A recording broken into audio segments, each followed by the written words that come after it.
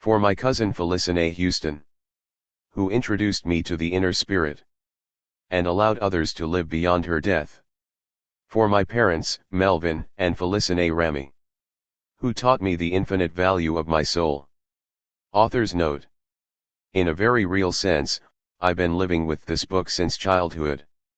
I grew up in a small college town in California, in an area where most of my peers would say they didn't see race. However, much of my upbringing involved assessing the value of blackness. We lived in a pleasant community with close friends nearby. My father was the second African American scholar hired at the local university where my mother completed her law degree. After law school, she became a professor at a public institution in a neighboring city. Most of my friends' parents were professors as well. Although teaching came naturally to me, I initially pursued a career path outside the academy. But as I aged, I decided to become a professor in the hope that I could help others make sense of both the valuation and devaluation of blackness that shaped my upbringing. Historically, black bodies in the United States have represented two competing values, one ascribed to the internal self and the other to the external body.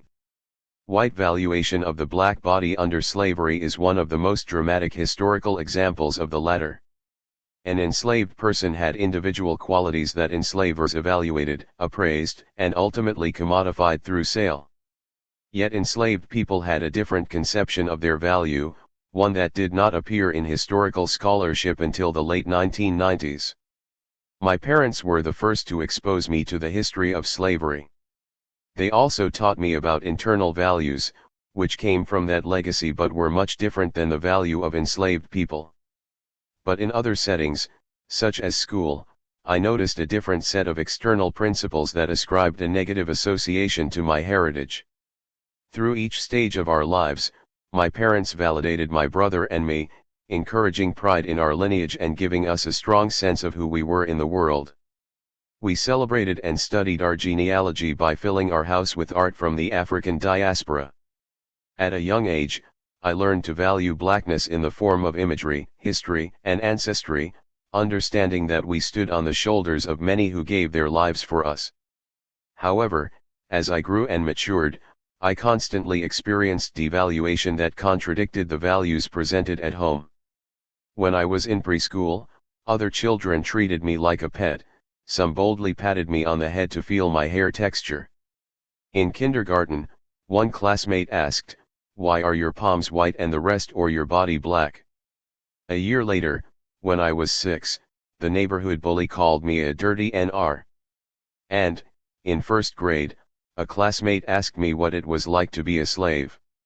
In school, I was reminded that something about me was different and not valued. I didn't see anyone who looked like me in the books we read or on my school staff, or who represented me during career day. On Halloween in second grade, children snickered at the Afro pumpkin that I had so carefully crafted to submit to the pumpkin contest. I loved my pumpkin and thought it would win a prize. Not only was it black and beautiful, sporting an Angela Davis hairstyle, but my mother was one of the judges. Every time I valued aspects of my black girlhood, my African American ancestry was ridiculed and devalued. In social studies, I could not understand why some of my classmates stared at me with pity and sorrow when teachers mentioned slavery and civil rights history. I was raised to be proud of this history, not ashamed. I come from a lineage of survivors. My life has always been structured around the academic calendar because of my parents' careers and the community in which we lived.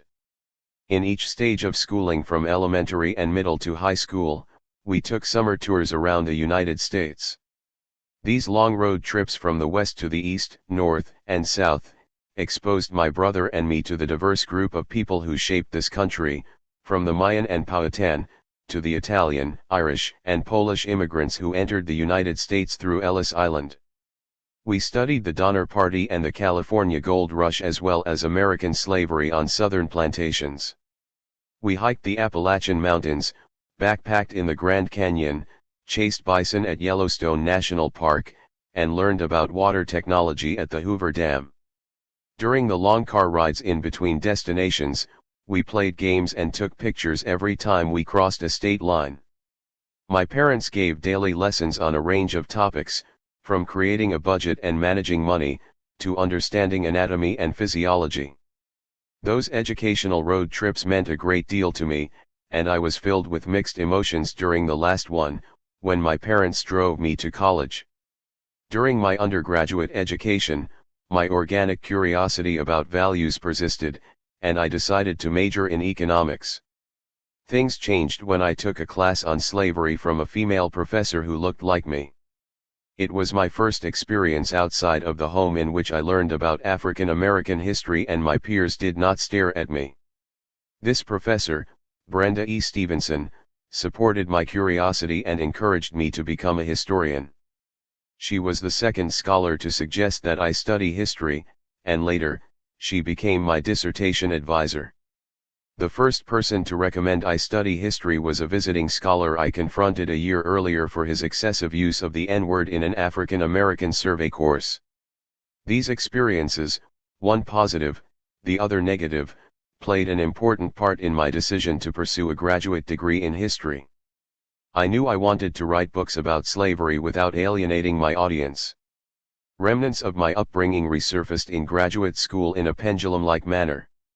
I felt like a balance ball in Newton's cradle being pounded with racism on one side and academic success on the other. The ups and downs were difficult, but I found my way to a platform from which I could study and share the tremendously difficult balancing act enslaved people navigated as human property. This book is evidence of that journey. How is black life valued and devalued at different points in American history?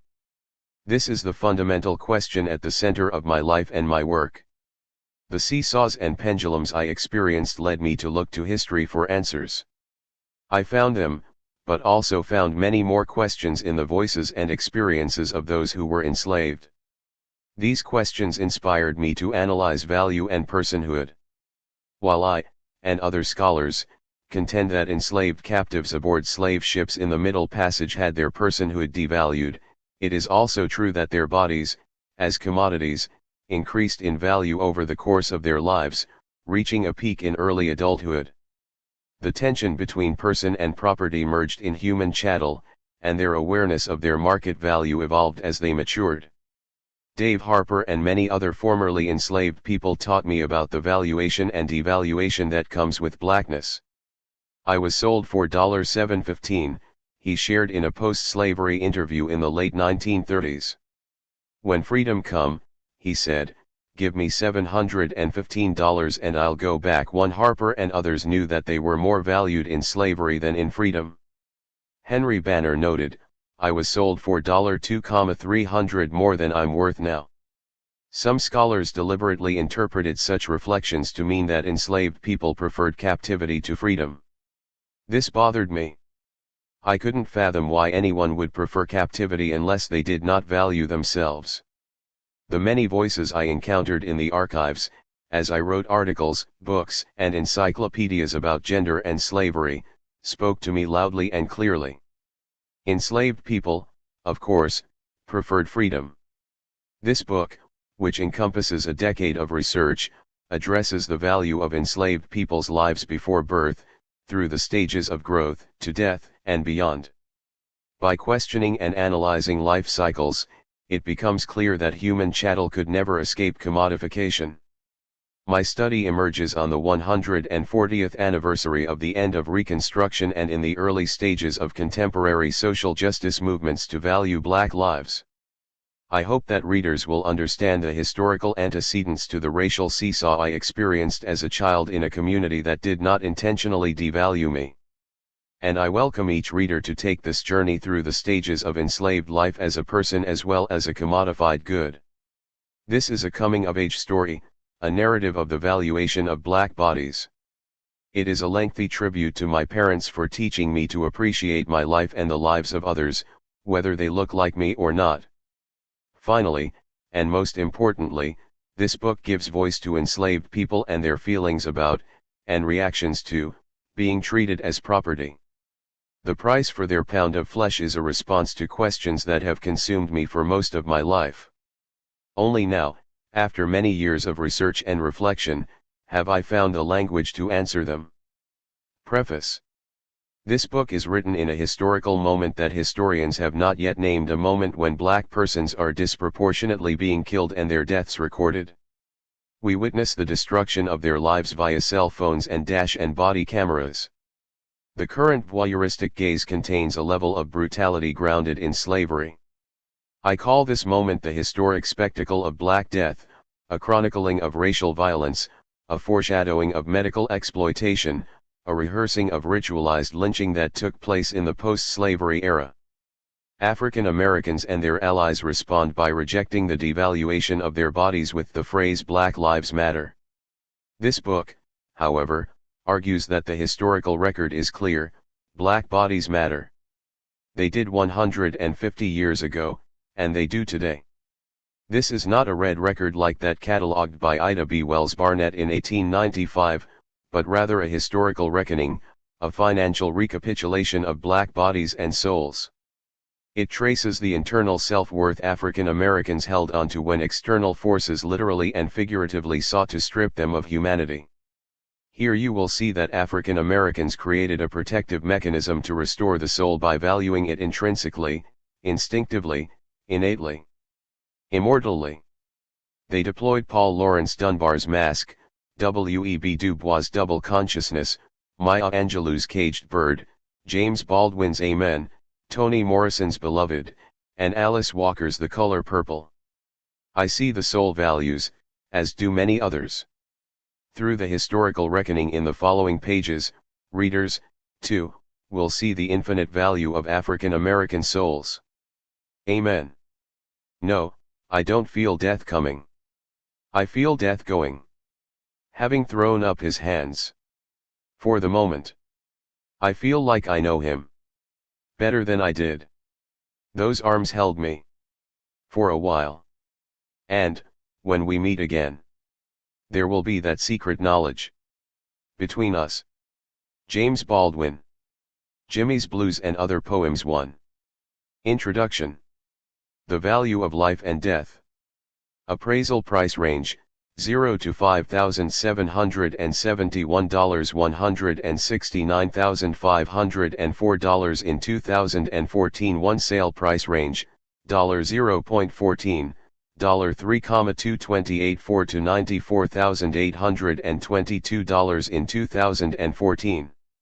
We are a race of beings who have long labored under the abuse and censure of the world, that we have long been looked upon with an eye of contempt, and that we have long been considered rather as brutish than human and scarcely capable of mental endowments. Benjamin Banneker to Thomas Jefferson, August 19, 17912. Just think of a people that hold 4 millions of their fellow creatures in chains, 4 millions of human beings in chains, and sell them by the pound. The Christian Recorder 3. Many a man, 50 years old, had not seen and felt what I had before my 20th year, for these are the words of Jordan H. Banks, who was born into slavery, sold 3 times, escaped twice, and ultimately reached freedom. His early years were pleasant compared to those as he matured into adulthood. In his narrative, published in 1861, we learn many things about the value of the enslaved and the ways enslavers, traders, and medical doctors trafficked human chattel from birth to death and beyond. Banks lived on a Virginia plantation with his parents and 16 siblings. His mother served as the cook, his father was the headman, the family was intact. As a young child, he played with his enslaver son, Alexander, who was just a year older. By age 5, Banks realized that he and Alex were different when his playmate began beating him. Banks fought back, because his father warned him that he had to respond or suffer continued beatings. Embracing this spirit, Banks kept track of how many whippings he owed Alex and returned them, blow for blow.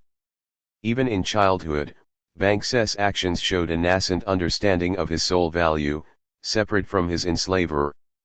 As he processed the distinctions between himself and his nemesis, Banks experienced another epiphany. Alex attended school, while he was sent to scare crows in the fields. In his words, the dreary days of boyhood began in the fields. 5.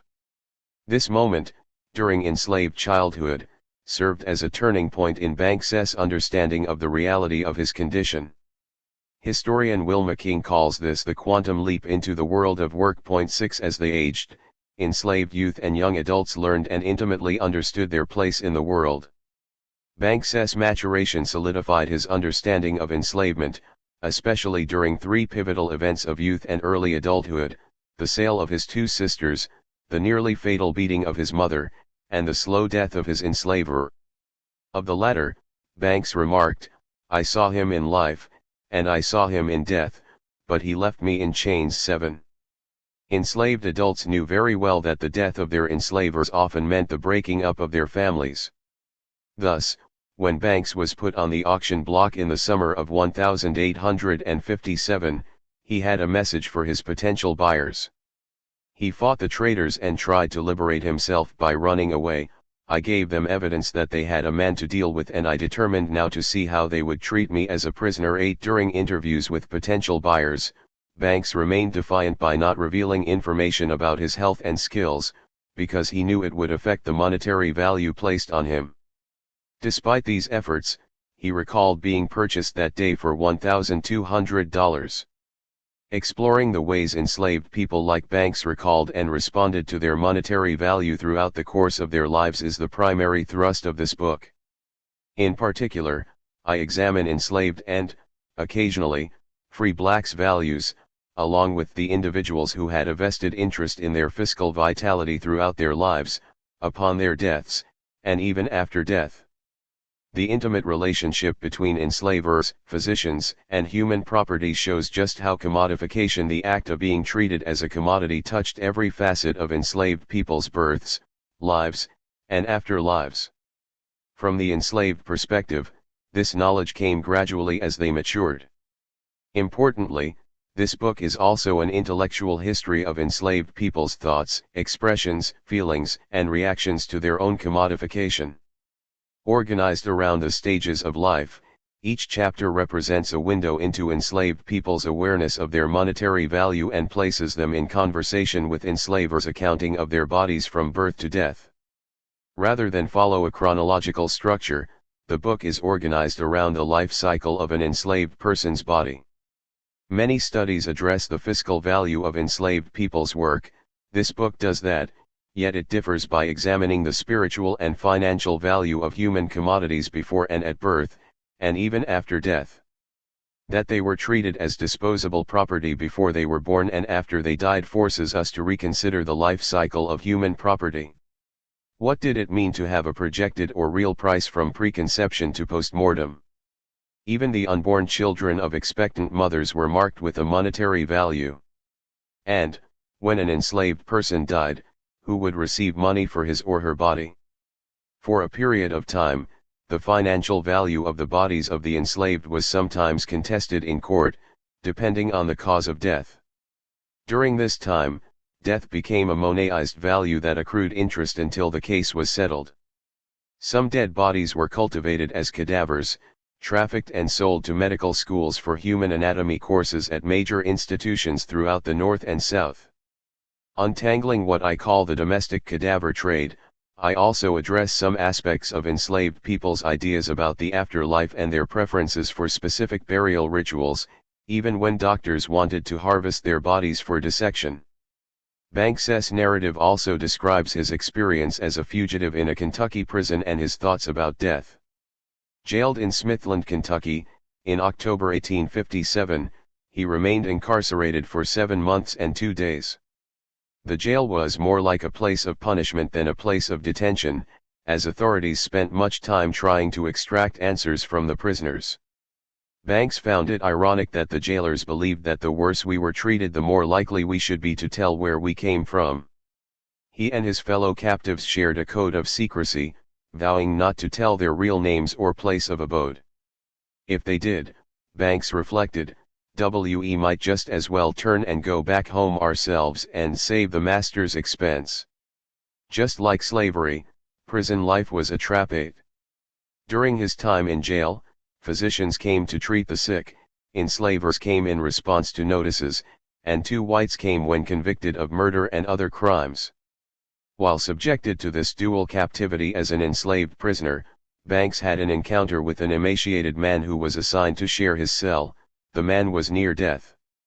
Banks was interested in him and wanted to know his story. The doctor who treated his sick cellmate developed a rapport with him and discovered that he suffered from tuberculosis and needed care. The two talked often, and from Banks's perspective, the sick man made the mistake of trusting the physician. The doctor, described as very kind, found out where the man came from, as well as the name of his enslaver. He promised the sick man that he would purchase and care for him. Shortly after, the enslaver came to the jail to claim his property.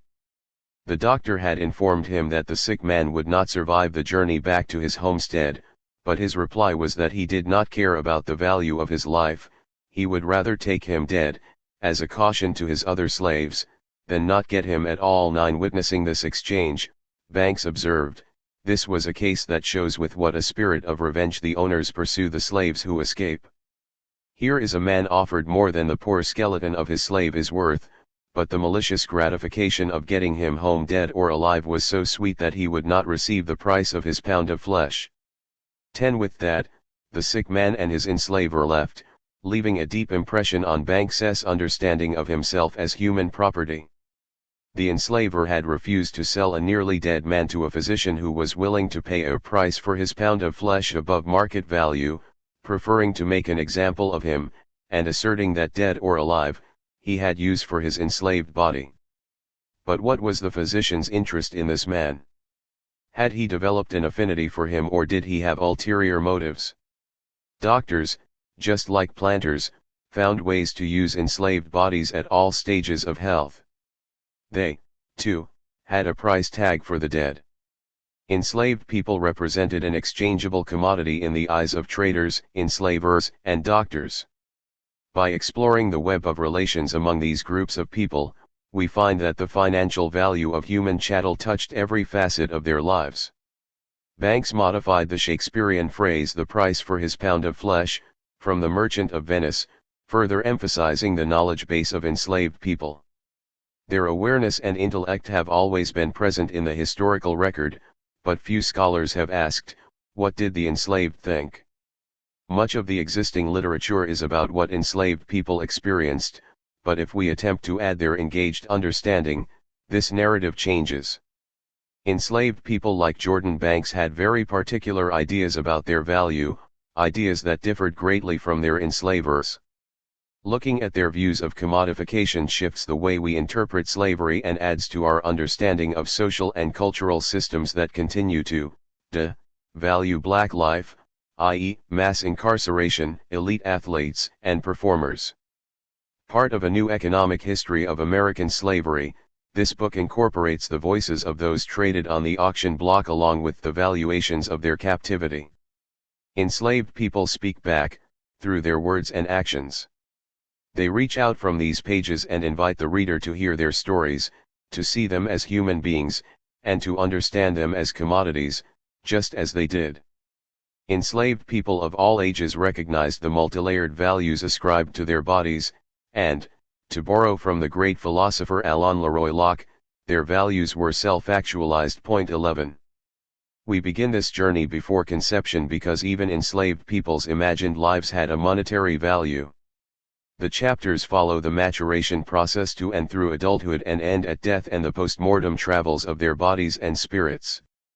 This journey hinges upon capitalism and commodification, as well as human emotions and expressions of love, loss, and grief. It is an examination of a most unique product, a product that has the ability to emote, express, respond, reject, and liberate. This is the story of human chattel and the duality of their position in life and death. When enslaved children entered the world, their birth announcements came in the form of federal records, such as ship manifests, or private papers, such as business ledgers, bills of sale, or plantation lists of births. Their parents were not showered with gifts to start them on their journey. Instead, announcements consisted of simple statements in public and private papers, with notations like "Molly's infant born today," or loud pronouncements at auctions, such as "Look at this fine specimen." will make a good hand. Today's birth announcements look quite different. Included in these formal introductions of a child to friends and loved ones are typically the name, age, date, and time of birth, weight, footprints, and sometimes a picture. Just as contemporary parents look forward to the birth of their children or create a forever home for an adopted child, enslavers noted the birth of enslaved infants. However, rather than record details about the newborn, they appraised them with a monetary value that typically increased as they aged.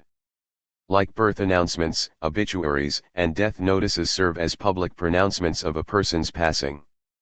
They contain brief overviews of the life of the deceased, often published in local newspapers. These notices signal the opening of probate, if there are outstanding debts on the deceased's estate. Being carried away or passing on, as enslaved people referred to it, marked a transition into another world for those who viewed death in this way. Reflecting on the end of life, one enslaved person noted, "When I leave this world I am going to take the wings of the morning and go into the building where there is eternal joy." 12 The idea that there was a place of peace and a space for redemption gave enslaved people hope for a better world. Some saw it as a vision before their deaths and understood themselves as two bodies, one eternally free and the other navigating the space of a world with enslavement. On rare occasions, obituaries of some highly recognized or special enslaved people were published in local newspapers. From these public pronouncements, we learn about their lives, likely from their enslaver's perspective, but we know something about them that often sheds light on their personality, service, and legacy. Enslaved people were valued in life and in death. But because they were people and property, multiple sets of values encompassed them and were placed on their bodies. Value is used here as a noun, a verb, and an adjective. It is active, passive, subjective, and reflexive. It is rooted in modes or kinds of valuing and requires an assessment of feelings. The first value signifies an internal quality. I call this their spirit or soul value. It was an intangible marker that often defied monetization yet spoke to the spirit and soul of who they were as human beings. It represented the self-worth of enslaved people. For some this meant that no monetary value could allow them to comply with slavery. Others, weakened by enslavement, negotiated certain levels of commodification to survive their experience. Still others were socially dead. While the value of the soul should not be located on a spectrum, this book addresses their living soul values, seeking to uncover what the enslaved actually made of their situation. They considered conceptions of self in spaces that denied it. By centering their own thoughts and feelings as opposed to the flesh and blood values ascribed to their bodies, I demand recognition of the self-actualized values of their souls. Point 13. The second form of valuation signifies external assessments rooted in appraisals, which were projected values that planters, doctors, traders, and others attributed to enslaved people based on their potential work output. The third value, also an external assessment, represents the market value in terms of a sale price for their human flesh, negotiated in a competitive market. It often marked the highest price paid for them as commodities. Exploring all three forms of valuation at once, soul, appraisal, and market, allows us to consider enslaved people as human beings and tradable goods, without divorcing one from the other. But enslaved people had a fourth external value, one constructed at and beyond death. Ghost value is my term for the price tag affixed to deceased enslaved bodies in post-mortem legal contestations or as they circulated through the domestic cadaver trade. Once an enslaved person died, whether buried or not, they were given a ghost value. Some were then sold or transported for sale to medical schools throughout the United States. Ghost values were also assigned for legal and insurance purposes, as indicated by state-sponsored executions, court disputes, and personal insurance policies. In other words, since enslaved people's values were calculated regularly, it was easy to determine the value of their bodies at death. Ghost values. An individual enslaver could look at his or her most recent estate inventory, insurance policy, or bill of sale to find out how much one of his or her enslaved laborers was worth. Ghost values are also evident in the probate records of plantation owners who appraised the value of their laborers in their last will and testament. Legal disputes over hiring contracts that resulted in the loss of enslaved life gave courts the right to value deceased human chattel in order to settle cases. Point 14. While not all dead enslaved people were sold, many were, as were free blacks and poor and marginalized whites. The enslaved body, although no longer enslaved, was still traded, sold, and used after death.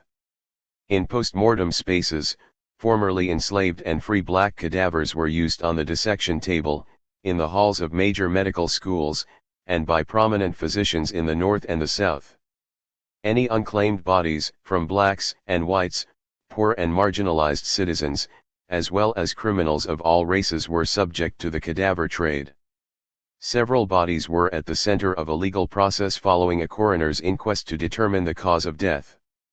Anatomy professors justified this practice as being for the benefit of medical knowledge and confirmed that what they were doing was not sacrilege. The demand for hands-on medical research fueled the traffic in dead bodies and served as the lifeblood of the domestic cadaver trade. When the enslaved died, few public notices marked the transition. Those buried were placed in coffins, mostly pine boxes, and lowered into shallow graves, often near the site of their enslavement or, for some, in public cemeteries. As noted, some of those more valued by their enslavers received obituaries, headstones, and elaborate funerals. Others entered the realm of death by way of execution, which was the beginning of an extended post-mortem journey of their physical bodies. Life after death for enslaved people existed in a spiritual world. One remembered that the Lord carried me off in the spirit, and showed me this old body in the ground and my new body up in the air and me singing, hark from the tune. 15. But from the enslaver's perspective, dead bodies of the enslaved also continued on in the earthly financial world. Enslaved bodies were appraised at the time of death, and some even accumulated interest, years after legal cases were settled. Such cases often involved financial recompense to the former enslaver for the death of their human property. It seems that few enslaved people rested in peace. This book follows the trail and trafficking of the cadavers of the enslaved. Historian Ruth Richardson called our attention to the cadaver trade in the early 1980s, confirming that corpses were indeed commodities, but her focus was not the formerly enslaved.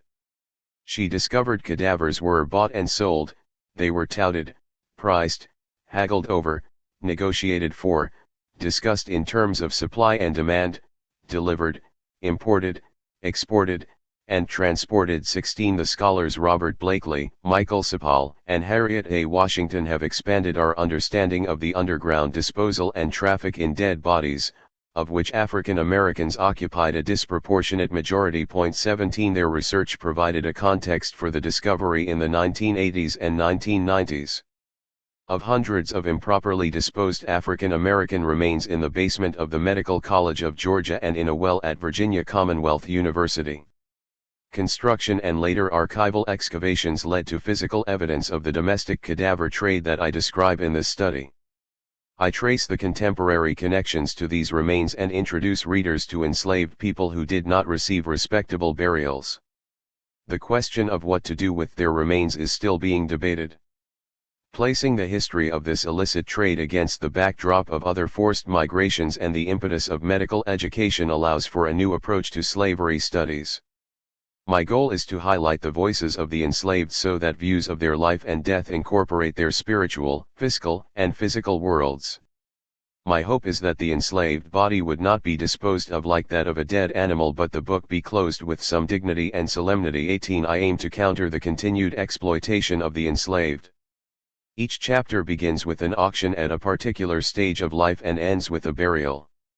It is my hope that this pendulum swing between the body as property and death as liberation, between value and devaluation, will allow their souls to rest in peace. Chapter 1. Preconception, Women and Future Increase. I surely would be a prophet, as the Lord had shown me things that happened before my birth. Attributed to Nat Turner. 1. By American law the child follows the condition of its mother. Mother free, children free, mother slave, slave children. James Redpath too. Adeline reluctantly stepped up on the block amid a crowd of unfamiliar onlookers. Arms crossed, head covered, she gripped her young son close to her chest to shield him from the spectacle of shame they were about to experience. The audience admired her dark olive skin and her evidence of fecundity. Her 10-week-old son was living proof that she was a childbearing woman. Adeline had a very fine forehead, pleasing countenance, and mild, lustrous eyes, while her son was a light-colored, blue-eyed, curly silk-haired hurried sick child. Positioned on the Columbia, South Carolina, courthouse steps, the two awaited their fate. "Gentlemen, did you ever see such a face, and head, and form, as that?" the auctioneer inquired, taking off her hood. "She is only 18 years old, and already has a child, who will consequently make a valuable piece of property for someone." The bidder and Adeline struggled with her hood as he praised her skills. "She is a splendid housekeeper and seamstress," he continued. By this time, tears filled her eyes, and at every licentious allusion she cast a look of pity and woe at the auctioneer, and at the crowd. As the sale continued, the auctioneer took Adeline's hood off 3 more times to show her countenance, and every time, she quickly replaced it. When he was exposed, her son cast a terrified look on the auctioneer and bidders, each time his face was revealed. Perhaps at his young age, he sensed his mother's terror. Within minutes, the sale was complete, and Adeline descended the courthouse steps, looked at her new master, looked at the audience, looked fondly to her sweet child's face, and pressed it warmly to her bosom, while the auctioneer jeered, that child wouldn't trouble her purchaser long. The threat of separation followed enslaved people to the auction block. This scene was a common one for childbearing enslaved women in the American South. They went to the market as real and potential mothers. One North Carolina enslaved person, Robert, recalled that his mother was sold 3 times before I was born. She was sold just like a pack of mules, but after Robert was born, and she was separated from her baby, she started having fits. Her outbursts were so bad that the speculators took her back to the previous enslaver, and the money exchanged was returned. From then on, Robert's mother was able to remain with her children. 4 Enslaved women like her were valued for their potential and projected procreation, and they knew it. "I was worth a heap, 'cause I had so many chillun," explained Tempe Herndon. "De more chillun a slave had, de more they was worth." 5 The law sanctioned valuing enslaved people before conception and adjusted women's market values accordingly. Parta sequitur ventorum, the 1662 Virginia legislation that defined slavery based on the condition of the mother, guaranteed enslavement for enslaved women's progeny in all American colonies. Speaking in front of the Virginia legislature in January 1831, Mr. Golson stated, "Parta sequitur ventorum is coeval with the existence of the right of property itself and is founded in wisdom and justice." He opposed statements made by Mr. Clay, who was not entirely comfortable with the notion of breeding for sale. In Golson's estimation, planters were justified in doing so, because women must work to care for their young and the value of the property justifies the expense. Adamantly, he continued, "I do not hesitate to say that in its increase consists much of our wealth." 6 Women were valued for their fecundity, and traders made projections based on their future increase. Their appraisals were linked to their ability to reproduce. Aside from political debates over breeding, the memories of enslaved children are rife with their mothers' and grandmothers' experiences of being sold. "Grandma was a cook and a breeding woman," Josephine Howell of Arkansas explained, continuing, "She was so very valuable. They prized her high. She was the mother of 21 children." 7 Molly Williams of Mississippi grew up in a household that divided enslaved children between 2 enslavers. Her parents had different enslavers, so every time her mother gave birth to a sibling, the enslavers would take turns for ownership of the newborn. 8. The language and practices enslavers and traders deployed at auctions define the boundaries of the commodification of women and children, particularly evident in comparisons made to cattle and other livestock. Viewed as merchandise rather than human beings, when the children of slaves are spoken of prospectively, they are called their increase, which is the same term used for flocks and herds. Enslaved mothers are called breeders past their childbearing years. This systematic naming became part of people's vocabulary and daily references. Both enslaved people and livestock were levied upon for debt in the same way. Included in the same advertisements of public sales, herded in droves like cattle, and literally driven in the fields by foremen who used whips to control the pace of their labor. Enslaved people were bought and sold, and separated like cattle. At auction, they were exposed to highlight their good qualities and described as jockeys show off the good points of their horses. For example, their strength, activity, skill, power of endurance were lauded. And those who bid upon them examined their persons, just as purchasers inspect horses and oxen. Countless descriptions show potential buyers opening enslaved people's mouths to see if their teeth are sound, stripping their backs to see if they are badly scarred, and handling their limbs and muscles to see if they are firmly knit. In short, like horses, they are warranted to be sound, or to be returned to the owner if unsound. 9. The last 4 decades of the 18th century were crucial years for assessing enslaved women's monetary values, and they set the tone for the years that followed. Black women in early America filled the pages of northern and southern newspapers in slave sale ads, became the subjects of legal proceedings in ownership disputes, served as collateral for loans among debtors and creditors, and commanded strong prices in an evolving domestic market for sound human property. Their monetary value was based on their age, skill, and reproductive status. Some enslavers rejected childbearing women, others preferred them. However, women's capacity to bear children, their labor skills, and, in some cases, their perceived physical attractiveness remained the primary factors in their inspections, valuations, and sales. But the choice to buy a childbearing, expectant, or current mother depended on the individual buyer's needs and desires. That choice also meant that potential buyers put a price tag on enslaved children before conception. Who determined the cost of an unborn child? What was the fiscal value of enslaved people at preconception, and how were childbearing women priced? The answers to these inquiries are linked to a mother's uterus, because the institution of slavery in the United States extended its reach into women's bodies. Enslaved women entered the market as objects and producers of goods, yet, they appeared as assets and as liabilities depending on the perspective of the seller or the needs of a potential buyer. So when K.G. Hall stated, "For sale, a young Negro woman," to advertise an unnamed woman and her 2 children, he was not doing anything unusual. This woman was a complete washer and good ironer, but Hall did not want a breeding wench, and therefore, he placed the family up for sale. There was no mention of the father, nor any indication of the woman's age, except young. The record only reveals her status as a breeding wench with young children in her care. Despite labor skills, her ability to procreate ultimately led to her sale. On the eve of the American Revolution and the early 19th century, many American-born enslaved women shared this experience. They were sold because they gave birth and had young children to nurture. Because procreation and healthy children increased their monetary value, sellers like Hall capitalized by putting enslaved women and their children up for sale.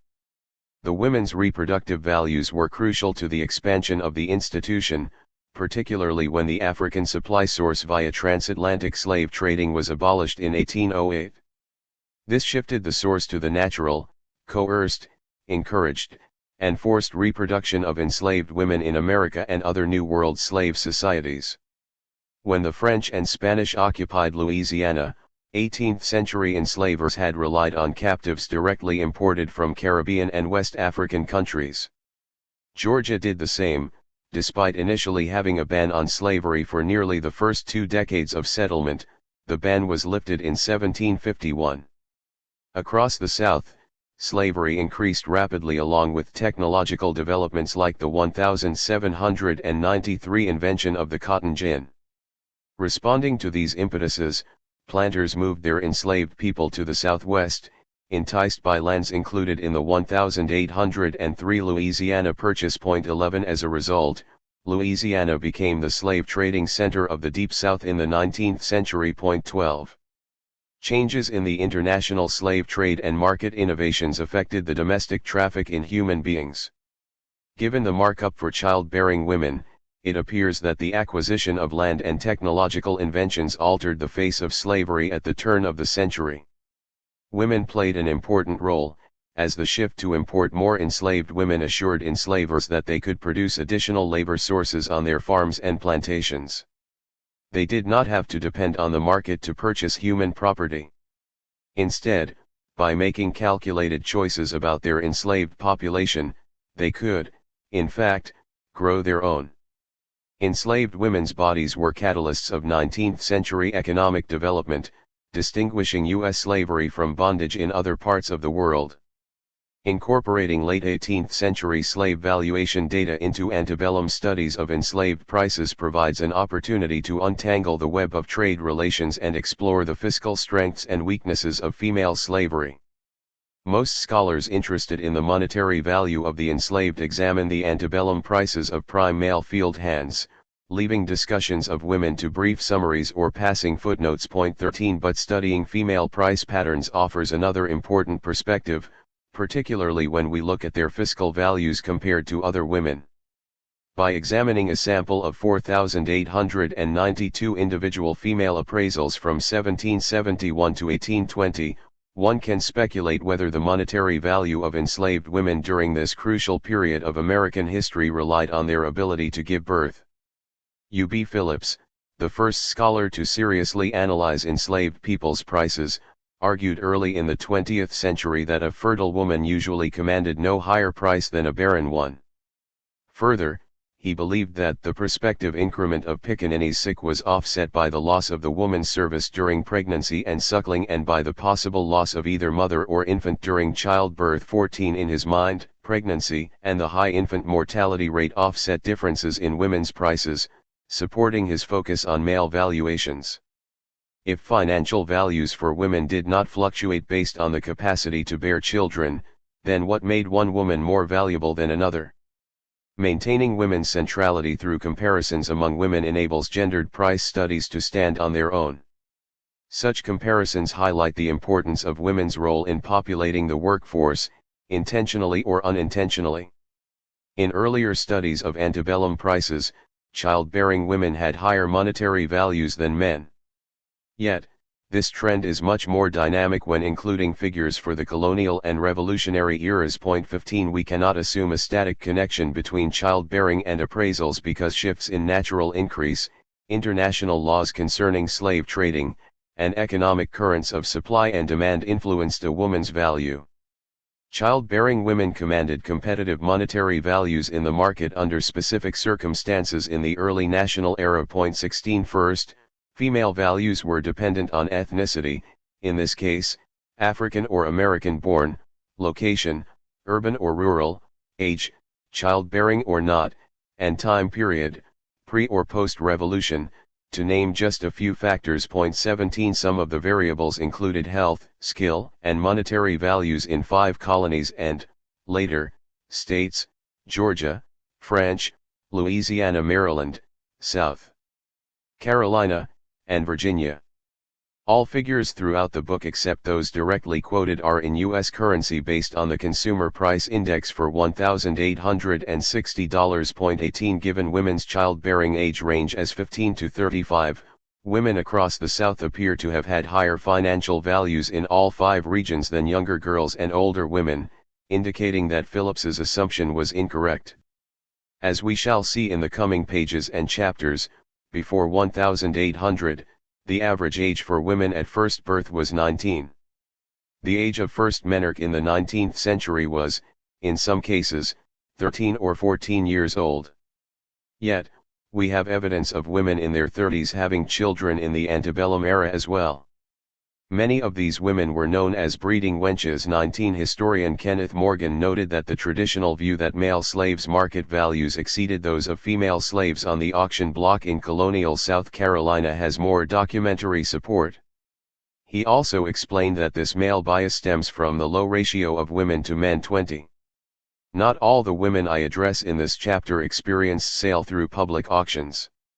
Some were sold privately, others were mortgaged, transferred, exchanged, given away, used as collateral, or sold through a legal deed.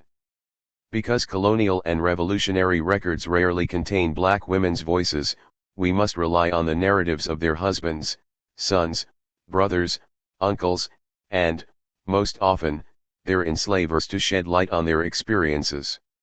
Here we learn that not all women wanted to be mothers, and that some had greater attachments to their husbands than to their children.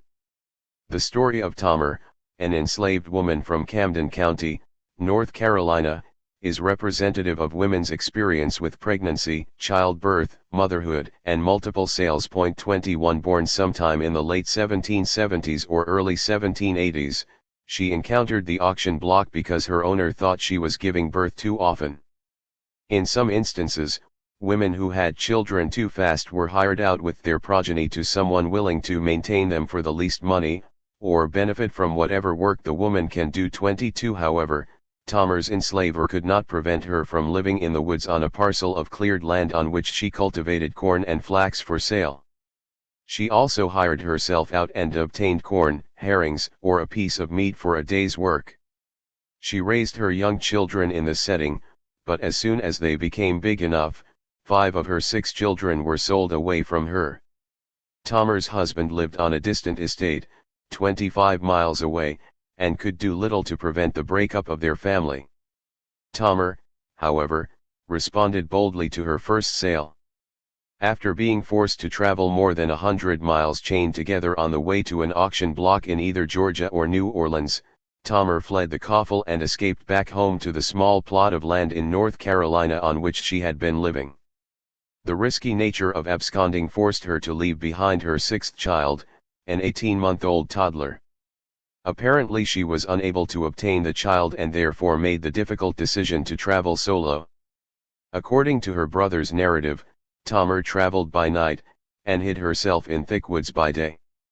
During the journey, she experienced great danger on the road, but in 3 weeks reached the woods near her former residence. 23 Upon her arrival, she notified her brother, mother, and husband and remained in hiding.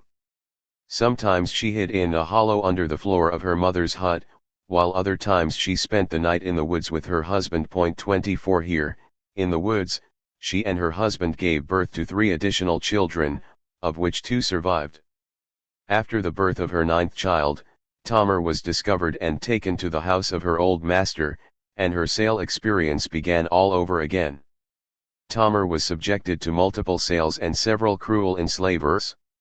At one sale, she was sold along with her 2 remaining children. The whereabouts of her other offspring are unknown. In addition to being traded by various enslavers 3 times after her discovery, Tamar's sales brought her across state lines and through various transactions. Her first sale took her from North Carolina to an auction block in Norfolk, Virginia. Next she was mortgaged to cover debts and transferred to Elizabeth City, North Carolina. Finally she was taken away in a cart to an auction block in Georgia.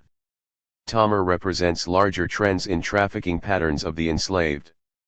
Excess enslaved people from Maryland and Virginia, Chesapeake region, were sold to markets in Louisiana and other parts of the Deep South. Such trade patterns were true of the domestic slave trade and of slave breeding. 25 As a result, the Low Country had fewer market particularities, except for the types of women placed on the auction block, because of the increased traffic in enslaved bodies in these markets. 26 What can we learn about black women's experiences through Tamar's story? I argue that her 9 pregnancies coupled with separations from all but 2 of her children explain the meaning of home and marriage under slavery. She ran away, only to return to her previous location, where she and her husband gave birth to more children.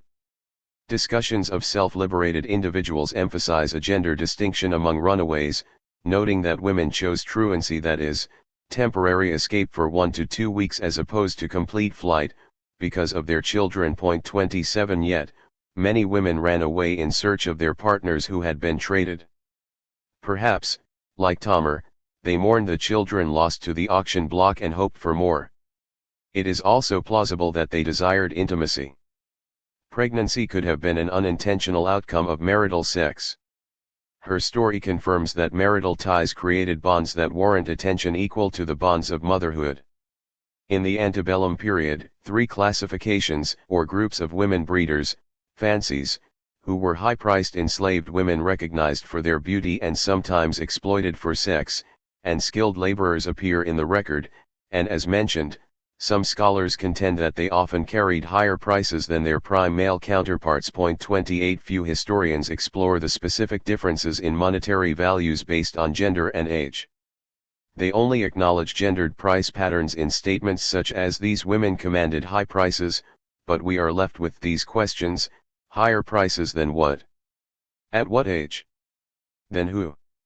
In the few instances when scholars identify the prices for which women were sold, they neglect to contextualize the significance of the financial values at that particular historical moment. Even if we know the prices, for example, $1,500 for a fancy and $600 for a field hand, the market values of individual women vary according to the buyer's desires, year of sale, and location of the market. 29 How typical were these values? Were classifications of enslaved people uniform, or did they vary depending on the location? Finally, how did age, complexion, health, and perceived physical attractiveness influence a person's monetary value? Answers to these questions are considered in the chapters that follow.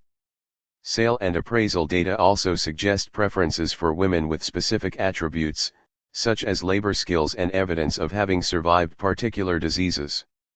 Some traders preferred American-born instead of African-born women, while others overlooked birth origin and/or women's ability to procreate.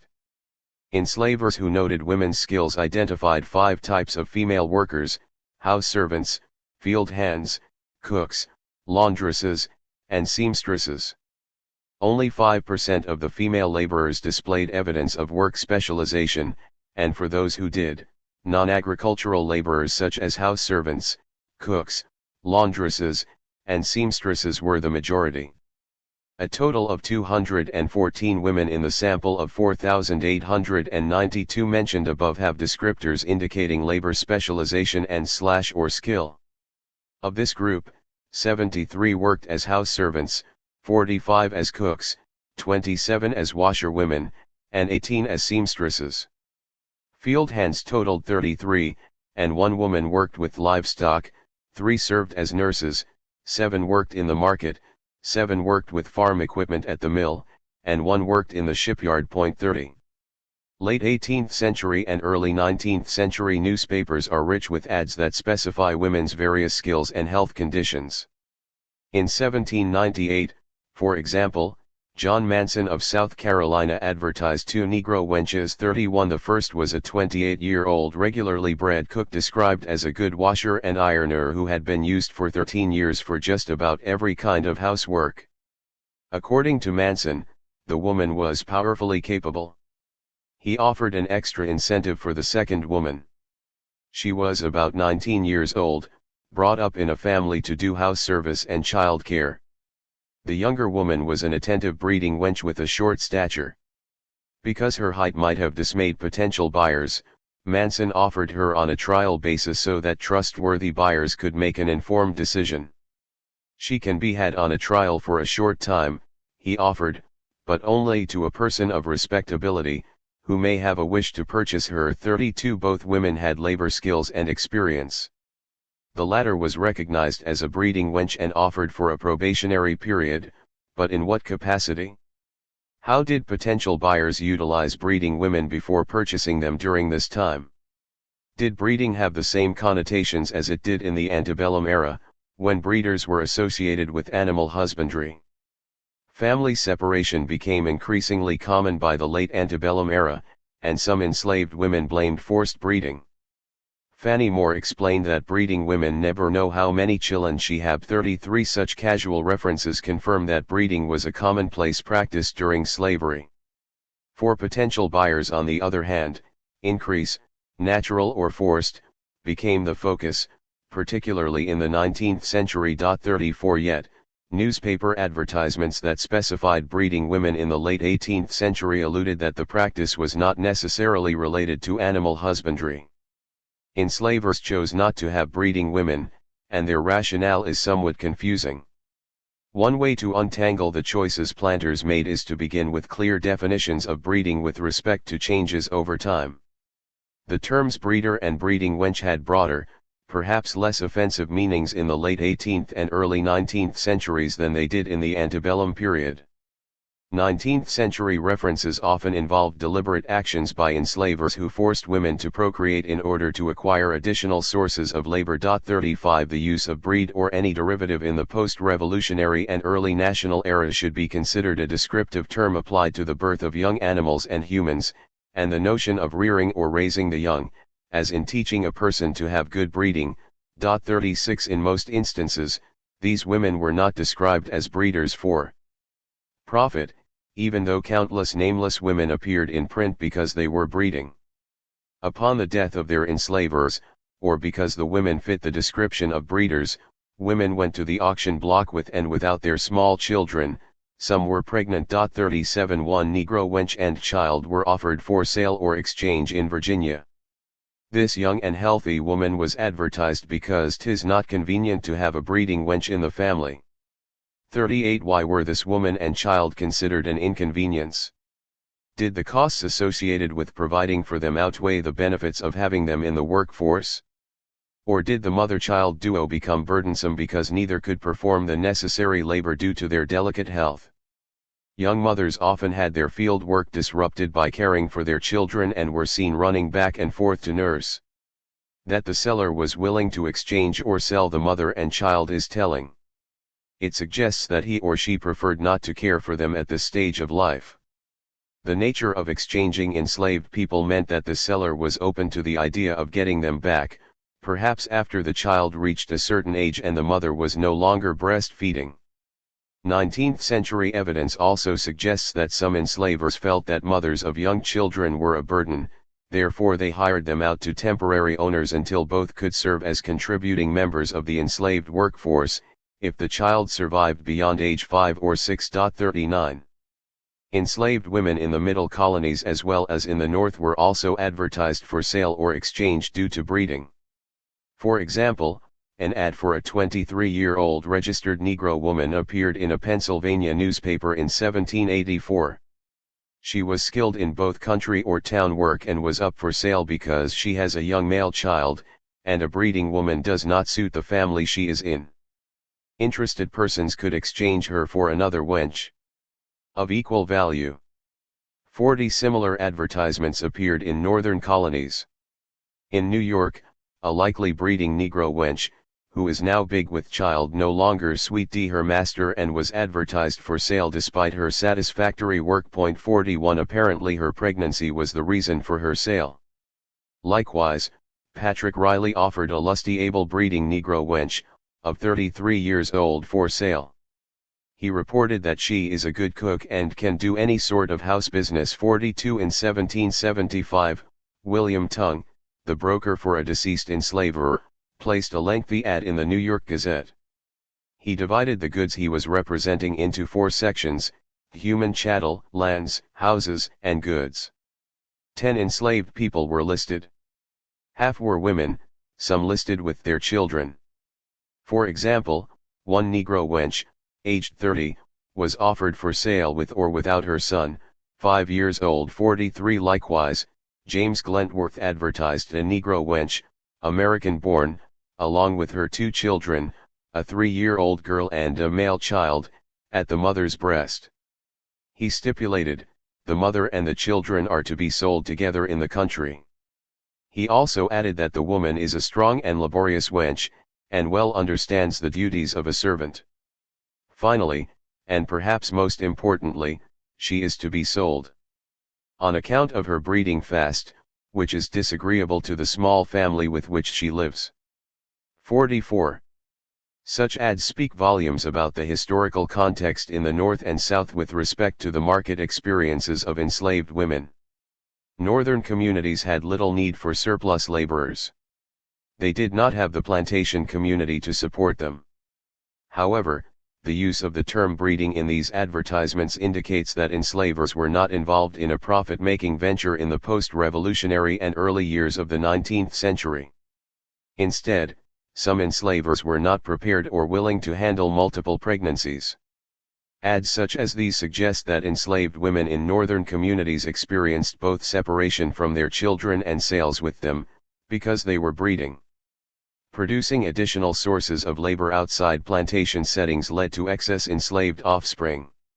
Selling the mother and children represented one solution to this labor problem, and by the 19th century, the domestic slave trade served as another.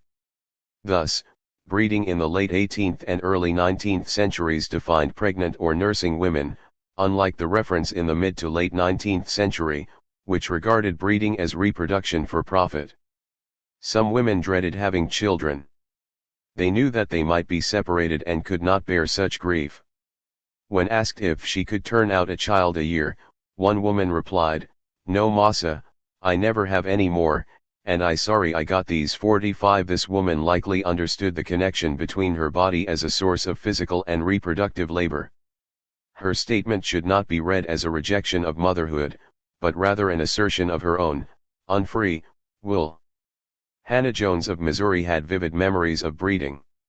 When they want to raise certain kind of a breed of chillin' or certain color, she explained, they just mixed us up to suit that taste. 46 What these women felt about motherhood did not matter, because the power over and control of their increase was not theirs. Anti-slavery literature from the antebellum era capitalized on the plight of enslaved mothers. Activists and artists published narratives, articles, images, and poems on the topic. Frances Ellen Watkins Harper, an African-American poet, as well as John Collins, a Quaker artist and author, wrote about enslaved mothers. Harper and Collins both published poems entitled The Slave Mother in 1854 and 1855, respectively. In Harper's poem, reproduced here in its entirety, an enslaved mother calls out to God, looking for answers to cope with separation. Heard you that shriek? It rose so wildly on the air. It seemed as if a burdened heart was breaking in despair. Saw you those hands so sadly clasped? The bowed and feeble head. The shuddering of that fragile form. That look of grief and dread? Saw you the sad, imploring eye? Its every glance was pain. As if a storm of agony were sweeping through the brain. She is a mother pale with fear. Her boy clings to her side. And in her kirtle vainly tries his trembling form to hide. He is not hers, although she bore for him a mother's pains. He is not hers, although her blood is coursing through his veins. He is not hers, for cruel hands may rudely tear apart the only wreath of household that binds her breaking heart. His love has been a joyous light that o'er her pathway smiled, a fountain gushing ever new amid life's desert wild. His lightest word has been a tone of music round her heart, their lives a streamlet blent in one. Oh, Father, must they part? They tear him from her circling arms, her last and fond embrace. Oh, never more may her sad eyes gaze on his mournful face. No marvel, then, these bitter shrieks disturb the listening air. She is a mother, and her heart is breaking in despair. 47. This image of a child being torn from his mother's arms is reminiscent of the auction experience of Adeline and her 10-week-old son. On the other hand, in Collins's poem, excerpted here, the fugitive mother chooses to leave her child during part of her journey to freedom. With one long, sad, despairing cry, her babe upon the ground she flung. And, as her heart were turned to stone, with madness flashing from her eye, refused the helpless one-to-one, or listen to its moaning cry. 48. In the end, the mother and child in Collins's poem are reunited and successfully escape to Canada. No matter how women responded to their enslavement, anti-slavery literature of the time clearly recognized the health and humanity of the enslaved. Health also influenced some buyers' decisions in purchasing enslaved women. People lived in fear of widespread epidemics such as smallpox, cholera, yellow fever, and malaria, and wanted a healthy workforce. 3% of the women in the sample had perceived disabilities and were listed as crippled, blind and deaf, diseased, superannuated, or mentally ill. In this group, 164 women had health information, 4 were listed with disease, non-specific descriptor, 11 were blind or deaf, 15 had mental illness, 32 were crippled, non-specific descriptor, 33 were superannuated, and 69 were sick, ill, or infirm. 49 One nameless woman, aged 22, had already had smallpox and received the description useful domestic next to her age and skills. A similar ad appeared in a Virginia newspaper. To be sold a healthy strong young Negro wench, according to the first lines of the ad. This unnamed woman was 24 years old and offered with her male child, 1 year old. More important, the wench has had the smallpox and measles and can be recommended for her honesty and sobriety. She was a plain cook. Any interested buyers were instructed to apply to the printer. 50 John Walters Gills advertised a 21-year-old woman with her 2 children, one about 5 years, and the other about 7 months. However, he added, she has a fine breast of milk and is good-tempered, indicating that the only reason for her sale was that she would make a better field hand. In addition, her present owner dislikes breeding wenches about the house. 51 This evidence confirms preferences for breeding women or not, as well as detailed descriptions of their health condition. As the supporters of the domestic slave trade strengthened their foundation, enslaved men and women experienced family separation quite often. Isaac Griffin, born around the closing of the slave trade, witnessed the sale of a yellow girl with child on board a flatboat on the Mississippi River. At Natchez, a man came on board who wanted to buy a yellow girl without children, he recalled. Her master told her to say she had no one. Soon after, he said, the man bought her, and the trader gave her child, 6 weeks old, to a white woman. 52 Griffin's story indicates that babies only a few weeks old were separated from their mothers and fathers, and sold. Brian Cape of Charleston, South Carolina, placed a family of field Negroes up for sale, indicating that they were sold for no fault. The husband, described as a stout Negro man in the prime of life, appeared in the press, along with his wife, a fine breeding wench, and her child, about 3 years old. The couple also had a young girl, about 10 years old, that Cape promised would be a useful servant one day, who is to be sold separate from the family. 53 Cape made a calculated decision to separate a young girl on the eve of puberty from her family. The 10-year-old daughter would soon be available for breeding. Born around 1800, Gilbert Dickey witnessed mother and child separations firsthand. He saw one woman who was chained and handcuffed in the gangs, leaving a child only 9 days old, the child raised by hand, and when a woman nearly grown, she was sold. 54 These recollections confirm the deep pain that separation and sale caused enslaved people. Betty Kofer of North Carolina remembered seeing some slaves sold away from the plantation. She saw 4 men and 2 women, both of them with little babies. 55 brothers witnessed their sisters being sold, along with their nieces and nephews. Bill Sims of Missouri remembered seeing his oldest sister sold on the block with her children. His sister was sold for $1,100, a baby in her arms sold for $300. Another sold for $600 and the other for a little less than that. 56 Such recollections tell us a great deal about the monetary value of bodies.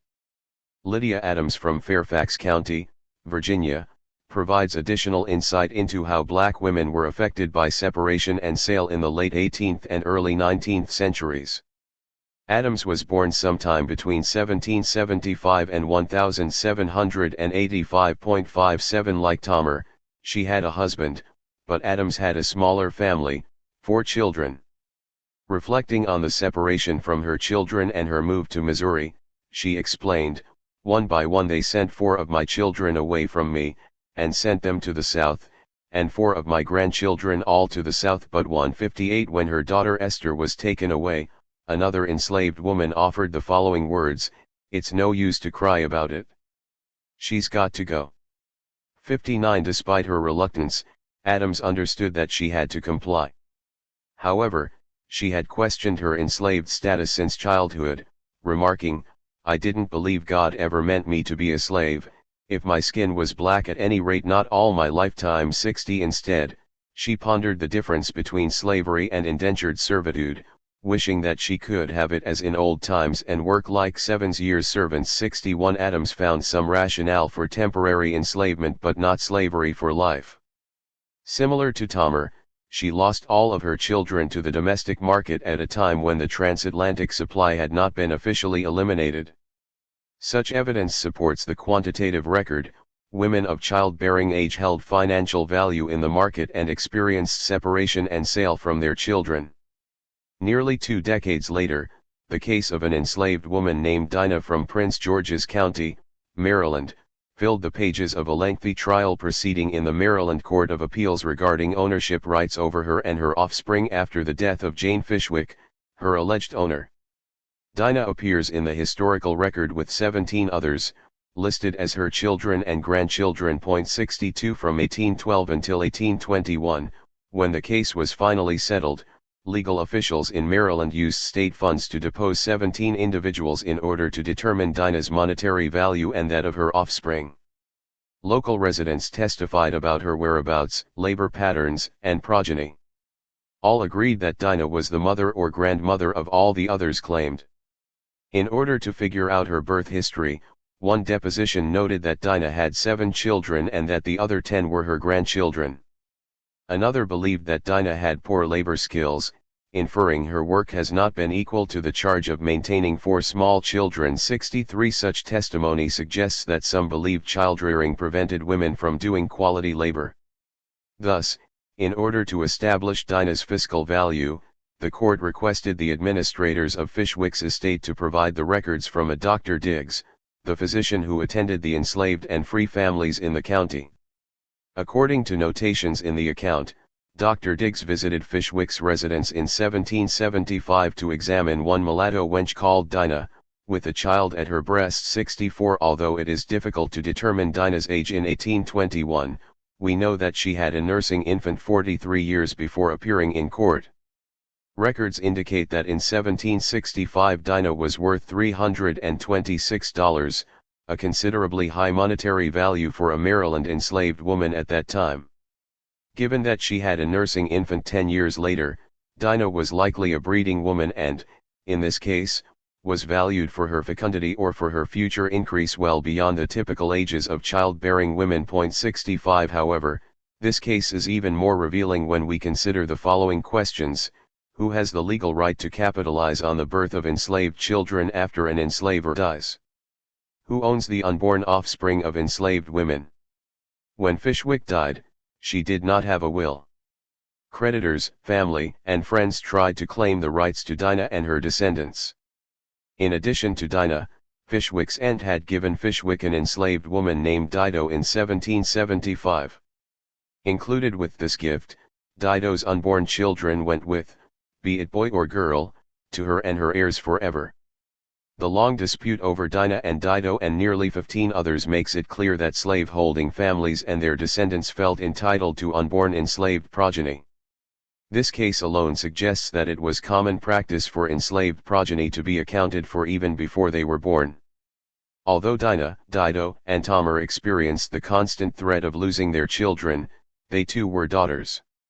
Moses Grandy, the narrator of one published account, shared the story of his and Tamar's mother. Their mother gave birth to 8 children, 4 girls and 4 boys, and did all she could to avoid separation and sale. 66. For example, when she feared the auction block would become a reality, she relocated her family to the woods, as her daughter Tamar did years later, and remained in hiding. Living in harmony with the environment, Mother provided water for her thirsty children. Grandy shared that Mother looked for water in any hold or puddle formed by falling trees or otherwise. Even if it was full of tadpoles and insects, she strained it, and gave it round to each of us in the hollow of her hand. 67 They ate berries, potatoes, and raw corn. Once she believed separation and sale were no longer likely, she ventured back into slave-holding society. Upon her return, she quickly learned that family truancy did not circumvent family separation. On one occasion, they returned from the woods and discovered that the sale of one of her young boys had already been negotiated. Mother was so frantic with grief that she fainted, and when she came to herself, her boy was gone. 68 She was distraught with the anguish and pain of losing another child. The master tied her up to a peach tree in the yard, and flogged her because of her dramatic outcry. 69 This enslaved woman spent her entire life fearing the separation, sale, beatings, and deaths of her children. Even though she tried to maintain family cohesiveness, her enslaved status did not protect her from temporary or permanent separations. For instance, her son Benjamin spent 2 years away from the family working on a vessel in the West Indies with his enslaver. Perhaps to her delight, Benjamin was scheduled to return to the community in which she, his wife, his brother, Moses Grandy, and his sister, Tamar, resided. Grandy was very glad and waited anxiously to see his brother. But just as it had happened with his brother, upon Grandy's return from the woods, Benjamin had already been sold. He struggled to relay the news to Mother, so he got a boy to go and tell her. At this point, Mother was blind and very old, and she was unable to go reunite with Benjamin before he was taken away. Once again, Mother grieved after him greatly. She was left to cope with yet another separation through sale. At the end of their lives, some blacks found solace in the certainty of death. One mother who had birthed 11 children preferred death to sale. When they're dead, it seems as if we know they was gone. But when they're sold down south, I don't know where they is, the 62-year-old enslaved mother cried. She was broken-hearted by the separation, which was far worse than death. James Redpath, a northern abolitionist who made trips to the South to speak with enslaved people, captured the grief associated with separation. He witnessed firsthand the suffering enslaved people experienced upon sale and death. After interviewing the previously mentioned mother of 11 children, he recalled a poem he read in the Boston Saturday Express, which reminded him of another North Carolina slave mother's reply. The slave mother's reply: "All my noble boys are sold, bartered for the trader's gold. Where the Rio Grande runs, toils the eldest of my sons. In the swamps of Florida, hides my Rob, a runaway. Georgia's rice fields show the care of my boys who labor there. Alabama claims the 3 last who nestled on my knee. Children 7 masters hold, by their cursed power of gold. Stronger here than mother's love, stronger here, but weak above. Ask me not to hope to be free, or see my children free. Rather teach me so to live, that this boon the Lord may give. First to clasp them by the hand, as they enter in the land. 70. This story of separation describes the devastating impact of children being taken away from their mother in North Carolina and sold further south to Alabama, Georgia, and Texas. In the mother's imagination, at least one of her sons escaped to a swampland, possibly a maroon community, a remote landscape where enslaved people lived in isolation, or Indian Territory in Florida. Her wish for them was to enter the land where the Lord can hold them close by his hand. A northern abolitionist who witnessed a large auction in Louisiana confirmed the experiences of mothers and their offspring at auction. He was appalled, as most anti-slavery supporters were, at the babies in the arms of their poor distressed mothers. He saw firsthand an experience similar to that of Adeline and her infant son. "Can the babies feel their misery?" he asked. "Yes, indeed, they can." He continued, "Every mother will endorse my words. I shall never forget those looks of deep sorrow, which I perceived in the faces of all those poor little children upon the auction stand. I know that they participated in the distress of their mothers, I believe that they were conscious of their horrible fate in that awful hour to be sold for money to the highest bidder. 71. Redpath witnessed a woman, with a child at her breast, and a daughter, 7 years old, put up for sale. He thought the poor black mother, with her nearly white babe, displayed anxiety and fear about her uncertain future, which he believed would include a life of hard labor for her and involuntary prostitution for her daughter. 72 After a brutal inspection, the mother and daughter were sold. In many cases, mothers believed that they would not see their children again on earth, but they remained steadfast in the belief that they would reunite in death. Some mothers could not bear living without their children and turned to death as an alternative to living. An abolitionist song reflects this sentiment. While the infant and the mother, loud shriek for each other, in sorrow and woe. At last came the part of mother and child. Her brain reeled with madness, that mother was wild. The lash could not smother the shrieks of that mother, of sorrow and woe. The child was borne off to a far distant clime, while the mother was left in anguish to pine. But reason departed, and she stand broken-hearted, in sorrow and woe. Oh! List ye kind mothers to the cries of the slave. The parents and children implore you to save. Go! Rescue the mothers, the sisters, and brothers from sorrow and woe. 73. Due to the high rates of mortality during slavery, death and burials remain central to enslaved mothers' experiences. The risks associated with childbirth made women acutely aware of their own mortality. Even if they survived childbirth, many women feared the death of their children or separation from them at any stage of their lives. Lena Hunter of Georgia recalled a oman dat dropped down in the path and died when she was comin' in from the field to nuss her baby. This new mother received the biggest buryin'. A coffin was prepared till it looked right nice, and the enslaved were excused from work until after the burial. Bodies on this plantation were fixed up nice and they made new clothes for 'em. A formal service with crowds from Jews everywhere witnessed prayers and listened to hymns and a message from a preacher. On this estate, those who died were respectfully laid to rest. 74 Not all enslaved people were this fortunate. Post-mortem journeys for others were far from peaceful, as the following chapters indicate. Black women in the Revolutionary and early national periods spent their teens and early 20s procreating and protecting their offspring from separation and sale. At times, they ran off and lived in seclusion until they believed their unity would not be compromised. Moses Grandy had vivid memories of his mother and 8 siblings. However, she had more children, but they were dead or sold away. 75 Uncovering the stories of black women of childbearing age during this time is crucial to our understanding of how enslaved people were valued and how their families developed through each stage of life and across time. American-born women experienced sales and auctions through internal trade, while African women arrived in the colonies as part of the international trade.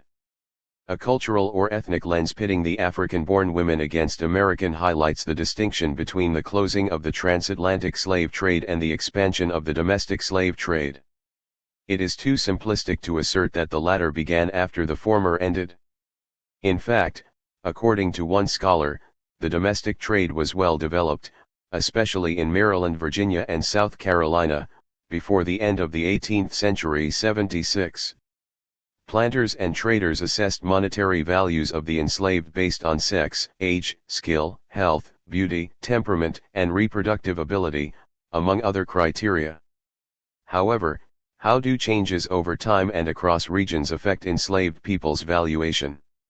How do commentaries and testimonies about breeding change from one century to the next? If historian Jennifer Morgan's assertion that planters imagined a handful of fertile African women could turn modest holdings into a substantial legacy is correct, then what legacy did their African American daughters bring to the fore?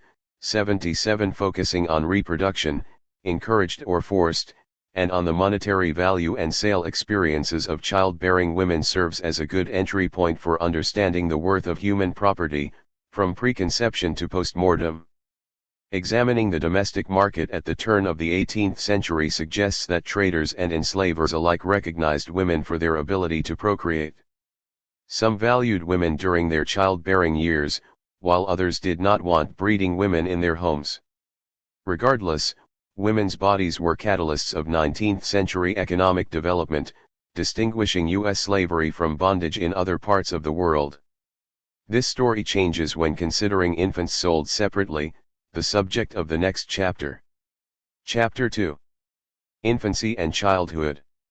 Average appraised values. Females, $190 $5,571 in 2014.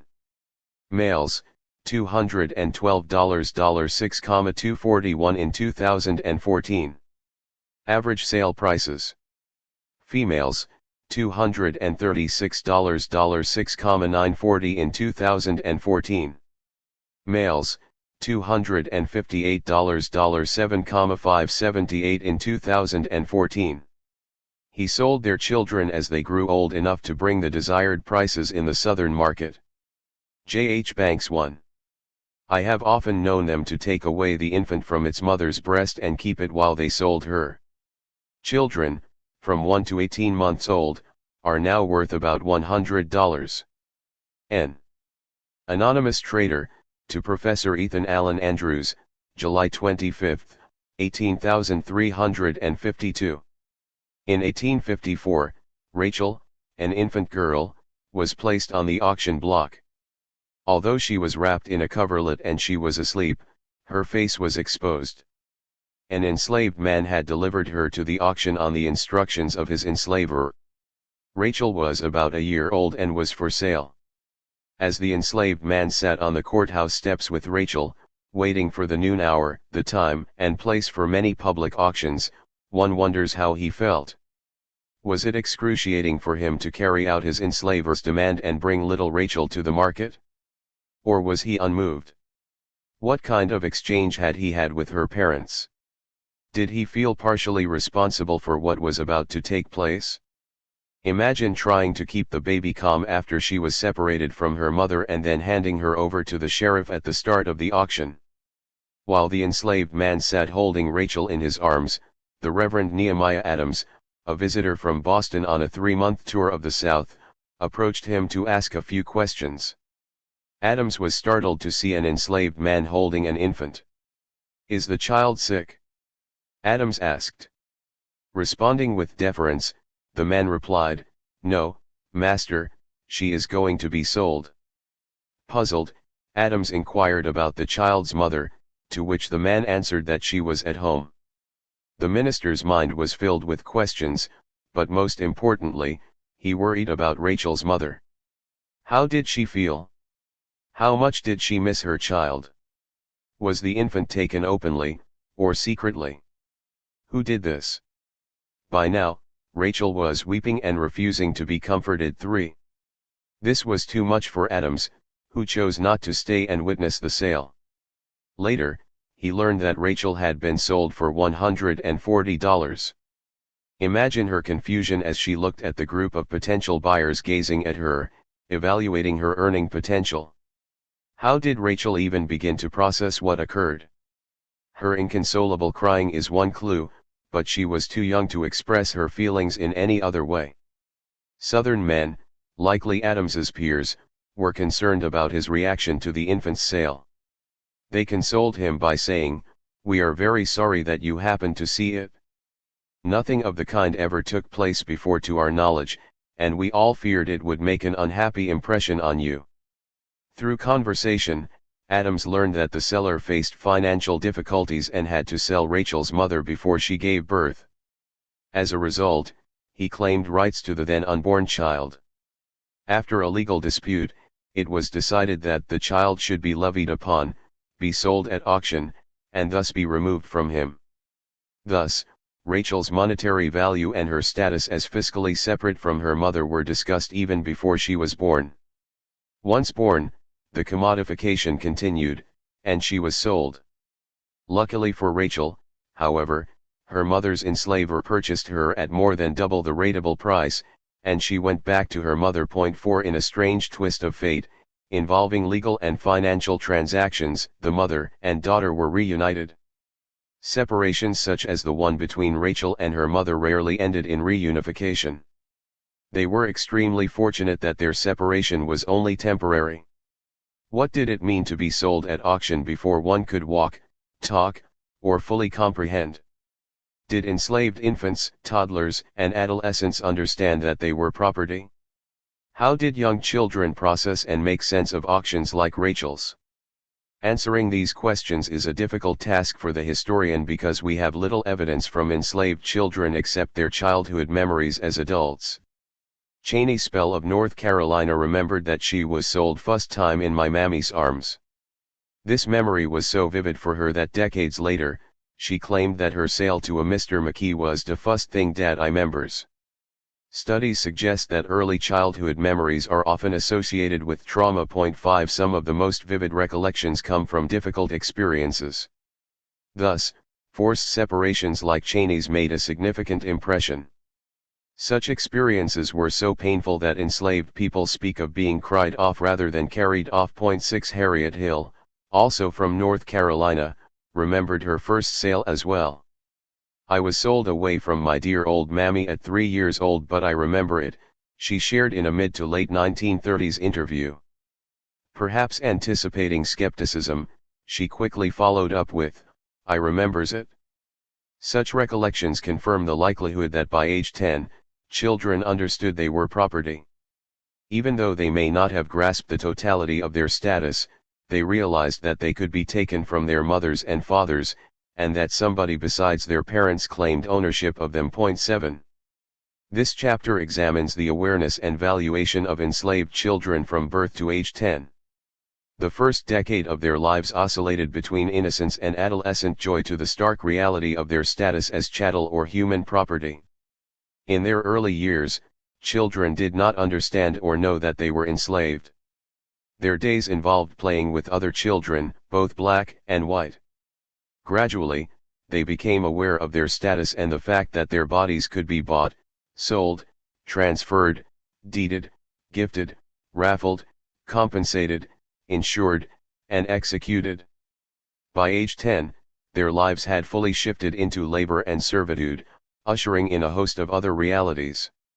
Drawing upon the testimonies of the formerly enslaved, travel literature, pricing data, insurance policies, and burial records, this chapter traces the evolution of the commodification of enslaved children as it took root during this tender decade. Their early childhood education included the awareness that they were living property, but a unique form of property that also had a soul. From them, we learn about the internal and external values placed upon their bodies. Childhood realization of enslavement. Enslaved children were rarely protected or spared the realities of slavery. However, they frequently had no understanding of themselves as property until they were sold for the first time or witnessed a sale. Countless narratives from formerly enslaved people like Frederick Douglass, Elizabeth Keckley, and Harriet Jacobs include a moment of shock when children first learn they are chattel. Until that point, they had spent their lives with other children and were cared for by elderly enslaved people, often grandparents. Some served as playmates to their white peers and had memories of playing hide and seek, hopscotch, and tag with them. Others, like Douglass, lived with biological family members, such as parents or grandparents. "Living here, with my dear old grandmother and grandfather," Douglass explained, "it was a long time before I knew myself to be a slave. I knew many other things before I knew that."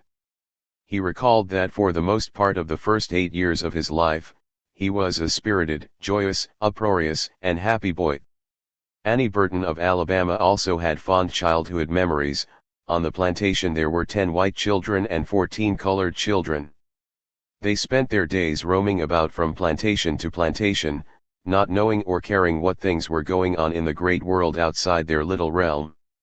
Likewise, Keckley vividly remembered the birth of her enslaver's child, whom she referred to as her earliest and fondest pet, one she had to take care of even though she herself was only 4 years old. Her earliest memories were from that part of her life, which was preparing her for the inevitable. The peace of early childhood did not last long. It was just a matter of time before enslaved youth had their childhoods bound by the yoke of slavery. 8. Henry Gladney of Virginia remembered being given to his enslavers' children. "I was give to his grandson to wait on him and play with him," he shared in an interview. As he aged, he had a better sense of his role. "Little Moss John treat me good sometime, and kick me round sometime, but he understood that now Dad I was just a little dog or monkey. In his heart and mind, Dad it amused him to pet or kick me, as it pleased him." Rebecca Grant experienced multiple whippings for not referring to her enslaver as Moss Henry. She found it difficult because he was just a little boy about 3 or 4 years old, come about halfway up to me, she recalled. 9. As they aged, the realities of their oppression became clear and, for many, frightening. At age 4, Keckley learned to render assistance to others and to be self-reliant, qualities that would enable her to transition as she matured.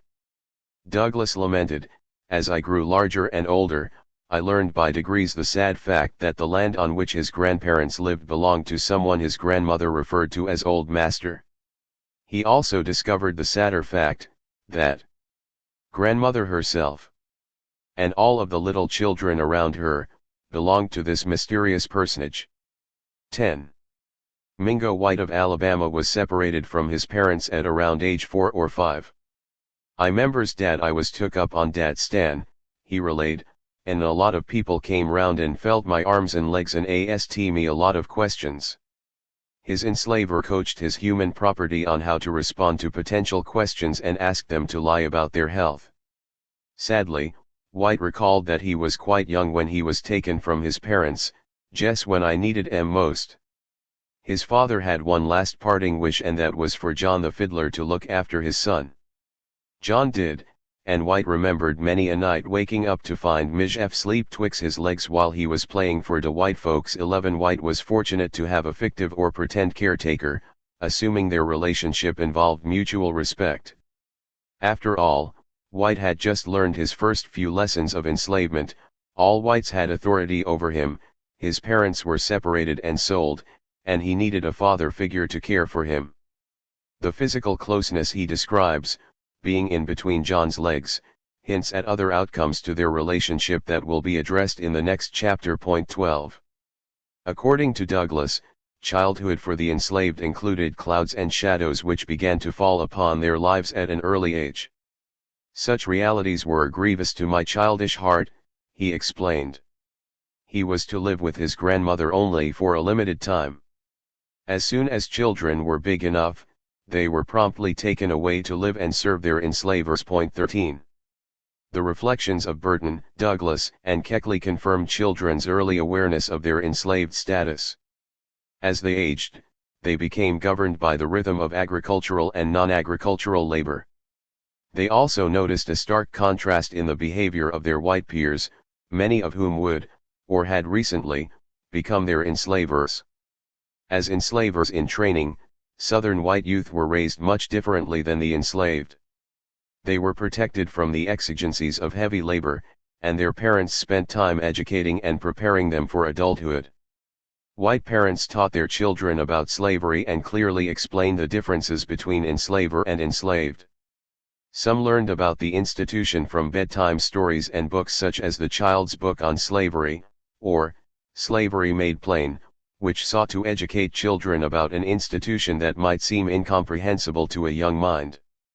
The book opens with the following explanation: "The design of this little book is to show the truth in regard to slavery, and to give important information concerning it to all readers who do not already know it well.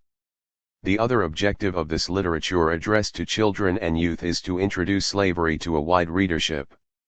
Geared to a northern audience, the book explained the business of slavery to readers who knew little about it. In order to understand it fully, you must take the reliable testimony of others, just as you take the testimony of those who write geographies and other books. Rich with biblical language drawing upon the story of Moses, the book elucidates the concepts of liberty and freedom and even evokes the American Revolution. In the chapter "What is a Slave?", children learn that to be a slave is to be held and treated as a piece of property. As property, they were sometimes kept by enslavers until they died, or sometimes the enslaver sells them or perhaps gives them away to his children. The book also makes clear that enslaved people according to slavery cannot own themselves and slave parents cannot own their children. 14. Through books and training, white children learn the difference between themselves and the enslaved.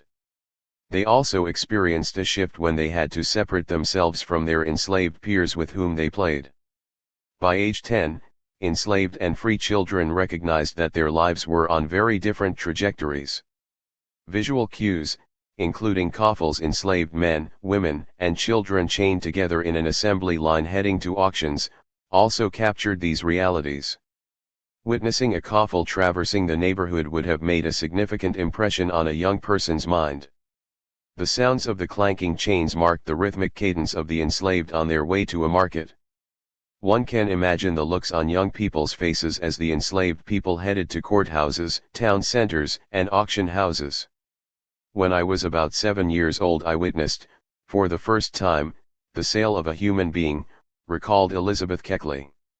Like Rachel's owner, described earlier, Keckley's owner had experienced a financial challenge. Enslaved people were liquid forms of property, easily converted into cash. As Keckley quickly learned, selling Little Joe, the cook's son, was a solution to the family's financial embarrassment. Without knowing why, his mother was ordered to dress him up in his Sunday clothes and send him to the house, but what happened next made a lasting impression on Keckley.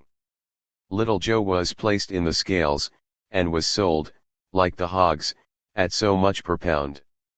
His mother, still unaware of the transaction, had no idea that the price of his pound of flesh covered her enslaver's financial embarrassment. Apparently, the enslaver went to buy hogs for the winter, but had not had enough money to cover the cost. Little Joe was stolen from his family so that the enslaver's family could afford food during the cool months.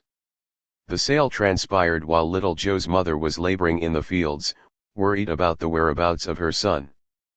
But the story does not end with Little Joe on the scales and his mother in the fields. Keckley vividly recalled that Little Joe's mother became suspicious when she saw her dressed up son put on a wagon heading for town. When she inquired, the enslaver assured her that he would return the next day. However, each day that he did not return, Little Joe's mother mourned for her child and received whippings for not controlling her grief. Sadly, the mother went down to the grave without ever seeing her child again. 15. Enslaved siblings separated from each other and their mother during sale. Little Joe's sale was an important milestone in Keckley's life. To her, it revealed the significance of an enslaved person's age and the duplicity involved in separating children from their mothers. Shortly after this episode, when Keckley was 8 years old, she saw the separation of her own parents and was forced to part with her father forever. Watching her parents cry, hug one another, and say their final goodbyes was an image that became a haunting memory.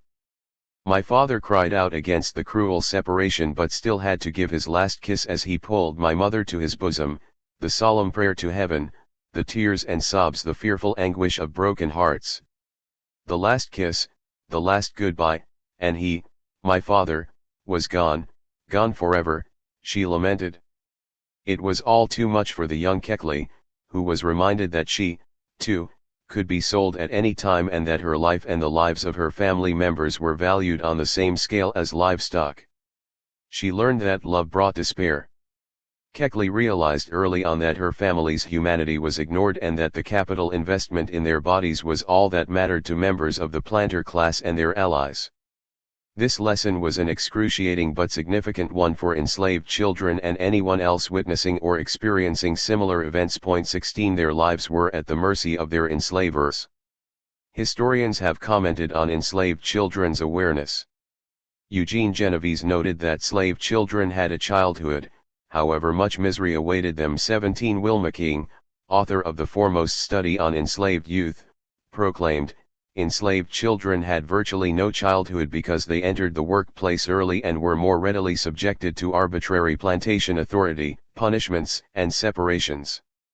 As a result, enslaved children grew old before their time. 18. Valuation of enslaved children in life.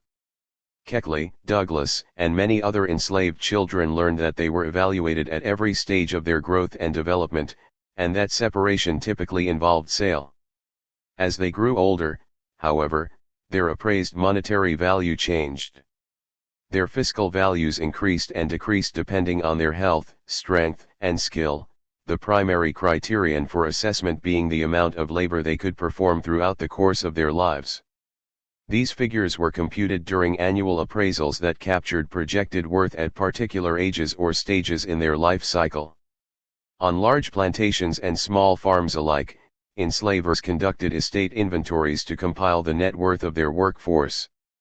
They also appraised them in wills, insurance records, personal letters, and broadsides when advertising upcoming sales.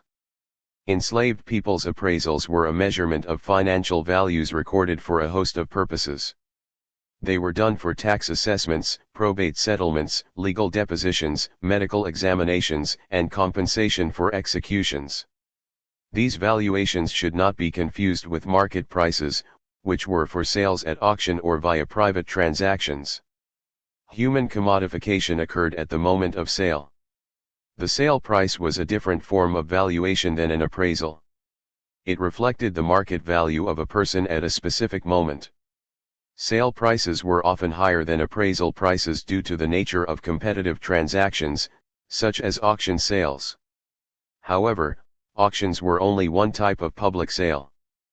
Private sales also yielded monetary values that differed from appraisals. Taken together, appraisals and sale prices reflected the valuation of human beings in different contexts and could produce variations in the fiscal values settled upon. Countless formerly enslaved people describe auctions, some discuss inspections and appraisals. When they refer to their valuation, their recollections usually reflect sale rather than appraisal values. Enslaved people likely had little awareness of their appraisal values because these assessments were not necessarily conducted in their presence. Enslavers recorded appraisals in accounting books like the Cotton Plantation Record and Account Book, by Thomas Affleck, produced in the 19th century. These books contained preprinted columns for enslaved people's births and deaths, crop production, and appraised values. When filing their taxes, enslavers accounted for their human chattel based on such methods as an informal head count or an official assessment done by other planters and, in some cases, tax assessors and physicians. Even if they were present during their appraisals, enslaved children were not always privy to their external values. In these settings, a bid caller was not yelling out purchase prices because appraisals often involved enslavers' personal documentation. Some appraisals and most sales involved a public or private physical inspection, in which potential buyers asked enslaved people a series of questions, examined their bodies, and sometimes demanded physical exercise to assess strength and agility. For example, an enslaved boy in Richmond, Virginia, was placed on the auction block along with other likely men and children, meaning that the quality of the enslaved up for sale was good. The setting was described as a long, damp, dirty-looking room with a low, rust-timbered ceiling. Men, many of whom came from surrounding areas, arrived an hour before the bidding began, as agents prepared for the event near the counting room, which was partitioned off for that purpose. In this space, with walls covered in tobacco stains, unweaned children waited for their fate to be determined, along with men and women who were also for sale. Some were humiliated by the excessive touching and fondling involved in their inspections. This particular auction was organized by the firm Dickinson, Hill & Company, under the condition that all purchases had to be made in cash on time. Enslaved people were stripped naked, and carefully examined as horses are. Every part of their body, from their crown to their feet, was rigorously scrutinized. 19. Many enslaved children have vivid memories of the sale experience. Marletta Pethy of Missouri recalled that when she was 9 or 10 years old, she was put up on a block to be sold. Of the stand, she recalled, it was just a piece cut out of a log and it stood on one end. Her recollection about her price is even more telling. day was offered $600, but my mistress cried so much that master did not sell me 20. The mistress's attachment to her human property was so great in this case that the family decided not to sell Marlita. Such interventions were not always successful or helpful. Several enslaved people reported that their mistresses were as violent and sadistic as their husbands. 21 In this case, we do not know if Marlita preferred to remain with her mistress. All we know is that Marlita was not sold and that, decades later, she remembered the monetary value she carried at auction.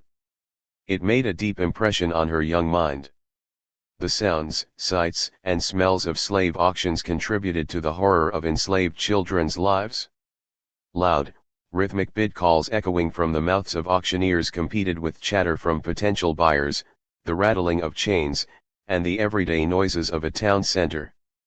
Joining these audible oddities was another unpleasant sound that could be heard above all others at the end of a sale, the cries of wailing mothers, overcome with grief after being separated from their children. At that moment, all children understood their status and experienced, for the first time and likely not the last, the overwhelming heaviness of loss. Some parents had protected their children from the realities of enslavement, allowing them the innocence of childhood. However, at auction, the point of separation, children witnessed the full intensity of their parents' distress. The breaking up of families was devastating for the enslaved and also for some others who witnessed it. For many abolitionists, particularly visitors to the Deep South, the sound of shrieking mothers and crying babies and the sight of confused and frightened children were too much to bear. During one Louisiana auction where 149 enslaved people were sold at once, a northern abolitionist said that none of the enslaved people would raise his or her head and eyes to gaze out at the potential buyers in the audience. Some poor girls, overcome with emotion, were weeping audibly and are all looking sad. 22. Many enslaved adults recalled horrific experiences on the auction block. Charles Ball was 4 years old when separated from his mother. On the day of his sale, he was naked and never owned any clothes.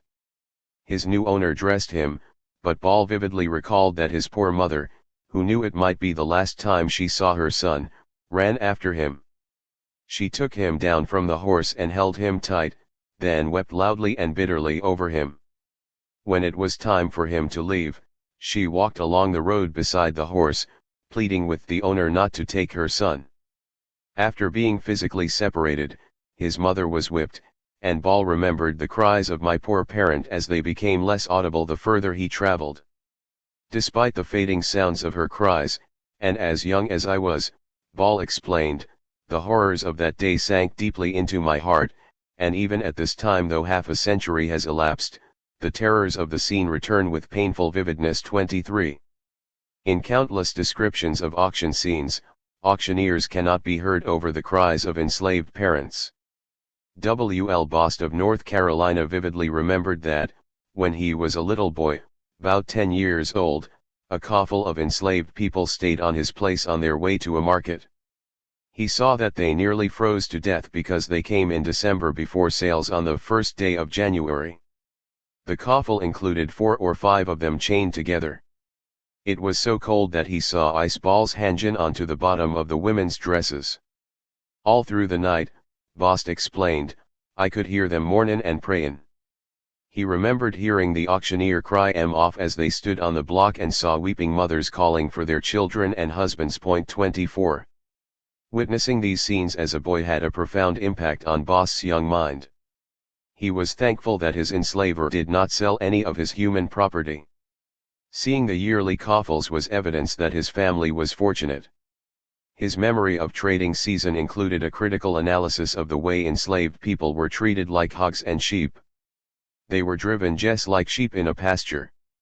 The speculators rode on horses, and when the enslaved were cold, they make 'em run till they are warm again. All of those for sale were kept in the quarters just like droves of hogs, and during the night he heard them crying. 25. Enslaved children learned to fear auctions, even if they were not initially separated from their parents. Anna Kentuck and her little boy, Armstead, 3 years old, were sold together for $1,950. However, the sale was later cancelled, and the two approached the block a second time. One witness described Armstead, the poor little boy, as living proof that even little children can feel the atrocity of being thus sold. As the second sale commenced, Armstead began to cry most pitifully and hid his face under the white apron of his weeping mother. 26 The two cried together because they knew that ultimately they could be separated. Martha King also remembered being sold at 5 years old. She was placed on the auction block with her grandmother, mother, aunts, and uncles. "I can remember it well," she told interviewers in the 1930s.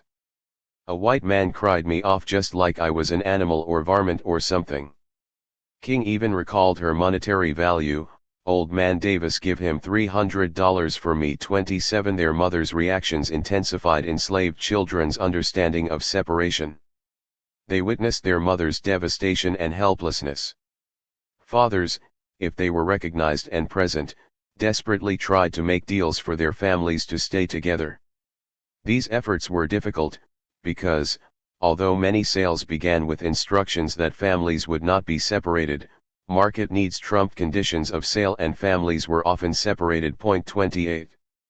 The Great Auction in Georgia, held on the eve of the Civil War, is an example of a sale in which enslaved families were to remain intact.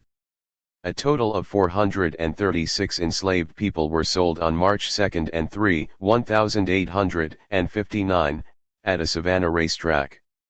Local and national newspapers advertised the sale and included the stipulation that the Negroes will be sold in families, and can be seen on the premises 3 days prior to the day of sale, when catalogs will be furnished. 29 auction catalogs, similar to contemporary ones, listed the merchandise, in this case, human property, with detailed descriptions of physical attributes, skills, and sometimes notes about personalities. Even though the advertisement indicated that families would remain intact, the needs of the buyer often took precedence. 30. As for W. L. Bost, we know that he was not sold, but he witnessed auctions and could recite bid calls decades later. "I remember when they put M on the block to sell M," he noted. "The ones between 18 and 30, people considered prime, always bring the most money." The auctioneer, who stood away from the human chattel, cry M off as they stand on the block. Perhaps haunted by this scene, Bost said he could hear the auctioneer's voice as long as I live. 31 Hardy Miller of Arkansas recalled that enslavers paid $100 for every year you was old. Thus, she noted, "I was 10 years old, so they sold me for $1,000. 32. For enslaved children, the reality of their commodification was clear by age 10. But what did it mean to them to have a monetary value? How were enslaved children valued at this time? Was King's $300 value average, high, or low? Placing the fiscal values in context can enhance our understanding of slavery, capitalism, and the monetization of black bodies. The realization that these were human products, however, adds an essential dimension to this study that we cannot overlook. Commodification data for enslaved children.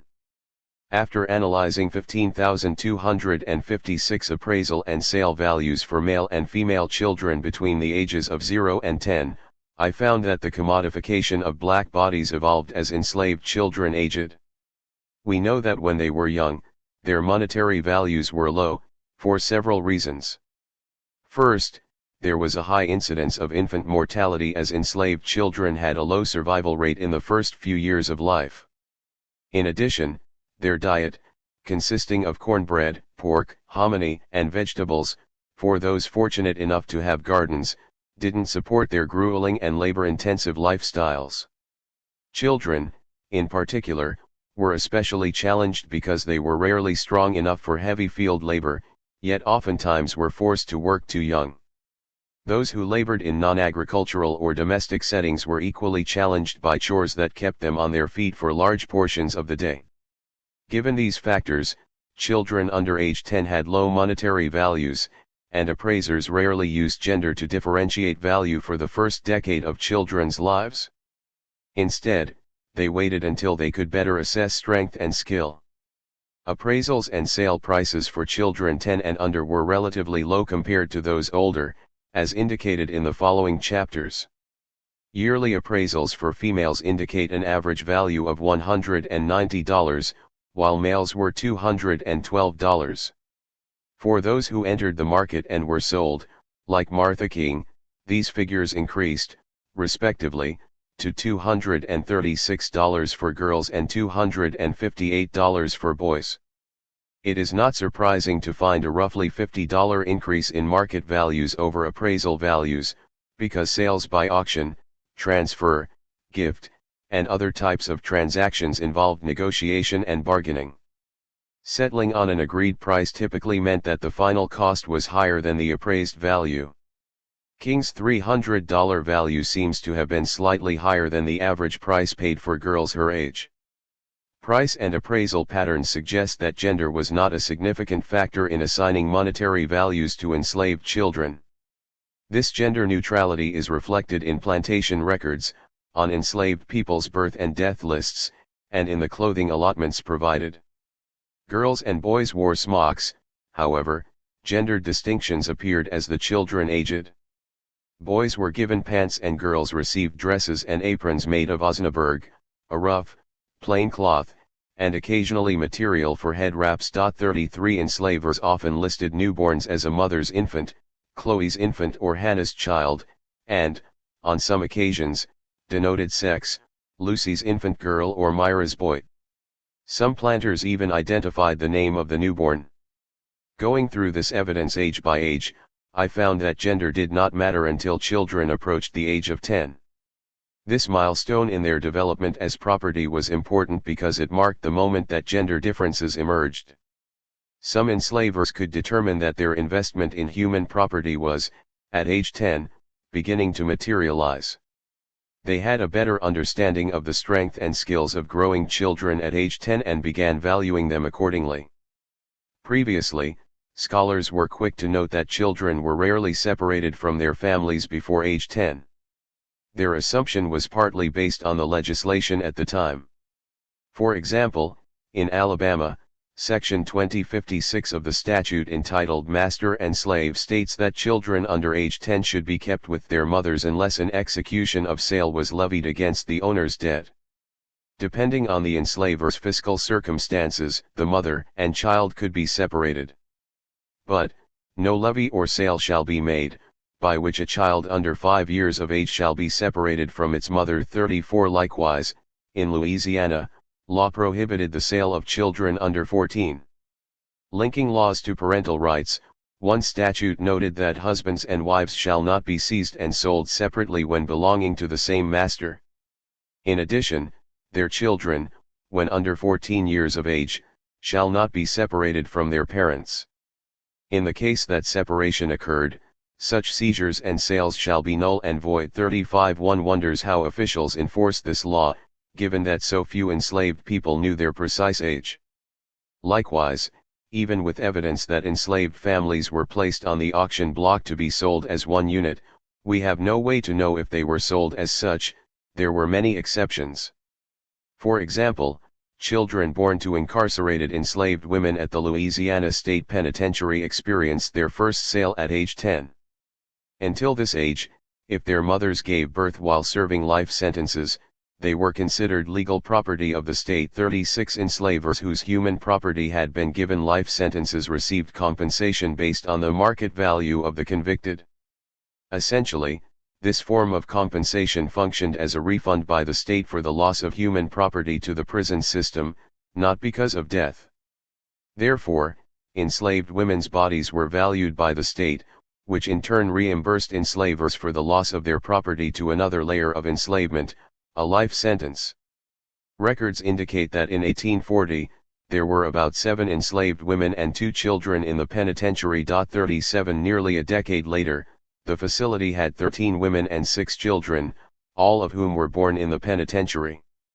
Legislation passed in 1848 stipulated the terms and conditions of selling children from their mothers at age 10. Required to advertise the sale in local papers 30 days before the sale, prison officials had a state mandate to turn over profits from the sale of these children to the state treasurer. The advertisements noted the name and age of the child as well as the mother's name. There is no information about the fathers of the children, suggesting that the women either arrived pregnant or became pregnant by male inmates or members of the prison staff. What was the early childhood experience of incarcerated youth who had an inevitable sale date set before they were born? Did they know they would be separated from their mothers when they were 10 years old?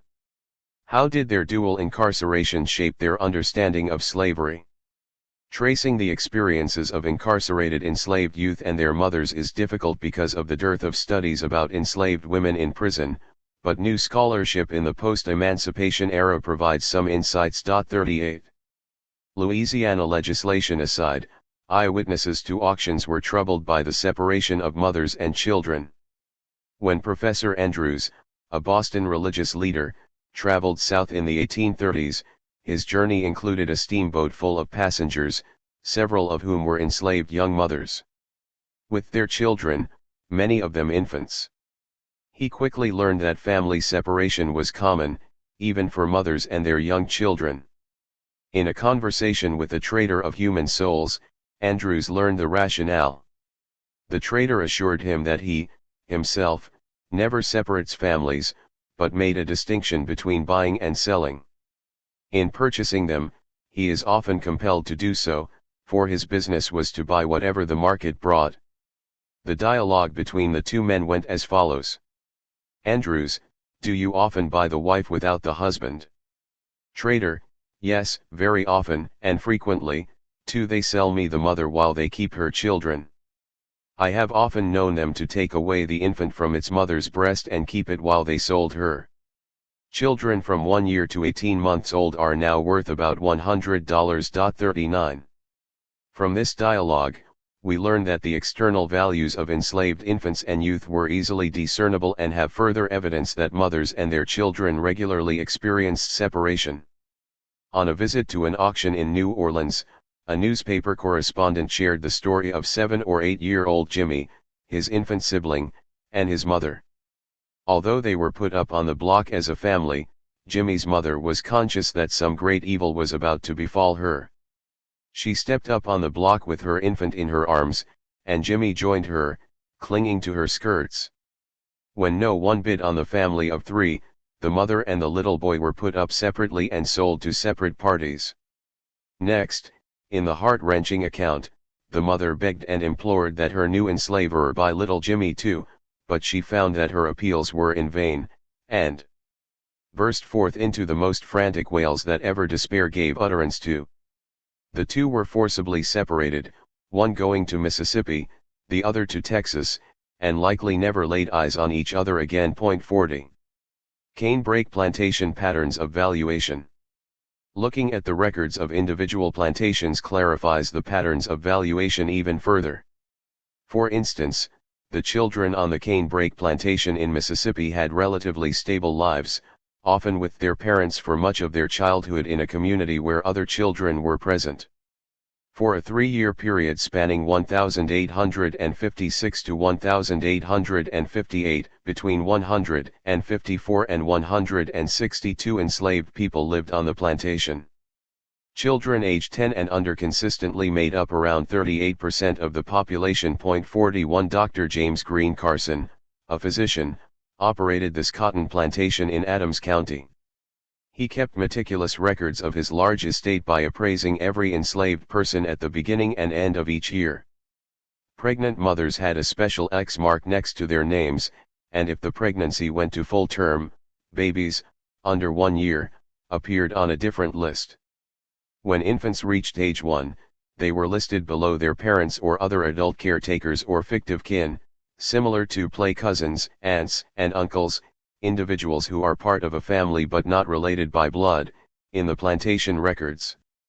Annual record of the enslaved people valued at the beginning and end of 1856 at Canebrake Plantation, Mississippi. Given the stability of this particular estate and the detailed records, price patterns reveal uniform values for those under age 10, regardless of gender. The pattern was as follows: all children under age 1 were appraised at $25. Once they turned 1, their values increased to $75. From then until age 10, children's values increased $25 per year. Thus, by age 10, boys and girls alike were valued at $350.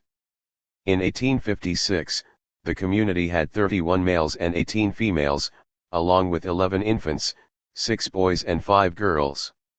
Some boys were presumably named after their fathers or shared their names with adult males like Dave Big, age 36, and Dave L. Little, age 9, or Lockhart, age 49, and Lockhart S. Mall, age 5. All of the infants under age 1 also had names and were identified in gender-specific groupings, but none had assessed values. 6 boys Hartle, Caesar, George, Jerome, Philip, and Jack ranged in age from 1 month to 4 months. The infant girls included Kate, Betsy, Margaret, Josephine, and Jenny, who ranged from 3 days old to 6 months.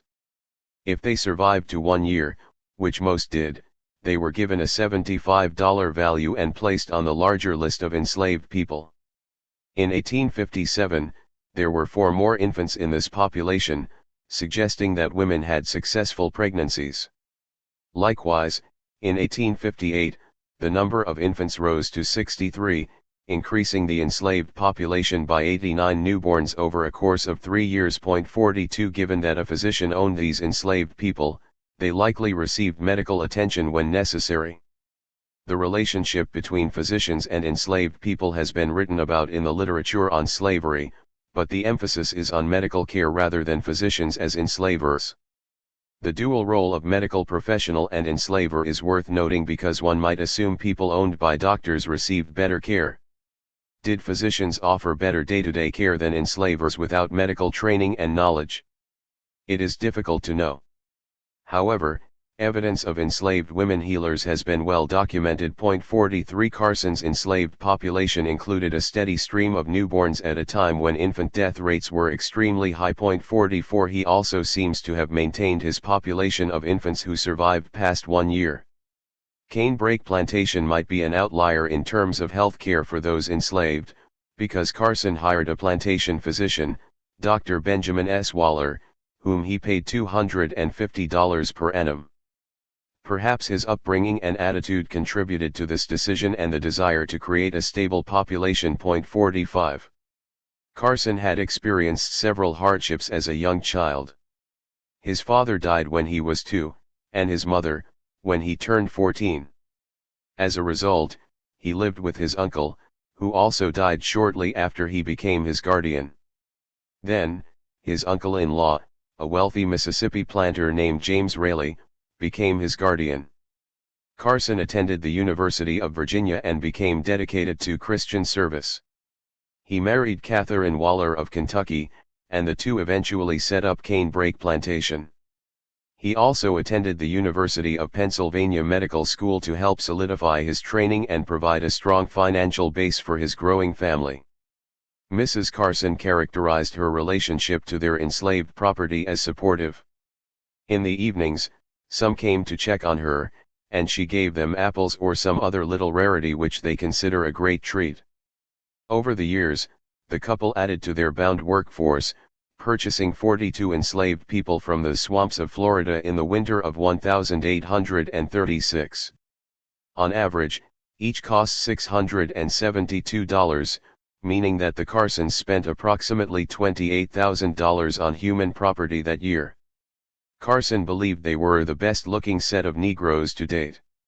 He was particularly impressed with the size of the men who were all over 6 feet tall. He protected his investment in his human chattel by hiring a physician to manage and attend to the health of his enslaved population. The Carsons' attitude about slavery was that the enslaver was responsible for his slaves in the same way a parent was responsible for his or her children. 46. Whatever their feelings of benevolence, the Carsons kept enslaved people for more than 20 years. In 1839, the family hired an overseer to manage the Mississippi plantation and paid him $1,000 per annum. 30 years later, in 1863, the plantation comprised an orchard, vegetable garden, melons, peaches, taro, fruits, poultry, and other natural products that enslaved people cultivated. The quarters where the enslaved lived had a village for 200 Negroes and what were considered neat cottages. This enslaved community received religious instruction and even had a paid minister on the property. 47. Canebrake provides a fascinating record of the valuation of life on a large plantation, with medical care, religious instruction, and families that remained intact. Enslavers, however, also considered their financial loss upon the death of their enslaved. Valuation in childhood death. Whether alive or dead, enslaved bodies were commodified. On a plantation in South Carolina, Dr. Johnson paid Charlie Grant, an enslaved man on his estate, $2 to exhume a deceased 2-year-old enslaved infant. Johnson hoped to sell the child's body to physicians in Philadelphia through a clandestine traffic in dead enslaved people whose bodies were used in medical schools to advance anatomical research. The physicians paid for the deceased, ones that cut up fresh, so they could use them for dissections. Medical professionals at universities such as the University of Virginia negotiated the value of these cadavers and paid $20 to $30 per subject as part of an underground traffic in dead bodies. Understanding the ghost value of enslaved youth at death is as important as probing their fiscal values in life. Enslaved children died at high rates. Enslavers registered such deaths in plantation ledgers, cemetery records, diaries, and on lists. The enslaved also made note of their responses to the loss of life. Moses Grandy, a formerly enslaved man, recalled the death of his brother, who had been sold to an enslaver by the name of Mr. Tyler. Grandy knew that his brother suffered because Tyler had a bad reputation for mistreating young boys. One day he sent my brother out, naked and hungry, to find a pair of oxen, explained Grandy. But when he returned without them, his master flogged him, and sent him out again. The young boy had no luck in finding the oxen, so he piled up a heap of leaves, and laid himself down in them, and there died. Grandy learned that the turkey buzzards found him first and pulled his eyes out. 48 After abolitionists heard this story, Elizabeth Poole wrote a poem entitled The Slave Boy's Death in response, which began with the following lines. He sought the steers through brake and glen, through cheerless wood and plain, beside the homes of toil-worn men, that spoke of want and pain. He passed the slave in weary gang. She ended the poem with the boy entering a place of peace and glory. His senses died, his soul went forth on free and tireless wing. He left in peace this torturing earth, a spirit's joy to sing, and gladly closed his weary eyes, to be awakened in paradise, and of the leafy grave, where the low wind's bewailing sigh sung the young wander's lullaby. With nature and in peace he died. 49. Grandy's brother created his own grave of leaves and died alone. Others received formal burials in such cemeteries such as Laurel Grove in Savannah, Georgia. Many of the children under age 10 buried at Laurel Grove were stillborn. Of approximately 3,024 records, 1,191 were children aged 10 and under. Approximately 15%, 173 total, were dead at birth. The others died from illnesses and health complications such as cholera, congestive heart disease, fevers, measles, pneumonia, spasms, teething, tetanus, tuberculosis, and whooping cough. In several cases, enslavers paid local doctors to treat newborns and young children, hoping to increase the survival rates beyond age 5. Those who did not survive were, at times, fortunate to receive a respectable burial in a segregated section of the cemetery. 50. Enslaved children also died of mysterious causes. In Austin, Texas, on the eve of the Civil War, Louisa, age 3, died of an accidental poisoning, Jeanette, age 5, died of an accidental burning, and a few others died of unknown causes. 51 Given cemetery records, we know that some enslaved youth were buried. Some, however, were exhumed and given to medical doctors for further study, such as the infant that Charlie Grant took to Dr. Johnson. In addition to burying, selling, and transporting young children's bodies for medical research, enslavers took out life insurance policies on children age 9 and 10 to protect their investments. Life insurance. The Southern Mutual Life Insurance Company, SMLIC, established policies immediately before and during the Civil War. Information on the policies reveals the ways in which enslavers valued their laborers. Founded in 1848 in Athens, Georgia, as Southern Mutual Insurance, the company had offices in Columbia, South Carolina, and Baton Rouge, Louisiana, with agents who traveled throughout the South.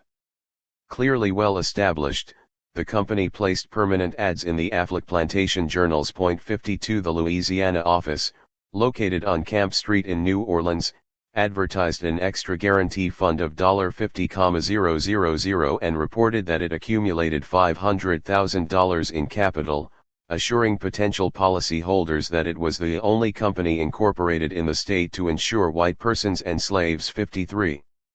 The SMLIC records are unique in the nature of detail for nearly 4,000 enslaved people from ages 9 to 75, covering policies primarily in the Deep South.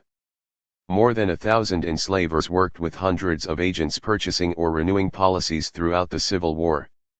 This practice suggests that people protected their investments in human property not only during times of prosperity, but during periods of major economic risks, such as war.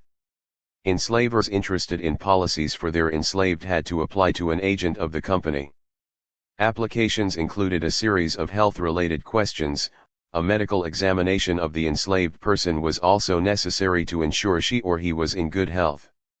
The enslaved was then appraised to determine the premium, which was based on year-to-year death averages and the Carlisle table, an international mortality table used by insurance companies.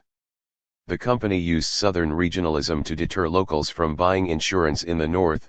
We offer cheaper premiums, we take no discrimination as the Northern offices do against Southern risks. 54. 43 children from age 0 to 10 were covered by policies through the SMLIC from 1856 to 1863. Of this group, 23 were girls, 19 were boys, and one name was not listed. Laura, age 10, and the unnamed 1-year-old served as the bookends of this short list. Both had the highest price, $1,200.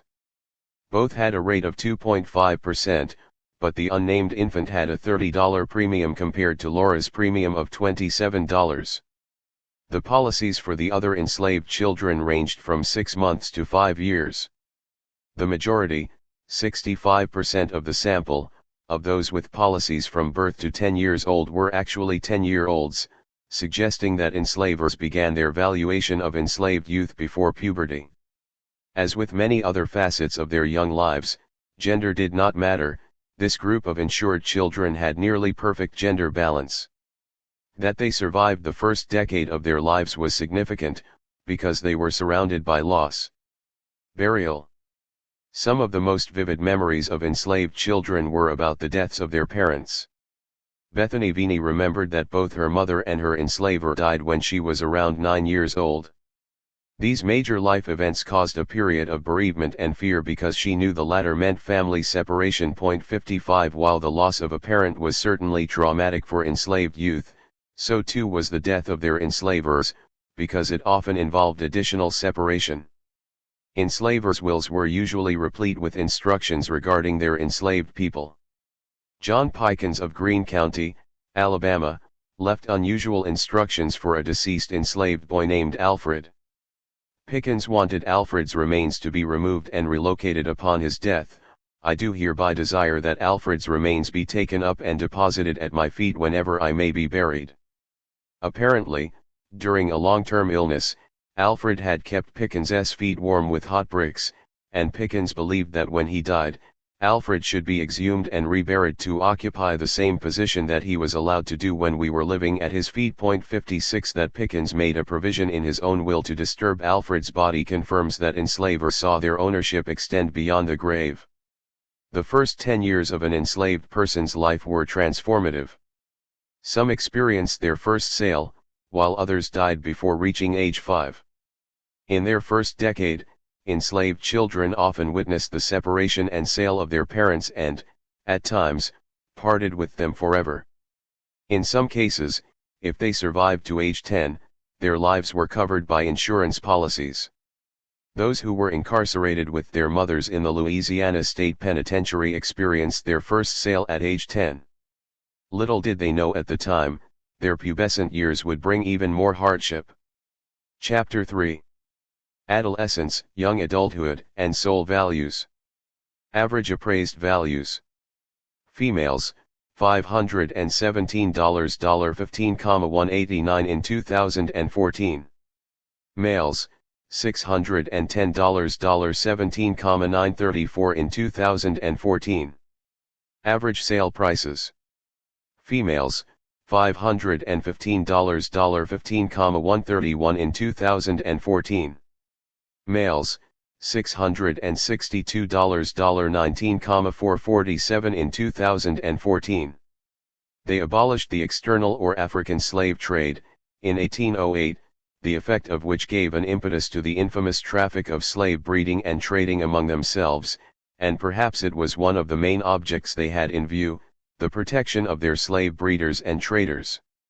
Thomas Smallwood, 18,511. As was the custom, all the Negroes were brought out and placed in a line, so that the buyers could examine their good points at leisure. Once negotiated with the trader, paid the price agreed upon, and started for home to present his wife with this flesh and blood commodity, which money could so easily procure in our vaunted land of freedom.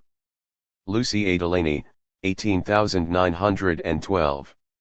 On the eve of the Civil War, an abolitionist attending the auction of 149 human souls in New Orleans, Louisiana, was intrigued by the bid caller's excitement over a 17-year-old field hand named Joseph who was on the auction block. "Gentlemen," the bid caller exclaimed, "there is a young blood, and a capital one. He is a great boy, a hand for almost everything.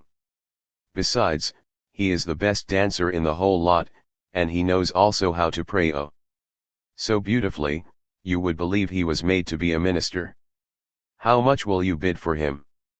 The opening bid for Joseph was $1,000, but according to the enthusiastic auctioneer, Joseph was worth more, considering his value over time. $1,000 for a boy who will be worth in 3 years fully $2,500 cash down. "Who is going to bid $2,000, the caller asked his audience. As the price for Joseph increased to $1,400, each interested party eagerly made eye contact with the bid caller. Standing on the podium with a wand in hand, he tried to increase Joseph's price by assuring the audience that $1,400 was too small an amount for him. 17 years only, he added, a strong, healthy, fine-looking, intelligent boy. $1,450. $1,450 going. And last gone. 3 As the caller slapped his hand on the platform, just like that, in less than 5 minutes, Joseph was sold to the highest bidder. In the 1890s, Lucy Delaney described the enslaved experience on the auction block. Prime male on the auction block with mothers and babies bearing witness. We do not have direct testimony from Joseph about his response to the sale, in which he was sold with 148 others from the same Louisiana plantation. Joseph's enslaver, who provided religious instruction to his human chattel, decided to retire from planting in order to pursue a political career. 4 In 2 days, he sold an enslaved population consisting of field hands, like Joseph, carpenters, bricklayers, blacksmiths, coopers, drivers, and household servants. How did Joseph, enslaved person number 2, feel about being the second person on the auction block that day? Did Joseph's experience differ at age 17, as he approached his prime working years, from the experiences of others who were younger or older than him? Had Joseph's adolescence and teen years prepared him for this moment? Was he conditioned to handle and slash or witness auctions from previous exposure? Where were his parents? Did he have any siblings, given that there is no mention of his relatives? Yet witnesses said the enslaved stood upon a platform, similar to a funeral pile erected for martyrs holding on to their last embrace. 5 Joseph stepped on the block alone as the auctioneer described him with a host of complimentary adjectives. What was his mindset? Did these descriptions comfort him, uplift him, or add to the trauma of being sold? Joseph and Isam, slave number 21, were noted for their ability to preach, and they likely approached the block in silent prayer. Ultimately, their fate is unknown. We have much to learn about the value of human property during each stage of life, not only the moment of sale. This chapter examines the experiences and valuation of the enslaved during the important years of puberty and young adulthood, from ages 11 to 22. These years mark significant changes in the lives of girls and boys. Girls became women after the onset of their menstrual cycles, a defining moment of their maturation. As harbingers of additional sources of labor, fertile enslaved women commanded high prices in the market, and their enslavers appraised them accordingly. Young men also brought forth more laborers as breeders, and these years were equally important as they, too, matured. The men could be used for sexual reproduction even in their elder years. The institution of slavery, defined and extended by law through a woman's uterus and beyond, continued as long as enslaved women gave birth to healthy children. Women provided the vessel and seed, men provided the fertilizer, and between the two, additional enslaved laborers were born. But as with everything else in the lives of enslaved people, reproduction was fraught. Whatever value they held for themselves now worked in opposition to the devaluation they experienced through sexual interference and exploitation. As a result, many dreaded puberty, adolescence, and young adult awareness of enslavement and soul values. The pubescent years were terrifying. Not only were their bodies changing, but this was also a time when enslaved children experienced the separation they had feared all their lives. Daughters and sons were taken from their parents as the external value of their bodies increased. Market scenes from their childhood now made sense and haunted them for the rest of their lives. At this stage in their maturation, they knew full well that others claimed ownership of them and sexual assault came at any age. However, their parents, if present, as well as other kin, reminded them of a value that enslavers and traders could not commodify: the spiritual value of their immortal selves. Soul values, my term for such valuation, often escaped calculation and developed during these years. Enriched through an inner spiritual centering that facilitated survival, soul values were reinforced by loved ones.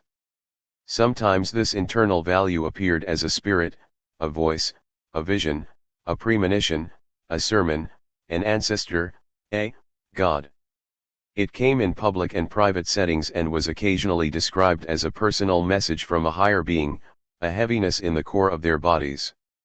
My soul began singing, one enslaved person recalled, and I was told that I was one of the elected children. 6 This telling, this uplifting, this singing of a fearful trill, of things unknown, but longed for still, made the enslaved feel free during captivity. 7 Freedom of the soul matured in puberty. Soul values, which came from deep within a person's heart, were often felt in childhood, yet not fully articulated until the early teens. Recreating the social and economic circumstances under which enslaved people suffered allows us to make educated conclusions regarding enslaved adolescents' internalized soul values. Unlike appraisal and sale values, these yearnings came from within, outsiders did not bargain for them. Such values shaped and defined enslaved people's characters. From the time I was a little boy, Edward Walker related, it always ground my feelings to know that I had to work for another man. These feelings were not encouraged by my parents or the other slaves. Instead, they came from within me and grew with the years. As he aged, Walker had the fortunate opportunity to learn to read and write and developed a big taste for arithmetic. He could add up numbers like a flash, could multiply and divide quickly and correctly, and was good at fractions. These skills, his inherent yearning, and his belief in an incalculable soul value led to Walker's successful escape years later. 8 Enslaved people often expressed their soul values by running away. The internal and spiritual lives of the enslaved varied. Some believed in a Christian or Muslim god, others relied on West African, Caribbean, and Brazilian religious philosophies such as Vodun, Santeria, and Candomblé. Some enslaved people appeared to have no faith or did not comment on it. Historian Albert Rabateau reminds us that enslaved people's religion was an invisible institution, which can be traced through enslaved testimony and behavior. For some, the idea of an afterlife was an extremely important part of their belief system. They held on to the notion that there was a place beyond the here and now where they would be redeemed and released from captivity. Some enslaved people dreamed that place was Africa, while others referred to it as heaven. In coastal Georgia, the large population of African-born enslaved people dreamed of flying home to Africa and anxiously waited for that to come to pass. 10. In addition to an increasing spiritual awareness, puberty also represented the years adolescents reached sexual maturity and became capable of reproduction. 11. The onset of menses for girls and the deepening voices of young boys served as physical manifestations of their transition into adulthood, as both sexes became physically stronger and more capable of heavy labor. Puberty also brought forth the importance of their increased commodification. These years generated outsiders' interest in their bodies, especially the interest of medical professionals and enslavers who actively sought ways to maximize their profits. For some, puberty simply meant more challenging health issues, and just as at other stages of life, enslaved people confronted death during these years. Some young women died giving birth, others within a few days or months of giving birth. Young men, on the other hand, experienced complications such as shame or lack of arousal resulting from being forced to have sex on demand. As a result, they were physically assaulted by enslavers and spent much of their early teens and 20s on the auction block. Sometimes they took the stand with their parents, and on other occasions, their parents tried to purchase them. One witness shared the following story of a young child and his father being auctioned. "I saw a beautiful boy of 12 years of age, put on the auction block, and on one side of him stood an old gray-headed Negro. It was plain he was his father, and he kept his eyes on the boy, and the boy kept his eyes upon the old gray-headed man, and the tears rolled in silence down the cheeks of each 12. Imagine the gaze between the father and son. This was not the look of buyers and sellers inspecting property. It was a lingering stare that both knew might be their last. A paternal gaze with the son's eyes locked on his father's, a reverse gaze. The value between this father and son, immersed in tears and silence, was priceless. At 12 years old, this young boy knew it might be the last time he saw his father. They had likely lived together for all of the young boy's life, and this would be the first time they were separated. As with children under 10 first learning about their captivity, for adolescents and young adults, separation and sale was a defining moment. This rare testimony describing a father and son on the auction block shows that paternal lineage was valuable to this duo and others. We know nothing about his mother or whether he had siblings, but we know the two held hands as they stood there together with an uncertain future on the horizon.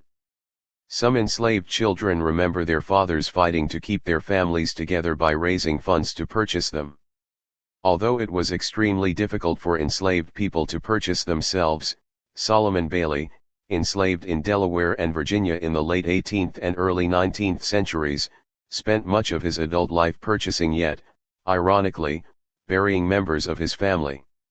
He bought his family meme bears with a clear understanding of American and British currency, both in circulation at the time.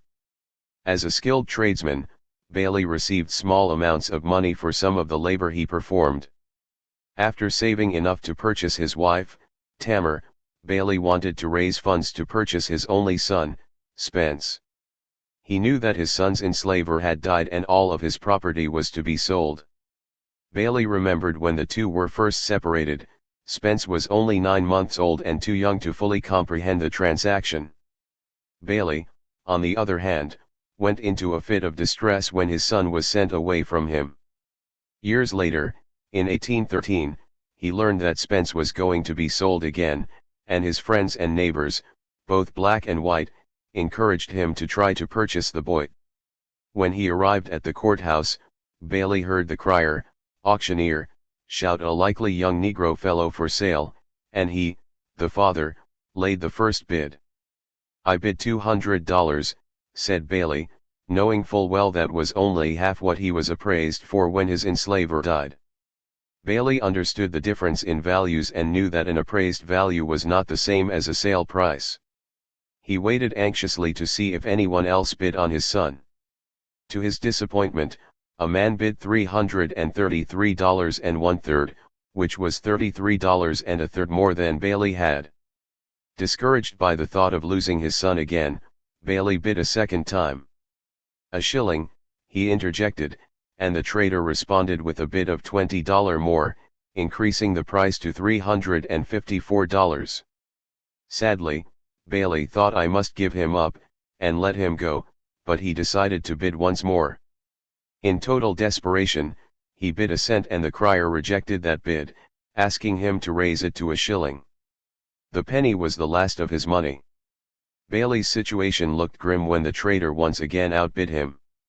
As the price continued to rise, Bailey cried, and turned off, and went and leaned against the courthouse. He exhausted all his cash and now pondered the loss of his son all over again. Luckily for him, through faith and prayer, bystanders, referred to as three great men, came to his aid and gave him extra money to help purchase his son for $360 and a shilling. One of the men was a Methodist minister. Bailey signed the bond along with securities from the three men, who agreed to cover his costs so that he and Spence could be together. 13. Imagine this scene from Spence's perspective. How might he have experienced this trade? What was it like to watch his father bid on him? Was he proud? Did he even remember his father? Did it matter? Here was someone who valued him in a different way. His father's actions show a man trying to live in freedom with those dear to him. Participating in an auction for his own child signals that some enslaved people faced their commodification in the very space in which they and their families were objectified. Spence witnessed his father actively trying to purchase him so their family could live in a place where people valued him beyond his market price. His father came prepared to buy him and play by the rules of an institution that defined his family as property. The institution of slavery did not always account for soul values. Such values disrupted appraisal and sale transactions daily. Spence witnessed his father's expression of love side by side with the cold calculation of market values necessary to purchase him. He also saw his father give up, cry, and almost accept defeat, that is, until three men stepped in and contributed funds to complete the sale. By age 12, Spence knew that he had multiple values and interests on his body and his soul. Unfortunately, like his sisters, he too died prematurely. 14. Fathers were not alone in trying to purchase their families. Mothers, such as Charity Bowery, did the same. Bowery lived with her young daughter and 12-year-old son Richard. She worried about Richard because she knew as he matured it would be hard work for him to bring his mind to be a slave. Approaching the age of realization and a sense of their place in the world, Bowery brought all of her money to Mistress McKinley, hoping to purchase her son. But, according to Bowery, McKinley would not let her have my boy. One day, after Bowery had been away, she returned to find her daughter crying in front of McKinley, who was counting a wad of money. At first, Bowery thought McKinley had hit her daughter, but when she asked the child what was wrong, her daughter pointed to Mistress's lap and said, "Broder's money. Broder's money." Richard was gone, and his sister understood that the only remaining part of him was the money in the lap of her mistress. Perhaps she could not fully process where Richard had gone or why he had left, but certainly she recognized that her brother's absence meant cash for McKinley. Bowery immediately understood that McKinley had sold her son. McKinley then looked Bowery in the face and said, "Yes, Charity, and I got a great price for him." 15. As young men and women grew up, they learned to distinguish between the multiple values placed on and within their bodies. Bowery's young daughter knew that money represented her brother and that he was sold for a great price that day. She was probably beginning to understand what boys and girls Richard's age learned their external market and appraisal values took them away from loved ones. Had Richard grasped the idea of an internal soul value? We do not know.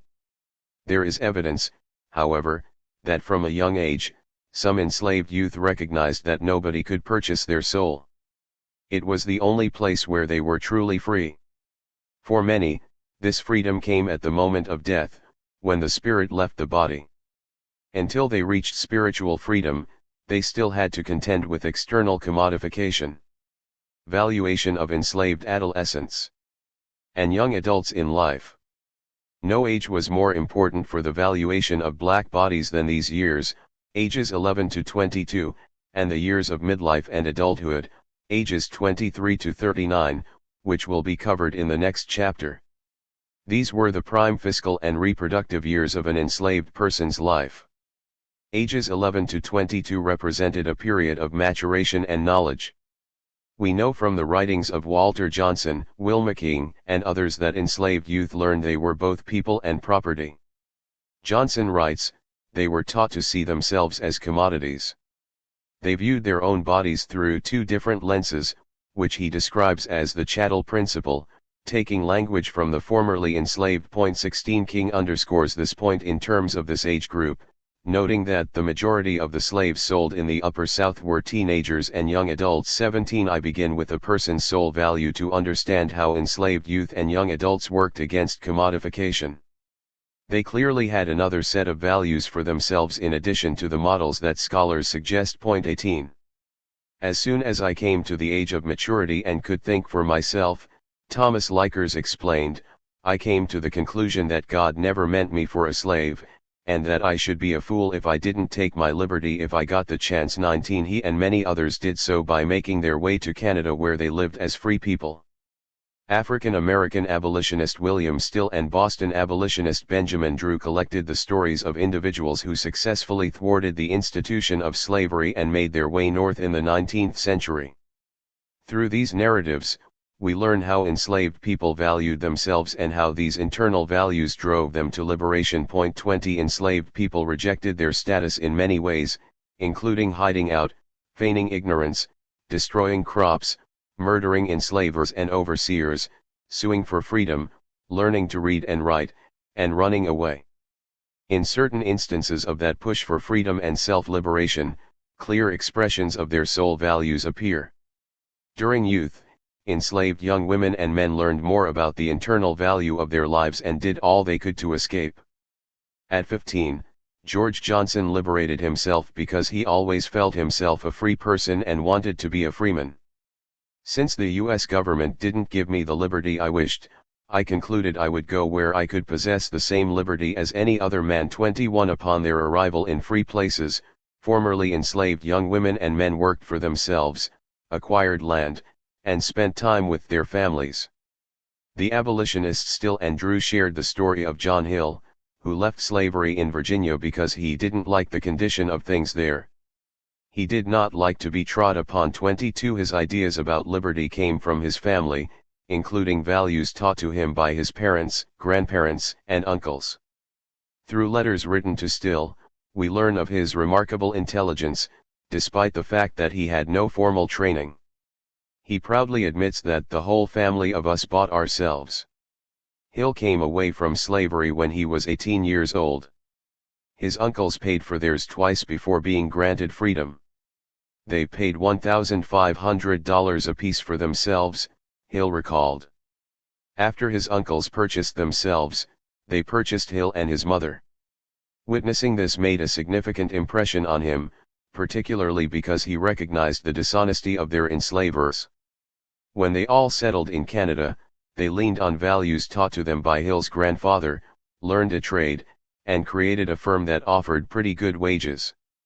Hill took pride in paying his laborers good wages, something he was denied during slavery. Still remained impressed with Hill because it was clear how much liberty was valued, how the taste of freedom moved the pen of the slave, how the thought of fellow bondmen, under the heel of the slaveholder, aroused the spirit of indignation and wrath in the letters he wrote to the abolitionist in Pennsylvania. These letters display Hill's intellect as he evokes phrases from Patrick Henry, "I had started from my den that morning for liberty or for death." He also bears his soul in longing for his wife to join him and enjoy the place where they would have the rights of human beings, not chattel.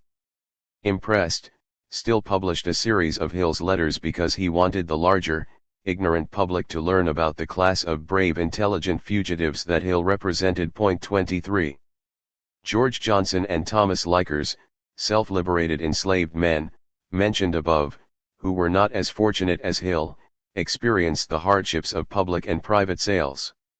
Sellers prepared the enslaved for display, determined the condition of their health, and sometimes rated them on a 5-point scale of 0 to 1 in increments of 0.25. Prime or full hands had a rating of 1 or A1 prime, which represented a projection of the amount of work a person could perform in a given day. Prime hands, typically between the ages of 15 and 30, were the strongest laborers on farms and plantations. Age was not the only factor in providing this rating. Other enslaved people had their rates set at 3/4 hand, 1/2 hand, or, for those unable to work or contribute to the plantation economy, 0.24. This rating system resembles U.S. Department of Agriculture, USDA, meat grades, in which beef undergoes a composite evaluation to determine quality.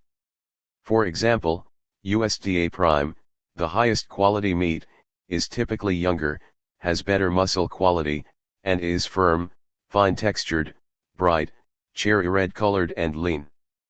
But as an animal matures, these characteristics are less refined and the muscle color becomes darker and muscle texture becomes coarser, thus, the animal is downgraded to select or choice.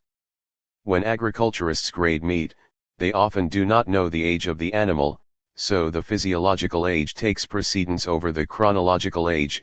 They can determine the former through bone characteristics, ossification of cartilage, color and texture of the meat. The link between meat grading and enslaved people might seem absurd, but the language used by today's USDA to rate meat uncomfortably mirrors the categories for rating enslaved bodies in the 19th century. 25 Abraham Lincoln established the USDA in 1860 when the meatpacking industry developed in conjunction with the growth of the railroad industry. In sale advertisements in 19th century newspapers, these terms are peppered throughout the pages. 26. Broadside announcing the sale of choice slaves along with detail of Rachel, number 29, who has irregular menses. She is discussed on page 76. Even at this heightened stage of external commodification, young adults held on to their internal values. A.T. Jones, who understood his fiscal value, did not have the means to purchase himself. However, he offered to pay $350 for his liberty, which was a proportion to what others had paid for him. When his enslaver did not honor the sale and terms negotiated, he wrote a pass for himself and had no trouble getting to Canada. 27 He had tried to participate in the market process on enslavers' terms, but when it did not work out, he ultimately valued his soul more and chose self-liberation as opposed to self-purchase. Bid callers or criers shouted out the values of enslaved people as prime, first-rate, or A1, but enslaved people had different understandings of these terms. From Freedom in Canada, Benjamin Miller explained what first-rate meant to the enslaved. Before his escape, his North Carolina enslaver had trusted him to travel to and from the market, run errands, or do favors. Sometimes his enslaver even gave him small amounts of money, but I was still a slave, he explained. On one occasion, Miller said, he bought myself for $4.50. Neighbors told his enslaver he was a fool to sell me for $450, when he might have got $800.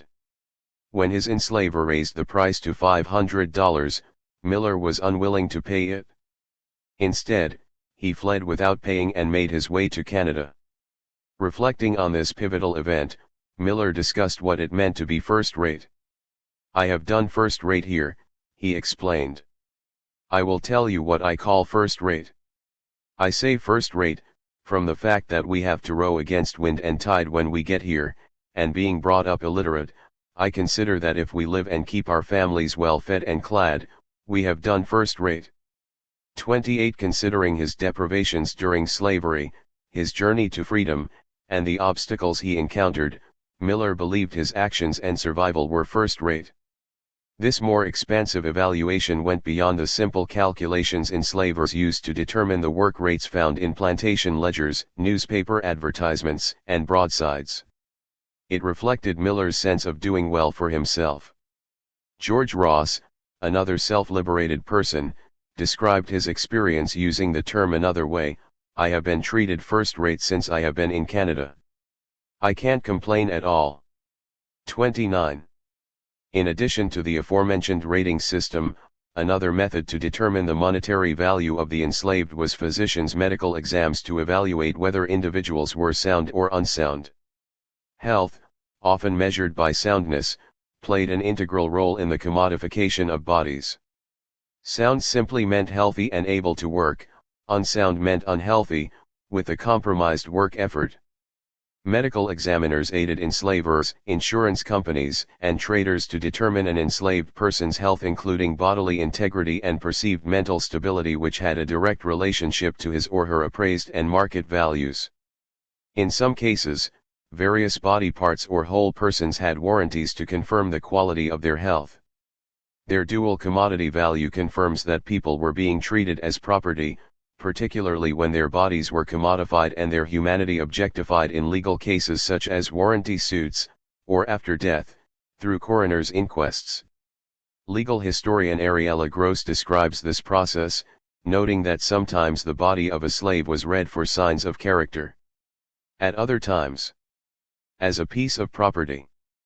30. Healthy enslaved people were poked, prodded, and examined. At some sales, for privacy during a more physical exam, they were taken behind a curtain or into a little room, but one wonders for whom this privacy was reserved. Northern abolitionist James Redpath said that, in these rooms, the slaves were stripped naked, and carefully examined, as horses are. Every part of their body, from their crown to their feet, was rigorously scrutinized by the gallant chivalry who intended to buy them. 31. Redpath witnessed several slave auctions, including that of a young man in Petersburg, Virginia, whose vest was removed and his breast and neck exposed. Next, the enslaved man's shoes and stockings were taken off and his legs beneath the knees examined. Even more vivid, his other garment was then loosed, and his naked body from the upper part of the abdomen to the knees, was shamelessly exhibited to the view of the spectators. The auctioneer, or body seller as he was referred to, instructed the young man to turn round, exposing his naked body from the shoulders to the calves to the crowd for inspection. To this, the auctioneer said, "You see, gentlemen, he's perfectly sound and a very finely formed Nr. 32. Those interested in enslaved bodies were also concerned with unsoundness. Medical professionals discussed definitions and conditions that qualified as unsound, since this assessment compromised sale. Enslaved people recognized that their health and capabilities were under scrutiny, and some decided to intervene. One girl on a Richmond, Virginia, auction block had a right hand deemed entirely useless or dead, as she aptly called it. Before the sale, she had a physician remove one finger, but an auctioneer stated that she herself chopped off the other finger, her forefinger, because it hurt her, and she thought that to cut it off would cure it. When questioned about the finger, she said, "Now, you see, it was a sort o' sore, and I thought it would be better to cut it off than be plagued with it." 33. Taking matters into their own hands was one way enslaved people responded to their oppression. Some physicians wrote articles that classified all the conditions that qualified black bodies as unsound.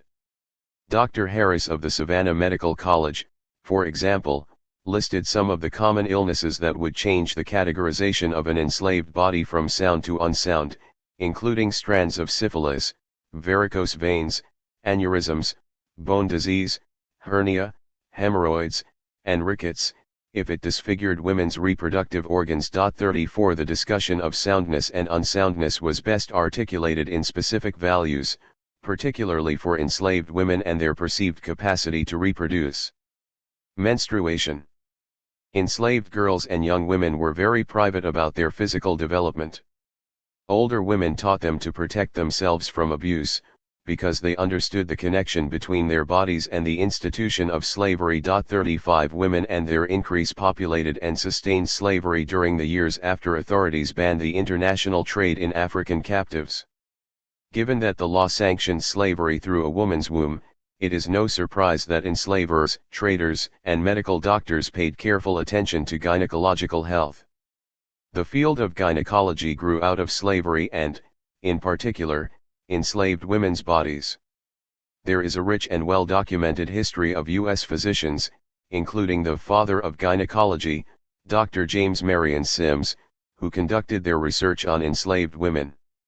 Doctors in Europe and the Caribbean also examined black women's bodies. 36. The most well-known European case involved French naturalist Georges Cuvier's exploitation of Saartje Baartman, a Khoikhoi born in the 1770s in South Africa. She became the subject of scientists, physicians, and the general public's curiosity because parts of her curvy body, breasts, buttocks, and labia were viewed as exceptionally large. Cuvier exhibited her in Europe for 5 years under the epithet Hottentot Venus. People paid to see, touch, and study her body as she stood on a perpetual auction block, subject to the gaze of audiences worldwide. How did she grapple with the internal and external values placed on her? Did she remain composed? Treated with less decency than a mannequin, Baartman died in 1815. Her post-mortem life and ghost value remained in circulation and on display until 2002. Cuvier made a plaster cast of her body and preserved her genitalia in a glass jar. Both were displayed in Paris's Museum of Man until 1974. Nelson Mandela led an effort in 1994 to have her remains returned to South Africa, but the French government did not comply until 2002. Her remains were finally given a proper burial in South Africa in 2002.37. Caribbean enslavers also expressed interest in black women's bodies, as well as their reproductive organs. Dr. John Roberton of Manchester, England, for example, sought to determine whether women of African descent entered puberty earlier than European women. His theory was that climate had an impact of the onset of puberty, and he believed that warmer climates triggered women's menstrual cycles. He also thought that the union of the sexes at an early age led to early childbearing and was a result of warm latitudes, where there is a low state of civilization. To test his theories, he solicited statistics from people who attended and documented births. In June 1841, Roberton asked Moravian missionaries in Antigua and Jamaica for data on the age of first menarche among their Negro populations. Slavery had been abolished in the British West Indies in 1833, but he longed to collect data, given the meticulous plantation and missionary records in both regions. Hoping to have between 20 and 50 cases, he wanted to know the age of puberty in that race. A Mr. Elliot of Jamaica responded a few months later with a table that contained information on 21 negresses ranging from 8 to 60 years old. Most of the women between 8 and 11 years old had not yet had their menses. But the age varied for those who had, 12 cases in which the menses appeared, in one aged 16 years, in 315, in 314, in 313, and in two aged 12 years. Other missionaries sent information to Roberton from church book registrations that listed whether girls had their menses at the time of baptism. The idea of any menstruating younger than 12 years, wrote a Mr. Zorn, was ridiculed by nurses. Dr. Nicholson of Antigua reported in December 1841 from his own recollections that menstruation before the 12th year was not common among black or white women, despite knowing of a few rare cases.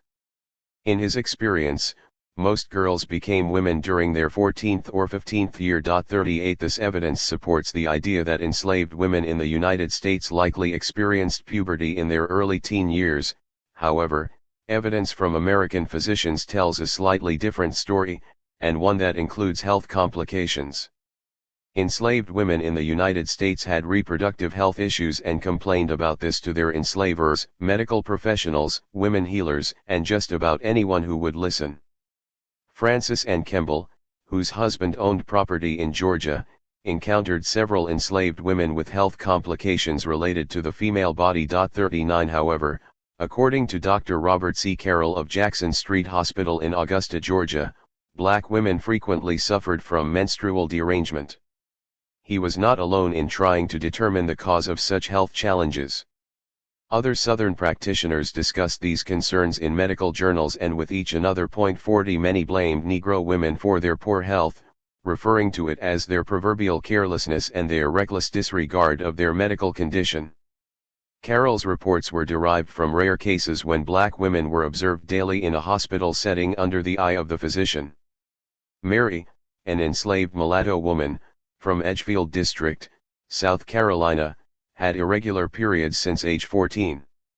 The degree to which Carroll described her irregularity both as to time and quantity indicates the precise nature of her care. She gave birth to her first and only child at age 18, but the infant died 3 days later, marking the beginning of extended discomfort. Her condition does not appear to have been menstrual cramps, which some enslaved women cured by wearing a cotton string tied with 9 knots around their waist, because her symptoms became more frequent and lasted for nearly a decade. 41 For 8 or 9 years after giving birth, Mary became very ill every month around the time of her menses. Described at first as occasional hysterical symptoms, the frequency increased as Mary displayed convulsive movements daily, generally about daylight, before being admitted to the hospital. Her enslaver removed her from the plantation, took her to an urban area, and admitted her to the hospital because she had not been able to do work of any consequence for many months. Think about this rationale for a moment. Mary apparently went to the hospital after years of physical pain and months of being unable to provide reproductive or productive labor to her enslaver. Clearly her symptoms became more disruptive, as her enslaver was not able to extract work from her. That he traveled an unknown number of miles to a local city suggests that it was important to him that she received medical care. But given contemporary knowledge, Mary could possibly have been suffering from a severe case of postpartum depression, which at that time was not entirely known. She may have been upset by the death of her child, or this may have been one of many losses. There is also the possibility that she did not want her child to grow up enslaved and that his or her death was a relief. We cannot uncover her mental state, we know much more about her physical condition. After a thorough medical exam, Mary lay lifeless, pale, and somewhat emaciated, with a melancholy expression of countenance. She had diarrhea, back pains, gastrointestinal pain, and tenderness on pressure over the region of the womb, extending up to her belly button. The physician performed a digital exam and placed a finger in her vagina, causing her to shrink from the pressure. Perhaps she pulled away because she did not want the doctor to examine her. She may have been uncomfortable with that level of scrutiny, as it may have been the first time a white male physician examined her. Most enslaved women were accustomed to black women healers tending to their health needs. 42 Possibly, she had some serious health issues. The attending physician found that the walls of Mary's vagina are apparently healthy and suspected she was feigning her illness. He therefore asked another woman to remain in the room to observe Mary's attacks. The very next day, at daylight, Mary experienced another one of her convulsive episodes that put her in a state of apparent unconsciousness and lethargy. The physicians concluded that she was not faking and labeled her illness hysterical catalepsy. From April 25 through June 8, 1859, Mary remained in the hospital and received treatment. Her lengthy stay speaks volumes about how her enslaver must have valued her. Medical fees, including medication, testing, boarding, and other expenses, were not taken lightly by enslavers who sought to maximize the labor of their enslaved workforce. We know Mary's enslaver took her to the hospital because she had been unable to work. Perhaps Mary was worth the cost of this treatment because she was in her prime years. As time went on, Mary expressed that she was feeling better, while the doctors worked to restore her health. In addition to her hysterical catalepsy, she had leukorrhea, a white or yellowish discharge of mucus in the vagina that caused an infection.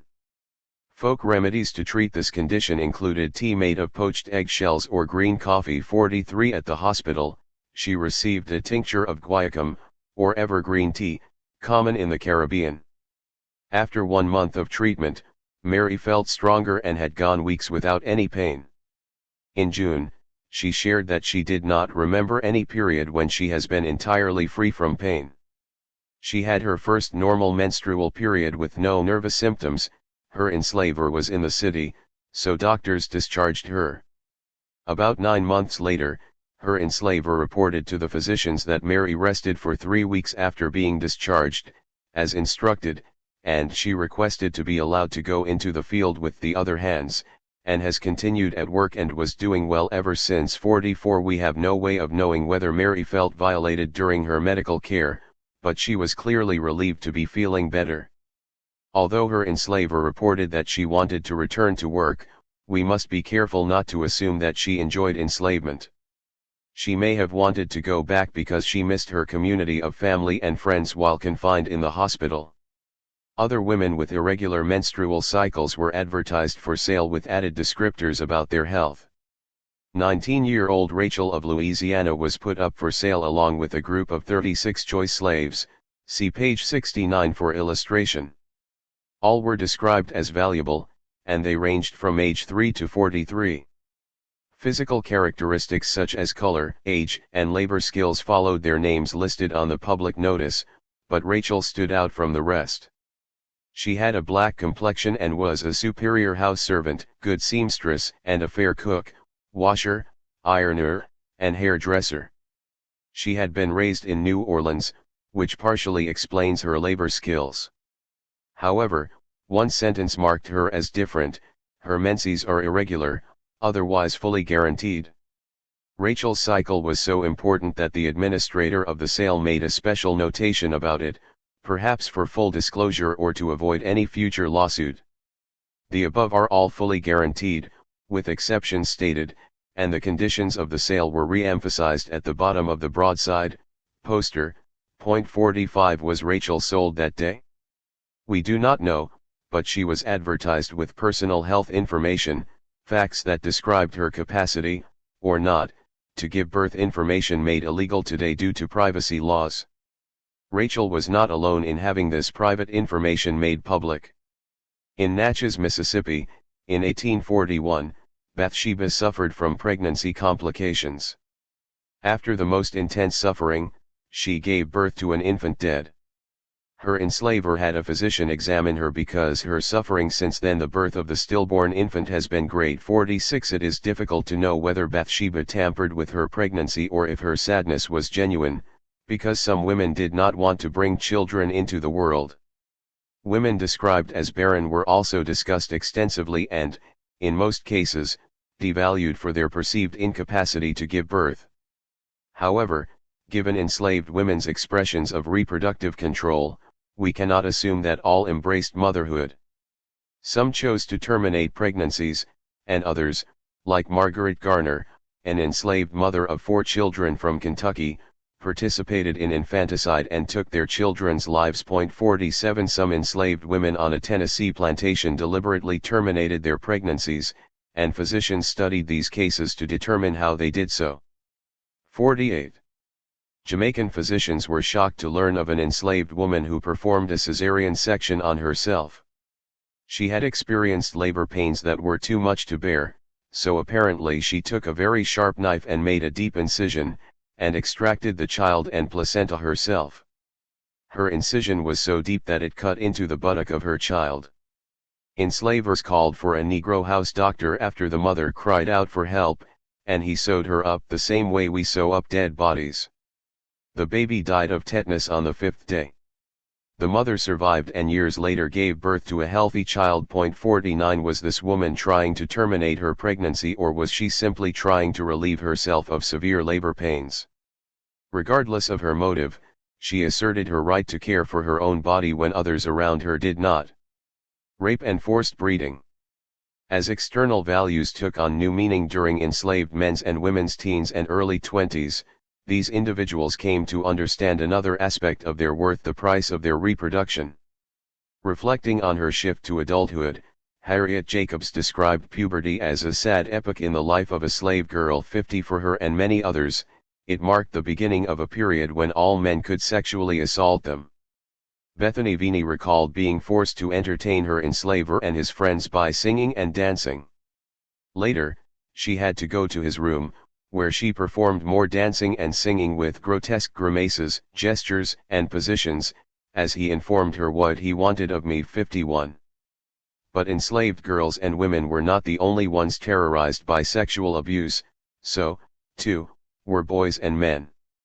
Historian Thomas Foster reminds us that black manhood under slavery was also violated, yet most of the literature focuses on the sexual assault of women and girls. 52 Men recalled being treated like breeding animals. Their appraisers scrutinized their size, strength, and virility. John Cole, enslaved in Georgia, remembered that men were selected specifically for raising up strong black bucks. They were sometimes taken on a circuit to visit other plantations and impregnate the women. After all, he noted, this was thrifty and saved any actual purchase of new stock. 53 Laura Thornton, enslaved in Alabama, testified that enslavers would work them to death and breed them too. In some cases, she added, old Massa kept one for himself. 54. As with girls, the exploitation of boys started at a young age. They were objectified on the auction block and made to run and jump, often with little or no clothing to cover their genitals. In New Orleans, brothel houses specialized in young boys, markets advertised them, and enslavers wanted to purchase them. Enslavers were both male and female. Historian Stephanie Jones Rogers suggests that slave-holding women administered and sanctioned exploitation as readily as their husbands. 55 Some enslaved males learned about exploitation from their fathers. I heard my father say, explained Oscar Felix Junell, that in slavery time, they took the finest and portliest-looking Negroes the males for breeding purposes. 56 Adrian D. Davis, a legal scholar, thus labels slavery as a sexual economy that began during these years, was reinforced predominantly by elite white men, and made enslaved women and men productive and reproductive laborers. 57 Thus, enslaved women and men experienced exploitation at the hands of men and women of every rank and class, from the enslaved to the free. The meaning and practice of 19th-century breeding differed from the 18th-century conceptions of the term outlined in Chapter 1. Rape and forced breeding became common experiences for the enslaved, particularly after the transatlantic slave trade was abolished in 1808. The values of enslaved women's bodies, in particular, increased during the decades before and after the law passed, and breeding in this century became associated with animal husbandry. 58 Men too were valued for their ability to make babies, and their experiences with breeding depended on location. Frederick Douglass explained it best, I am from a breeding state where slaves are reared for the market as horses, sheep, and swine. 59 Southern newspapers confirmed such notions, so too did instructions among enslavers and speeches among politicians. 60 Traders advertised breeding practices in local newspapers. One North Carolina paper reported, since the discontinuance of the African slave trade, some parts of America have become great breeding districts, in which human cattle are raised for the southern market. 61 Clearly, by the 19th century, some enslavers used forced reproduction, which often increased their enslaved populations. Some historians recognize these practices and describe them as the fetishization of black bodies. 62 I have argued elsewhere that the exploitation of both sexes occurred when enslavers forced enslaved people to copulate against their will, which I labeled third-party rape. 63 We still have much more to learn about this history, and the thoughts, comments, and feelings of the enslaved on this subject are an important resource. Many enslaved men recall being greased up and groomed for the auction block. One bystander in Louisiana referred to the preparations as dressing up the slaves to be sold. Some traders kept a big, good-natured buck to lead the parade of enslaved people ready for sale. 64 Whether in a yard, a private home, or a business, enslaved men were objectified on the auction block, just as their female counterparts were. Potential buyers tugged on their skin, opened their mouths, pressed against their muscles, and asked them a series of questions. 65 Enslaved people testified about several forms of sexual coercion, but the stigma attached to 19th century notions of breeding contribute to its scarcity in recent historical literature. We now identify broader categories of sexual abuse, including physical penetrative assault, forced reproduction, sexual coercion and manipulation, and psychic abuse. 66 The spectrum of abuse was part of the slavery story. Sylvia Watkins, an enslaved woman from Tennessee, recalled that white men went with colored gals and women boldly. Continuing, she said that the white women went with colored men too. In her estimation, the presence of single white women in some communities was a cover for them going with one of their male slaves. 67 These relationships had a power dynamic that cannot be overlooked. With this in mind, it is no surprise that sexual abuse crossed racial and gender lines, even if we cannot always know the meaning behind such interactions. 68 But what happened to an enslaved man when he was forced to have sex with a woman he did not choose? How did he respond to the sex-on-demand nature of forced couplings? How did he become aroused enough to perform for his enslavers?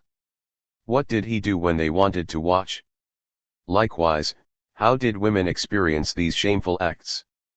Sam and Louisa Everett of Virginia recalled orgies on their plantation where their enslaver forced them to have sexual relations, even though they had other partners. Their enslaver made Sam expose his genitals and asked Louisa, "Do you think you can stand this big NR?" When she hid her face from his nakedness, her enslaver forced her to look at Sam. Next, he told us that we must get busy and do it in his presence, and we had to do it. 69 Henry Bibb, who successfully escaped slavery, summarized such practices: every slaveholder, who is the keeper of a number of slaves of both sexes, is also the keeper of a house or houses of ill fame.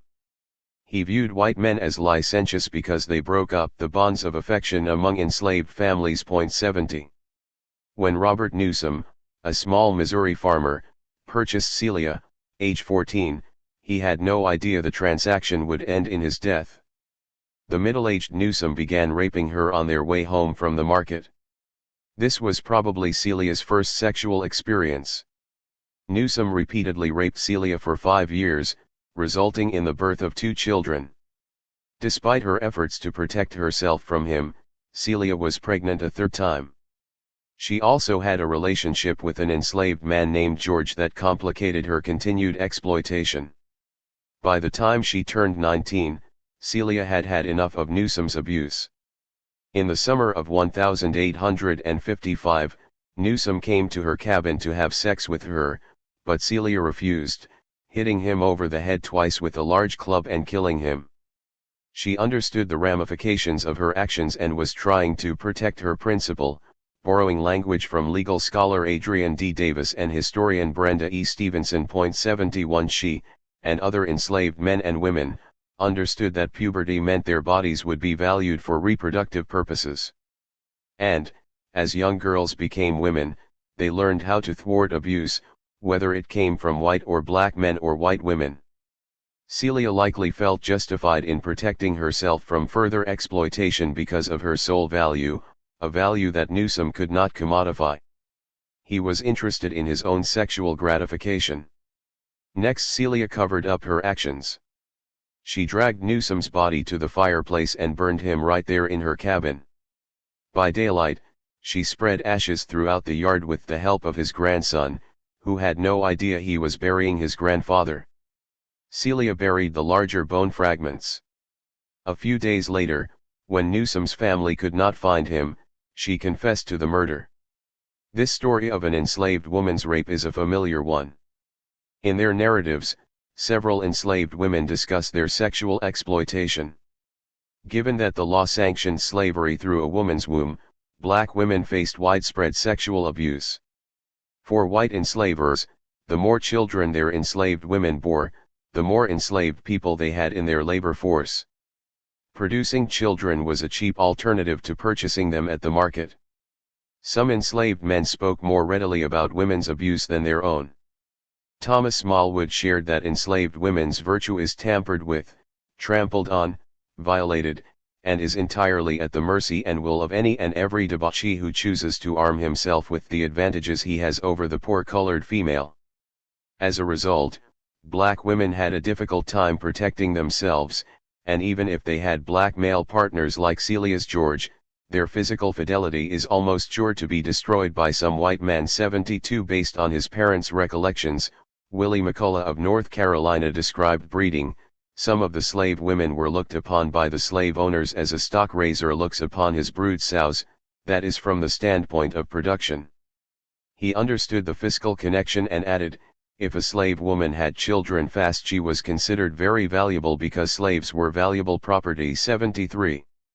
Some enslaved men and boys tried to defend their female relatives from sexual abuse. Bob, a Louisiana enslaved man, tried to protect his sister Nancy from sexual abuse. One day when they were little, Nancy started to cry and told her brother that I am very unhappy, I wish to die. Just as Bob asked her why, the overseer's son Peter came running across the yard with a whip in his hand, grabbed Nancy by the neck, and threw her on the grass. Bob jumped in between the two and yelled, "Peter, don't hurt my sister. No. You shall not hurt my sister." Peter struck Bob in the face with the whip and completely destroyed his eye. 74 Testimonies such as those of Thomas, Willie, and Bob are just a few stories about black women's sexual abuse told from the perspective of enslaved men. One father painfully noted that he was tired on it after seeing his daughter and other women being exploited. 75. Returning to the story of Celia, how different would her narrative be if we could hear from George, her lover? As the community developed a case against Celia, George and others were interviewed. He denied involvement with the crime, even though some could not imagine how Celia could have committed it on her own. While she awaited trial, Celia gave birth to a stillborn child. When the court proceedings began, medical doctors testified about whether a human body could be so completely destroyed in a simple fireplace in a span of only 6 or so hours. This case occurred before the use of cremation to dispose of bodies in the United States. The first American crematorium did not open until 1876. One could argue that Celia's actions represented one of the first makeshift cremations in U.S. history. As this book unfolds, Celia's act will take on multiple meanings, some perhaps connected to the history of medicine. In Celia's testimony, we learn that she did not intend to kill him when she struck him, but only wanted to hurt him. Despite this, and the fact that she was guilty only of valuing herself enough to resist exploitation, Celia was hanged by the neck until dead on the 16th day of November 1855. 76 Her children were given values and sold, but we do not know to whom or where. What happened to George also remains a mystery. We know that the state paid for her execution and valued her death over her life. We do not know if her body was ever laid to rest. Some women were not as successful in ending their abuse. One woman, described as an intelligent and conscientious person, tried to refuse her enslaver's criminal intercourse on multiple occasions. Every time she did, he sent the overseer to flog her. After 2 severe whippings, she recognized that her case was hopeless and gave herself up to be the victim of his brutal lusts. 77. Some women like Madeline, described as a beautiful quadroon, age 16, fought sexual abuse on the same night they were sold. Madeline's new enslaver was considered a confirmed dissolute sick rascal. After the $1,900 purchase, her pitiful cries and groans of anguish, in the horrible night were heard for several houses from that of her inhuman new master. A Frenchman, Raymond Legrand, promised to purchase her and take her to France, but he did not have enough money to buy her. In response, Madeline, who valued herself more than the price tag on her body, tried to escape the next day. While being sought, she ran to the wharf and jumped in the river to her death. Her last words were, "Adieu, cher Raymond." 78 Madeline preferred death to enslavement. She valued her soul enough to die. 79. Commodification data for enslaved adolescents and young adults. The external values of those in their teens and early 20s, between ages 11 and 22, increased slightly from those in childhood, unless they were deemed unfit. Examining a sample of 19,041 appraisals and sales from 8 southern states between 1771 and 1865, we learn that the average appraised values for young women and young men were $517 and $610, respectively. Clearly, they were becoming more valuable as they approached puberty. As girls developed the capacity to have healthy children, their market values incorporated the ability to produce future increase. Traders sold a 12-year-old girl at the Richmond, Virginia, market for $550. She wore a small checkered tartan frock, a white apron and white-colored handkerchief.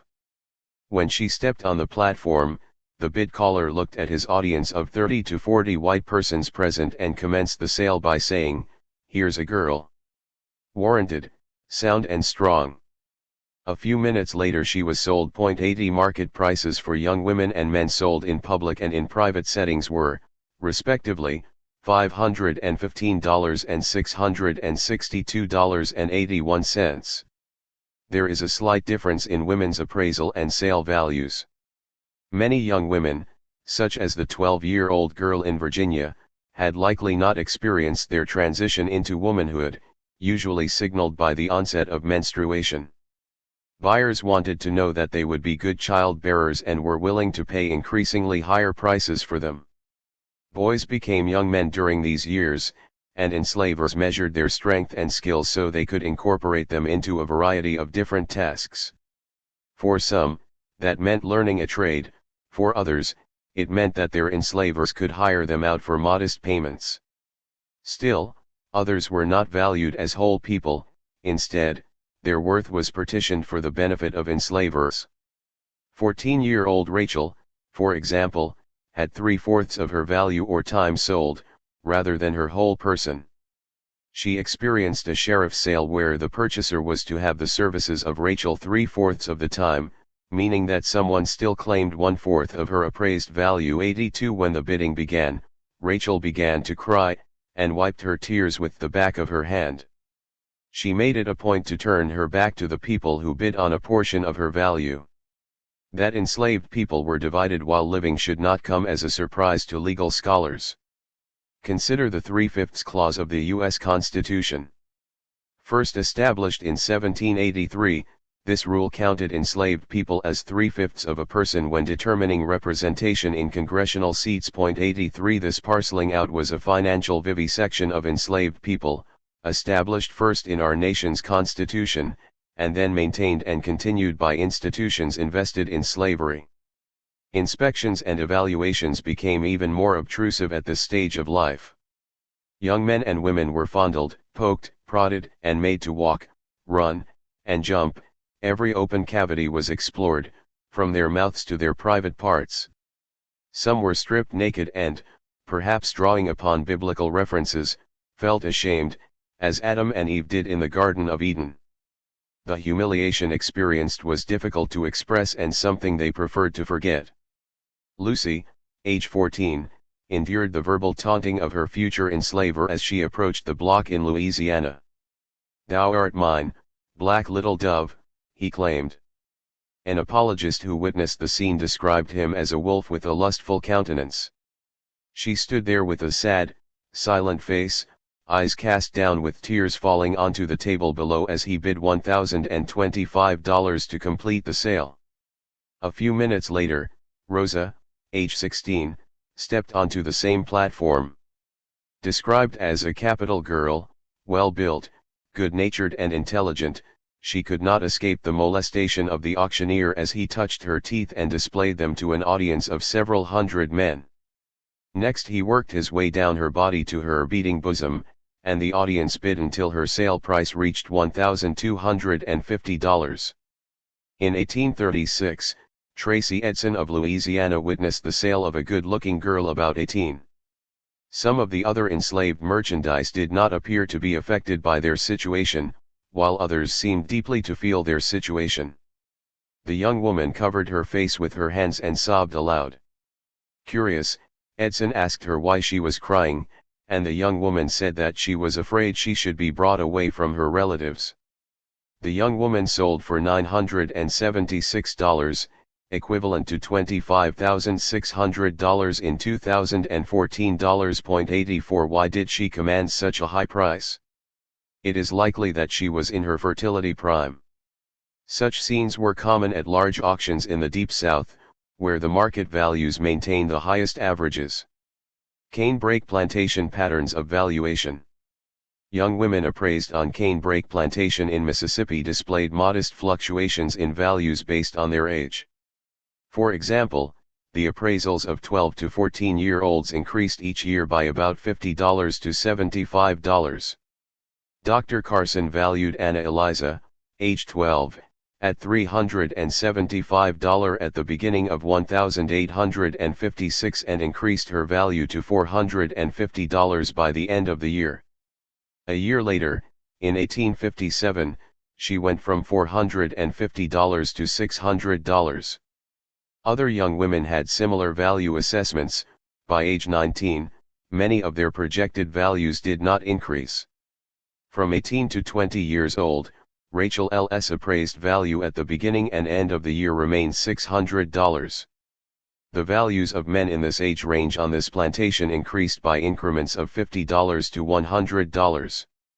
Male 11-year-olds received values of around $400, and 22-year-olds were valued at $800 to $900, with the exception of 16-year-old Thomas, who received a $1,200 value in 1858. Dr. Carson clearly valued Thomas over the other men, indicating either his field labor capacity or his artistry skill. 85. Valuation of adolescents and young adults in death. Enslavers used death as a mechanism of control. Although many tried to capitalize on market values upon the loss of life, others willingly killed their human chattel as a threat to the living. While such examples could be financially damaging to enslavers, they were psychologically instructive for enslaved people's soul values. Through funerals, post-mortem autopsies, and insurance policies, enslavers manipulated the fiscal vitality of the institution, yet they were rarely able to commodify enslaved people's immortal souls.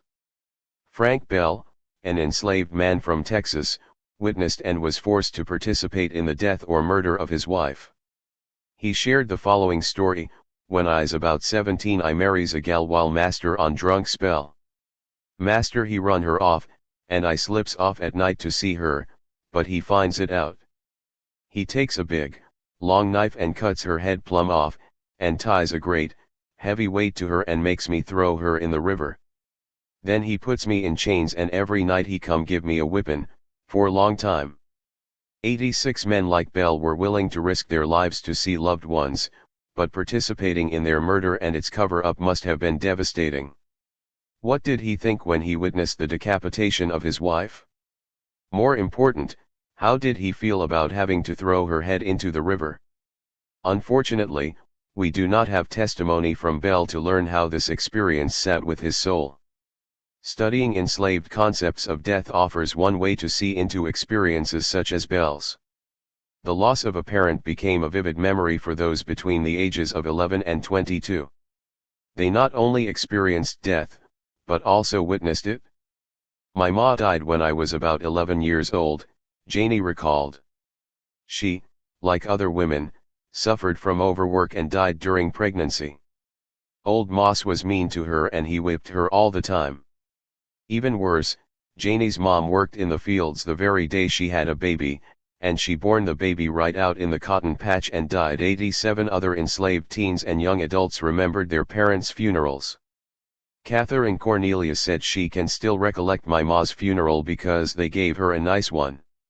She was pleased Brother Aaron preached the funeral. Her mother was laid to rest in their own burying grounds with planted willow trees as grave markers in place of headstones. All of the coffins was made on the place, and they was plain wooden boxes. They were nicely made. A funeral procession carried off the bodies, and all the enslaved were allowed to attend. Whites and blacks alike cried and paid their respects to her dear mother. 88. Some enslavers allowed similar elaborate services and showed respect for the dead, unlike Bell's owner who did not allow Bell's wife a proper burial. Willis Cofer of Georgia remembered very elaborate rituals to prepare the dead for burial. Someone washed the corpse with soap and hot water, then wrapped it in a winding sheet, and laid the body on a cooling board. Customized coffins to fit a person's body were common on Cofer's plantation, and men were laid to rest in a suit of clothes, while women were buried in the winding sheets. The burial involved a short procession to a graveyard where the body was placed in the ground. Some more formal funerals had sermons, hymns, and a small service as late as 2 months after the body was laid to rest. The rationale for such a delay had to do with external values. Enslavers wanted to make sure the harvest period was complete and that enslaved people from neighboring plantations could attend. 89. Octavia George, enslaved in Louisiana, remembered that funerals were very simple for slaves. Her plantation did not allow a full service. Bodies were just taken to the graveyard and buried. The enslaved could not even sing at the cemetery. Instead, her mistress told ghost stories after funerals and they would nearly scare me to death. One story involving the decapitated body of a man was a particularly vivid memory for her. 90. On some occasions, the death of the enslaved involved an official post-mortem examination. In these instances, the cause of death was the most important inquiry, the monetary value was the second. Legal historian Ariella Gross notes that postmortems occurred to determine the monetary value of the slave's body at issue, and that dissection after death was the final dishonor to a slave's body. In order to determine who made money off of the deceased, postmortems were a prerequisite for any claimant's claim over a dead slave. 91 Evidence of postmortems is found in medical journals throughout the United States, Europe, and the Caribbean. Through these cases, we learn about the cause of death and the circumstances surrounding the valuation of dead bodies. 92 A spectrum of commodification continued in postmortem spaces. Life insurance. People or companies who insured young adults knew these were years of great physical and earning potential, but they were also risky years due to the myriad of health complications that came with pregnancy and rigorous labor. Such realities were reflected in the insurance premiums and corresponding appraisal values of individuals between the ages of 11 and 22. Representative of the value of black bodies at death, insurance premiums are much higher than annual appraisal values discussed above.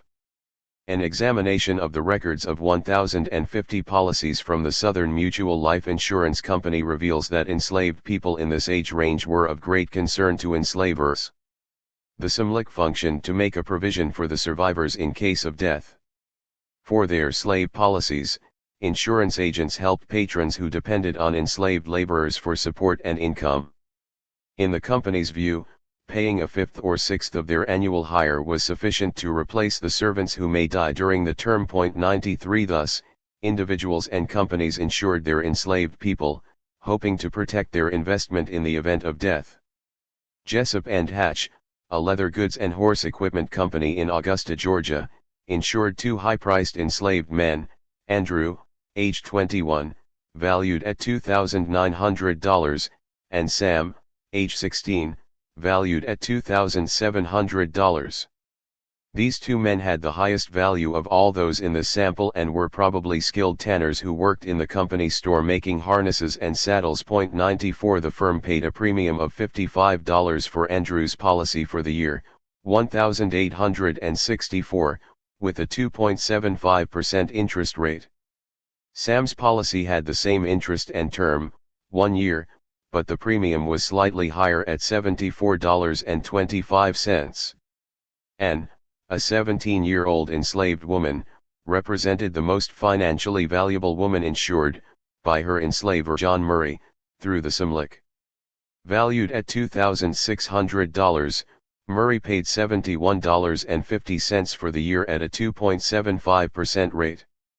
Twiggs, gender unknown, was only 11 years old, priced at $2,300, with a 1-year policy and a $65.25 premium.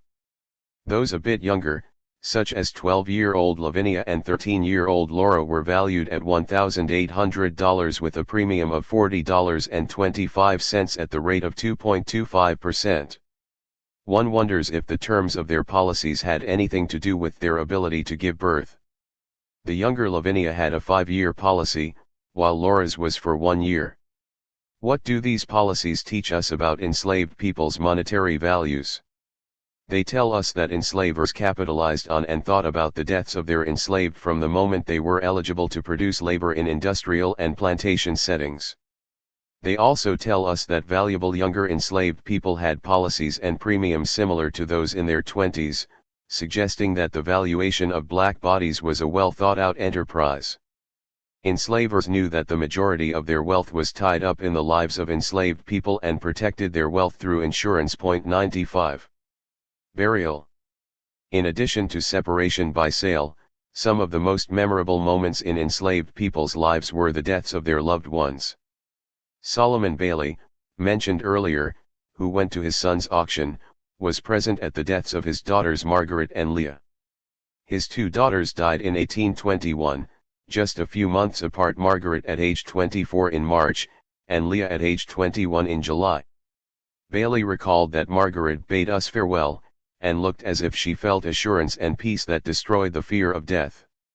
In her last words, earnestly charged us to meet her in heaven. 96. Leah, in her last moments, compared her suffering to that of Jesus and said, "I never shall say I suffer too much."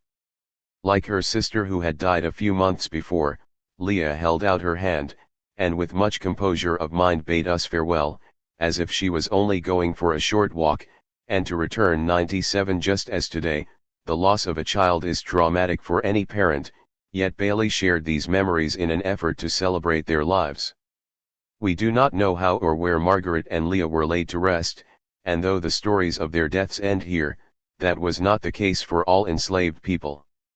As mentioned earlier, some enslaved people received decent burials in plantation or city cemeteries. At Laurel Grove in Savannah, Georgia, 191 enslaved people between the ages of 11 and 22 received burials. Most were laid to rest by their enslavers after suffering scarlet fever, typhoid fever, or yellow fever, a host of other illnesses such as consumption, pneumonia, syphilis, bronchitis, lockjaw, whooping cough, and pleurisy also claimed lives. Approximately 15 different local physicians visited and treated some of them before their passing. This suggests that their lives had some value, as enslavers paid medical fees to white physicians for treating them. They also had to pay for burial expenses at the cemetery, further supporting the idea that these individuals were valued not only for their productive labor, but also perhaps for their humanness. 14-year-old Mary Ann likely suffered breast cancer, as a Dr. Fish noted she had a tumor in her breast that could not be treated.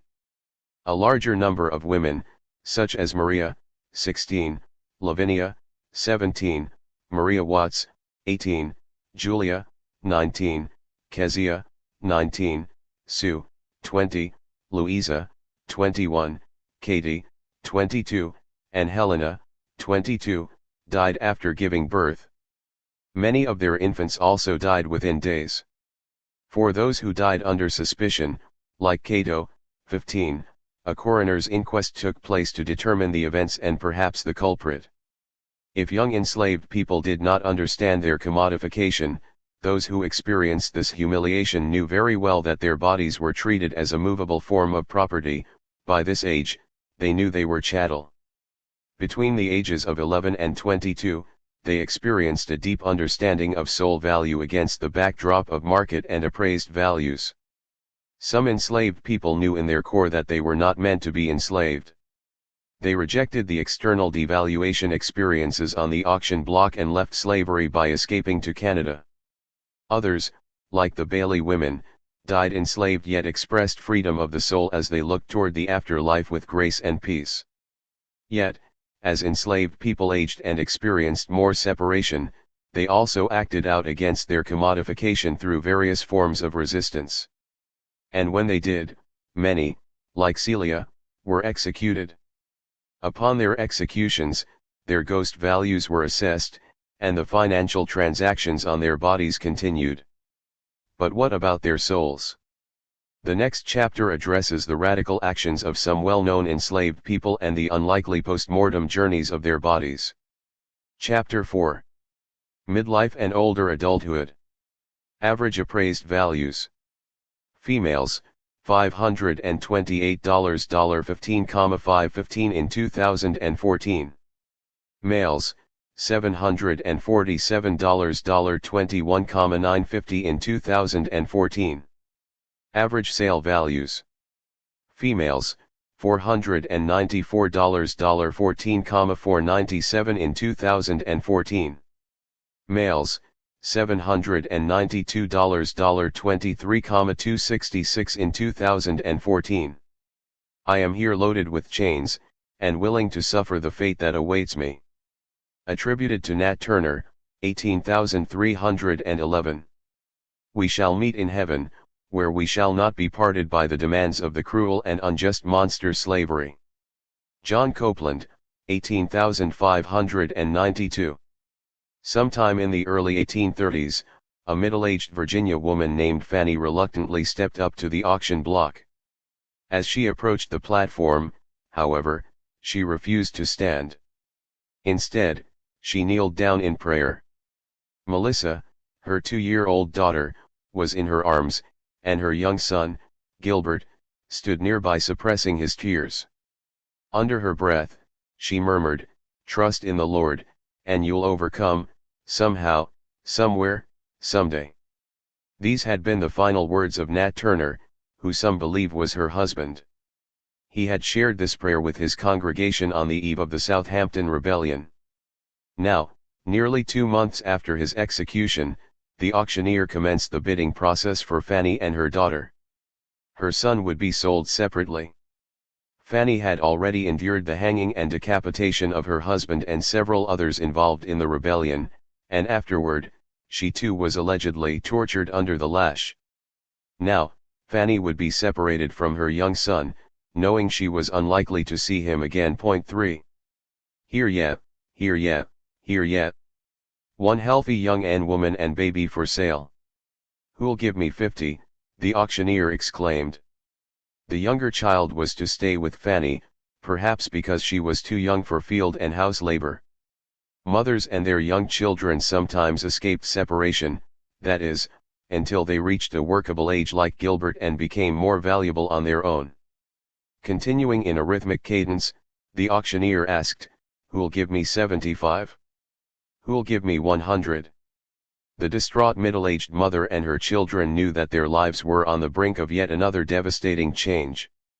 Because she was in her prime years, between the ages of 23 and 39, Fanny represented a valuable labor source that had the ability to procreate. Middle-aged enslaved people often held their highest monetary values during these years, and some appeared in documents as prime hands, A1 prime, or a full hand. We do not know which classification Fanny had, but we know that she was sold to planter Yarborough of Alabama for $125, for within the span of just a few minutes, Fanny and Melissa were sold and separated from Gilbert.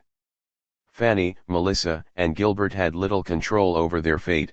This auction represented a pivotal moment in their lives. Fanny was in her mid-20s and had witnessed the harsh and inhumane treatment of many enslaved people over the years. Her children had too, and even though they were not old enough to fully process the recent events, they could tell by their mother's anguish that the outcome would not be good. She tried to disrupt the sale by covering her baby girl, protecting her from the biting cold, and the gaze of potential buyers. Remaining on her knees in prayer, Fanny expressed the value of her soul to her children. She kept her eyes on Gilbert, perhaps so that he could read her lips, leaving an important message with him. She wanted him to trust the Spirit of God to guide and direct him in her absence. Melissa valued her soul and taught her children to do the same. Historian Walter Johnson reminds us that many enslaved people did all they could to negotiate their sales. Their interference is evidence of their attempt to control their fate and an expression of their soul value. 5. The Turner family had lived in and around Southampton County, Virginia, for their entire lives, until several members were sold in the aftermath of the Southampton Rebellion. White people's fears were realized when Turner led one of the largest uprisings in U.S. history, in 1831. During the two-day raid, Approximately 55 to 60 whites were killed, including men, women, and children. Turner's execution, for the purposes of this study, provides a context for examining the deaths and post-mortem values, among other things, of middle-aged enslaved people and free blacks between ages 23 and 39. When an enslaved person died, some enslavers received compensation for their loss after they petitioned the state or by way of insurance policies. Direct descendants and family members of the deceased experienced loss, but did not receive financial support. I look to the aftermath of Turner Rebellion as one of two case studies for exploring the ways in which enslaved bodies continued to hold economic value after death. The second case study examines enslaved and free blacks who were executed after participating in John Brown's raid at Harper's Ferry, Virginia, now West Virginia, in 1859. Like the descendants of Turner, those involved in this uprising were denied burial rights, and their loved ones were denied financial compensation. However, as we shall see, one fortunate soul was reinterred at the end of the 19th century. This chapter examines the life and death of enslaved and free blacks in years that marked peak productivity in the fields, fertility, and the onset of aging, the ages of 23 to 39. In this stage of life, enslaved people had reached adulthood and often understood their financial value. They likely had already developed a sense of their own mortality and had experienced grief. But how did enslaved and free black families honor their deceased relatives when their bodies were not properly laid to rest? I argue that post-mortem commodification disrupted the process of spiritual regeneration, renewal, and resurrection. Although we cannot fully know how or if the deceased communicate with us, we can study their post-mortem journeys. The lives of Turner and others indicate that the value of black bodies in the mid-19th century extended beyond the grave. Midlife and older adults' understandings of life and death. Rather than ending discussions of their lives at the point of death, as most history books do, this study analyzes the monetary value placed on deceased leaders and other blacks by tracing the afterlives of their bodies. In afterlife, formerly enslaved people became cadavers commodified to extend their treatment as property beyond life. Using corpses of former human property for medical research caused families to be separated even in post-mortem spaces. The denial and/or disruption of black burial rituals removed any hope of unity in an imagined afterlife, because the cadaver represented a human without a soul. Some enslaved people left testimonies about their conception of an afterlife. The previous chapter indicated that some believed that when a person died, the soul left the body and served as an ancestor spirit until it was later reborn. Yet those with financial claims to the deceased body, such as enslavers and medical practitioners, maximized their investment in enslaved people while they were living and after they died. Enslavers literally found ways to profit from the institution of slavery years after those they held in bondage took their last breath. How do we make sense of such practices? A reconsideration of the enslaved life cycle and the meaning of life and death are good starting points. We must also consider the discourse on phrenology and the significance of an underground trade in bodies, body parts, and souvenirs from public executions. What follows is a discussion of life and death, one mirroring the other. During their lives, enslaved people were separated, sold, and traded to new communities. In death, some of their cadavers were also separated as a result of mob violence following public executions. We have no way of knowing how common this was, but we can acknowledge that it happened. Some of their body parts were cut off, burned, and slashed or torn apart and kept as relics commemorating the event. These souvenirs traveled from one home to another and were passed down through many generations. The developing medical profession also fueled the traffic and shipment of cadavers to medical schools throughout the United States. Here, corpses were separated and torn apart through anatomical dissection. In life and in death, enslaved people were separated, traded, and forced to travel. Relatives such as Fanny and her children were often denied the right to bury their loved ones, ensuring separation beyond death. Denying a person proper burial rights extended the exploitation of slavery to post-mortem spaces that are difficult to excavate because we do not have direct testimony from the deceased beyond visions, dreams, and spiritual messages that those living believe come from the dead. This type of evidence cannot be qualified or quantified. But, if we start with the executions and explore the post-mortem journeys of those bodies, the trajectories of commodification beyond the moment of death become quite clear. Valuation of older adults in life. The monetary value of enslaved men and women in the midlife and adulthood years, defined here as ages 23 to 39, is far more complex than that of younger enslaved people. These years marked the beginning of a decline in value that started around age 26 for females and the early 30s for males. However, before their market decrease, enslaved men and women firmly understood their dual valuation as people and property. Some likely knew they held economic value beyond death. Many fell victim to breeding, as enslavers tried to maximize the remaining years of their fertility. Others, like Fanny and her children, experienced separation and sale. Some enslaved people in this age range chose to reject the institution and participated in rebellions in the hope of gaining their freedom through death. They did not know that their enslavement would continue nonetheless. A few joined interracial movements, consisting of enslaved and free rebels, and planned attacks on white enslavers. No matter their choices, or the realities imposed upon them, midlife adults face dehumanizing consequences for their actions and behaviors during life and after death. By appraising the individual values of men and women, we learn that the fiscal value gap between the sexes began to widen during this stage of life. The divergence is likely due to the fact that women become less fertile as they mature and men reach a peak level of strength during these years. Enslaved people were considered prime in this age range, meaning their maximum earning potential hit its highest mark. According to historian U.B. Phillips, after the ages of 30 for field hands and 35 for skilled laborers, the monetary value of enslaved people declined. 6. Commodification data for older adults.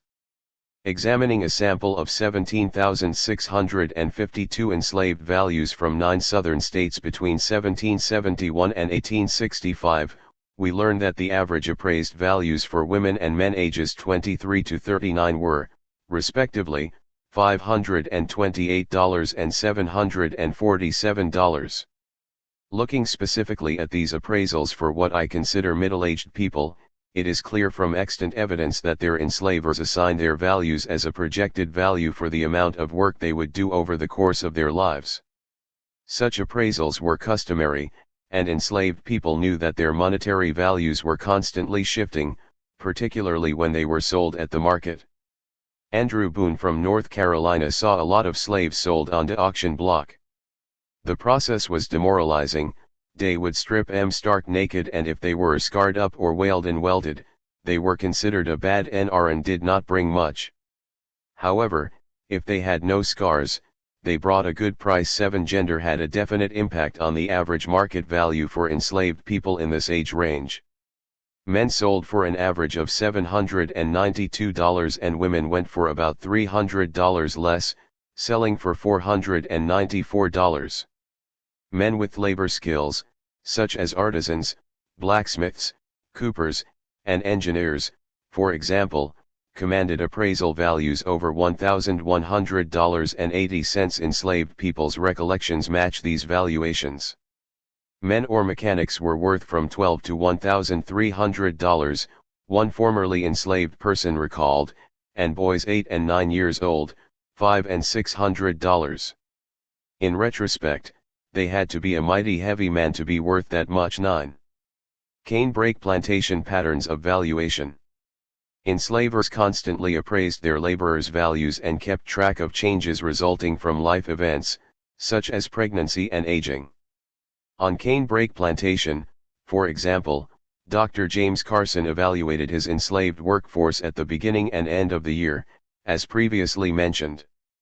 Tracing the lives of approximately 150 enslaved laborers from 1856 to 1858 provides further clarity to valuation in life. 10. In 1856, 15% of his enslaved laborers were between the ages of 23 and 39.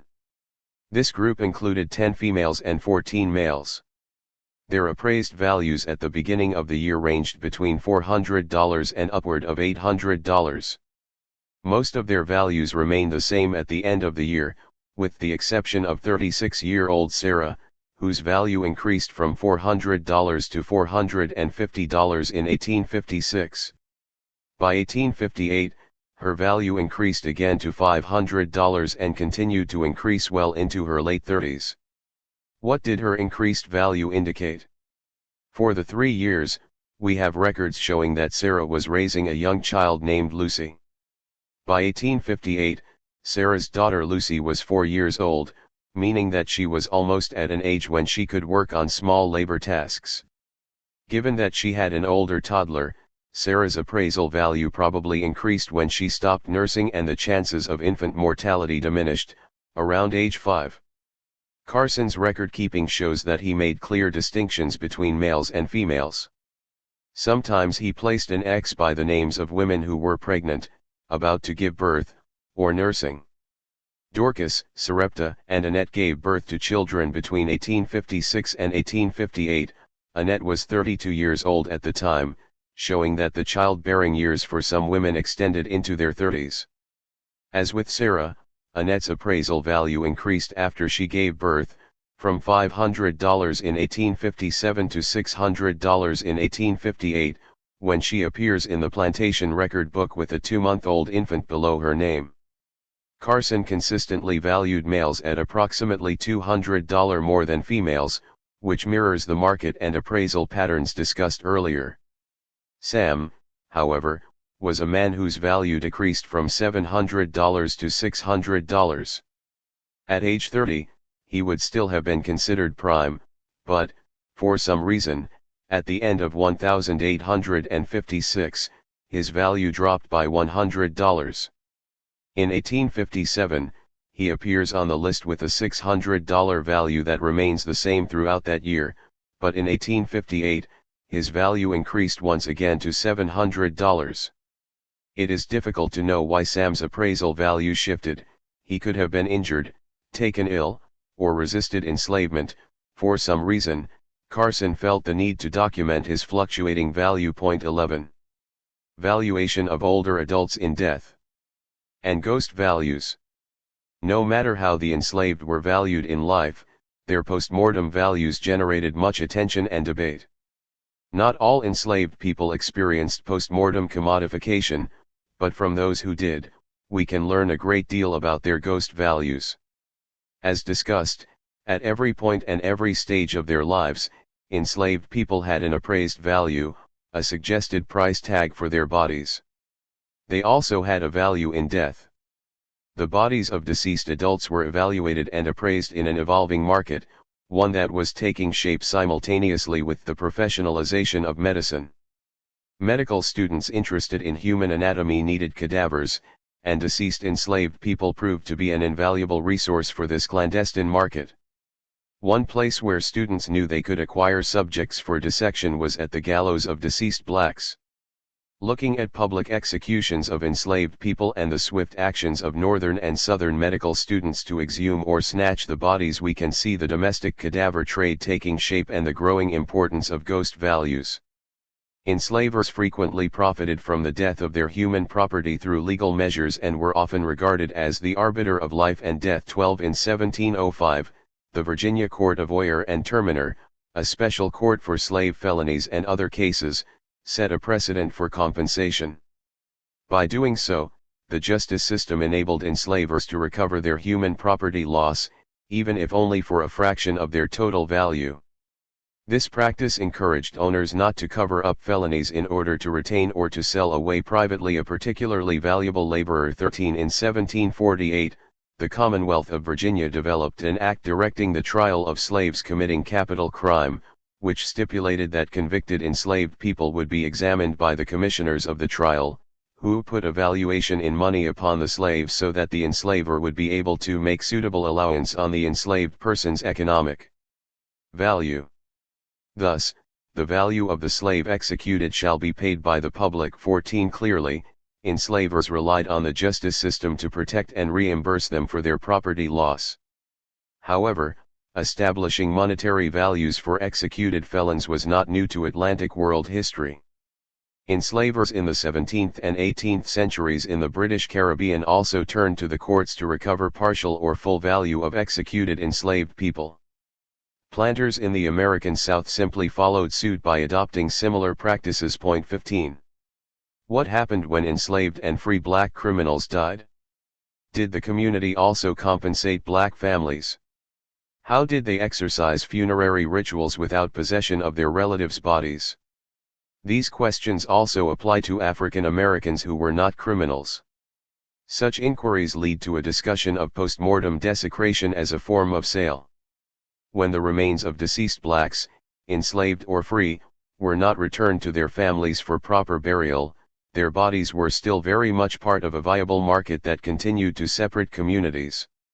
Anatomical research disrupted many postmortem journeys and, like Fanny, Nat, and their children, even in death, these families would not be reunited and buried together. Their only hope was that they would meet again in heaven. Modern anatomical research began in 15th century Europe and arrived in the American colonies in the 18th century with physicians who trained in England, France, Germany, Italy, and Scotland. Before any legal justification for dissection, there was a connection between criminality and extra punishment beyond death. 16 Dissection in many cases was perceived as desecration and punishment. Thus, by 1796, federal legislation supported the practice of dissecting those convicted of murder, regardless of race. When Nat Turner and his followers went to the gallows, Virginia medical students were nearby to claim the bodies for their research.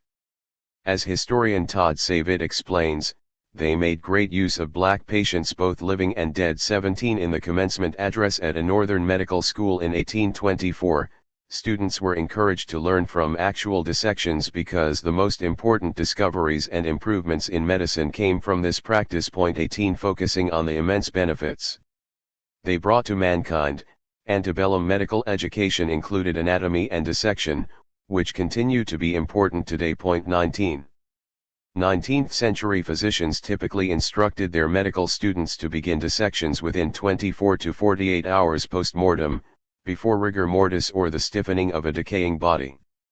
Students often worked with their faculty members, local coroners, graveyard attendants, jailers, magistrates, and most notably, grave robbers, also known as sack-em-up men, night doctors, or resurrectionists, to procure corpses for the dissecting table. I will address this practice in a later chapter, but it is important to note that the collection and distribution of cadavers has been institutionalized since the early 20th century.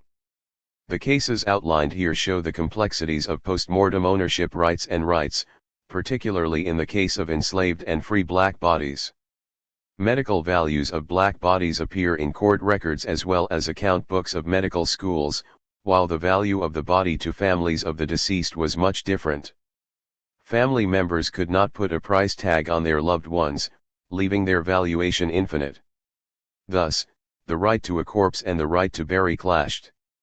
Bodies used for medical dissection did not carry the same meaning as those bodies defiled for revenge in the aftermath of rebellions. American residents, like those in many other slave-holding regions worldwide, lived in terror of enslaved unrest. They knew about rebellions in other parts of the world and worried that uprisings could happen in their backyards. These fears came to pass on several occasions and are well documented by historians. From them, we learn that some planned revolts were foiled before the enslaved and free rebels could execute them. Scholars refer to these as conspiracies. Others occurred, and black and white lives were lost as a result. In the aftermath of the Southampton Rebellion and John Brown's raid on Harper's Ferry, captured ringleaders and their followers faced public punishment via hangings at the gallows. Even after they died, the punishments continued, as their bodies were subjected to castration, decapitation, and skinning, among many other forms of post-mortem brutality. Mobs customarily defiled the bodies of former rebels.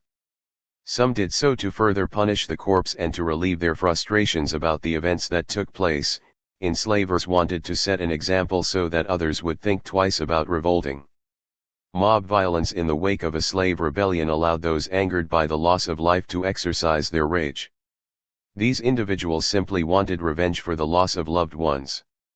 In some cases, they expressed rage by transforming bodies into commodities, as when flesh was used to make wallets, change purses, book covers, and lampshades.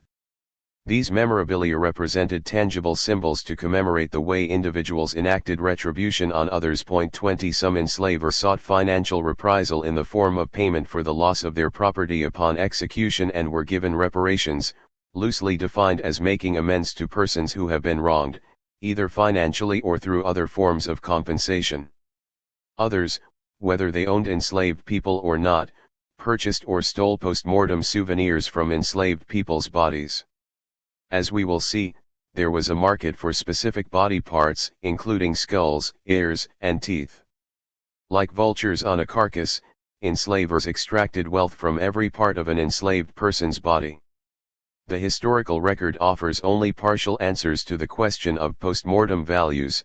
The term I use interchangeably with ghost values to describe the fluctuation over time of economic values assigned to corpses after death and pegged to the legal processes following an execution. 21 Studying the high-profile execution of Nat Turner, as well as those of John A. Copeland, Shields Green, and Dangerfield Newby, the African Americans convicted and/or killed for participating in the raid at Harper's Ferry, illuminates the dynamic nature of post-mortem monetary values. These executions also provide direct and indirect testimony just moments before the rebels entered the afterlife, where their bodies or body parts were once again commodified. 22. Post-mortem history of Nat Turner. Immediately following his execution, witnesses note that Turner's body was given to medical students, possibly from the University of Virginia or Winchester Medical School in Virginia, for dissection. Turner was beheaded and skinned, and reports indicate that the students and other bystanders who sought retribution made grease of the flesh. 23 One bystander apparently had a money purse made of his hide, and Turner's skull was turned over to the coroner for study. A local doctor possessed his skeleton for many years. At some point, it was misplaced. 24 William Buck Mallory boasted about being the person who skinned Nat Turner. Nearly 30 years after the rebellion, while traveling through Petersburg, Virginia, he admitted to tanning Turner's hide and that portions of it are now extant in the curiosity shops of many residents in and about Southampton. He later remarked that he would have skinned old John Brown if he could only have had the opportunity. This information appeared in numerous newspapers and in Mallory's obituary. 25 Turner's body parts held value to some ghost values and they were commodified and traded as a result. Aside from a handful of scholarly accounts, Turner's biography ends at the gallows. His legacy does not typically include the story of his dismemberment.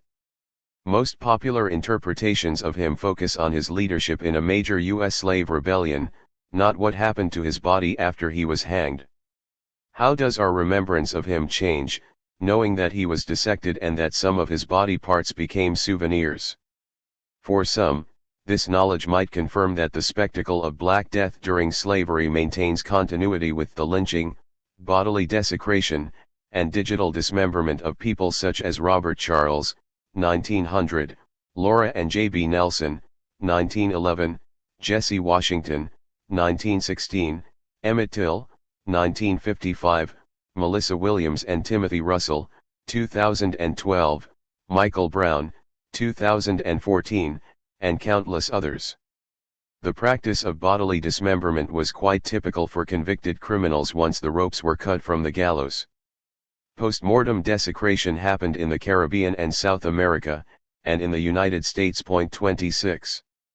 Although it might seem unusual to 21st century readers that Nat Turner's skull and skeleton became part of a clandestine market in bodily remains, journalists, medical historians, and anthropologists all note the frequency of such traffic and provide important context to this discussion. 27 We know from 19th century anatomy that, for physicians, the study of skeletons represented the most common anatomical display and that bones were an important part of understanding human Anatomy. 28 At the time of Turner's death, Virginia had two medical schools in operation: the University of Virginia, UVA, Medical Department, established in 1825, first graduating class in 1828, and Winchester Medical School in the Virginia Valley, established in 1826. Hampton-Sydney College, organized in 1775, did not fully establish a medical department until 1838. Today, it is known as the Virginia Commonwealth University Medical Center.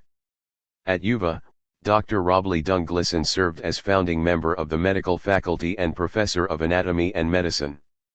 Incomplete medical catalogs suggest that a Dr. Johnston served as a professor of anatomy in 1833, and there was a vacancy for the professor of medicine. 29 The establishment of such teaching facilities meant that there were medical students and trained physicians nearby who would have an interest in cadavers.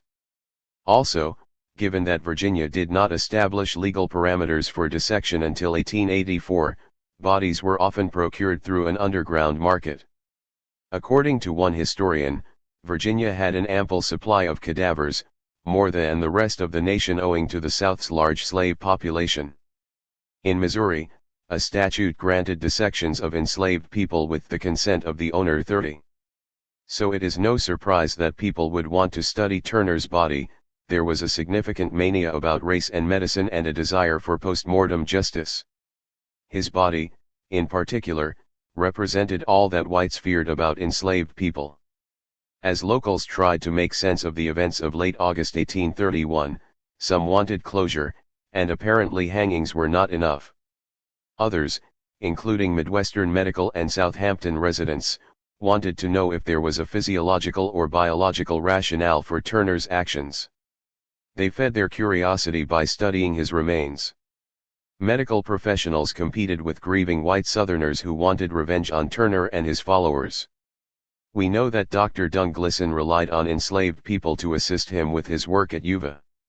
He hired a man named Nelson to work in his garden and stable, and then Fanny Gillette Hearn and her youngest child, and later her husband David Hearn, as well as others whom he borrowed from Thomas Jefferson's family.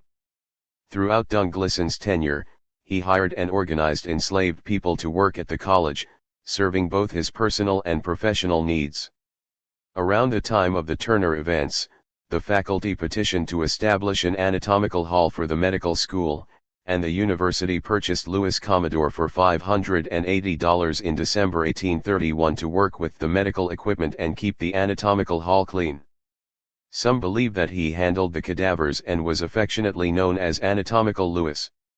If any medical professionals affiliated with UVA had obtained Turner's skeleton or skull, it is certainly possible that Dung-Glisson and even Louis were involved. 31.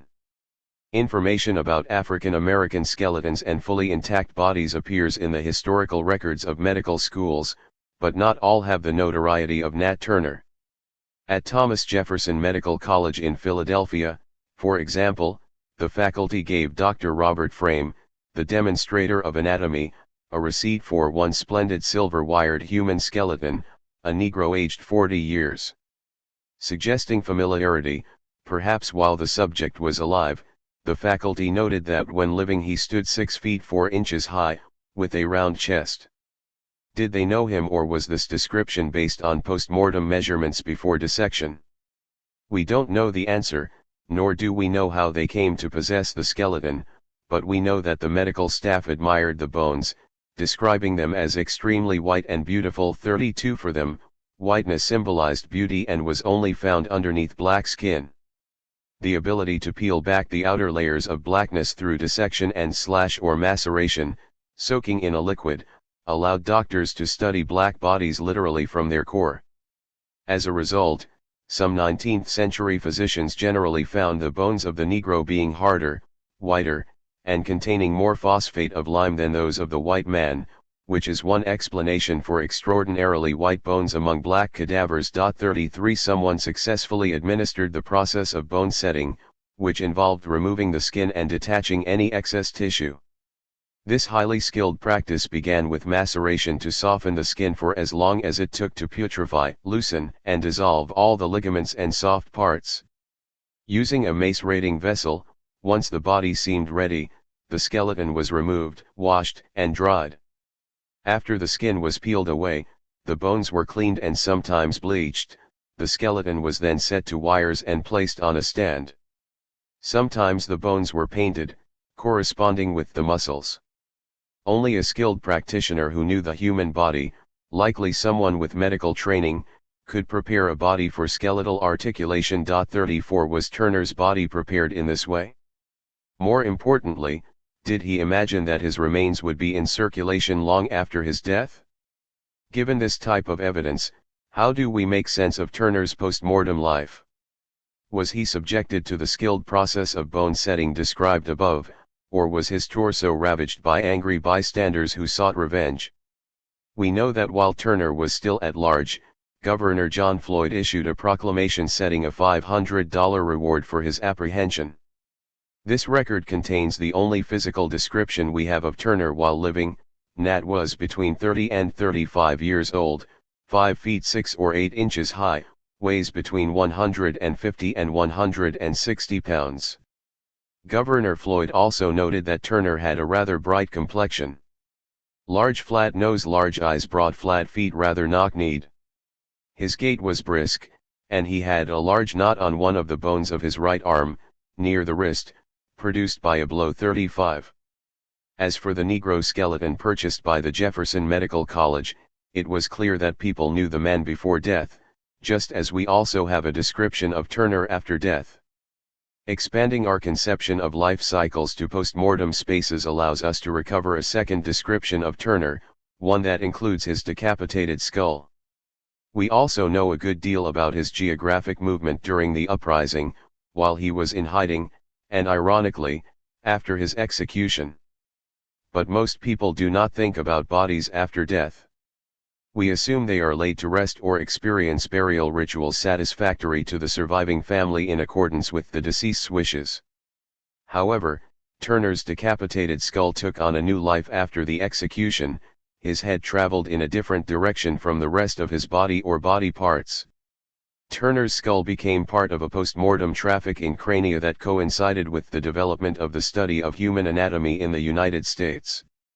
Egyptologist George Robbins Glidden and craniologist Samuel Morton were two key figures in a skull trade that paid thousands of dollars during the 19th century to purchase and ship skulls from Egypt, where Glidden collected them, to Philadelphia, where Morton studied them. 36 Similar to domestic traders like Isaac Franklin and John Armfield, who trafficked in human chattel from Alexandria, Virginia, to Natchez, Mississippi, Glidden and Morton created a system of buying and selling skulls across the Atlantic. 37 Morton had a team that he sent out to collect the heads of executed criminals, at the gallows and in hospitals and jails.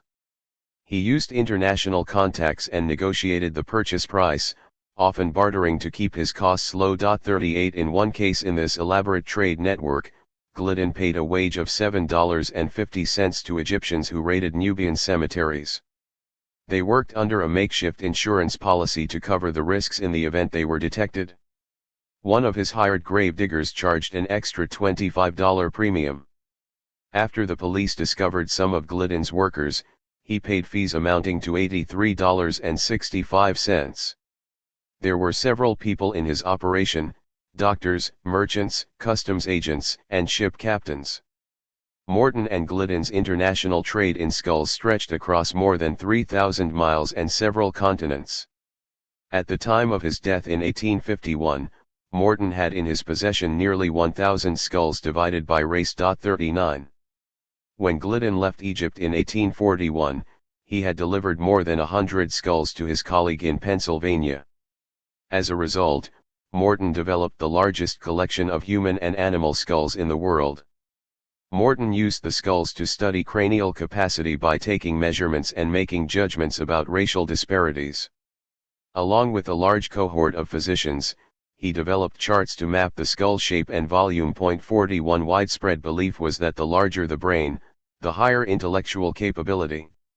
Morton published his findings in the now famous Crania Americana, 1839, so the world could see his collection, currently held at the University of Pennsylvania. 41 This was the context in which to justify the curiosity about skulls, including Nat Turner's. Morton likely never saw Turner, dead or alive.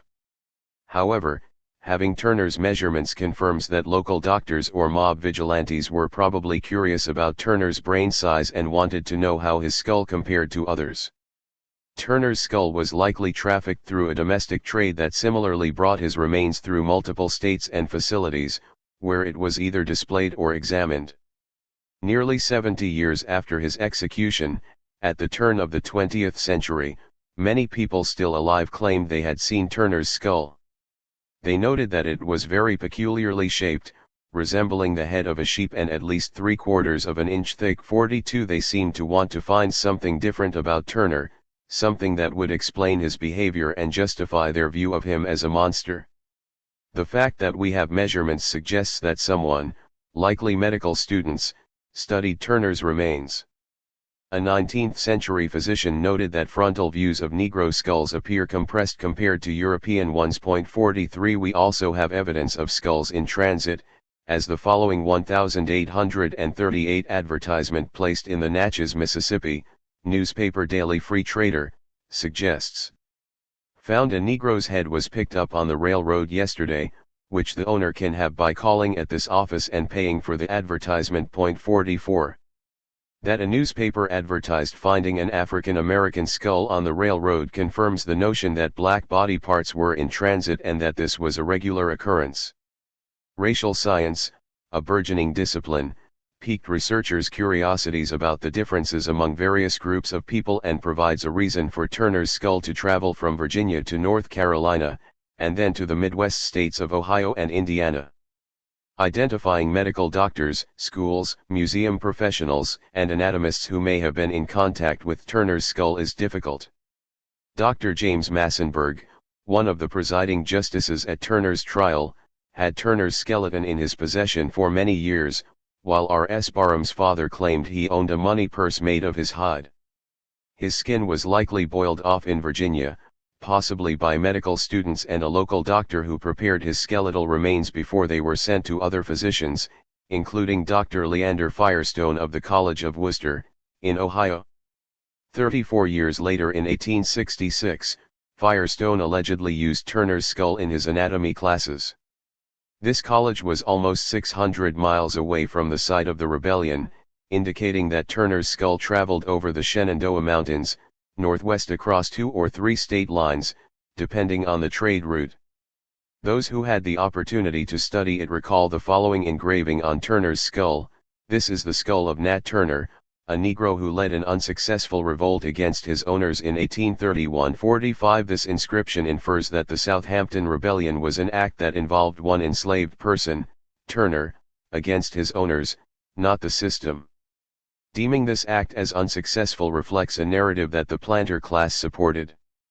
Was this an unsuccessful revolt? How does one define success? For some, thwarting the system of slavery, even if for 1 or 2 days, represented widespread success. Despite differences in opinions and propaganda, evidence suggests that hundreds of black lives were taken in the aftermath of the Southampton Rebellion. The Liberator, the anti-slavery newspaper published by white abolitionist William Lloyd Garrison, reported that upwards of 100 slaves were slaughtered by a mob. The writer described these violent acts: noses and ears were cut off, the flesh of their cheeks cut out, and their jaws broken. Some were even set up as shooting targets, while others were burned with red-hot irons. One man had his hamstrings and head cut off, and his head spiked to the whipping post. Despite such graphic details, historians are still debating the number of dead and tortured. The reports also suggest that enslavers petitioned the legislature for compensation because their human property did not receive a fair trial, leaving them without specific enslaved laborers. 46. The recent work of one scholar questions the loss of black life through the language of atrocities, stating that only confirmed documentary evidence should be considered. Is there room for oral tradition? It certainly was accepted in the work of William Sidney Drury, a white descendant who interviewed Southampton residents living at the time of the rebellion. This raises the questions: can black descendants of Fanny, Melissa, and Gilbert weigh in on these numbers and experiences? What about formerly enslaved people from all over the United States and Canada who faced backlash in the aftermath? Harriet Jacobs had a lot to say about the impact of this uprising. Even though she lived 67 miles away, she witnessed whites, enslavers and non-enslavers alike, whom she referred to as a troop of demons sick, muster up and raid the cabins of enslaved and free blacks. She described the terror and torture blacks experienced for weeks. Everywhere men, women, and children were whipped till the blood stood in puddles at their feet. She recalled that some received 500 lashes, others were tied hands and feet, and tortured with a bucking paddle, which blisters the skin terribly. White men sexually assaulted some black women, their husbands were whipped for telling lies about it afterward. Jacobs believed that this went on for more than 2 weeks and only calmed down after Turner was captured. 47. It is difficult to know how many innocent people lost their lives, and historians have not reached a consensus on the number. We know that census records often undercounted African Americans, so the number of black lives lost post-rebellion may have also been grossly underestimated. This is especially true if we only count those who made it to extant records in archives. If enslaved people received monetary values at death, and some of their enslavers were compensated for the loss of life, as this study suggests, then it is quite possible that free blacks killed in the aftermath might not be a part of the documented atrocities. We cannot always provide verifiable details to historical memories passed down through generations, as is the case in any family's history, but we should not rely solely on the records of white descendants. 48. In the aftermath of the Southampton Rebellion, legislation in Virginia and beyond was enacted to control African Americans' movement. This alone is evidence supporting the disruption created by the uprising. To be sure, the individual white families whose relatives were killed in the events of August 1831 went on with their lives and continued to own enslaved people. Many of them prospered, returning to stability in 1834 and 1835-49, yet whites all over the South lived with the constant fear of rebellion, just as enslaved families lived in fear of separation. The enslaved and free, white and black, remained chained to an institution that damaged relations between these groups. This tension continues today and is evident in the movement #Black Lives Matter. In the case of the enslaved, perhaps the hashtag should be #Black Bodies Matter. As for Turner, on the eve of his execution, he allegedly said, "I am here loaded with chains, and willing to suffer the fate that awaits me." 50. This is the only evidence of him speaking back, a voice from the soon-to-be deceased, ready to meet his maker. These words give us space to pause and think about how Turner's descendants would like him to be remembered. What inscription would they write on his tombstone? Perhaps it would incorporate the words spoken in his last sermon.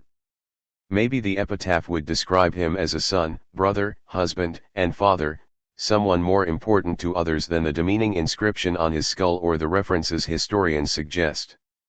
The act of inscribing something identifies and places an object or person in historical context. Just as we inscribe wedding rings, tombstones, and other important objects today, the field of medicine used inscriptions and engraving as a way to educate. Practical anatomy at the time encouraged students to make inscriptions on the bodies of those whom they dissected. At Jefferson Medical College, for example, students in the 1830s traditionally prepared an anatomical specimen and left it at the college museum as a memorial to their connection to their alma mater. According to this tradition, a student would inscribe his name and date on the specimen to physically and permanently link him to the university and deceased body. 51. It allowed him to leave his mark and display his work for future students. In the late 19th and early 20th centuries, medical students also took photos with cadavers to commemorate dissection. 52. We have no way to know how many medical students or others had the opportunity to study or handle Turner's remains. Oral histories of Turner's descendants, however, confirm that Turner believed enslaved people had to purchase their freedom with their own blood. 53. The question remains then, did Turner feel free at the time of his death? Is his soul at rest now? The poet Robert Hayden allows us to imagine Turner's thoughts and feelings in the Ballad of Nat Turner. And there were angels, their faces hidden from me, angels at war with one another, angels in dazzling combat. And oh, the splendor, the fearful splendor of that warring. Hide me, I cried to rock and bramble. Hide me, the rock, the bramble cried. How tell you of that holy battle? In the space of darkness, Hayden allows us to imagine Turner's thoughts as he encounters a sleep heavy as death. And when I awoke at last free. 54. For many, death is freedom. It relieves the soul from earthly suffering and gives way to an afterlife that they believe contains peace and freedom. Many enslaved people look to an afterlife in heaven to survive the harsh realities of their mortal lives. In their religious reflections, some explained that God's mercy lifted them up. My soul began singing, one formerly enslaved person recalled, and I was told that I was one of the elected children and that I would live as long as God lives. This person took pride in knowing that another home exists, a house not made with human hands. The home was a building way back in eternal glory, and because I came from heaven. To heaven I am now returning. 55. Turner also had visions and a strong belief in an afterlife. On several occasions, he made references to things told to him from the heavens or figures I had seen before in the heavens. Turner believed that divine inspiration directed him before he was born, while fasting and praying kept his focus during life under the yoke of slavery. Yet, when the Spirit spoke to him, he knew he was ordained for some great purpose in the hands of the Almighty. 56. Thus, we should consider his words at the end of his earthly life to mean that he felt called for a special purpose, just as the unnamed enslaved person described earlier looked forward to returning to heaven.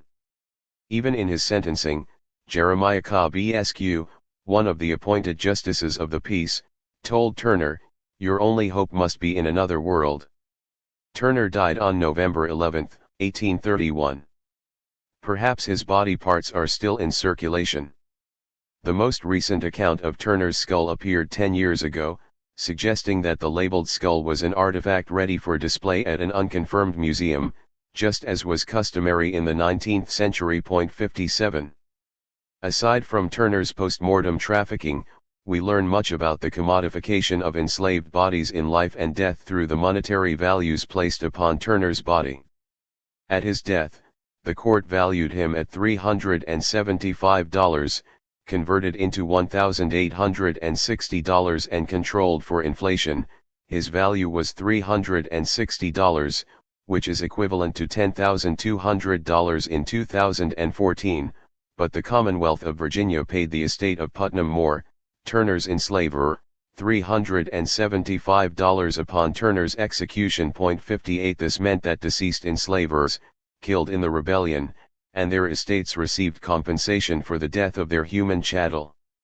Turner's economic value makes clear, however, that his body had more financial value alive than dead. 59. Before his apprehension, rewards for him ranged from $500 to $1,100.60. A typical prime hand between the ages of 23 and 39 was worth close to $750. Why was Turner's value lower? First, no one likely wanted a rebel on their plantation, so his fiscal value while still at large was lower than his post-mortem value. Second, the state may have put limitations on the total cost of executions and compensation. Turner did not die alone. Many members of the black community lost their lives in the aftermath of the rebellion. 61. Writing nearly 30 years post-rebellion, Thomas Wentworth Higginson commented on the reign of terror that swept through the South afterward. He noted that whites turned to the courts for retribution. Petition after petition was subsequently presented to the legislature, asking compensation for slaves thus assassinated without trial.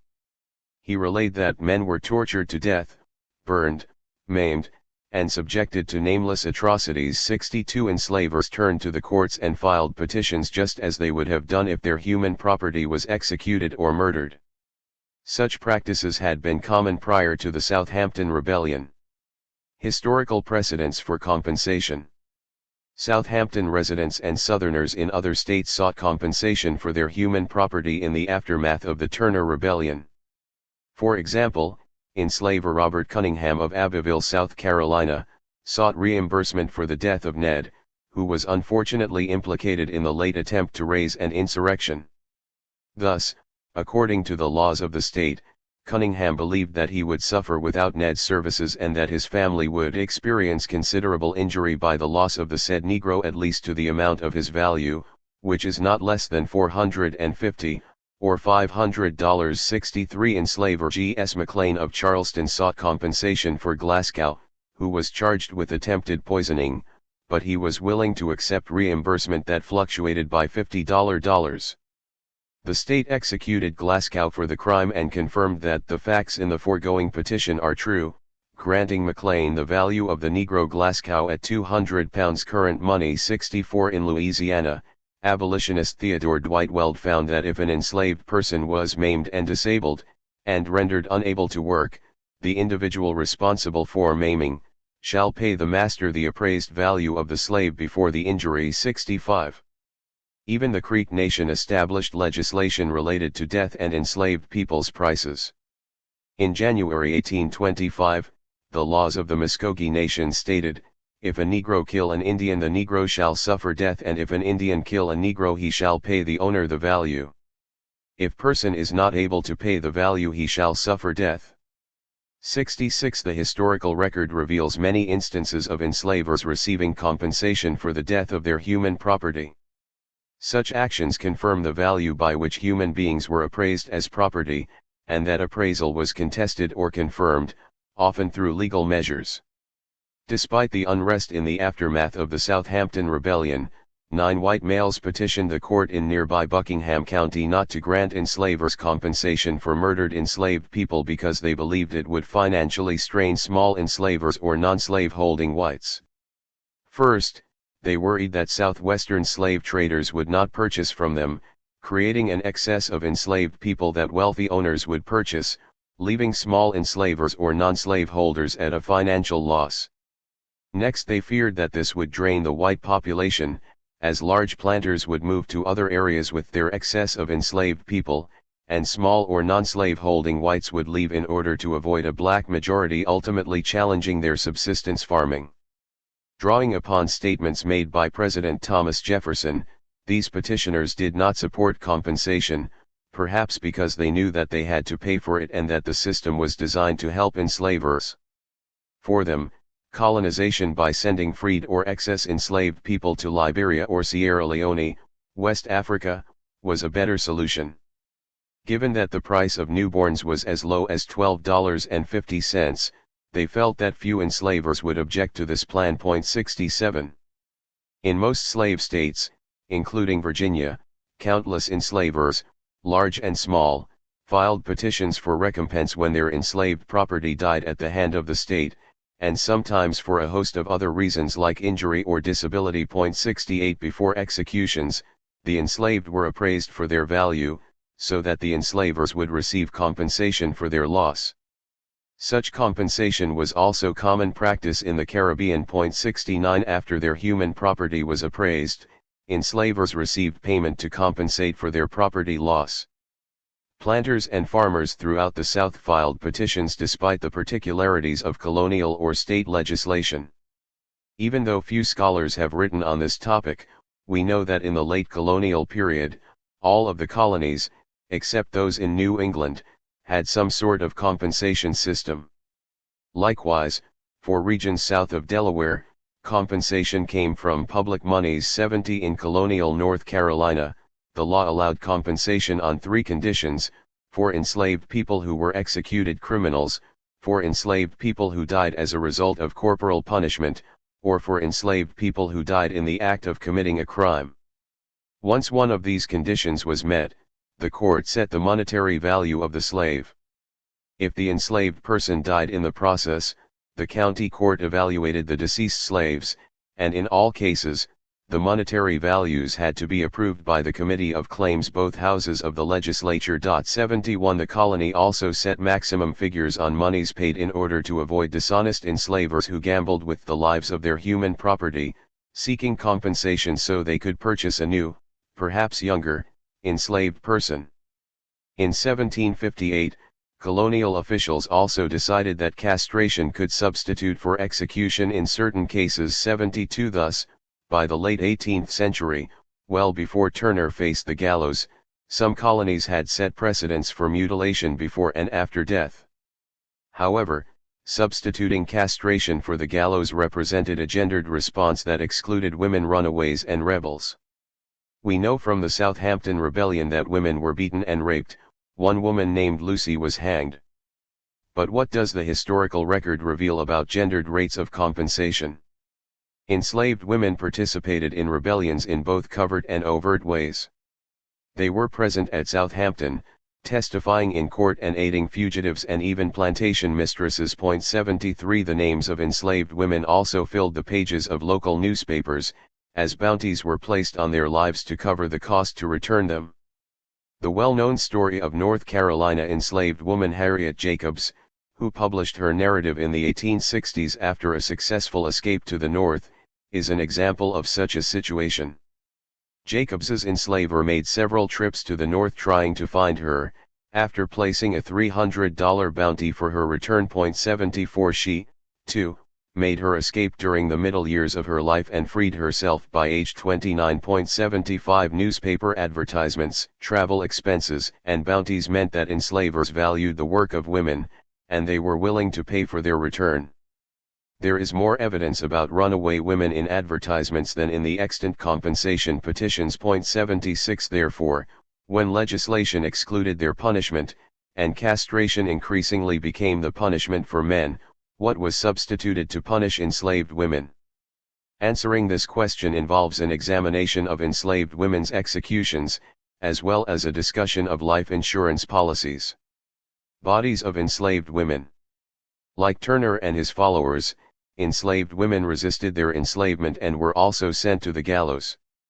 For example, Jane Elkins, an enslaved woman from Dallas County, Texas, the first woman executed in the state, went to the gallows for murder on May 27, 1853. Her enslaver had hired her out to care for the children of a widower named Andrew C. Wisdom. At some point, Wisdom raped Elkins, and in her own defense, she took the law into her own hands. One night while Wisdom was asleep, she hit his head with an axe and killed him instantly. She spared his children. After her arrest and subsequent trial, the court valued her at $700 and found her guilty of murder. Judge John H. Reagan presided over the case and accepted the guilty verdict from Dr. Cameron, the jury's foreman. The statement read as follows: "We the jury find the defendant guilty of murder in the first degree. We further find that the defendant is a slave of the value of $700 and that the owner has done nothing to evade or defeat the execution of the law." When asked if she had anything to say, Elkins did not speak and was sent back to the jail to await her execution. 77 She had no legal defense team and was convicted by an all-white male jury. 78 What were her last days like? Did she have a family who pled for her release and proper burial? Did she have a partner before being hired out and raped by Wisdom? Did she have children, like Fanny Turner? We do not have the answers to these questions, but we know that she was hanged and, as with other criminals, her body was exhumed and dissected. On the day Elkins was executed, several hundred people traveled to Dallas to see her die. The public spectacle of hangings was common at the time, but also suggests the desire of whites to witness what they believed was justice. Just as it is generally believed that there was a crowd for Turner's execution, so too was there a crowd for Elkins's hanging.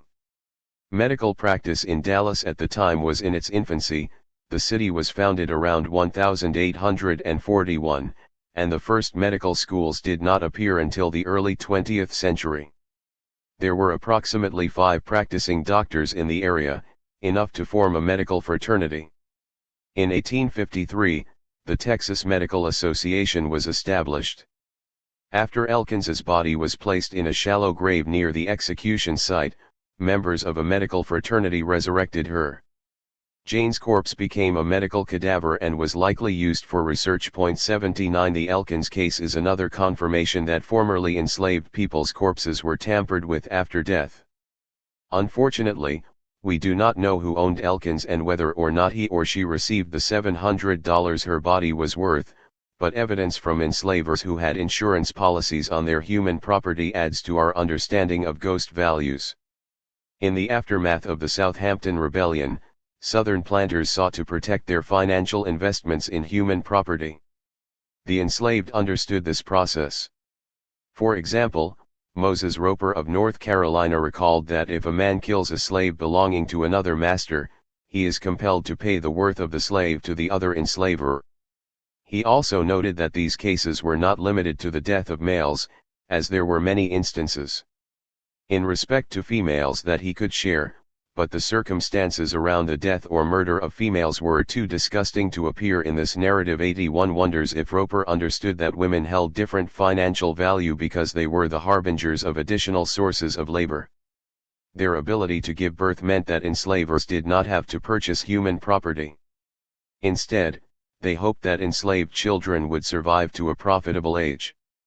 In this regard, enslaved women were valued for their fecundity, as discussed in earlier chapters. But fertility did not protect women from abuse. We can infer from Roper's testimony that women experienced some form of disrespect or assault, perhaps in place of castration. Mrs. Coleman Freeman, an enslaved woman who self-liberated by fleeing the United States for Canada in the aftermath of the Southampton Rebellion, remembered being threatened after the rebellion among the slaves in Virginia, under Nat Turner. The white people that had no slaves would have killed the colored, she recalled, but their masters put them in jail to protect them from the white people.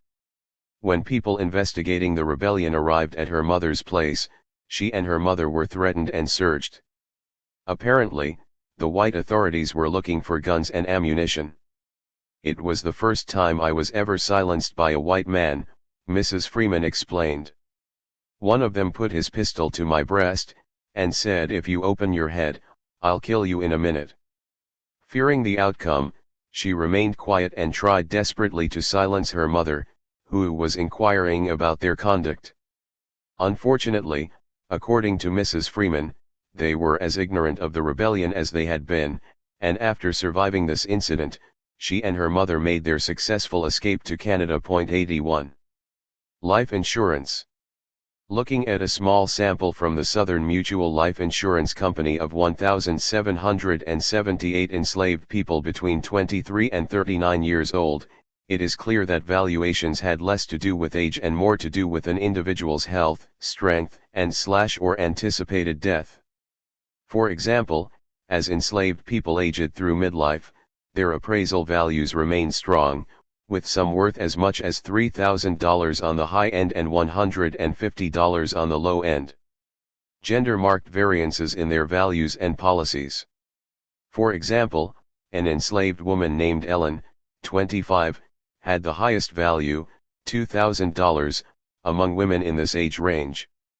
Likewise, Jim, 28, was the highest valued male, $3,000. But if we trace other individuals, we learn that enslavers and their agents insured enslaved people during the Civil War.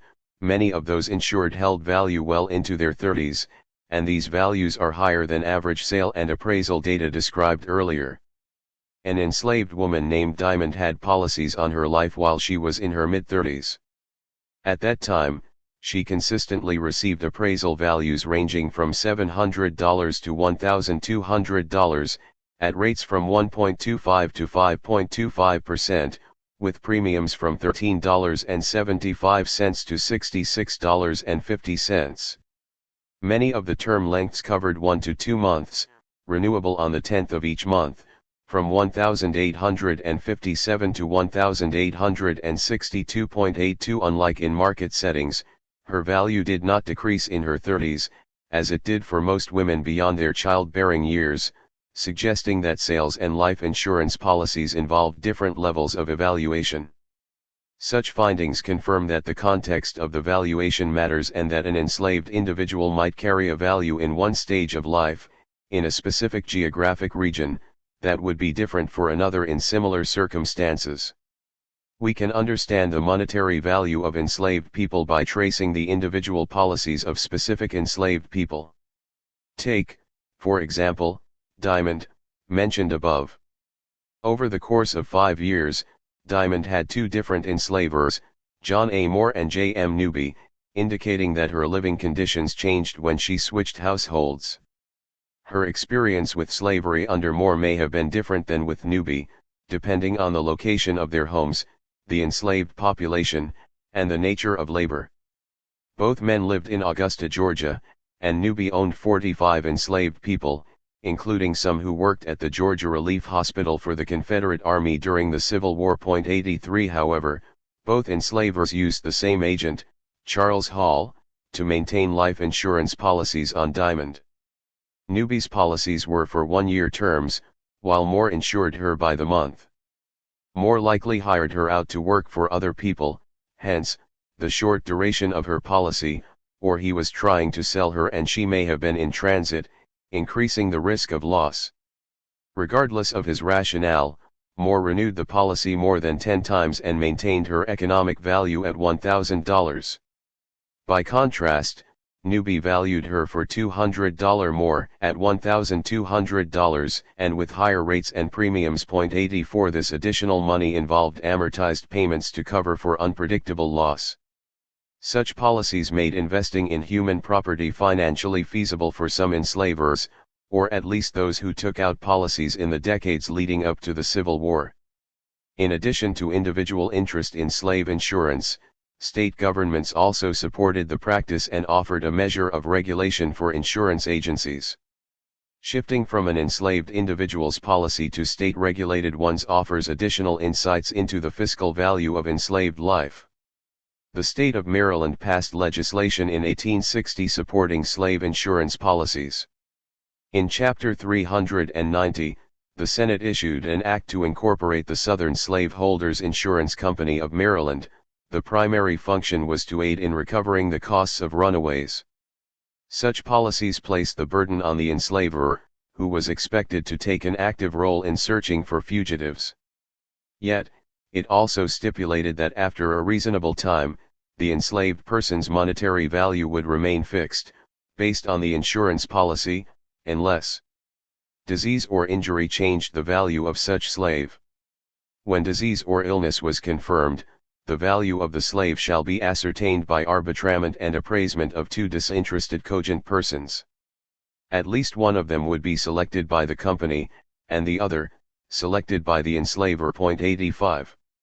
The John Brown raid at Harper's Ferry offers additional evidence on postmortem values and is the second case study of middle-aged enslaved people that confirms postmortem discrimination based on race and status in the aftermath of executions. Postmortem burial after Harper's Ferry. Despite the measure of protection available through compensation petitions and insurance policies, the institution of slavery experienced another blow in 1859 when white abolitionist John Brown and an interracial group of followers attempted to lead a slave rebellion. Like Turner nearly 30 years earlier, Brown had a group of followers who were middle-aged, both free and enslaved, and willing to die for freedom. At trial, Brown was charged with treason and sentenced to execution.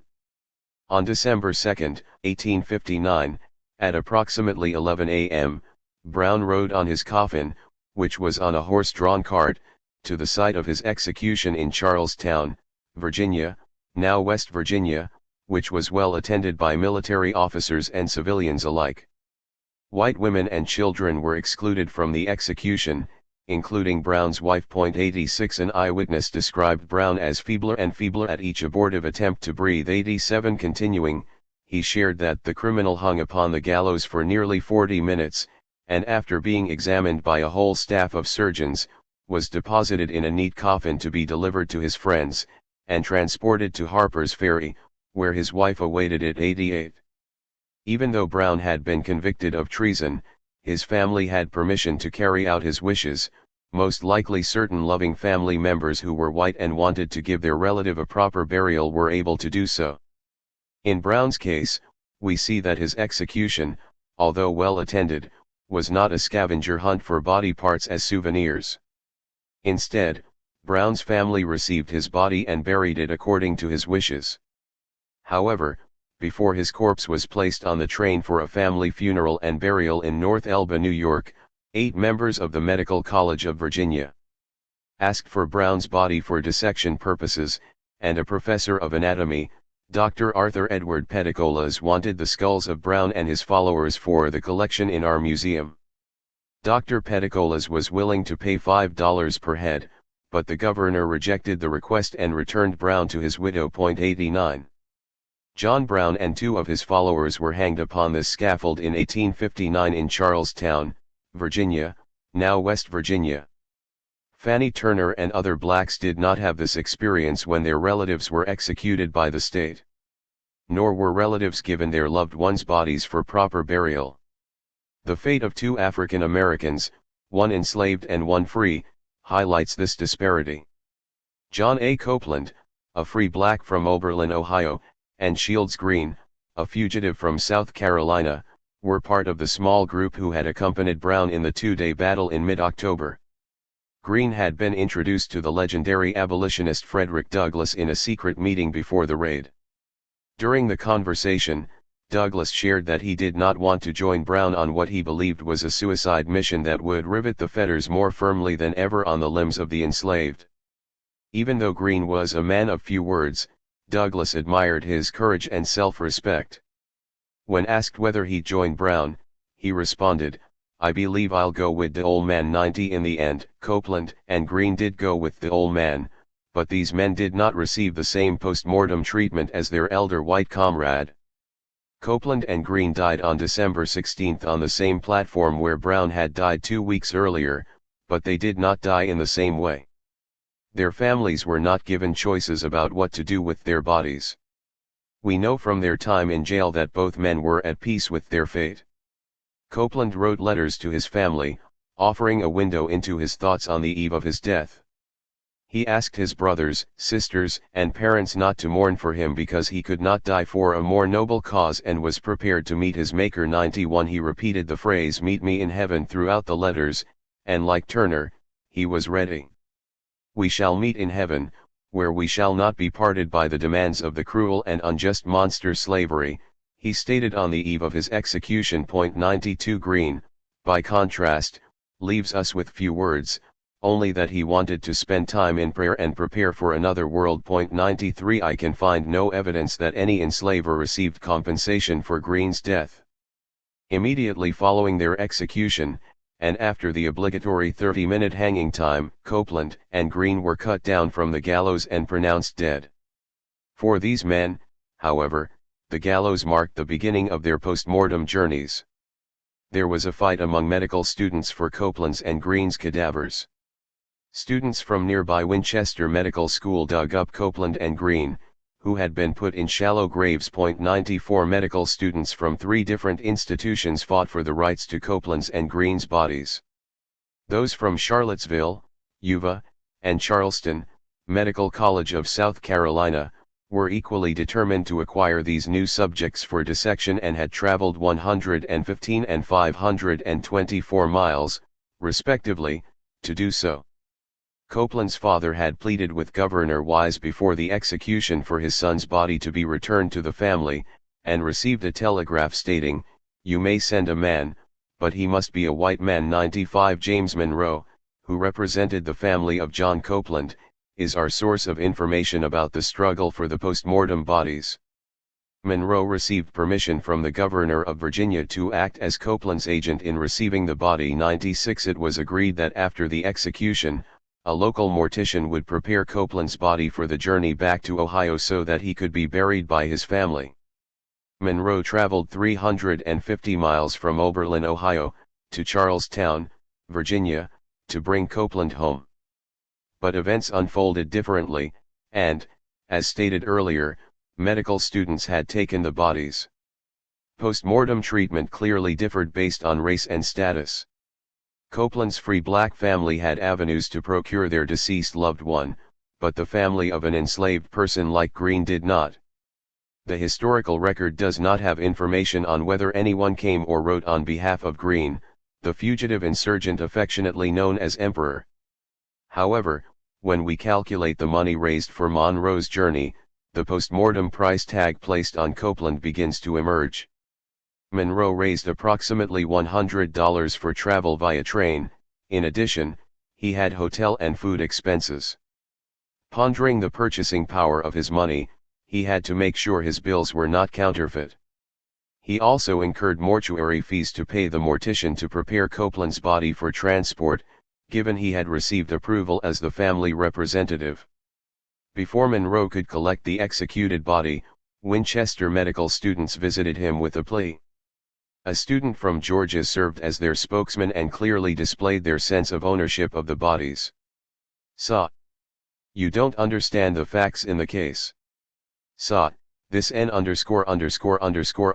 are that you are trying to get don't belong to the faculty. He isn't theirs to give away. They had no right to promise him to you. He belongs to us students, sir. Me and my chums nearly had to fight to get him. I stood over the grave with a revolver in my hand while my chums dug him up. 97. Despite the approval of the faculty and the governor, the medical students believed Copeland's body belonged to them, not his family, because state legislation authorized the dissection of criminals. Thus, the students felt entitled to take the cadavers. The faculty did their best to stay out of the situation and watched passively as the students took charge of getting the corpses. Copeland's body was likely at the university when Monroe arrived, but the medical students had different plans for it. They claimed that the governor has no authority over the affairs of our college and, to ensure that Monroe left without the body, informed him that they had broken into the dissecting rooms and removed Copeland's body to an undisclosed hiding place.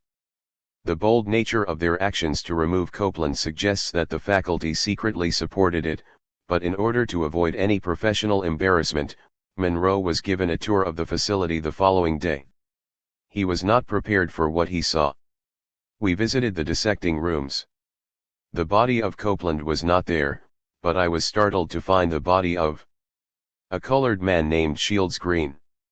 I had indeed known that he also had been executed at Charlestown, as one of John Brown's associates, but my warm interest in another object had banished the thought of him from my mind. It had not occurred to Monroe that he would have trouble procuring Copeland's body, and he completely overlooked Green. He continued. It was a sad sight. I was sorry I had come to the building, and yet who was I, that I should be spared a view of what my fellow creatures had to suffer? A fine, athletic figure, he was lying on his back, the unclosed, wistful eyes staring wildly upward, as if seeking, in a better world, for some solution of the dark problems of horror and oppression so hard to be explained in this. 98. In his eloquent yet shocking description, Monroe acknowledged the disrespect of Green's body and his non-existent burial rites.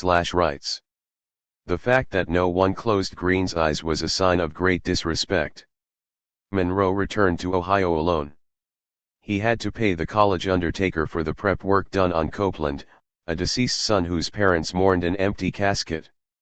He viewed his trip as a failure but was comforted by Copeland's parents, who graciously appreciated his efforts. On Christmas, 2 weeks after the execution, 3,000 members of the Oberlin community held a memorial service for Copeland and Green. A small monument remains in place today in their honor. 99. Little attention has been given to Dangerfield Newby. Just as Crispus Attucks was the first to die in the American Revolution, Dangerfield Newby, a mulatto from Virginia, was the first Brown follower slain in the raid. Newby was born into slavery and later freed by his white father before he joined Brown in his efforts.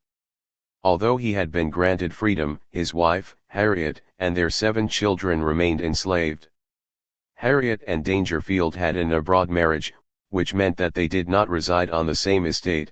Instead, the two lived 58 miles from one another, he near Harper's Ferry, she and the children in Warrenton, Virginia. Newby enters the historical record through his participation in the Brown Raid and through letters written by his wife. On August 16, 1859, just 2 months before the rebellion, she pleaded that her husband purchase her. Master is in want of money, if so I know not what time he may sell me, and then all my bright hopes of the future are blasted, for there has been one bright hope to cheer me in all my troubles, that is to be with you. 100 scholars have analyzed the letters and determined that Newby's role in the rebellion was likely a last attempt at freedom in the hopes of unifying his family. However, analyzing his post-mortem journey reveals another story, one of tragedy and redemption. A rare photo of Shields Green, who escaped slavery in South Carolina, died in the 1859 Harper's Ferry raid, and later was seen on the dissecting table at Winchester Medical School. People who knew and interacted with Newby described him as a quiet, sensitive, and very unobtrusive man. 101 He stood about 6 feet 2 inches tall and was regarded by his comrades as a brave fellow. 102 Newby was literate and sent letters to his wife, who was also literate, and to his children. Their literacy allowed them to communicate, even though they lived apart, and granted them a modicum of freedom because they could write passes for themselves, notes allegedly written by their enslavers that granted travel.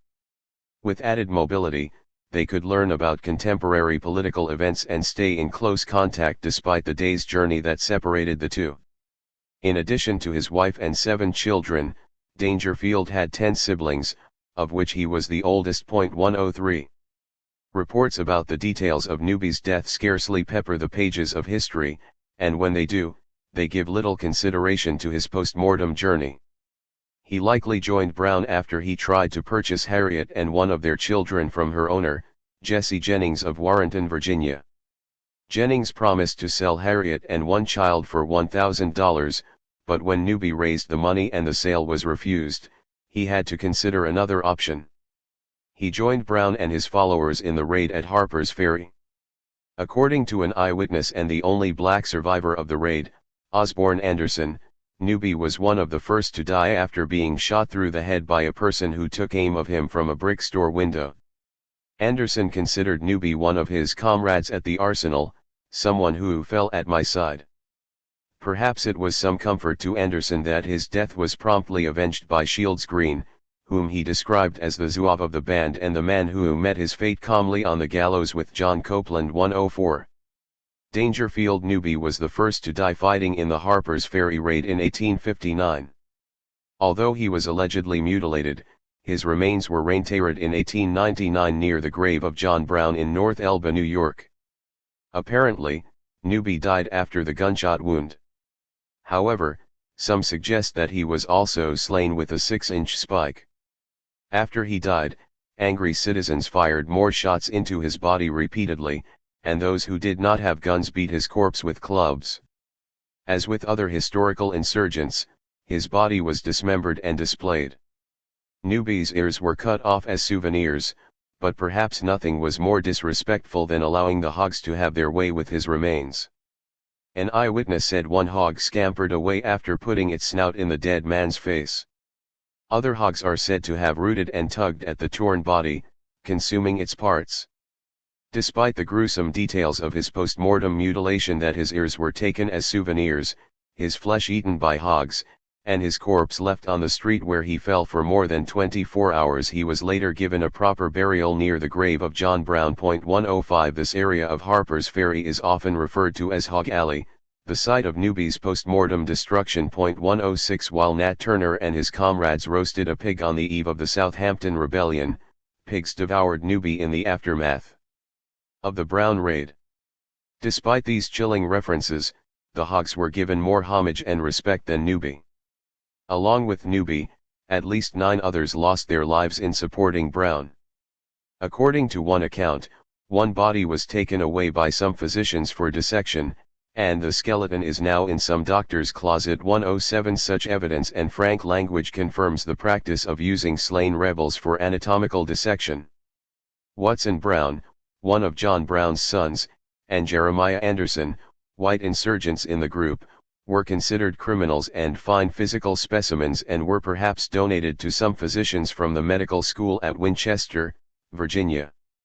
They, like their African American counterparts, were packed into barrels and utilized for anatomical purposes. 108 physicians and students at Winchester Medical School were some of the key figures in the afterlife of Turner's body as well, meaning that the need for medical specimens still existed nearly 40 years later. However, in the Brown Uprising, there is also evidence of burials that, for some, served as redemptive post-mortem events. We know that at least 7 or 8 bodies from the Brown raid were taken and reinterred in North Elba, New York, near Brown's final resting place, on July 29, 1899. This effort, led by Thomas Featherston Haw, Captain E. P. Hall, and Professor O. G. Libby, University of Wisconsin, involved exhuming the graves, transporting the remains to New York, and reinterring them next to the body of Brown.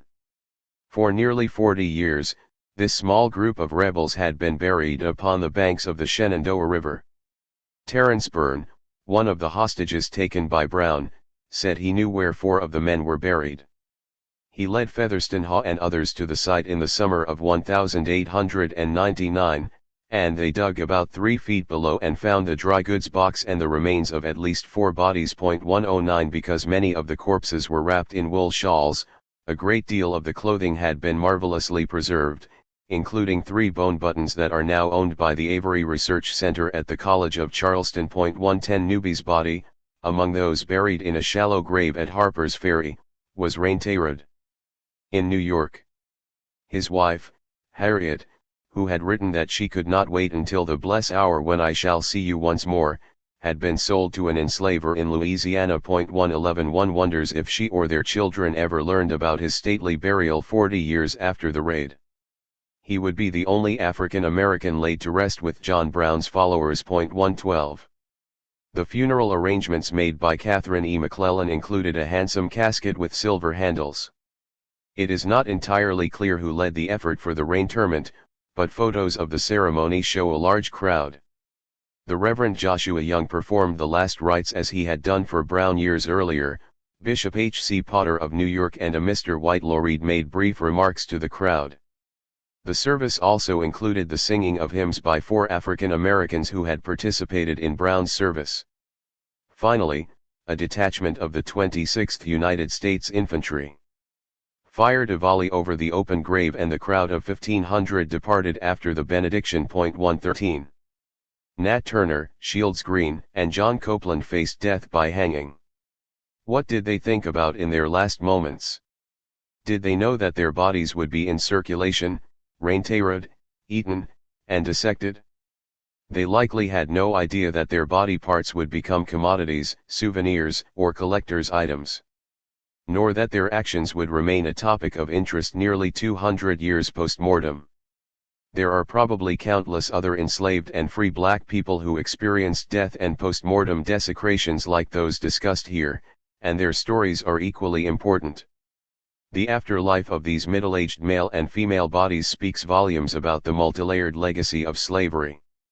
We must consider the life of the body, even after death, and the myriad ways in which black bodies lived beyond their shallow graves.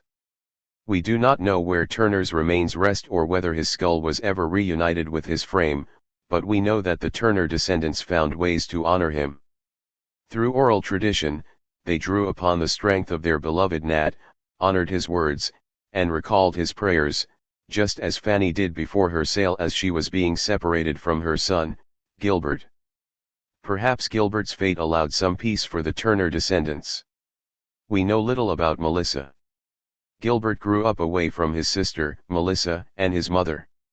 Ironically, the auction block kept him close to the site of the Southampton Rebellion. He was purchased as a wedding present by a woman he called Miss Mary.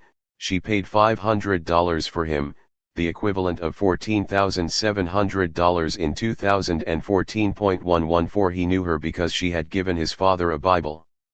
Gilbert remained enslaved by this family until emancipation. Later, he married and moved his family to Ohio, the free state that seemed so near, yet so far from Virginia. With his wife, Sarah, and 2 daughters, Fanny and Lucy, the Turners kept the teachings of their slain relative close to their hearts. Perhaps unbeknownst to them, they followed a route similar to the post-mortem journey of Turner's decapitated skull and settled less than 100 miles from the anatomy class that displayed it in 1866. Juxtaposing the afterlife of personal effects with that of the bodies brings us to the circulation of slavery relics in modern-day museums. Can descendants find peace knowing that Turner's Bible has been recovered and is on display in the National Museum of African American History and Culture in Washington, D.C.? Is it the same Bible that Turner preached from on the eve of the rebellion and Gilbert learned from when living with Miss Mary? Kept as a relic and passed down through one of the white families victimized in the rebellion, the Porter Francis family, in 2012, they realized that the Bible did not have the home it deserved and that it needed to be seen.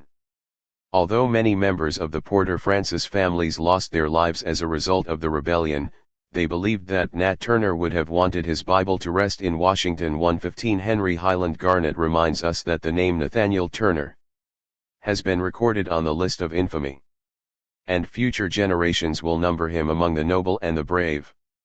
116. Placing the deaths of Turner and other enslaved and free people in a historical context tells us a great deal about their post-mortem commodification and travel. It also tells us how their families coped with loss. We learn that monies paid to whites for the death of their human property indicate that enslavers received reparations during slavery. They understood the value of their laborers and filed claims to cover financial losses. This is relevant given contemporary debates about reparations in the British Caribbean and aligns well with ongoing debates in the United States. 117 Each of the men studied in the Turner and Brown executions was middle-aged, with the exception of Brown, who was in his late 50s.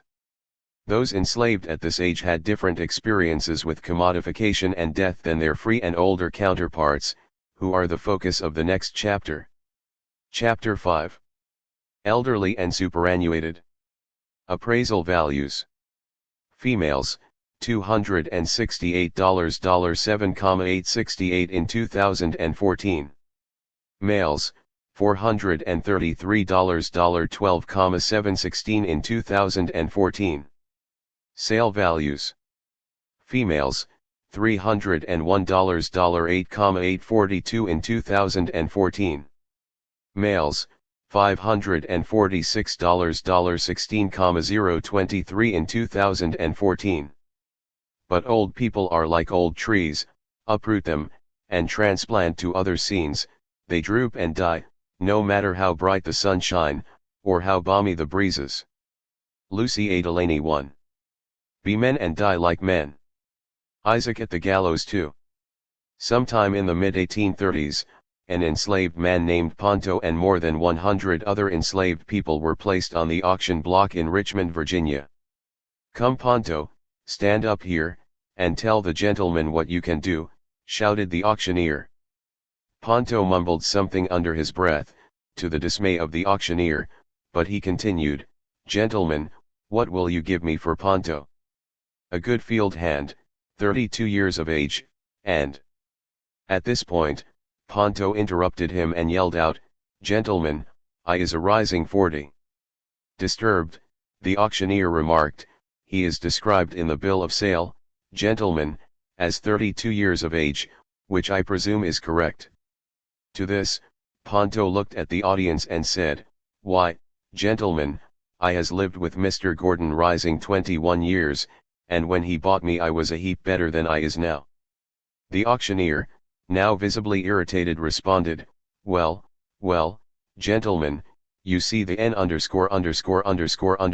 before you, he is described as being 32 years of age, he says he is 40, it is for you to judge which of the two is correct."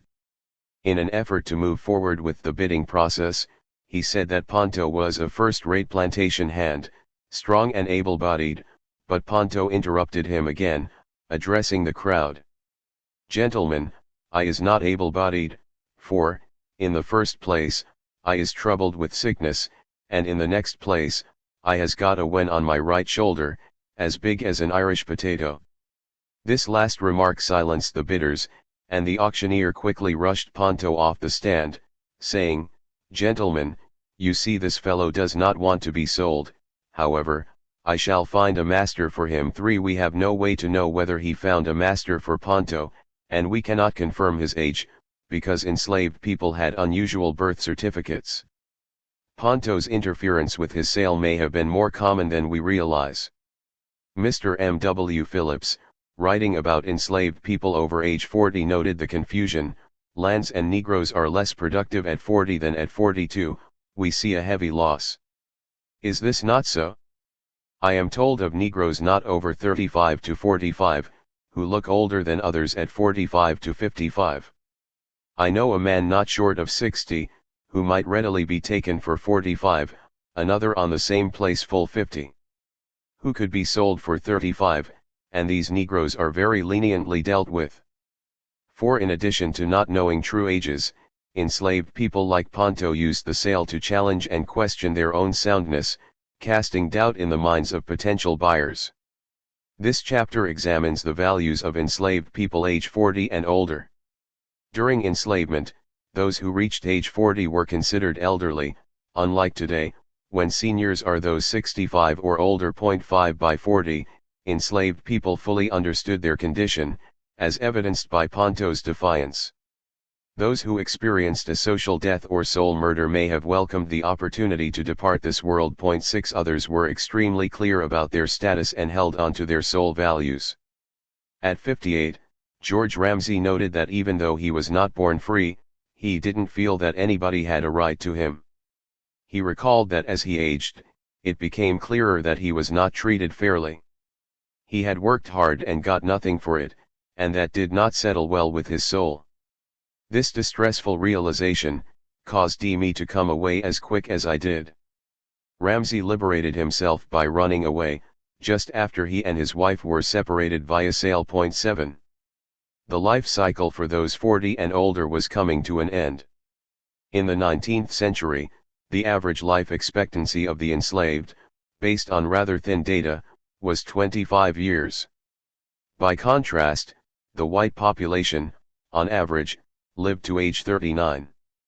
To a contemporary reader, these are extremely low averages, yet they speak volumes about issues of health and aging in the past. 8 As with those under 10, care was important, health and survival were primary concerns for those who loved them.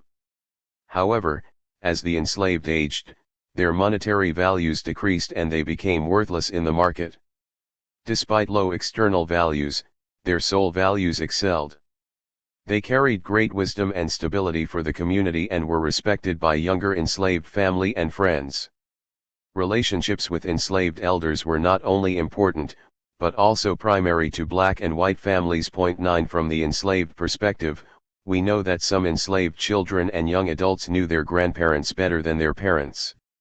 Slave narratives often discuss elders, as well as the wisdom and advice they shared. Enslavers also valued what they called superannuated enslaved people and placed the word super beside their names in lists of the enslaved. Some enslavers found ways to work elders into their labor communities, while others tried to sell them.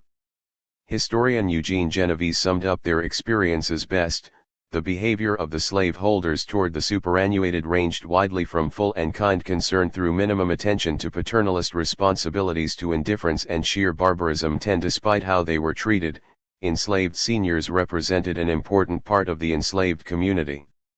Scholars have not been very interested in the financial value of the elderly because of the assumption that they did not contribute substantially to the plantation economy. Many did not consider soul values in their research. Yet, we have much to learn about the strength and meaning of soul values for those approaching death. Studies of market prices for the enslaved rarely consider people beyond ages 30 to 35, yet some had relatively high monetary values during their senior years, confirming that enslavers capitalized on their bodies at all ages and stages of life. Through narratives and obituaries, insurance policies, and plantation records, we learn about the role of the superannuated in the enslaved community and the early history of elder care. Why did enslavers sell elderly enslaved people? Who wanted to buy them? How did older enslaved people experience appraisals, given their declining health? When they died, how were they laid to rest? Examining sale and end-of-life issues for the elderly is just as important as examining them at other stages of life, because, in this age range, the external appraisal and market values converged with the internal soul values, one did not outweigh the other. In other words, because their financial value was so low, enslaved people did not have to compete against the price tag on their bodies.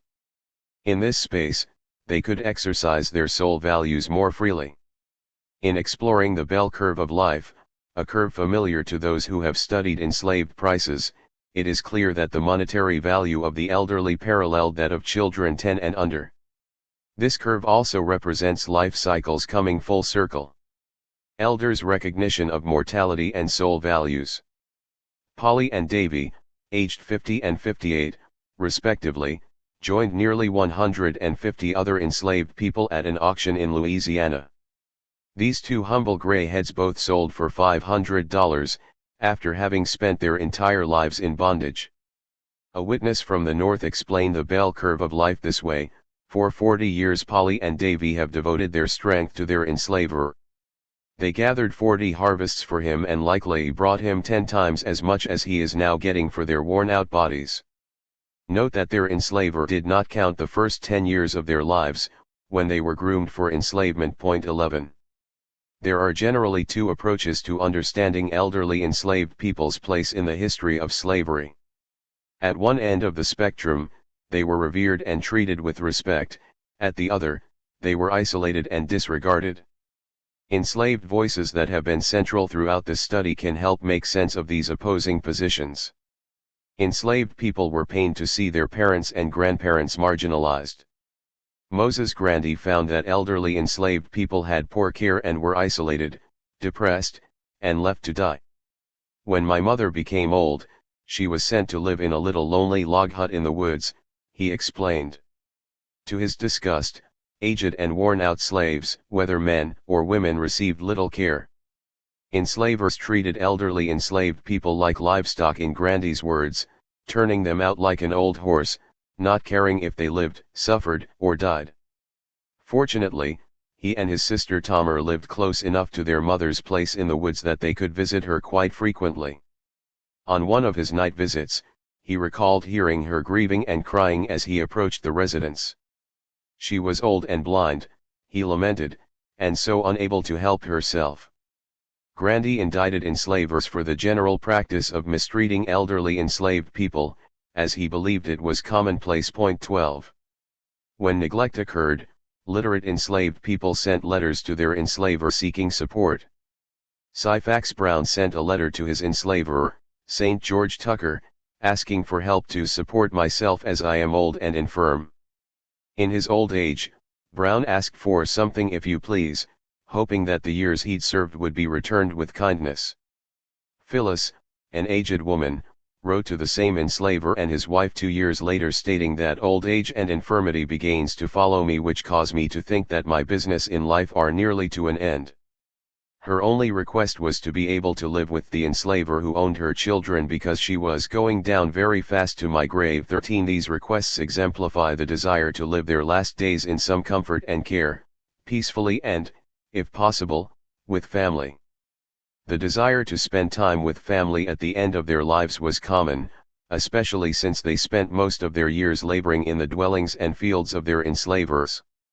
And they, like others, reflected on their lives and harbored dreams of an afterlife that involved a reunion with their deceased relatives. Able-bodied enslaved people 40 and older performed a host of tasks, including serving as cooks, nurses, midwives, seamstresses, body servants, gardeners, and caretakers of enslaved children. As for those under 10, labor assignments were rarely gendered at this age. Men and women also functioned in the spiritual and supernatural realm, serving as healers and diviners. They were transmitters of Africanisms and extremely significant to the enslaved community. 14. Slave-holding families even recognized those known for these skills. Margaret Hall Hicks remembered that the Negroes on their plantation all believed in being hoodooed, and were always finding a rabbit's foot, or a green lizard, or a stuffed snake's skin under their doorstep. But, she explained, there was always an old Negro man or woman who could break the hoodoo. These individuals were held in great respect and reverence, and reaped many nickels and dimes, and even larger amounts of money for their services. 15 In addition to such gifts, some women with special skills assisted in birthing babies and were affectionately known as granny midwives. 16 Elders also supervised and nursed both black and white infants and toddlers. Enslaved people over 40 understood that they had different values placed on their bodies, because they had experienced commodification for many years. They also understood that, by aging, their monetary values declined to the point that they could not be sold. One old Baptist man at 62 dreamed of life as a free man and longed for liberty. I should like very much to spend the very few years I's got to live in freedom. And I would give any man $20 to $30 down, if he could get me free. He shared this with a traveler from the north who asked him about his worth. To this, he responded that his enslaver would likely sell him for $200.17. Not only did the man know his market value, but he also understood the terms of sale, which sometimes involved a certain amount of cash down. Valuation of elderly adults in life. Determining how many enslaved people aged 40 and older were sound and commanded high prices is almost impossible. But we do know that their internal values were elevated and celebrated within their communities. By the time enslaved people reached 40, they had exceeded the life expectancy for those in bondage. Not surprisingly, even those who reached 40 longed for freedom. One 45-year-old interviewed by a northern abolitionist shared his desire for liberty when asked, "Do you know of any slaves around here, who are contented with being in bondage?" His response, "No, mass are. Not one of dem." 18 Mortality schedules, which differed from the life expectancy figure discussed above, suggest that, in 1850, blacks lived an average of 21.4 years, compared to whites, who lived about 25.5 years. 19 These figures are extremely low by today's standards. Thus, if enslaved people made it to 40 and beyond, they held a special place within the enslaved community, whether they wanted to live or die. At age 40, Hannibal preferred death to life and sometimes blamed God for his enslaved status. "I have often cursed God for my fate," he explained. "Death, to me, would always have been a welcome relief. I prefer it now to the prospect of living longer in my present condition." As a result, he did all he could to escape to a free state.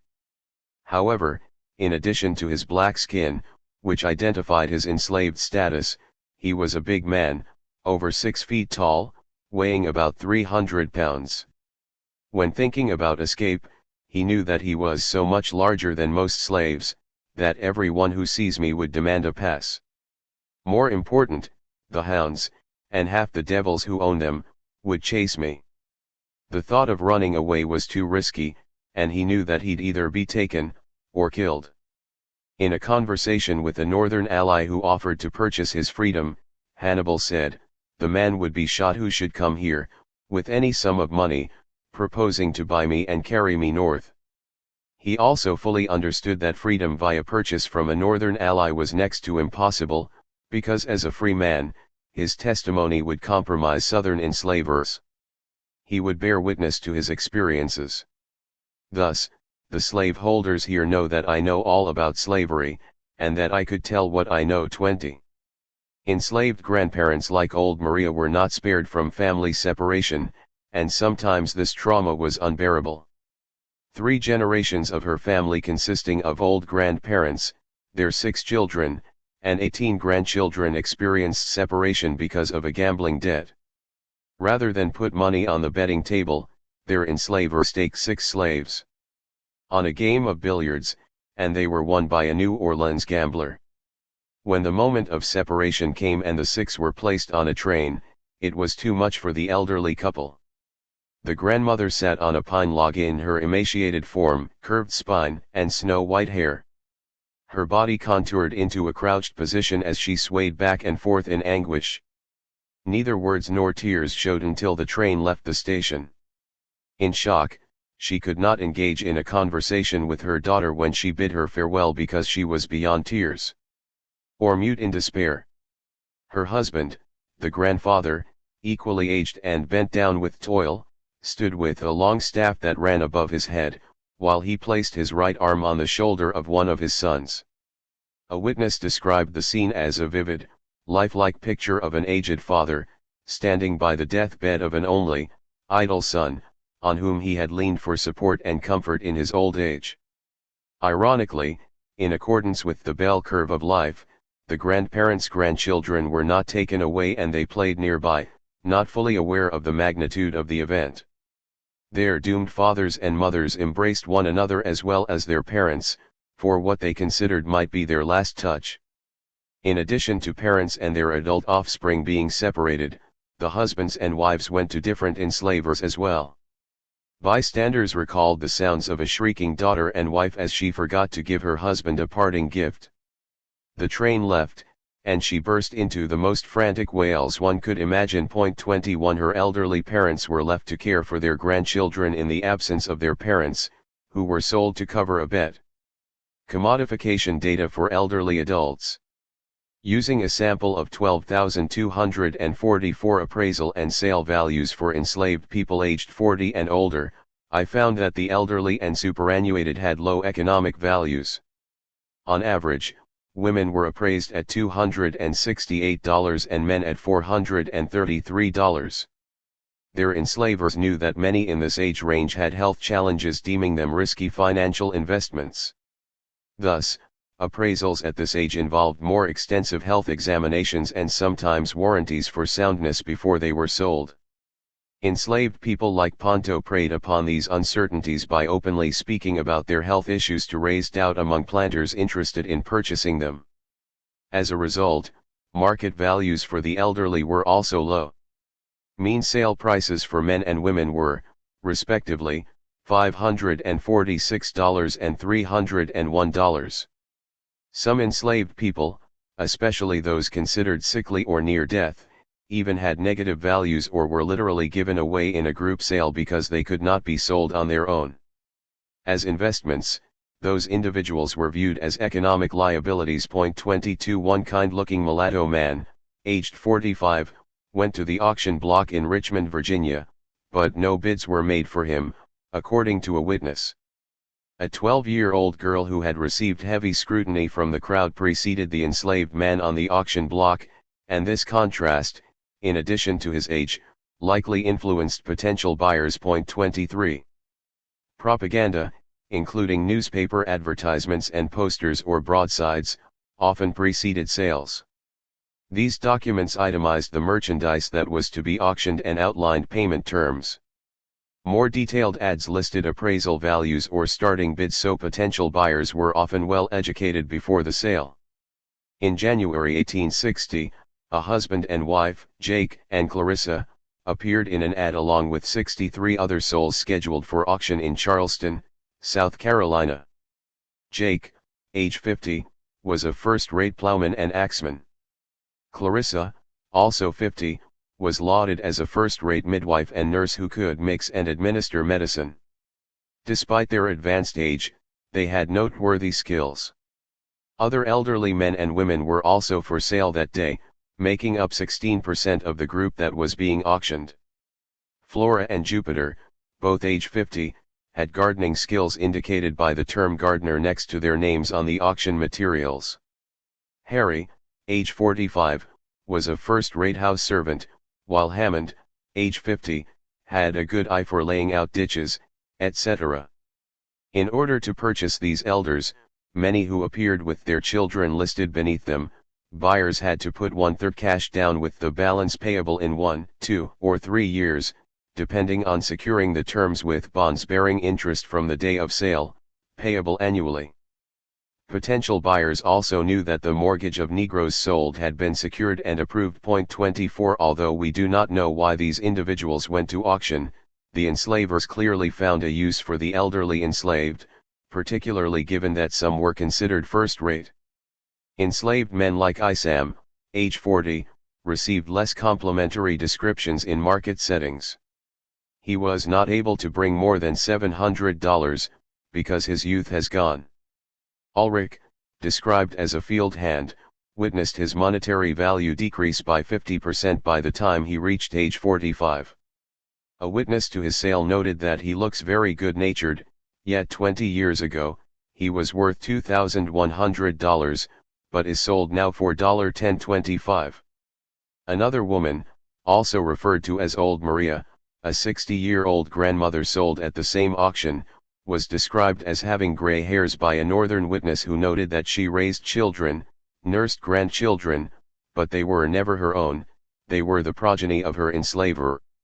On the day she appeared on the auction block, this meek, quiet, good-natured soul could not contain herself as she was separated from her 4 children. The enslaver who purchased her children sneered that he only wanted young hands.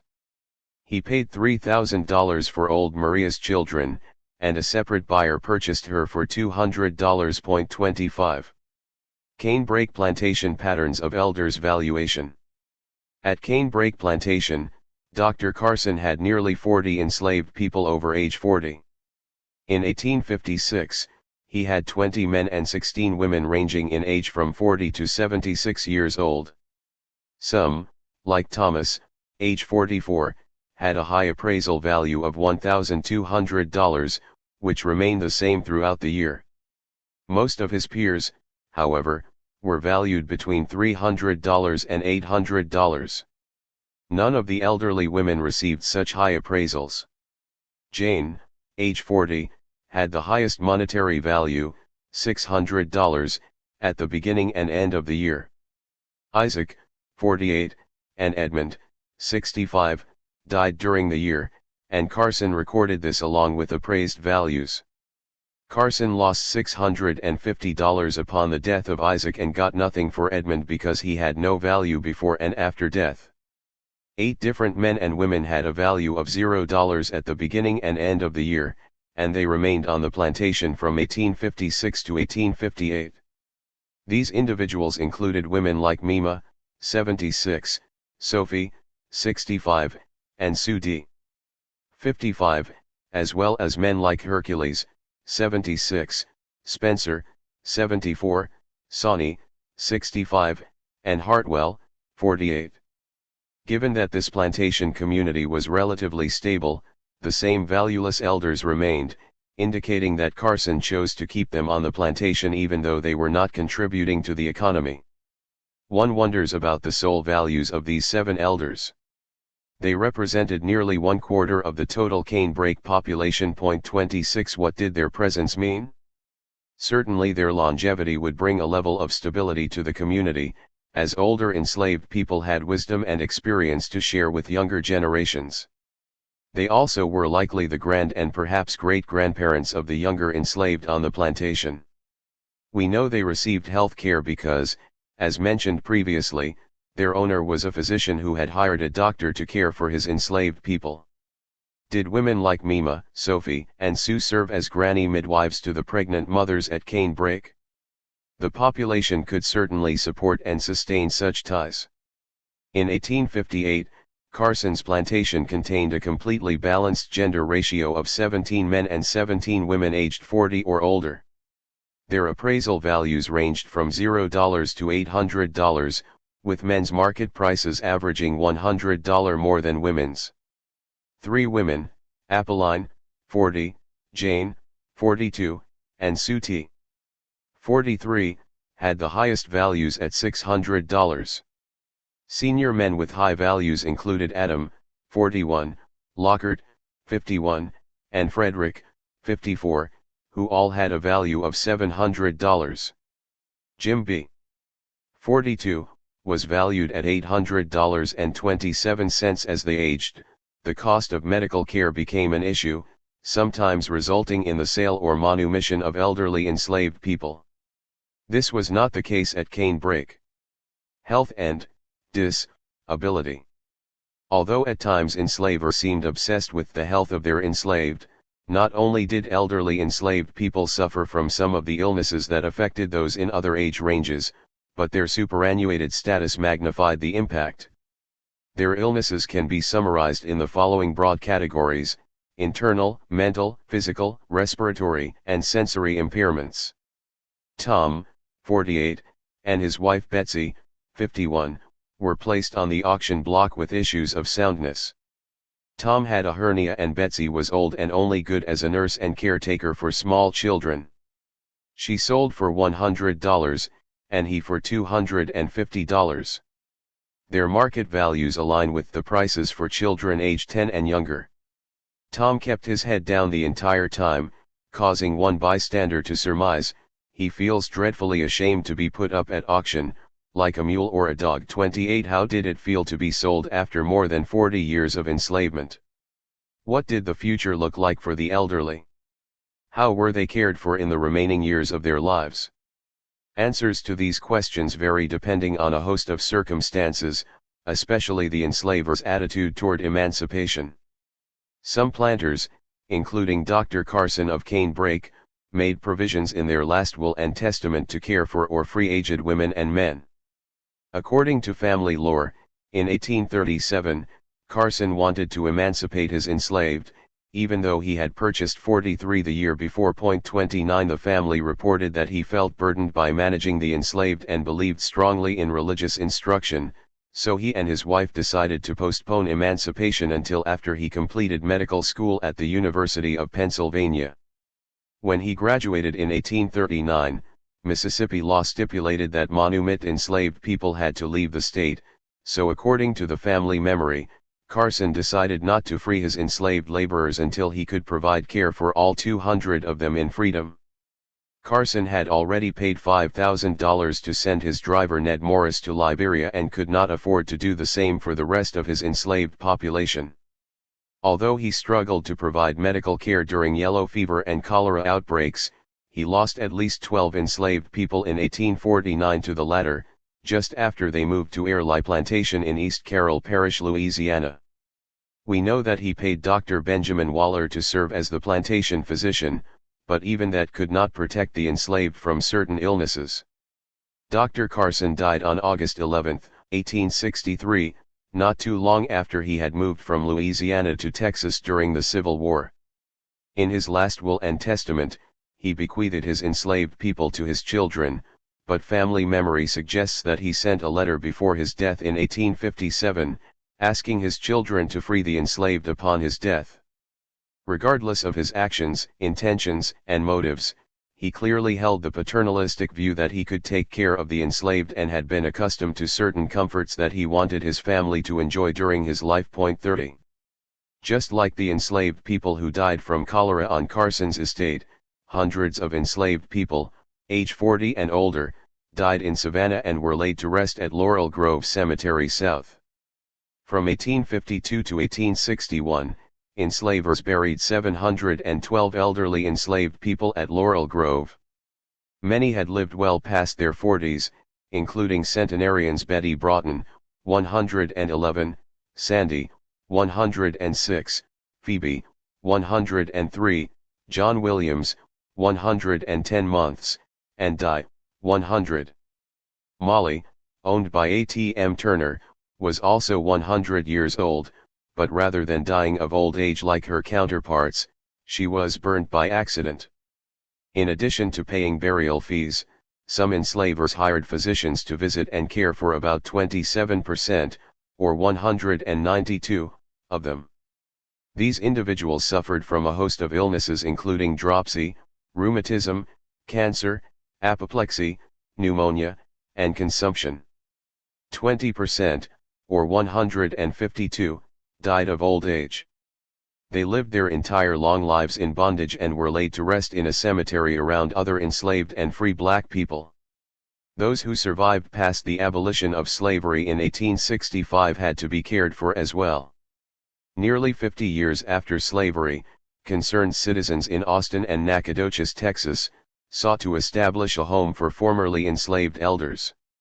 In 1913, Austin Mayor Alexander Penn Wooldridge held a meeting to discuss city support for the many old darkies who lived solitary lives in miserable hovels. Despite what seems to be offensive language to a contemporary reader, calling blacks old darkies was common practice, so much so that it was printed in the local newspaper. 15 prominent black members of churches, universities, and charity organizations such as the King's Daughters, the Federation of Women's Clubs, and Ebenezer Third Baptist Church received invitations to the mayor's gathering at City Hall to discuss creating a home where formerly enslaved people could live their senior years together. Mayor Wooldridge proposed hiring an able-bodied housekeeper and cook to assist in caring for those in the house, which he felt offered better living conditions than the elders had at the time. 31. 3 years later, A.C. Churchill of Nacogdoches tried to generate support for a home in Sherman, Texas, and published an article in the Daily Sentinel, promoting ex-slave home. Using similar paternalistic notions, the article noted that many of these old darkies are now unable to work and have no means of support, making them a charge upon the various communities of the satiate, and many of them suffer hardships. As during slavery, those who considered supporting such a home believed that it could be maintained with strict accountability for all monies contributed, and that as long as it is rightly managed, this type of institution would be a most worthy charity.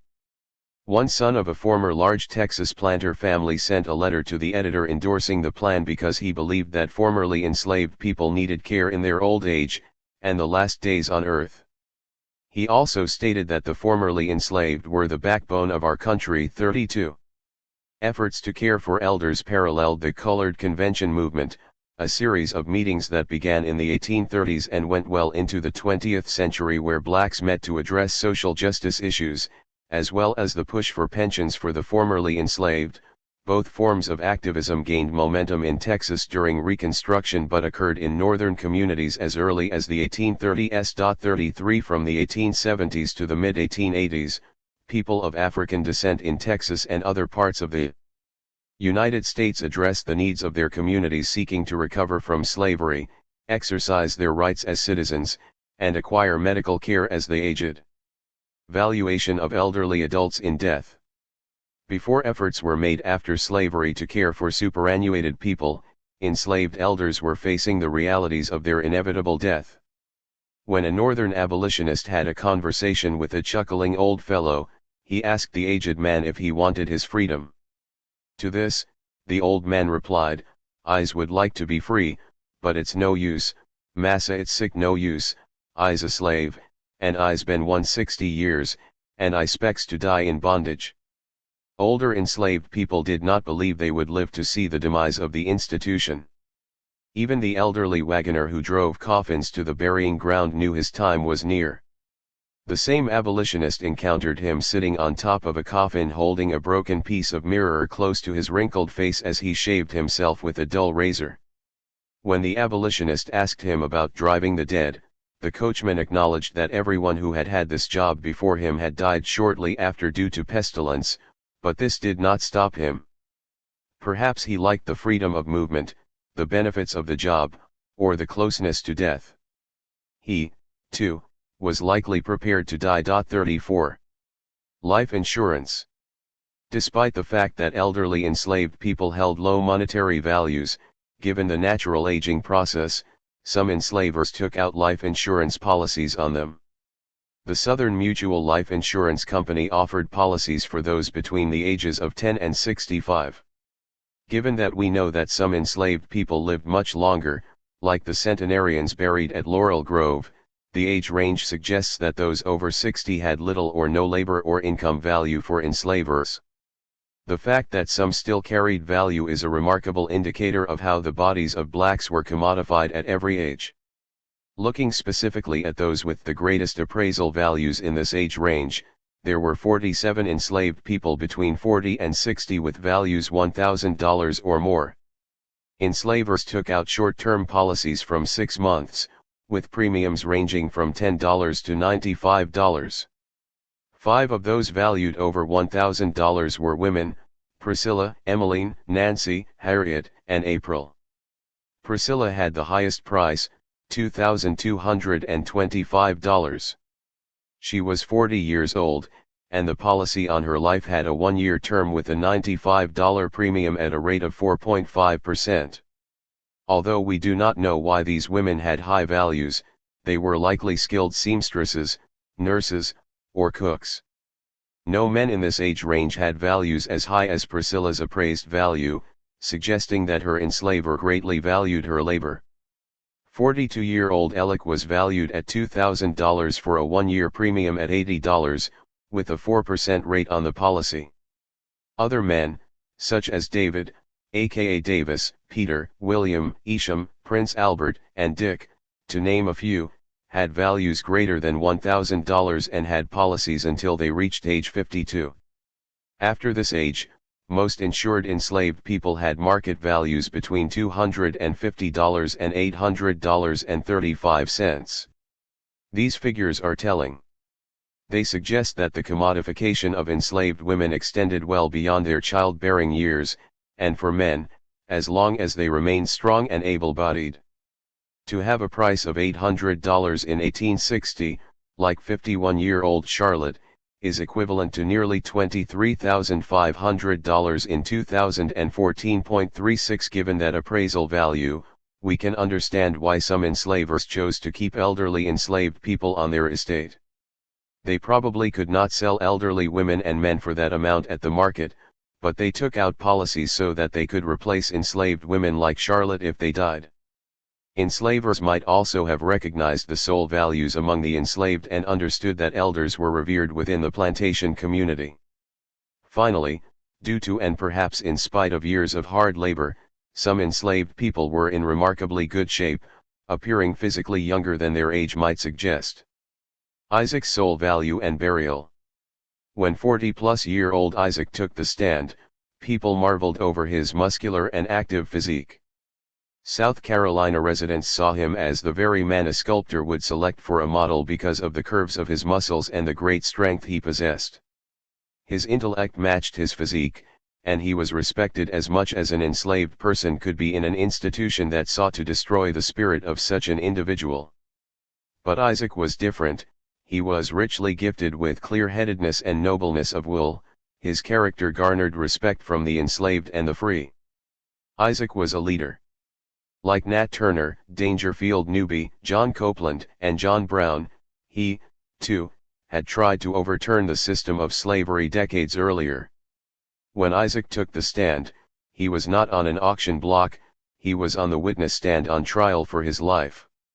Here, Isaac faced a jury not of his peers, but of an elite group of enslavers, men who questioned him about planning to lead a rebellion on July 4, 1816.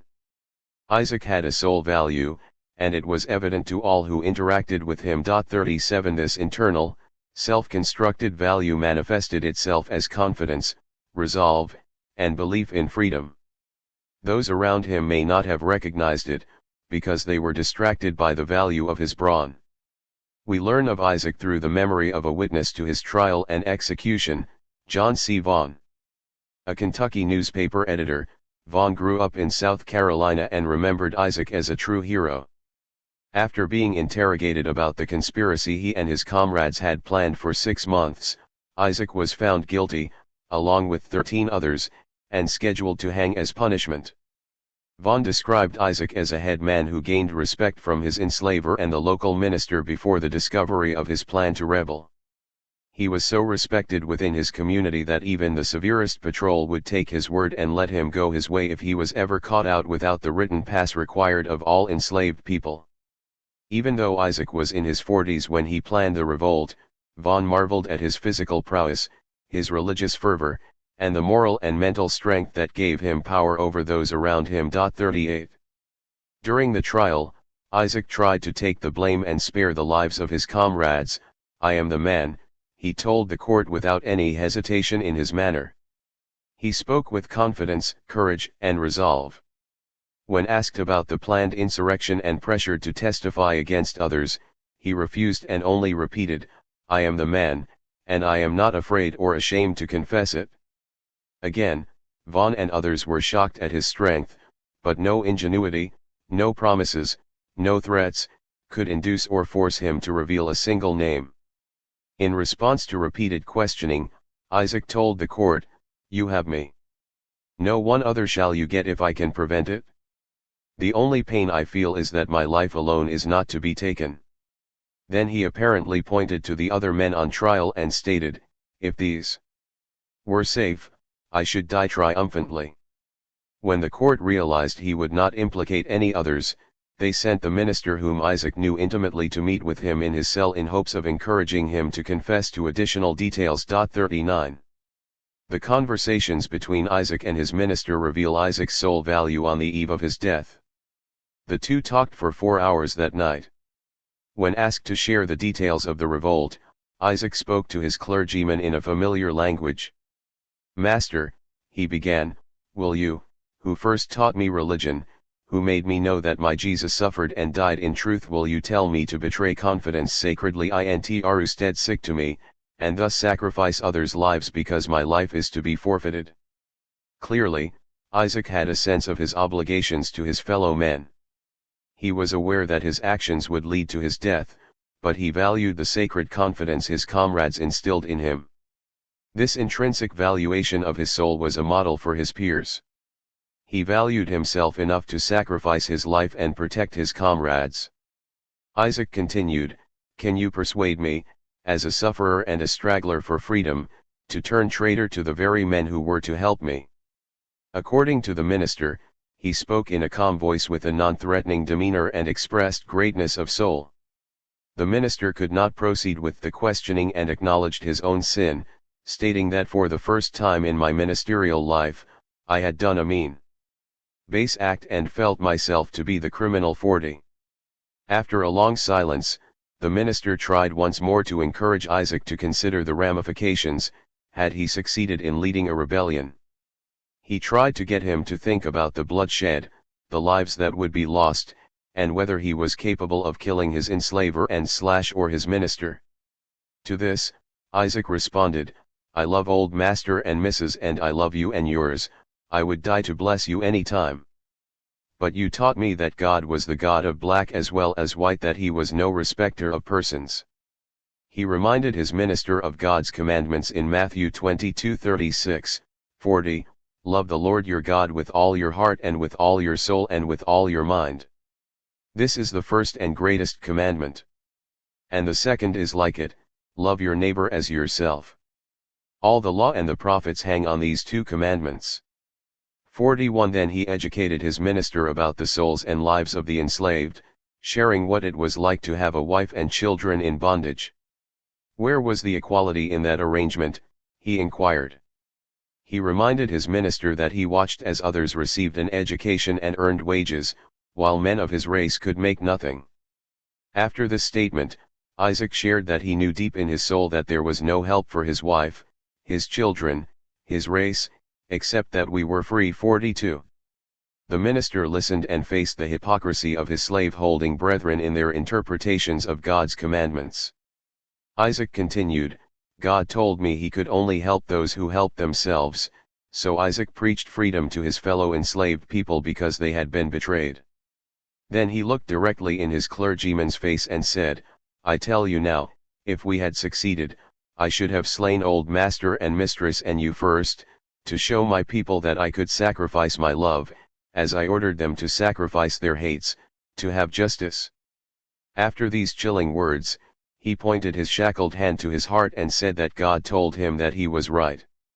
For the second time during the conversation, the minister was overwhelmed, and he was ashamed of his conduct and humbled by Isaac's transparent and sincere words. Isaac's voice was so commanding that he saw Isaac as a hero, one whose conscience was unstained by the crime. The minister ended the conversation with a prayer, holding Isaac's hands while tears streamed down his face. After they said amen and squeezed one another's hands, they stood, and Isaac, too, was moved to tears. "Master, I shall die in peace," he said through a strained voice, and then asked the minister to lead his wife and children as you have led me to heaven. 43. When Isaac's death day came, there was a large crowd to witness his hanging. Just as they had on the day Turner went to the gallows, the bystanders wanted to witness the execution of someone they considered a rebel. While Isaac and 6 others stood on the platform, he turned to them with the noose around his neck and said, "Be men, and die like men." Then he asked them to watch his example and follow his brother's lead after his death. His brother, too, stood on the platform that day. According to witnesses, Isaac gazed intently upon the crowd. Some believed he was searching for his family. He said goodbye to his brother and the other men, but before the officer could pull the lever, Isaac faced his brother and said, "I'll die a freeman." He then sprung up as high as he could, and fell heavily as the knotted rope checked his fall. His body convulsed and his feet reached the plank on which he had stood. Isaac jumped to his death on his own terms, not because the floor fell from under him. His brother witnessed this brave act and shouted, "Let us die like him," and they all jumped to their death just as Isaac had. Their bodies hung in the air the usual time, about 30 minutes, before being cut down.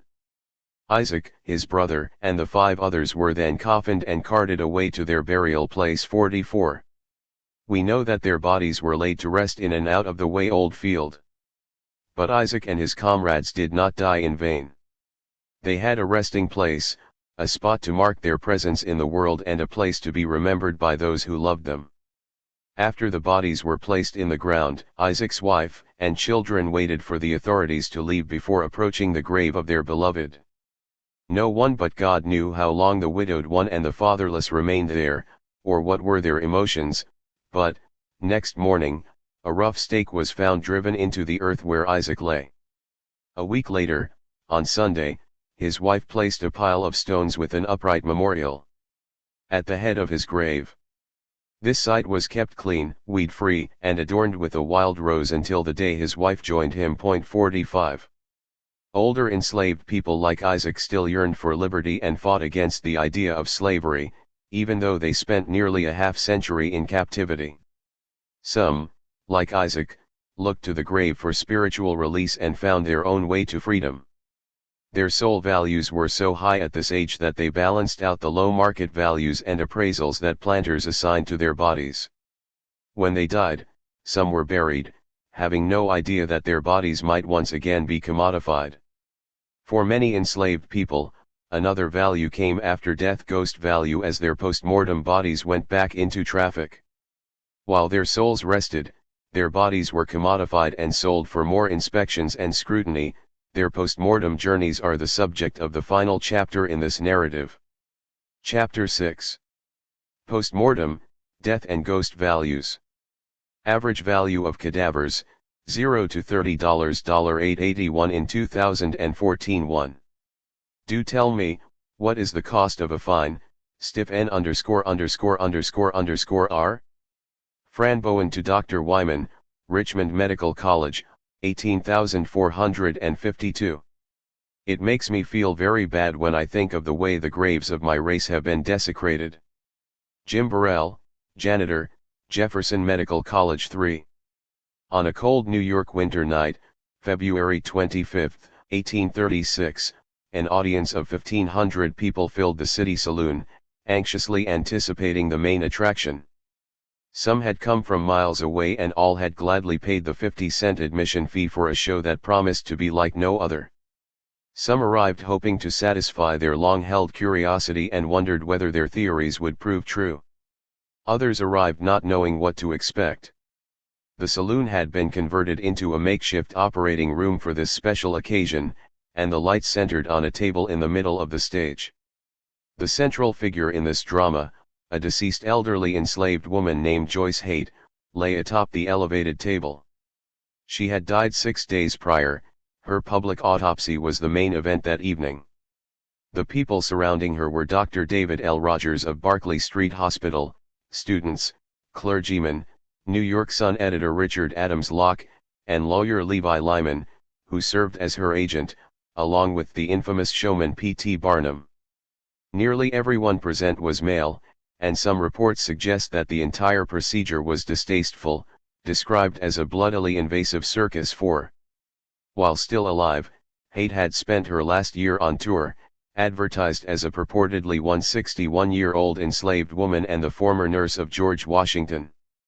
Barnum made $1,500 per week displaying her at halls and facilities throughout the Mid-Atlantic and Northeast. She told stories and sang hymns as part of Barnum's freak show. In 7 months, he made roughly $42,000 from this orchestrated public spectacle. In contemporary times, that would be equivalent to $1,102,336.50 as Barnum's property. Haight made nothing. Now, less than a week after her death, Barnum organized his last show, a public autopsy to determine her cause of death and true age. People who paid to see her while living marveled at the old soul. Barnum claimed she had lived a century and a half, and although she was blind, she remembered seeing the redcoats during the American Revolution. She was also paralyzed and had use of only her right arm. On stage, doctors and medical students felt the crevices of her wrinkles, gazed into her sunken eye sockets, and marveled at her internal organs. When Dr. Rogers cut her open, he and his team of medical professionals from the New York College of Physicians and Surgeons expected to see extreme ossification of the arteries near her heart if she was as old as Barnum claimed. Instead, however, she had the internal organs of a woman in her 70s and not older than 80. Immediately, Barnum went on the defensive, blaming Haight for deceiving him. Local newspapers covered the autopsy. There was significant outrage that Barnum had deceived the public. Barnum had made a great deal of money off Haight when she was alive and even managed to collect fees for her very public display after she died. 6. Organized autopsies differed from mob dissections, like those of Nat Turner and Shields Green. Although both autopsies and dissections educated medical students about pathologies in the human body, the former were typically state or locally sanctioned and often sought the cause of death in the case of alleged foul play. Determining the cause of death became a significant development that paralleled medical professionalization.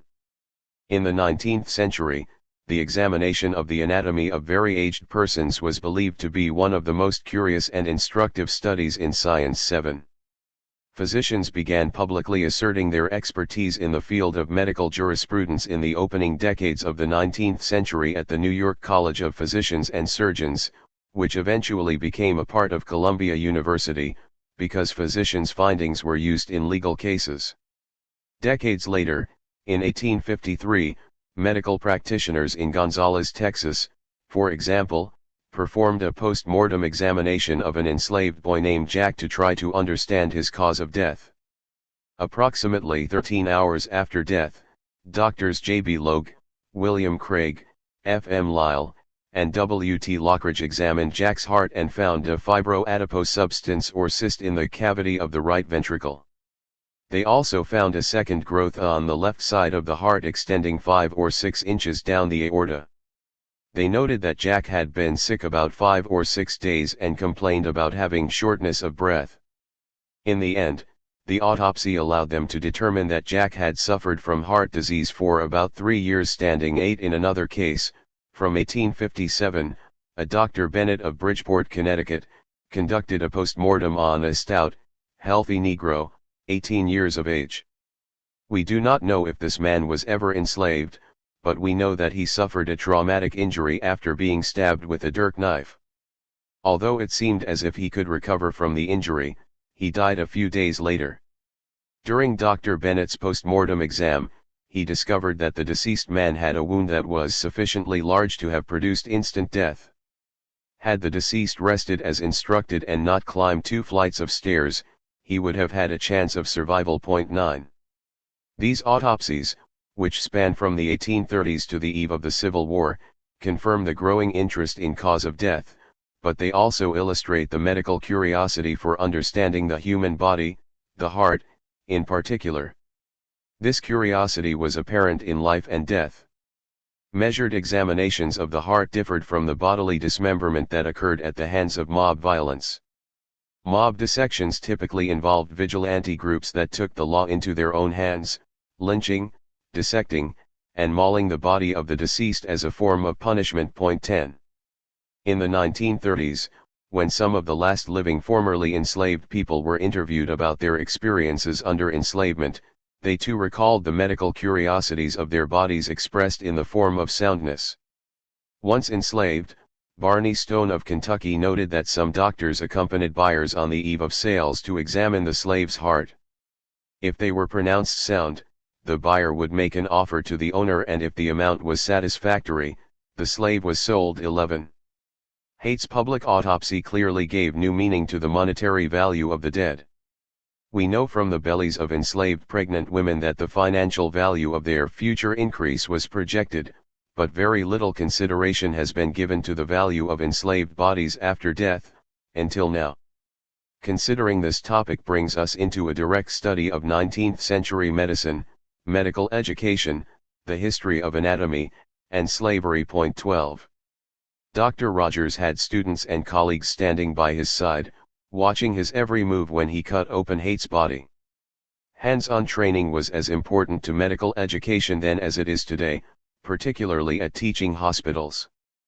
But historian of medicine Michael Sapal reminds us that dissection for the purposes of medical instruction had a completely different meaning than an autopsy.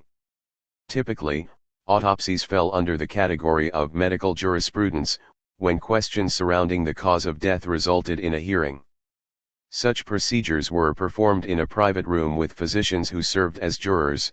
Medical students could not weigh in on the case. Point 13. Perhaps people's curiosity about Haight's age justified their desire to pay for and watch the dissection. Some of the same individuals who paid to see her while she was living likely also paid to see her after death. Dissections in public settings such as this, and in medical facilities for higher learning, occurred regularly in the 19th century, and the dissections of enslaved and formerly enslaved people represented a unique way to extend the profits of slavery beyond the grave. Haight arrives in the historical record as an aged woman loaned and purchased for display in popular cultural settings such as fairs, circuses, and live performances. Some argue that this was not only the result of her physical appearance but also her coerced complicity in her own exploitation. Clearly she participated in the public spectacle Barnum and Lyman created. She told stories and sang songs to entertain her audiences, and Barnum aided with publicity by sending anonymous letters to local newspapers before their shows. When Haight became ill, a Boston woman cared for her until she died on February 19, 1836. Her post-mortem journey brought her corpse about 233 miles viaduct carriage to the New York home of Barnum, where he allegedly stored her in a hallway for a few days and then hosted one final public performance in which Haight was the attraction. In addition to attending the autopsy, people paid for the newspapers that described the event, discussing Haight for months and years after she departed. Similar to the contemporary story of Henrietta Lacks, Haight's afterlife contributed to medical education. This chapter examines the post-mortem journeys of deceased enslaved people like Haight, as well as unknown cadavers, who were on display at medical schools for the benefit of higher learning. Because they were dead, the voices of the enslaved are barely represented here. Instead, I rely heavily on the perspective of physicians who handled their bodies. What follows is the story of the corpses of the enslaved bodies after death, bodies that became part of a clandestine cadaver trade that I believe paralleled other illegal forms of human trafficking. Formerly enslaved people and many others, black, white, and free, experienced a post-mortem journey that few scholars consider. As one of the first to trace this history, with a particular focus on enslaved people and their cadaver journeys, I think that we have much more to learn about the life cycles of the enslaved. Their bodies experienced commodification after death. The fiscal values of their cadavers became tradable goods that were part of a clandestine traffic in bodies used for anatomical education. During Haight's life and, arguably, in her death, audiences from all walks of life viewed her body for social purposes, as a form of entertainment, to satisfy their curiosities about the aged African body, and also to investigate Barnum's propaganda that asserted she was George Washington's elderly nursemaid. Other cadavers arrived at universities and medical colleges as part of an underground traffic in dead bodies, the domestic cadaver trade. Identifying the domestic cadaver trade. Procuring bodies for medical instruction created an unusual problem for university faculty between the 1830s and 1880s. They needed bodies for dissection, but in most states, there were no legally sanctioned sources, aside from the gallows. However, between 1760 and 1876, medical students likely participated in anywhere from an estimated 4,200 to 8,000 dissections. These statistics are more revealing when one considers that the only legal candidates for medical dissection were often unclaimed executed criminals and enslaved people with their enslavers' consent. This raises questions about where the bodies came from, and the role of enslavers in this process. Some enslavers had the bodies of enslaved people dug up and sold, as Charlie Grant shared in his testimony, Chapter 2. Other enslavers passively allowed the bodies of their deceased enslaved people to be harvested or exhumed. An unknown number of enslavers were also medical doctors who took the cadavers directly to the dissection table because they considered them their personal property. A number of corpses entered this market when stolen from burial grounds or the sites of enslavement on which they died. But not all enslavers supported this traffic, making this history difficult to trace. My focus here is on the cadavers in circulation, even when I cannot fully determine how they ended up on the dissection table. I know that a large number of medical specimens were obtained illegally, and that a significant proportion of them were of African descent, arguably many had once been enslaved. Parts of the illegal activity involved purchasing cadavers through a clandestine market. In this setting, bodies sold for a range of prices, from $5 in most places to $30 in Ohio and other states. Bodies were cheaper if it was easier to procure the necessary supply of subjects, and they were more expensive when it is difficult. 14 Just as in the domestic slave trade, in the cadaver trade, importing and exporting states depended on the enslaved population, the willingness of traders, and the ability to transport this unusual merchandise. Thus, before the passage of most statewide anatomy acts in the 1880s, teachers of anatomy were driven to the undignified and illegal practice of encouraging and rewarding grave robbing as the sole means of supplying the dissecting room. Some were directly involved in this practice, and others relied on professional resurrectionists, who stole fresh bodies from cemeteries at night and served as medical school janitors during the day. Dr. Daniel Drake, a physician from Kentucky, noted that the resurrectionist, grave robber, might be the college or hospital janitor, although often it was the student himself or even the professor of anatomy. 15 From this material, taken by university janitors in the middle of the night, medical students learned the structure of the human body. 16. Tracing the origins, roots, and agents, I find that the traffic in enslaved bodies modeled itself after the transatlantic and domestic slave trade and is comparable to modern forms of human trafficking. In order to understand this network, however, we must consider the value of deceased people, outlined in previous chapters through ghost values, and the key people involved in facilitating a traffic of dead bodies. 17 From private and public autopsies to an illegal cadaver trade, I will address the valuation and sale of formerly enslaved and some free black people after death. 18 Most of the cadavers were once enslaved, and neither death nor burial freed them from additional commodification and exploitation.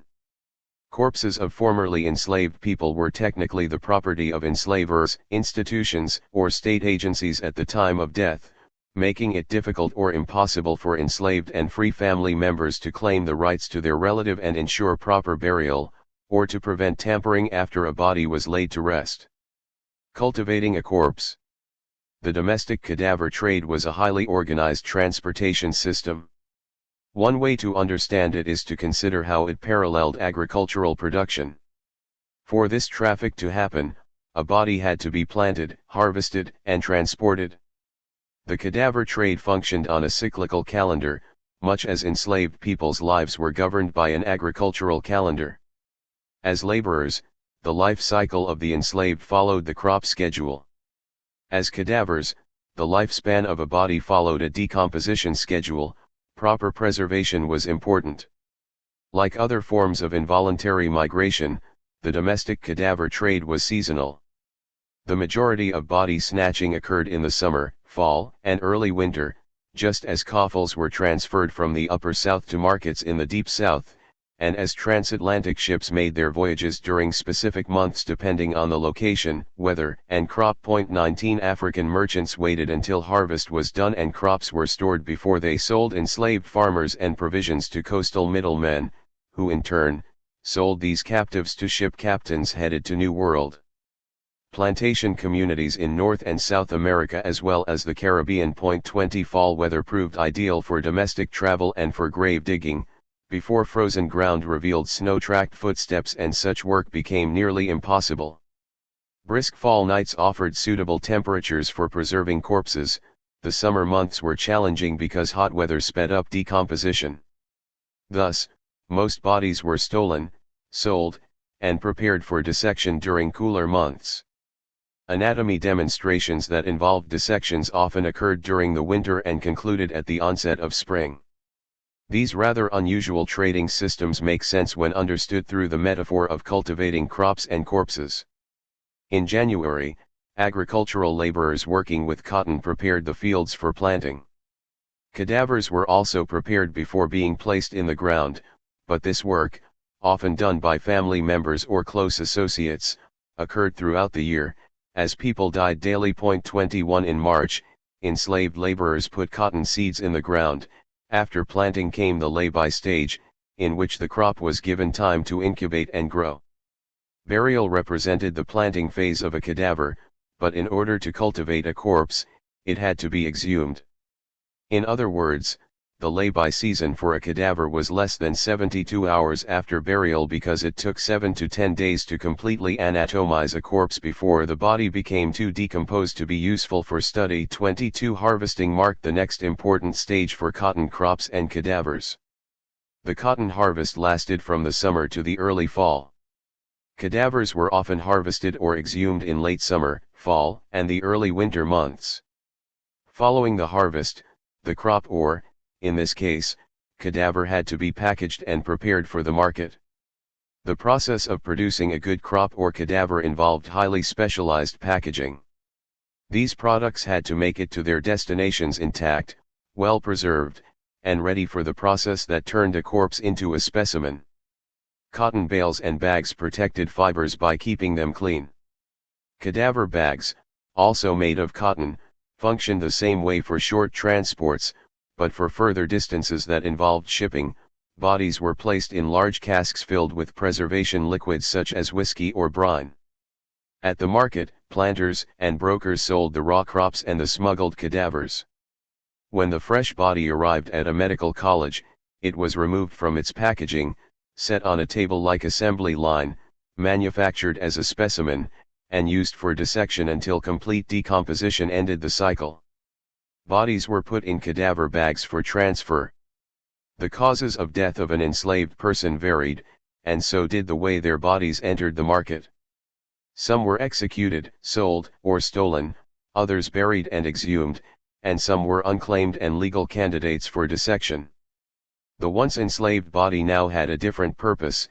It was manufactured into a valuable commodity that would be used to train medical professionals in the halls of some of America's leading institutions, including Dartmouth College, Harvard University, Northwestern University, the University of Chicago, the University of Virginia, the University of Maryland, and Virginia Commonwealth University. 23 At these colleges, the harvest process was completed and the corpse was fully manufactured for anatomical education. Just as the raw cotton produced by enslaved people was manufactured into cloth, and then transformed into aprons covered with rubber and worn by physicians and their students in the dissecting rooms, the once enslaved body underwent a similar process as a way for medical professionals to better understand the human body. Schools were dependent on cadavers, whether formerly enslaved or not. However, given the illegal nature of the trade in the early to mid-19th century, members of the medical community proceeded with caution and participated in an underground market to obtain these unusual goods.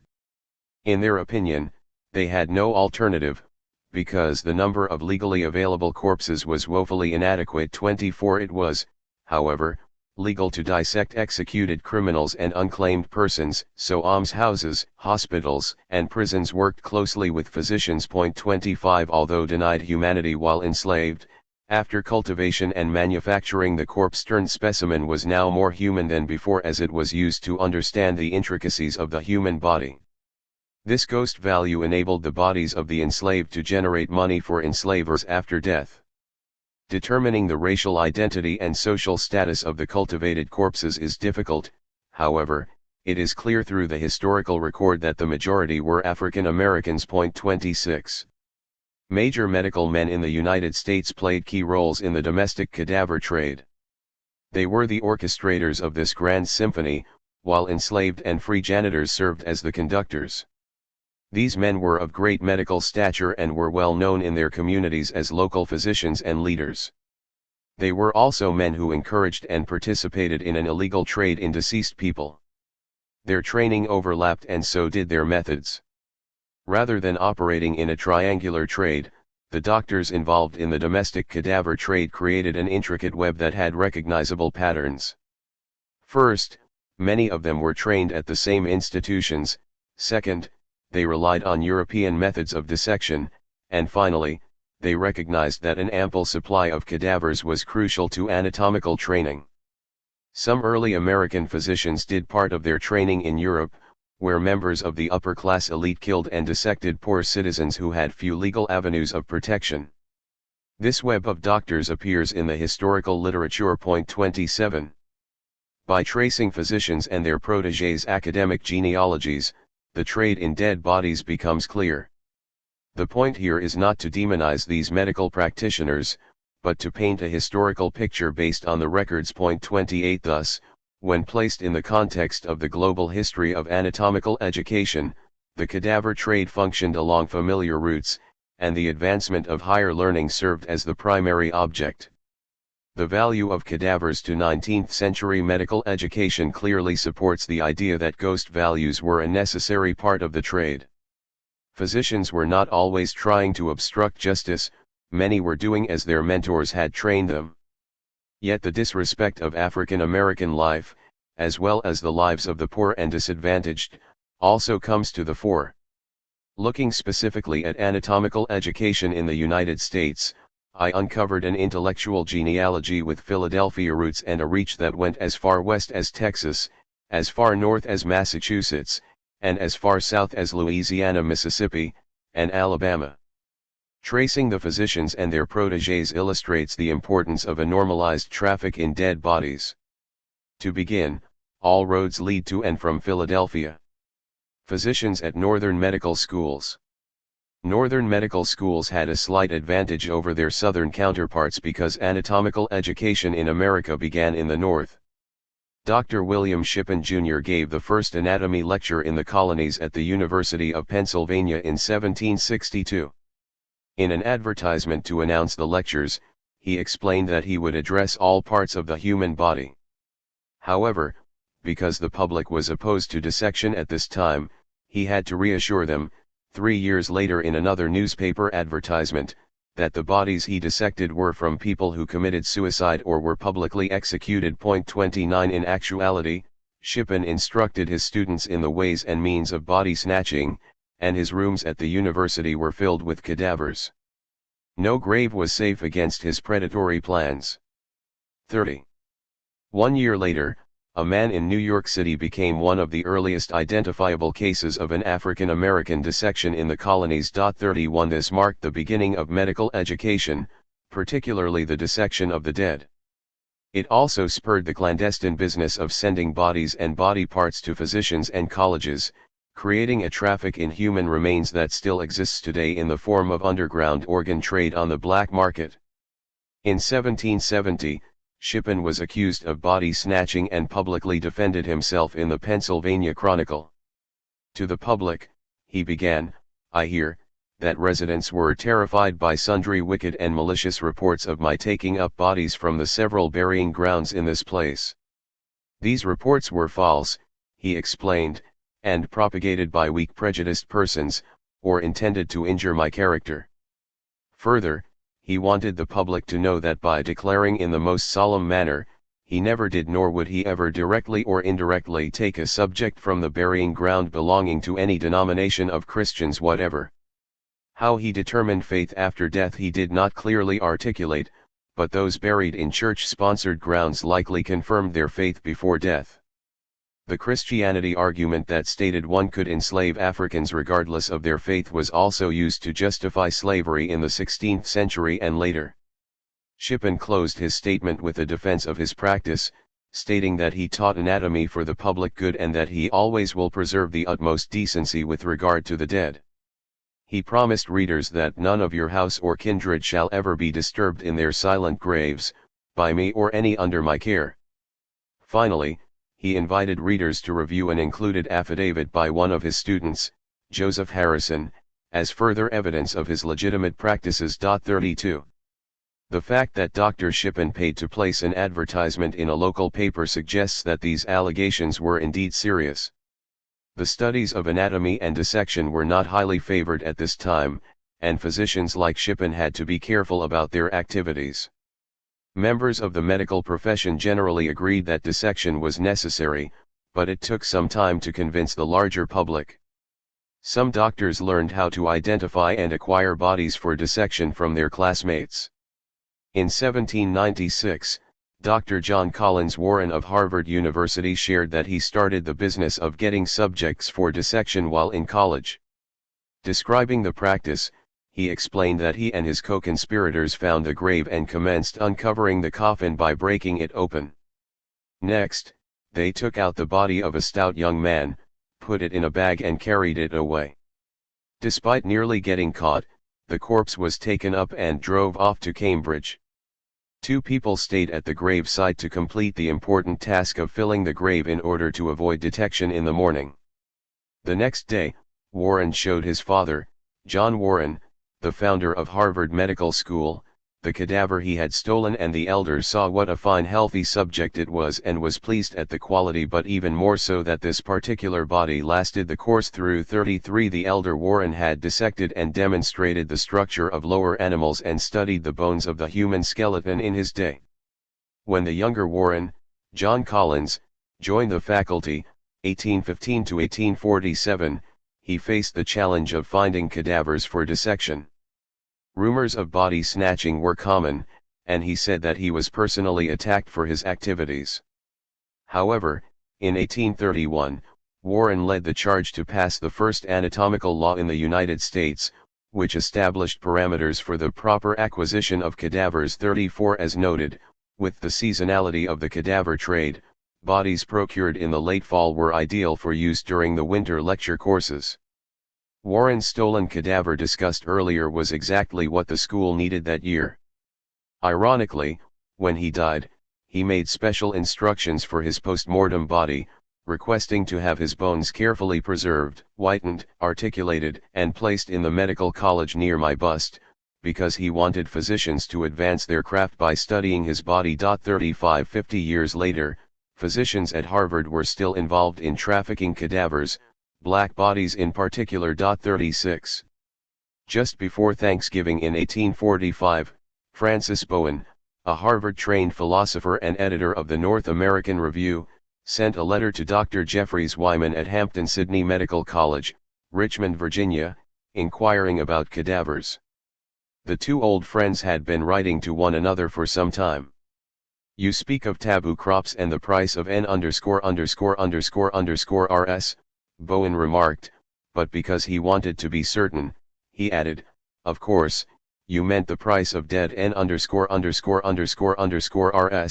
they being the only commodity that you trade in."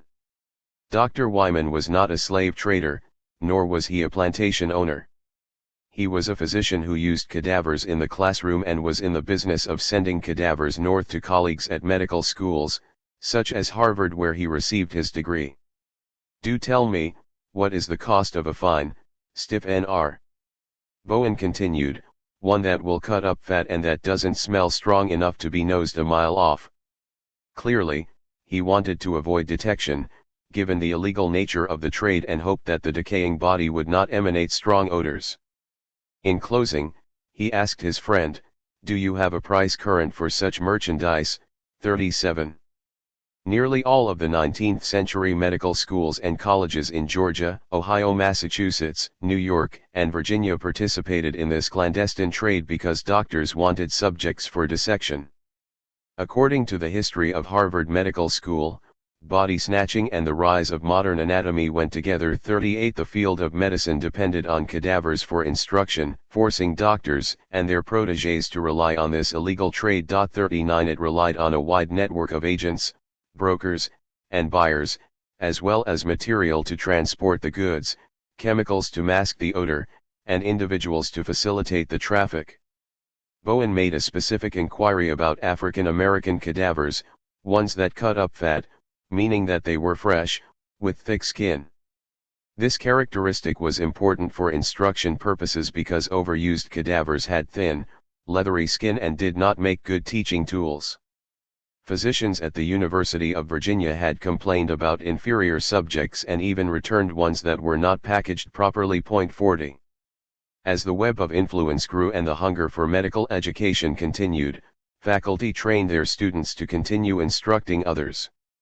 Moving to the Midwest, one of Dr. Shippen's students, Dr. Daniel Drake, became a leading physician in Kentucky and Ohio. Drake first trained under Dr. Goforth in Ohio and learned to practice medicine by age 20. He arrived in Cincinnati or Losantiville in 1800, as its first student of medicine and started his medical training in December. 41 Other doctors in Cincinnati included Robert McClure, John Selman, and John Cranmer, also spelled Dranmar, all of whom may have been involved in the cadaver trade before the legalization of dissection. After completing his formal training in 1816, Drake received his MD from the University of Pennsylvania and practiced in Cincinnati. Drake is known as being the first active medical faculty member west of the Allegheny Mountains. 2 years later, he founded and incorporated the Medical College of Ohio. 42 After creating a medical department at Cincinnati College, 1819, he worked at Transylvania University, Lexington, Kentucky, and then Jefferson Medical College in Philadelphia from 1830 to 1831.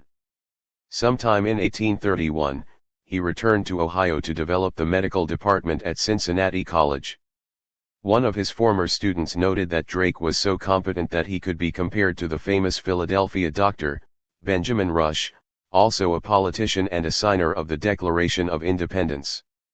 However, reflecting on Drake, former apprentice William Barbie noted that Drake always asked his students about some anatomical fact. 43 Given the scarcity of medical men in Ohio at the time, one wonders if Drake could have viewed and/or taught with parts of Nat Turner's dismembered body.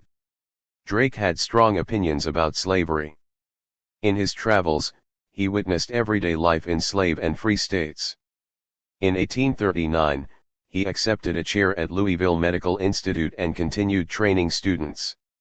A little more than 10 years later, he discussed slavery in a series of letters to Dr. John Collins Warren of Harvard. Rather than dissection, he seemed distracted with emancipation and colonization. This distraction makes sense because he wrote around the time of the Compromise of 1850, which in part included a fugitive slave clause that made Northerners culpable for not returning runaways. Warren and Drake supported the Union, but were not considered abolitionists. From his travels throughout the North and South, for example, Drake firmly believed that slave states should remain pro-slavery and that free states should remain free.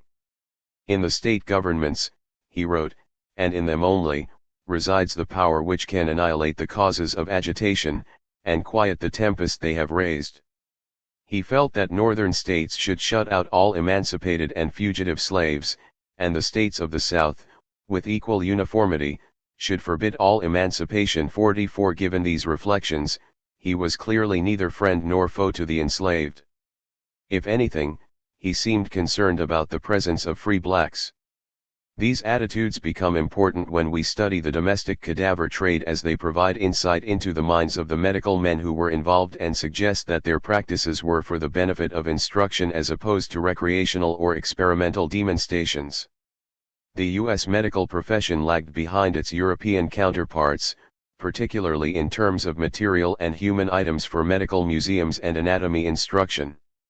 However, several physicians received training in Europe in the 18th and 19th centuries because of a growing enthusiasm for medical knowledge. 45 By the third decade of the 19th century, no school in our country has as yet collected such a museum as to be sufficient for the instruction of the lectures of the professors. 46 The faculty at Jefferson Medical College in Philadelphia, especially Dr. Granville Sharp Pattison, demonstrator of anatomy, wanted to remedy this shortcoming. Having studied in London and worked at the University of Maryland, Pattison came to Jefferson Medical College with the hopes of capitalizing on the number of liberally supplied corpses one could find in and around an urban center such as Philadelphia. 47 The city of brotherly love was celebrated for the facilities it affords to the medical students, who went there in droves seeking an education. The same facilities that attracted students drew the attention of physicians such as Pattison. Founded in 1824 by the Pennsylvania legislature, by 1836 the school had admitted its largest class, 354 students, since its opening. About 32% of the student body came from southern states, and a handful came from Ireland, Barbados, and Canada. However, the majority were from the north. The college boasted, the number of students in attendance during the last session was not exceeded by that of any other medical school in the United States. Their students spent time in the offices of intelligent practitioners, as the faculty recruited Dr. Robley Dunglisson from the University of Virginia and Dr. Granville Sharp Pattison from the University of Maryland. They believed that no good medical school could function without strong faculty and a state-of-the-art museum. 48. John Barclay curated the museum at Jefferson Medical College, which contained healthy and morbid anatomical specimens or body parts of considerable value. The school janitor, William Watson, had been hired in the fall of 1828 for $18 per month. In his application letter, he added that his payment should occur monthly from November through April. His duty was to prepare the use of 2 rooms in the basement for dissection and 2 little cellar apartments, where he could live rent-free. He was also responsible for taking charge of the building and air the rooms and brush them off occasionally.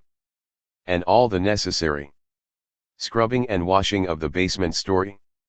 49. It was his responsibility to keep the area clean and well ventilated. The college acquired some cadavers, both intact and dismembered, after soliciting material from friends who might have come across unusual specimens of morbid anatomy in their practice. To transport these items, all that is necessary is merely to have them removed from the body and placed in a vessel of whiskey. Drawing the old whiskey off and adding fresh amounts to the cask could salvage large specimens kept in spirits for a fortnight. These rather straightforward instructions, published openly in the college announcement of lectures, suggest that transporting bodies and body parts for anatomical display was quite common before the mid-19th century. Although extra-legal, physicians needed material to teach their students, and the school's reputations and recruitment often rested in these vivid solicitations. 50. In an 1833 lecture, Pattison cautioned students to guard against overestimating the talents and the reputation of those members of your profession who lived at a distance. Having trained in Europe, he felt justified in his remarks, so he reminded students not to view European physicians as idols, because Jefferson Medical College also had a wonderful faculty including Dr. Philip Syng Physic and Dr. George M. McClellan, who are not inferior to any of their most gifted brethren in Europe.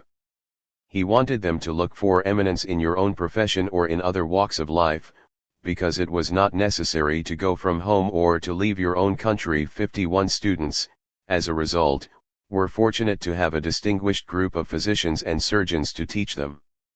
A hospital and almshouse nearby added great diversity to the cases that the physicians at Jefferson Medical College examined. The supply of subjects for dissection was abundant even to profusion, making Philadelphia the center of medical training. 52. Although urban doctors believed that large cities meant an ample supply of subjects for dissection, population demographics did not necessarily correlate to an excess of dead bodies. State and local legislation restricted the means of acquiring corpses. For example, historian Michael Sapal states that the first law to sanction dissection in the United States was enacted in New York in 1789. Referred to as an act to prevent the odious practice of digging up and removing for the purpose of dissection, dead bodies interred in cemeteries or burial places, this legislation required a surgeon to be present to claim the body if the judge declared that dissection was part of the sentencing. It also outlawed body snatching. In Massachusetts, only those killed in a burl or those executed for such a homicide could be dissected. It was also customary for judges in some of the other states to decree dissection as part of the death sentence. 53. Just a few years before the Haight autopsy, faculty members at Jefferson Medical College published their annual announcement of lectures. In this circular, they made it clear that dissection, and dissection alone, can make a man an anatomist. Advertising their facilities, faculty, and lectures was an important recruitment tool for medical schools hoping to attract a good class of students. Jefferson Medical boasted about its facilities, claiming to have admirable theaters for the purposes of effective teaching that are large, well-ventilated, and so constructed, that the most minute demonstrations can be distinctly seen from the most distant benches. 54. It did not have to convert a saloon, as was done in Haight's case, to study the human body. JMC was proud to have state-of-the-art facilities. The faculty at Jefferson Medical College operated under the medical harvesting schedule previously described to optimize bodily preservation and university instruction. As noted, bodies ideally needed to be exhumed within 24 hours of burial, no more than 72 hours post-mortem and 10 days before complete decomposition. The bodies had to be transferred to medical schools quickly and or placed in preservation liquids. Schools stocked their shelves with these specimens, as is evident in JMC supplies. 55. Once the bodies reached their destination, via shipment, rail, or carriage, those on the receiving end had to prep them for dissection. From Pennsylvania and Ohio to Massachusetts, physicians and their protégés were in conversation about medicine and slavery. Sons of the South went north to matriculate through medical degree programs and stayed in communication with their, often, planter-class families. Sometimes Northerners went south to work at universities. During his short time at Hampton-Sydney in Richmond, Dr. Wyman made occasional references to slavery. "I feel more and more convinced," he wrote a Boston colleague, "that in the system of slavery where everything connected with it is accursed, the slave and master are both sufferers." He was not impressed with the South and felt that slavery was a vile system that must be done away with. 56. Others took pride in working at Southern institutions. Physicians at Southern medical schools. Southern medical schools and colleges competed with Northern institutions. For too long, their sons had been traveling above the Mason-Dixon line to pursue their academic dreams at elite Northern universities such as the University of Pennsylvania, Harvard, Dartmouth, and others. In order for Southern institutions to excel, they needed to demand that their physicians maintain a high level of respectability. According to the sentiment in the late 1820s, the medical student was a student all his life, and schools should enforce reasonable fees. In an address to the Medical Society of Georgia, Dr. Alexander Jones added that physicians should be polite, virtuous, charitable, hospitable, kind, benevolent, and well-educated gentlemen. Placing physicians just one mark below clergymen, he suggested that doctors needed official training and that it did not have to occur in Philadelphia, an indictment against the University of Pennsylvania and Jefferson Medical College. In some cases, Southern students who went north were not encouraged to maintain their virtuous upbringings, Jones suggested, because Northern institutions were more concerned with increasing their numbers as opposed to giving the school respectability and standing. Diplomas were distributed liberally without regard to merit. Thus, on the eve of a watershed in anatomical education, Jones encouraged potential students to obtain a medical education in the South, in order to free up the profession from such lumber, by setting up a purer standard of medical character. 57. Too many leading anatomists received their education in Philadelphia, and even though their influence reached international fame, regionalism remained important in the South. Physicians in South Carolina harbored strong opinions about regionalism. The Palmetto State established a medical board in 1817 and a medical college in Charleston in 1823. At the opening lecture for the fourth class of students at the Charleston Medical College, Dr. Samuel Dixon reminded them of their high calling and encouraged them to apply the pious language of Milton by participating in devout prayer to the Eternal Spirit.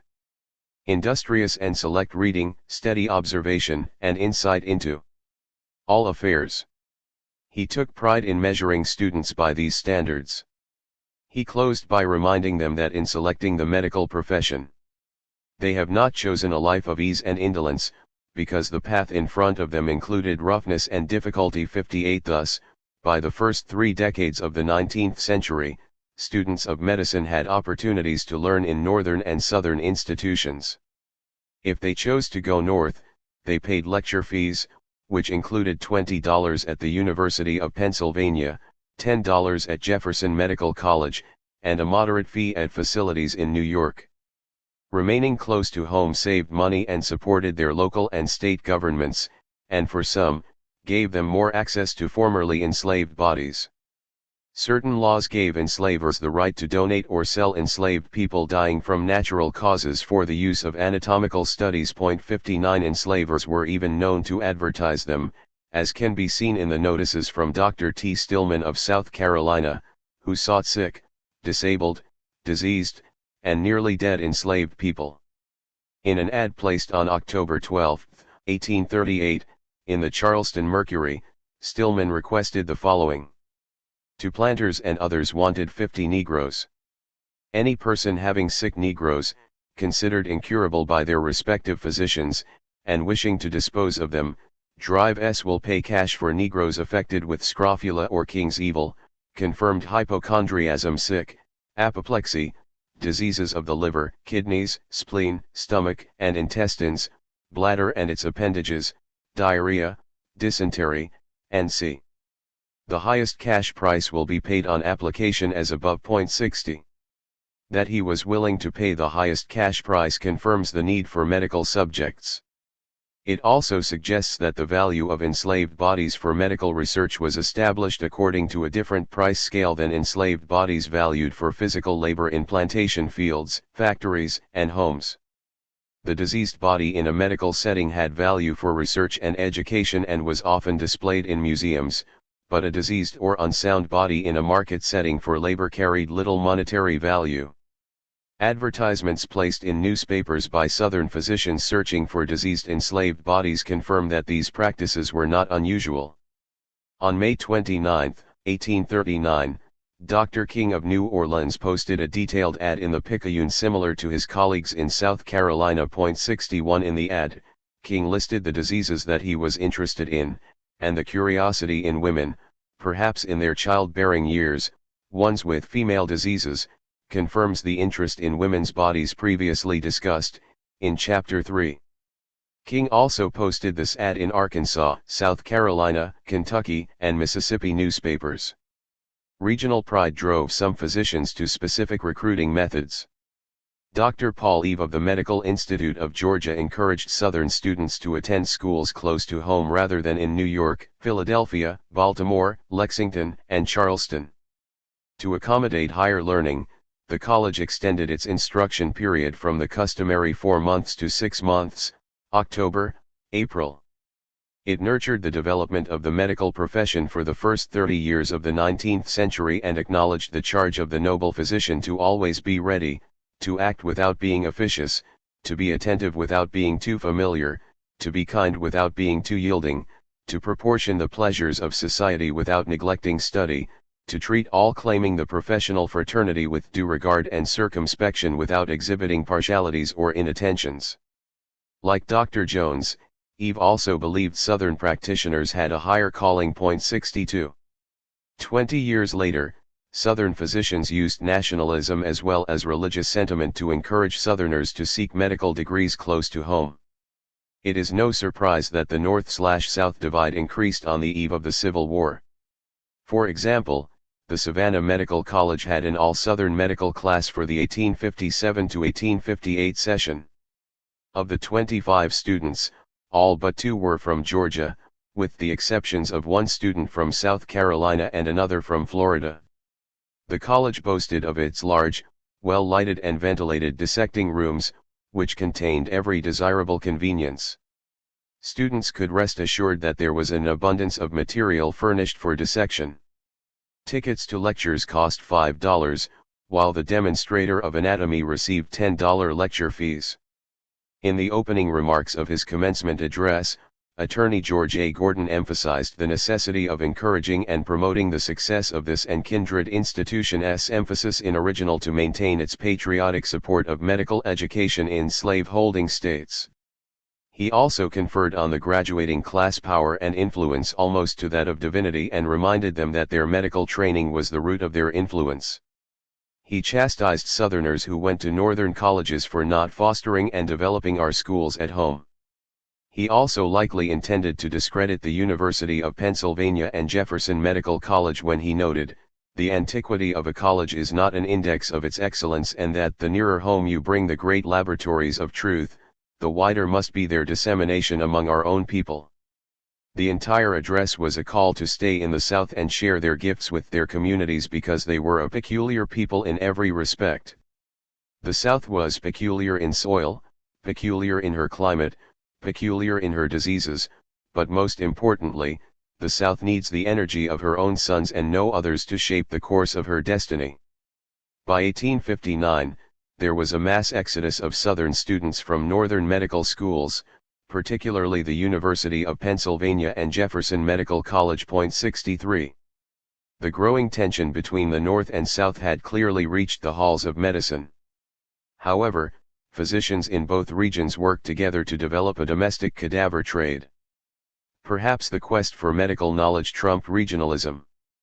Cooperation between Northern and Southern physicians increased as U.S. physicians competed with their European counterparts, ultimately fueling the traffic in bodies used for dissection. The actions of the Medical College of Georgia provide a great deal of insight into this cadaver trade. Body snatching. In 1839, the Medical College of Georgia in Augusta purchased $100 worth of cadavers from a New York source. Anatomical subjects at that time cost approximately 75 cents each, therefore, it is likely that the school received 130 cadavers through this transaction. The subjects were shipped in casks of brine or whiskey and placed on a coastal steamer to Charleston, along the same routes as shipments of living enslaved people. 3 years later in 1842, Dr. Newton, the demonstrator of anatomy, took a trip to Baltimore to secure subjects for the coming year. He probably traveled the Atlantic seaboard along the same shipping lanes as domestic and transatlantic slave ships. These ships would have been outfitted with a small crew and raw goods being sent north for manufacturing. To take such a voyage, Newton had to make arrangements in advance, and the items he purchased had to be prepared for transportation. He would need casks to transport the bodies and whiskey or lime for preservation. He also knew that popular sentiment did not support dissection, so he used discretion in conversations with enslavers and next of kin. 64 Some enslavers in Norfolk, nearly 200 miles from the University of Virginia, did not want their enslaved people's graves tampered with, others simply did not care. The same patterns existed in Georgia. 65.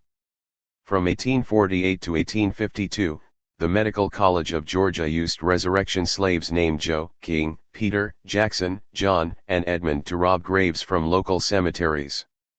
It brought in 64 subjects for dissection, equivalent to 16 subjects per term. 66 These enslaved men were given wages or modest fees for their services, which included grave robbing and then reinterment after the medical students and faculty were finished with the dissection.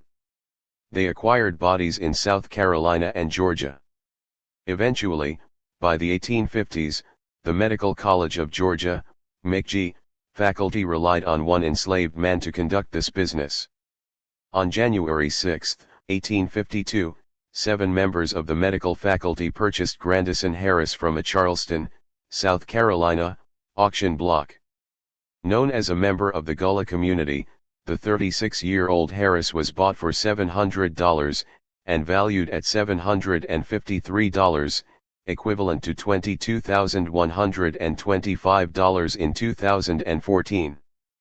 Faculty members each owned 1/7 of his person and could sell their share if they left the school. 67 His official title was porter, but the faculty purchased him for one purpose, to supply the school with subjects for dissection. Those who knew him said he was good. We do not know the race and status of all those he procured, some were free blacks. Members of the African American community had mixed feelings about him. 68 We do know that he stole bodies from Cedar Grove Cemetery, which was reserved for poor and black residents. The cemetery was not fenced. Harris learned to read and write, searched obituaries for potential subjects, and sat in on anatomy lectures. Some referred to him as a teaching assistant, and students respected his expertise. He became knowledgeable about dissections and, over time, perfected his craft. One scholar described him as being responsible for all the preparations necessary for acquiring, preparing, displaying, and disposing of human specimens. 69. Once he identified a potential corpse, he went to Cedar Grove Cemetery at night and dug down to the upper end of the box, then he smashed it with an axe and drew the subject out, placed it in a sack, and carted it to the college. By employing Harris, the Medical College of Georgia saved money, because it no longer had to hire enslaved people to do this work, nor did it have to purchase cadavers from sources in South Carolina, Maryland, New York, and Massachusetts, as they had done before Harris's arrival. 70. Harris was fully integrated into McG, and he appears frequently in school records. Faculty made note of his activities, including his wages, room and board, supplies, and payments for acquiring dissection subjects from 1853 through 1857. At a glance, he appears in about 25% of the faculty account records. Harris received $6.75, $10.00 in monthly wages from the college. 71 Over this 4-year period, he was paid a total of $412 for 41 subjects collected. He likely needed supplies for his clandestine activities, so in December 1854, the faculty paid $4 for containing subjects and cover and, on another occasion, purchased a wheelbarrow. Likewise, on January 17, 1856, the school paid $66.67 for whiskey, which was probably used to preserve cadavers. 72. After years of collecting subjects for dissection, Harris had also been traveling back and forth to South Carolina to see his family. In 1858, the dean of the college returned to the Charleston auction block and purchased Harris's wife, Rachel, and son, George, for a total cost of $1,250, equivalent to $37,083 in 2014. 73 Again, this represented another financial decision, because owning the entire family kept Grandison Harris off the railroad between Augusta and Charleston, a journey that cost the school $12 each time. Rachel worked as a cook and laundress, while George learned about his father's business. Although we do not know much about Rachel and George, we can speculate that she washed the sheets, blankets, aprons, and rags used in the dissecting rooms. Post-slavery photographs of black laundresses at medical colleges show unnamed women with brooms behind medical students performing dissections.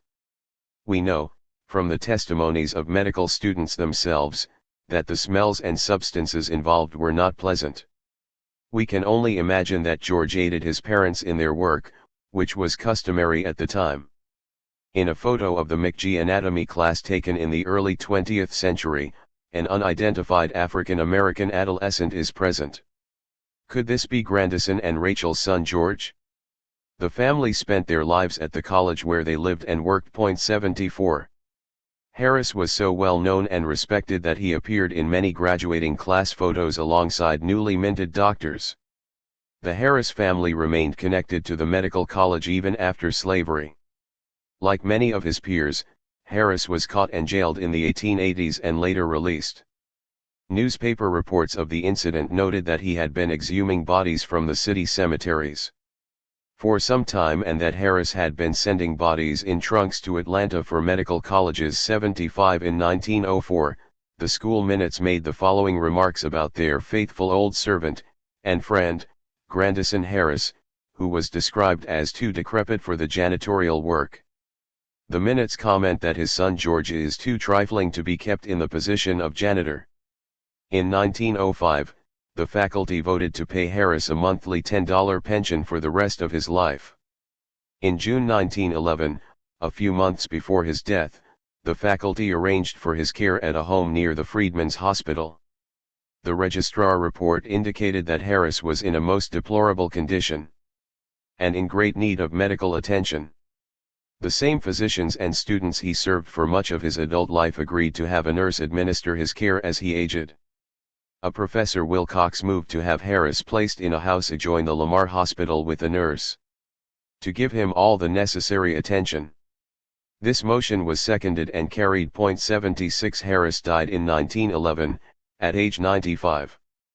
Ironically, he was laid to rest in the same cemetery, Cedar Grove, in which he had conducted his business of cadaver stealing. Harris's actions were revisited 78 years post-mortem, when construction workers found the cadavers of close to 400 people in the basement of the old medical college on Telfair Street. Some of the bones had specimen numbers written on them, and workers found vats full of whiskey that held the remains of body parts. It is believed that Harris played a central role in procuring these corpses. He had served as the college cultivator and the university manufacturer of cadavers in a clandestine trade. The 1989 discoveries of Harris's actions resulted in conversations among anthropologists, activists, physicians, historians, and community members. 77 For nearly a decade, anthropologists and bioarchaeologists studied the remains. Then, in 1998, the bones were returned to Augusta in a sealed 2,500-pound vault, so that their slumber won't get disturbed again. 78. By the 1830s, the domestic cadaver trade was highly organized in Georgia and other southern states, such as Maryland and Virginia. The trade, however, crossed the entire United States, and bodies were sent from the south to the north. In September 1830, for example, Dr. Nathan Riano Smith of the University of Maryland wrote to Dr. Parker Cleveland of Brunswick, Maine, about the traffic in cadavers.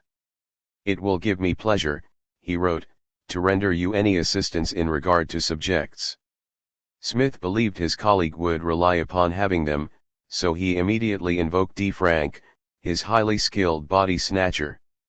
Smith was so confident in Frank's skills that he boasted about their large source base, "We get them here without any difficulty at present." Such language suggests that there may have been an earlier time when it was challenging to acquire a corpse. Despite their current success, he remained guarded about the fact that cadavers were being shipped out of Baltimore. For the time being, he would package and ship 3 bodies in barrels with whiskey Y79. Frank and Smith worked well together.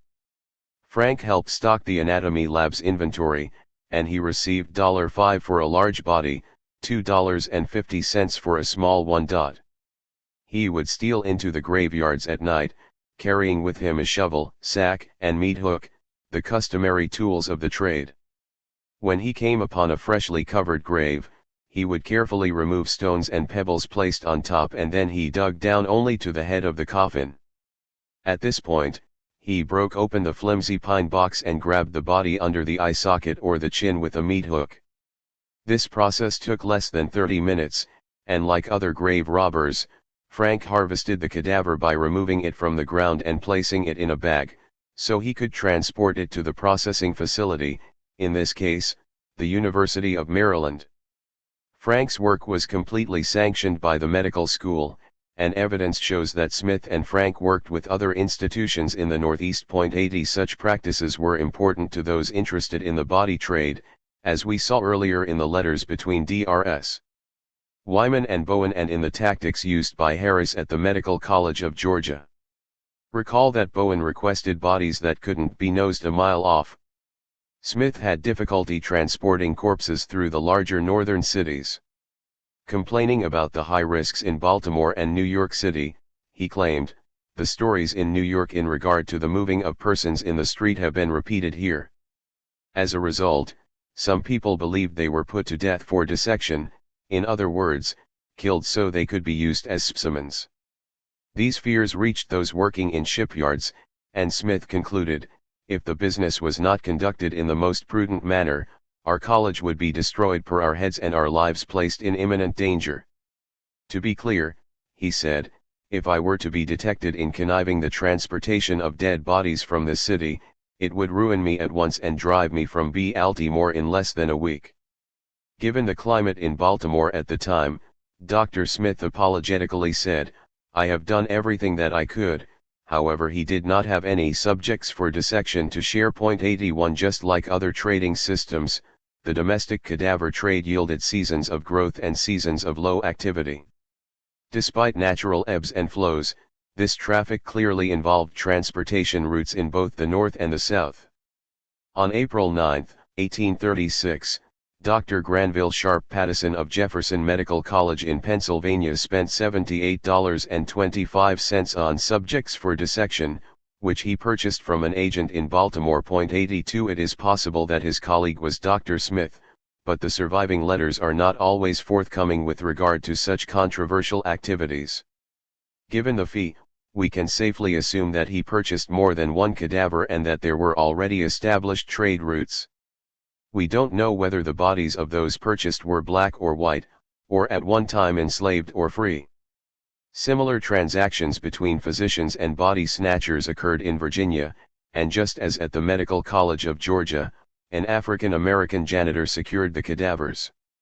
The activities at the University of Virginia in the 1840s and 1850s provide extensive details about the cadaver trade. Dr. John Stagg Davis became a demonstrator of anatomy in 1845 and was later appointed professor in 1855 to 1856. Like many 19th-century physicians, he received some of his training in Philadelphia, the medical capital of the nation. He remained on the faculty at the University of Virginia for 30 years, until his death in 1885. In correspondence with medical professionals in Richmond, we learn that the cadaver trade was in full swing by the mid-1840s, with Davis's assistance. He worked with a cover team of people who harvested cadavers for medical research, transporting bodies from Richmond to Charlottesville, where they were sold to university faculty. Davis's letters reveal that this trade was highly organized and structured as a fully functioning business. His transactions included price negotiation, product specialty, compensation for missed shipments and delays, as well as a set of agreed-upon fees for shipments. He traded cadavers via steamboat, carriage, and ships to people in and around Virginia, such as Dr. Lewis Minor of Portsmouth Naval Yard Hospital, James L. Cabell of Carter Islands, and H. L. Thomas of Richmond. In a letter from Thomas in the summer and early fall of 1849, there is a discussion of criminal cadavers and the desire to pay $20 per subject, and references to resurrectionists. On November 27, for example, Thomas wrote about booty men and asked for the first material that does. No matter who else wants it. 83. The men worked with Thomas White, the white body snatcher responsible for collecting and transporting subjects. Davis had an excellent reputation for teaching, and the University of Virginia anatomy students were known to be well trained in this field. The strength of the program relied on allowing students to perform individual dissections. As a result, Davis needed to acquire approximately 25 cadavers per year. Given that it was illegal to dissect the dead in Virginia and in most other states, depending on how cadavers were received, Davis relied on an underground market. Because of the proximity to slavery and the knowledge of domestic slave trade routes, the domestic cadaver trade flourished in this region. According to one scholar, it was easier to secure bodies in the South because of the large enslaved population and because enslavers had legal authority over black bodies. This important point explains why enslaved people became post-mortem commodities and why Charlottesville and Richmond were key trade cities. 84. The region is also not far from the Southampton and Harper's Ferry rebellions, confirming the possibility of increased traffic in cadavers in the aftermath of those two events. In transactions with Minor, Davis worked with Thomas White, who received $100 for putting bodies in well-secured liquor or oil barrels. The men had a memorandum of the agreements with specifications for the subjects. The barrels were large enough to contain his favorite article of the trade, so long as they were good subjects, properly shipped. In one shipment, Minor agreed to pay $32 for 2 adults and 2 children. However, the most interesting involved a prime subject, a colored woman, who was scheduled to be buried, and a newborn child. In December 1850, Minor wrote to Davis that he had seen White and that White had sent the case mentioned in his last letter, namely, the colored woman. 85. Davis probably competed for cadavers with Dr. Jeffries Wyman at Hampton-Sydney College. Wyman mentioned these illicit activities in a letter to his colleague Dr. David Humphreys Storer at Tremont Medical School in Boston. Apparently, 2 Boston students got into some hot water for stealing a body. In a letter to Storer, Wyman acknowledged that case and he shared a similar incident that had taken place in Virginia. "Our students do the thing in a manner somewhat different," he explained. After the police had received and buried a body, 15 to 20 students turned out the next night with dirks, pistols, bowie knives, etc. and went to work very coolly to dig up the body.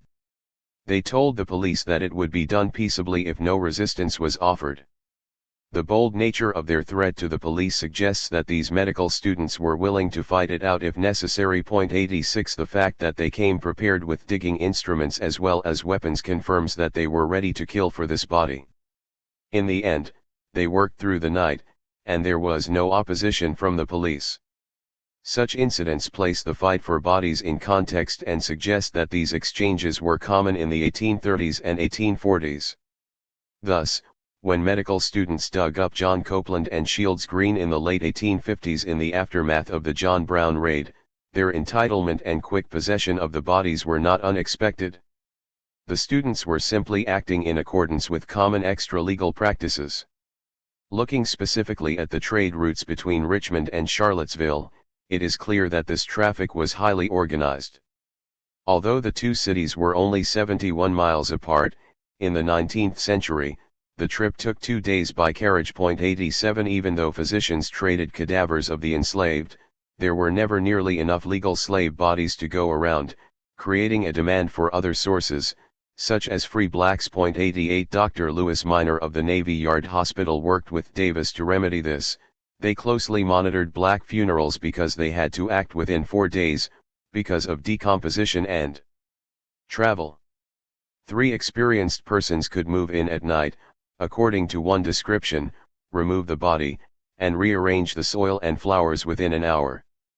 As the cultivation process continued, the harvested corpse was then placed in a barrel tightly packed in bran and shipped by boat to Richmond, and then transferred by rail for the journey to Charlottesville. The following shipping rates applied. Richard H. Whitehead's University of North Carolina School of Medicine anatomy students during a dissection staged outdoors, Raleigh, circa 1890. Notice the African American janitor sits on a bucket in front of an African American man who is being dissected.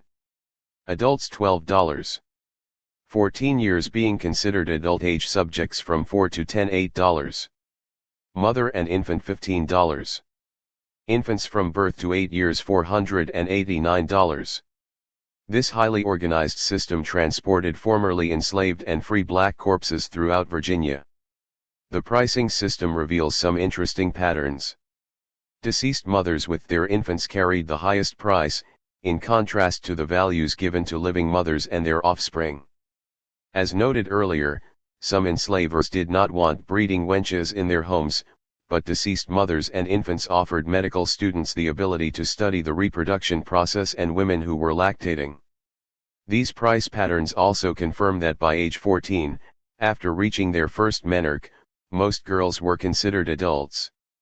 Just like any market activity, these rates were negotiated, as some physicians tried to avoid extra charges such as freight rates and premiums for quality cadavers. 90. As Grandison Harris served at the Medical College of Georgia, Chris Baker served at Virginia Medical College, which began in 1838 as the medical department of Hampton-Sydney College in Richmond. In 1854, it became the Medical College of Virginia and severed its ties to Hampton-Sydney. In 1860, it became a state institution and later Virginia Commonwealth University, in Richmond, and he likely was involved with the corpse cultivation utilized by Drs. Davis, Wyman, and Minor. Baker was born in the 1840s to parents owned by the university, just as George Harris was. Some accounts suggest that he was born in the basement of Egyptian Hall, the place where he would later prepare exhumed bodies. His father worked for the university and probably taught Baker his craft.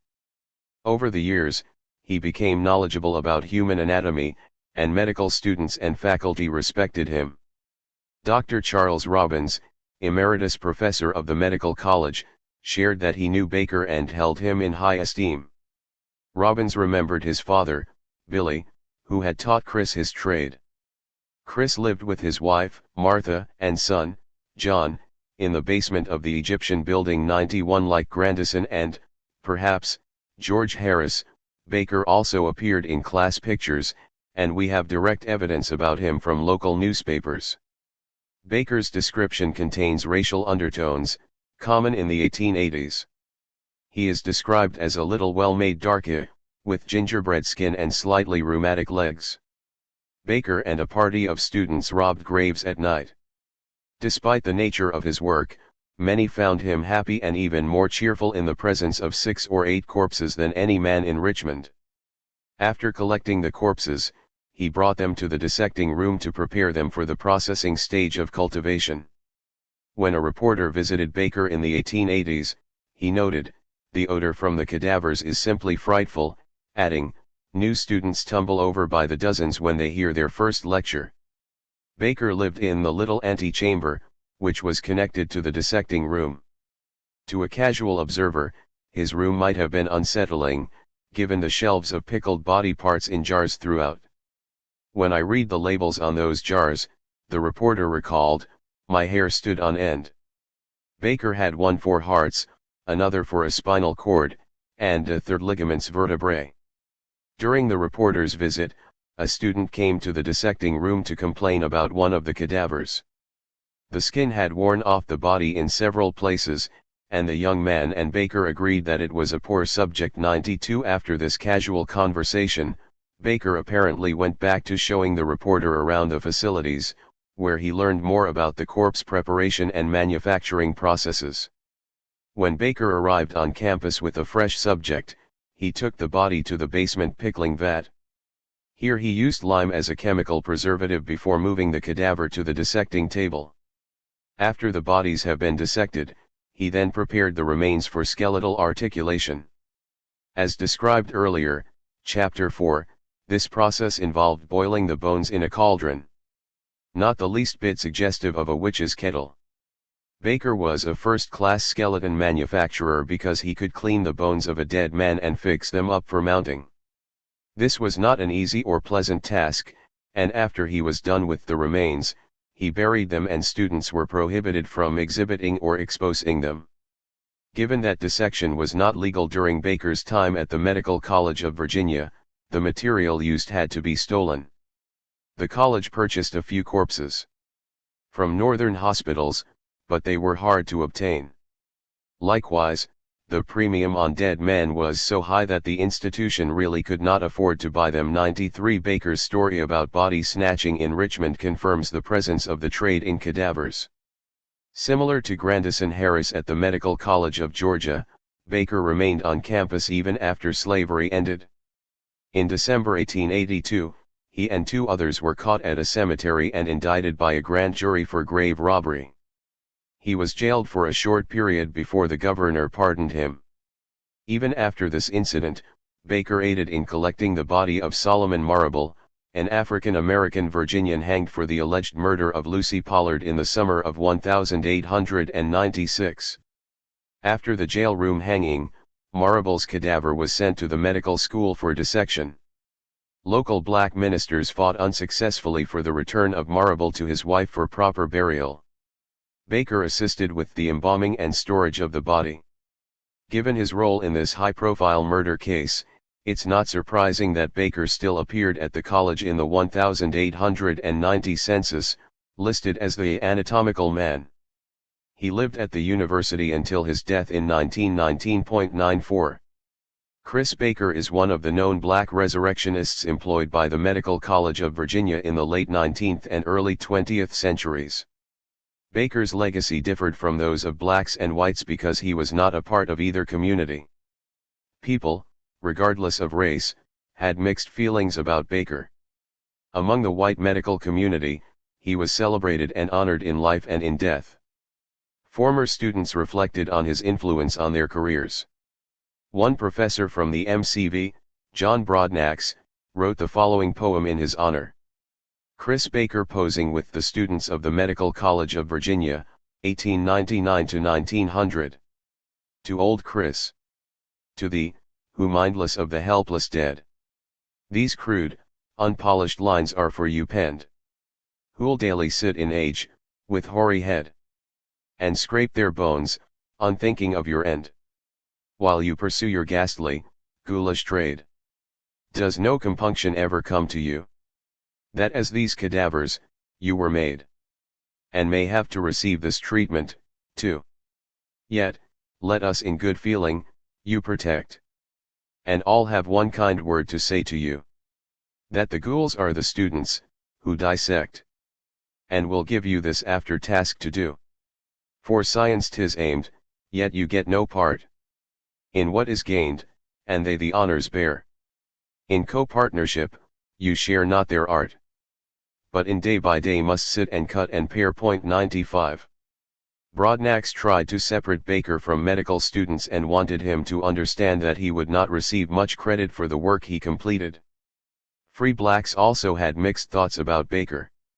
Legend has it that when the African American community saw him in town, they feared that he had come to collect their bodies. Black parents told their children to run and hide when they saw him. Imagine the level of isolation he experienced. Yet when he died, he was given a decent burial, and members of the medical community eulogized him. 96. Baker is buried in Evergreen Cemetery in Richmond. But his life, like many others in this book, does not end at death. His history has been resurrected along with the bones of some of the very people he brought to the dissection room more than 130 years ago. But I digress, we will return to Baker soon. For now, it is important to remain in the 19th century and to examine the religious thoughts of other leading citizens. Despite the actions of medical students and faculty in the North and the South, some abolitionists, including Lucretia Mott, believed physicians, students, and their staff needed to respond to a higher calling. Mott addressed the oppression of the enslaved and the free in an 1849 lecture at the Cherry Street Meeting House in Philadelphia. A religious anti-slavery activist, Mott started her remarks with an invocation.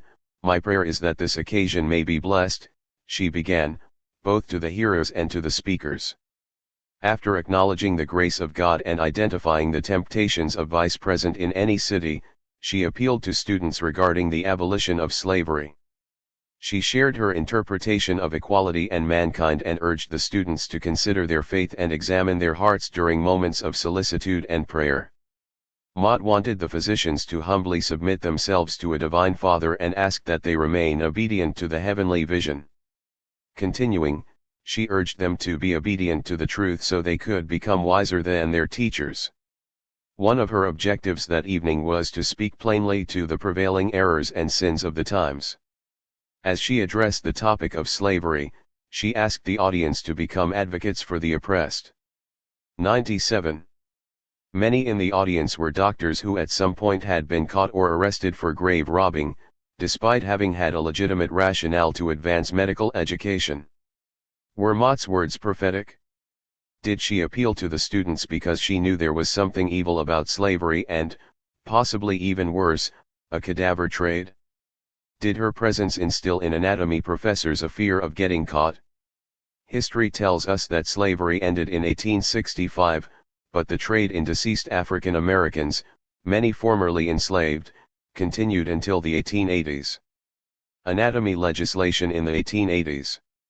Over the years, in communities throughout the United States, residents became weary of physicians' activities and rioted or had doctors arrested. For example, when Dr. Shippen's activities were discovered, his accusers suspected that he kept vats in which he disposed of the bones and fragments of the bodies in order to cover up his activities. 98 Slanderous newspaper campaigns ensued and, according to historian Michael Sapal, a sailors' mob disrupted Shippen's anatomy class in 1765. 99 New Yorkers started a doctors' riot in 1788, when a group of young children saw a medical student wave a dismembered arm outside the New York hospital. Another riot occurred when relatives visited their loved ones' graves and found the deceased bodies missing. A visit to the teaching facility of Dr. Richard Bailey and his protege Wright Post in New York City revealed corpses of both black and white in various stages of dissection and dismemberment. After being dragged into the street, the physicians and their students were placed in protective custody. 100 After these events, doctors began fleeing to find safety elsewhere, and the city of New York passed an Act, 1798, that made grave digging for the purpose of dissection illegal. Yet the demand for cadavers continued to outweigh the supply. With this in mind, the body trade continued before, during, and after emancipation. The police arrested Jefferson Medical College faculty in the early 1880s, indicating that grave robbing for medical purposes remained steady for much of the 19th century. Under the tutelage of Dr. Samuel, medical students robbed Lebanon Cemetery, a black-owned burial ground in Philadelphia. 3 men were arrested, and Dr. William Smith Forbes was charged with conspiracy. Later he was freed on $5,000 bail. One body snatcher who worked for Forbes said that he received $2.50 per body. This is the same amount that Charlie Grant, who was formerly enslaved, received for exhuming the cadaver of an enslaved infant and delivering it to Dr. Johnson in Virginia, and similar to the rates paid to Frank in Maryland. By the 1880s, as the cadaver trade had stretched across the United States, several cases of public exposure led to anatomy legislation in nearly every state. Grave plunderers in Richmond, Virginia and Philadelphia, PA was the opening line of Medical Items and News in the December 1882 edition of the Medical Record, a trade journal for doctors. Bodies that had been laid to rest in Oakwood Cemetery had, according to the article, been systematically robbed for a long time and were used as subjects for dissection by the Virginia Medical College. This underground practice had finally been exposed when 2 medical students and 2 colored persons were arrested at the cemetery. 1011 One of the colored persons was Chris Baker, the other, a man named Caesar Rowan. Nearly 250 miles away, Jim Burrell, the colored janitor from Jefferson Medical College, feared for his life after he talked with a local reporter about the domestic cadaver trade. His employer, Dr. Daniel E. Hughes, was on the faculty at Jefferson Medical and sanctioned the body snatching from Lebanon Cemetery. After the story was published in the Philadelphia Press, the same month as the medical record story, medical students began to jeer at Burrell in the street and threatened him on campus. One remarked, "Jim, you are a fool. You got yourself in a bad scrape with that tongue of yours." After a day of chastisement, Burrell concluded that his life was in danger. He claimed he was not frightened at their threats, but did worry that the students might hurt me in some way. As a result, he decided to resign my place at once, for it cannot be safe for me to continue to perform duties under these circumstances. 102. News items like these were increasingly common in the 1880s and 1890s. These years marked a time when grave robbers were caught, exposed, and indicted. In some cases, they were indicted and sentenced. Both Baker in Virginia and Burrell in Pennsylvania were convicted, but then pardoned by their respective governors. These African American men did not act alone. They worked for institutions of higher learning and under the tutelage of major medical faculties such as Dr. Forbes in Pennsylvania and Dr. Hughes in Virginia. Not only was the practice of a clandestine cultivation of corpses widespread, it was orchestrated through an intricate network of physicians tracing, as we have seen, to the 1820s and 1830s. This blemish on medical history evolved with the development of the medical profession. Although Massachusetts was the first state to establish an Anatomy Act, 1831, which forbade the illegal collection of cadavers, followed by New York, 1854, it was another 30 years until the rest of the country developed such legislation. Before Pennsylvania's ban in 1867, 3 medical schools in the state had developed a system to distribute evenly among them the unclaimed bodies of prisoners and almshouse residents. 103 The Pennsylvania law left the distribution process in the hands of the coroner, but some felt that he persistently disregards and disobeys the law. Thus, some physicians felt justified in their illegal activity. The 1867 legislation, for example, directs that unclaimed bodies shall be given to the medical colleges in proportion to the number of students, but the almshouse did not have enough cadavers, and medical schools continued to find other means of acquiring bodies, namely, through grave robbing. The quality of the cadavers was another common problem, as everyone sought fresh subjects for dissection. Nearly all the cases of unknown persons that the coroner possessed had to undergo a post-mortem examination or autopsy. Medical students and faculty disliked this practice because an autopsy mutilates a body, and the colleges refuse to take them unless they are perfect and uncut. 104. Solomon Marable was transported in a whiskey barrel and sent to Chris Baker, who embalmed and stored Marable's body until further arrangements were made regarding who owned his body and how to dispose of or bury it. Local newspapers, as we have seen, reported cases of grave robbery. Some ministers even preached about the problem during Sunday sermons. The Reverend T. Doughty Miller told his black congregants that the public exposure of body snatching contained an ironic twist. Many scientists and philosophers have written long and learned arguments, he began, to demonstrate the fact that, as a race, we were not really human beings. The American public saw African Americans as slaves merchandise.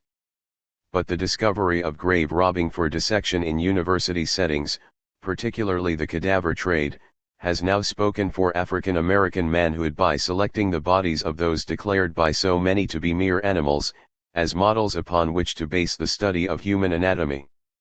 Continuing, he reminded his congregation that they were not inferior because of color. In fact, the Sami bones, ligaments and sinews run alike through the human frame, despite the outside hue. 105. When body snatching cases were discovered, both local and national newspapers took notice. Shocked, one reporter wrote, "I scarcely know what to say concerning the horrible disclosures made public by the arrests of faculty, staff, and students of Jefferson Medical College." The reporter was disgusted with the practice that he called the terrible trafficking with the dead. Sympathizing with African American outrage, he wrote that he could not blame them for being agitated by the desecration that has been going on for years. 106. This decade marked a watershed of arrests, including that of Grandison Harris at the Medical College of Georgia. Like Baker, he was caught grave robbing and was apprehended on December 13, 1881. News of his arrest appeared in a New Haven, Connecticut, newspaper. Grandison Harris, colored, was arrested at Augusta, Georgia yesterday for exhuming bodies from the city cemeteries, which for some time had been sending in trunks to Atlanta for medical colleges. 107. In response to this case and the riots that occurred in Philadelphia in 1883, state legislatures began passing anatomy acts to regulate the acquisition and distribution of cadavers. In 1884, the Virginia legislature established an anatomical review board to regulate the cadaver trade and to equalize the distribution process of bodies for medical education. Just as in Pennsylvania, the goal was to evenly distribute them among the state's 3 medical schools for dissection. 108. The impetus for this new legislation was the discovery of Baker, his assistant, and 2 medical doctors with a fresh subject. Georgia legislators passed the Anatomical Act a few years later in 1887.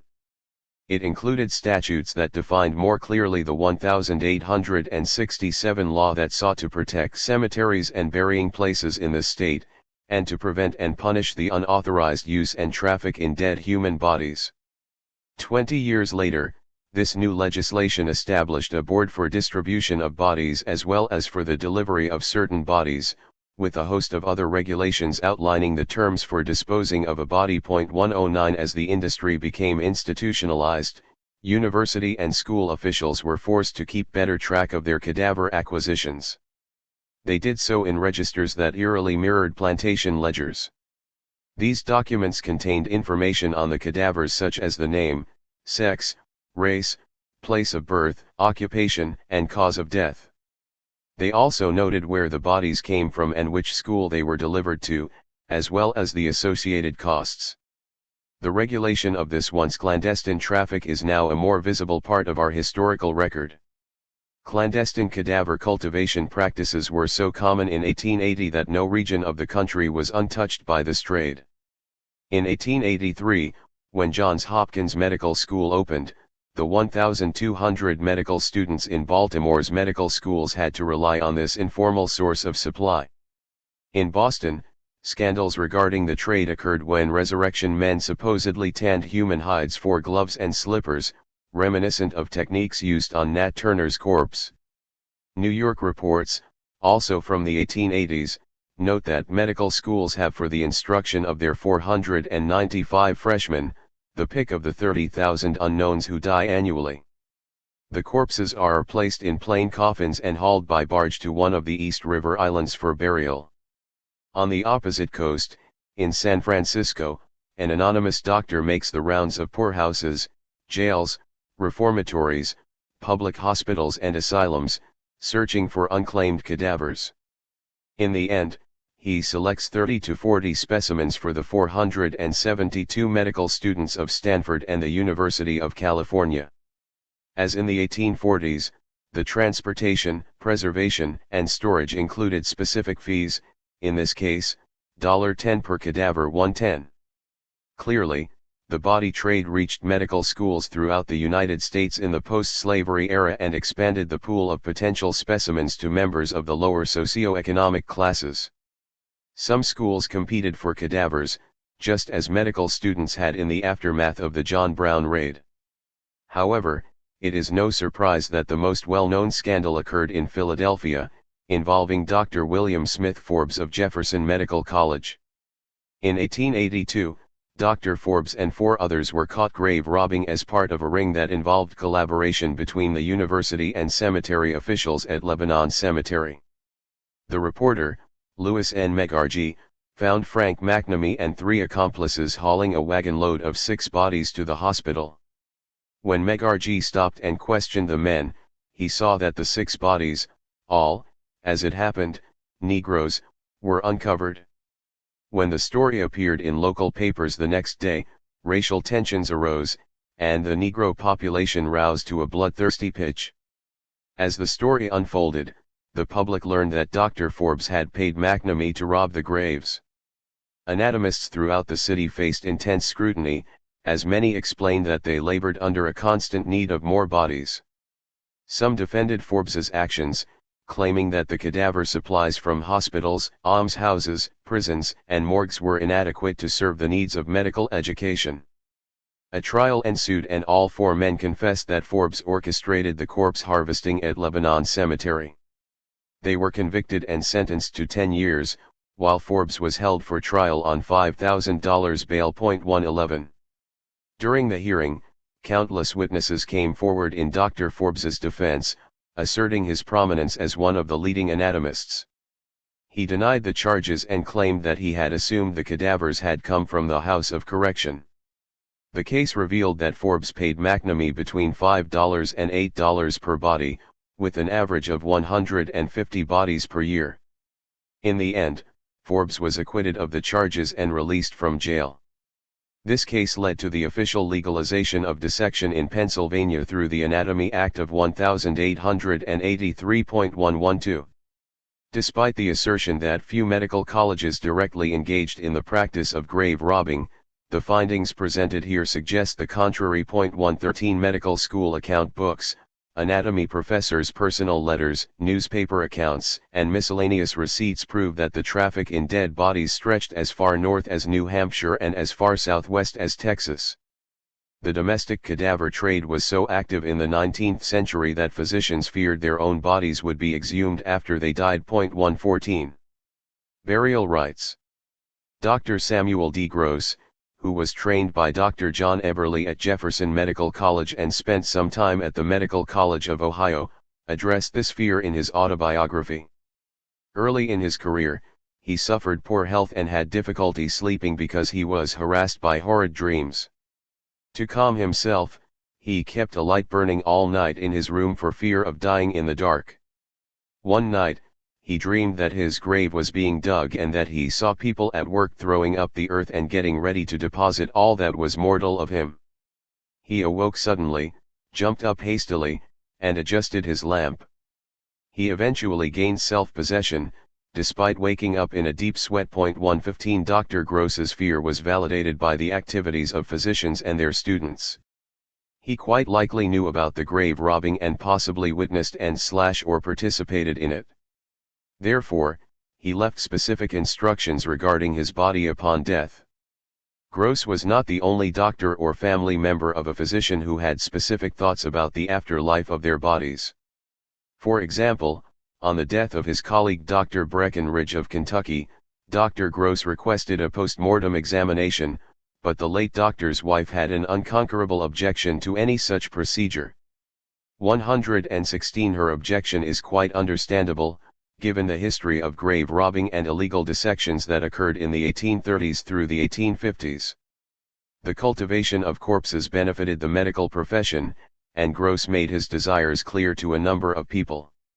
His wishes are reflected in newspaper accounts of his death. On May 8, 1884, the New York Times announced Dr. Gross's death and his desire to be cremated. Another body to be cremated, the remains of Dr. Samuel D. Gross to be reduced to ashes, was the headline. At this time, in the early 1880s, cremation represented a new way to dispose of bodies. This method only became a real possibility in the United States in 1876.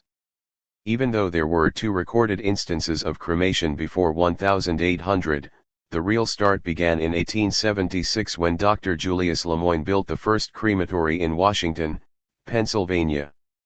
This is the same facility where Gross's remains were sent to be reduced to ashes. In 1884, the second crematory opened in Lancaster, Pennsylvania, and, as was true of many of the early crematories, it was owned and operated by a cremation society. Other forces behind early crematory openings were Protestant clergy who desired to reform burial practices and the medical profession, which was concerned with health conditions around early cemeteries. 117 By the turn of the 20th century, 24 such institutions were fully operational. Gross's body arrived at the crematory accompanied by his son, A. Haller Gross, and a Dr. Horowitz, who were present to ensure the late physician's last wishes were properly executed. Dr. Gross favored incineration and had even published pamphlets on the topic. Apparently, while living, he frequently said he did not desire his body to be buried in the grounds and to have his bones tossed about after years. His will contained specific instructions on the disposal of his remains, which included an autopsy and a modest funeral, followed by cremation. His death caused unrest in the medical community because his colleagues did not feel comfortable with Gross's decision to be cremated, and for some reason, the family delayed public announcements of his death, adding to the frustration of his colleagues. Dr. Ewing Mears and Professor J. M. Da Costa performed an autopsy that Gross had agreed to before his death, while Dr. Hewson, also present, produced the report stating that Gross had a very large brain and his primary organs were in healthy condition for a man of his age. Like Turner, Gross's brain was examined to determine a connection between cranial size and personal characteristics of the deceased person. However, because of his insight and knowledge of the cadaver trade, Gross's remains were sealed up and sent to Washington to prepare for the cremation. During his modest funeral, the Reverend George Curry, rector of St. Luke's Protestant Episcopal Church, gave the last rites. After incineration, his ashes would be kept in the family vault at Woodland Cemetery. Finally, Dr. Gross's wife, who preceded the late doctor in death, was cremated in the same furnace. 118. It is important that we consider Gross's burial rites because he practiced medicine at a time when medical discovery was at its peak and the cadaver trade was in full operation. That he could have his body disposed of as he wished, have a post-mortem autopsy, have his remains sealed during transport, request cremation in the same furnace as his wife, and have his ashes placed in a family vault at a designated cemetery, all represent the privileges a man of his class and stature had at his disposal. For many enslaved and free blacks, and poor whites who died in the 19th century, this was not the case. As chattel property, enslaved people had no rights to their burial customs, let alone their bodies. Albert Wilson Monroe, an African-American porter at the University of Pennsylvania, is an exception. He worked at the university for most of his adult life and was given an honorable funeral that was well attended by hundreds of people. He had come to work at the university around age 13 in 1854 and was known as the errand boy under the charge of the college janitor. Monroe worked with two different janitors, including Francis Dick, later Frederick Dick. In this capacity, he did the menial work of keeping College Hall dissecting rooms clean and orderly. He became the university janitor who locked and unlocked the doors to College Hall, rang the college bell, lit fires, delivered mail, and collected lab fees from medical students. Nicknamed Pomp, short for Pompey, by medical students, he was close to generations of physicians and even appeared in class photos, just as Harris had at the Medical College of Georgia and Baker at the Medical College of Virginia. Like his counterparts, Monroe took care of the buildings that housed the medical department and often slept in a bunk in the basement. During the day, he attended lectures and served as an assistant during procedures and experiments. He never married, and when he died in 1904, university officials held a special funeral in his honor. The service included an elaborate program with honorary pallbearers, drawn from the junior and senior classes, a hearse, and a public viewing attended by hundreds of alumni. The funeral took place in the College Hall Chapel, the same building in which he labored during his 50 years of service at the university. The chapel, filled with flowers, had a standing room-only crowd of faculty, alumni, students, and others. The Reverend Dr. Jesse Y. Burke conducted the service, and a professor of music played the organ to accompany the university's best singers. Following the program, the body was then carried from the chapel as the college bell tolled 50 times, and Monroe was finally laid to rest in Marion Cemetery in Sinwood, Pennsylvania. Much of the pomp, no pun intended, and circumstance resembled the services held for Dangerfield Newby and the other followers of John Brown Reintarid in North Elba, New York, in July 1899. To commemorate Monroe's life, the University of Pennsylvania created the Albert Wilson Monroe Scholarship in honor of a faithful servant and loyal friend. 119. Regardless of Monroe's involvement in the cadaver trade, we know that he maintained the facilities at the first medical institution in the United States. He may or may not have assisted in grave robbing, but he certainly helped provide support and services for 50 years of medical education that was dependent on cadavers for hands-on training. He differed from other janitors and resurrectionists, such as Harris and Baker, in that his death involved an elaborate service and is commemorated in university records. Recognizing the domestic cadaver trade allows us to connect the overt and covert medical education in 19th-century United States to contemporary forms of organ and human trafficking. Through the cultivation and processing of bodies 150 to 200 years ago, we learn that the orchestrators of this web were men of distinction. Well-trained physicians, many who knew one another, corresponded through letters and publications in college circulars and medical journals. They discussed the illegal acquisition of bodies, many formerly enslaved people and free blacks. However, they could not do their work without help from janitors, students, or professional grave robbers. These individuals, like Grandison Harris, Chris Baker, and Albert Wilson Monroe, aided in acquiring subjects for dissection, and completed a host of janitorial tasks at their respective institutions. Also known as night prowlers, these men were highly skilled and respected by medical practitioners. They mastered the craft of grave robbing and were publicly acknowledged in life and in death. Harris, Baker, and Monroe, along with an Irishman named Frank in Baltimore and William Watson in Philadelphia, cultivated corpses and facilitated traffic in dead bodies. This cadaver trade continues today in the form of underground organ markets. 120. The public outcry over dissection in England in the 1830s resulted in the British 1832 Anatomy Act. U.S. physicians outside Massachusetts continued the practices for 50 more years until U.S. legislation restricted anatomical dissection.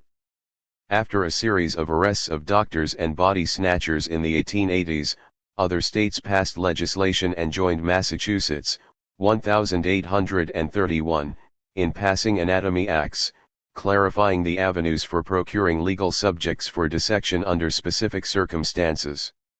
Such legislation occurred in states including Pennsylvania, 1883, Virginia, 1884, and Georgia, 1887.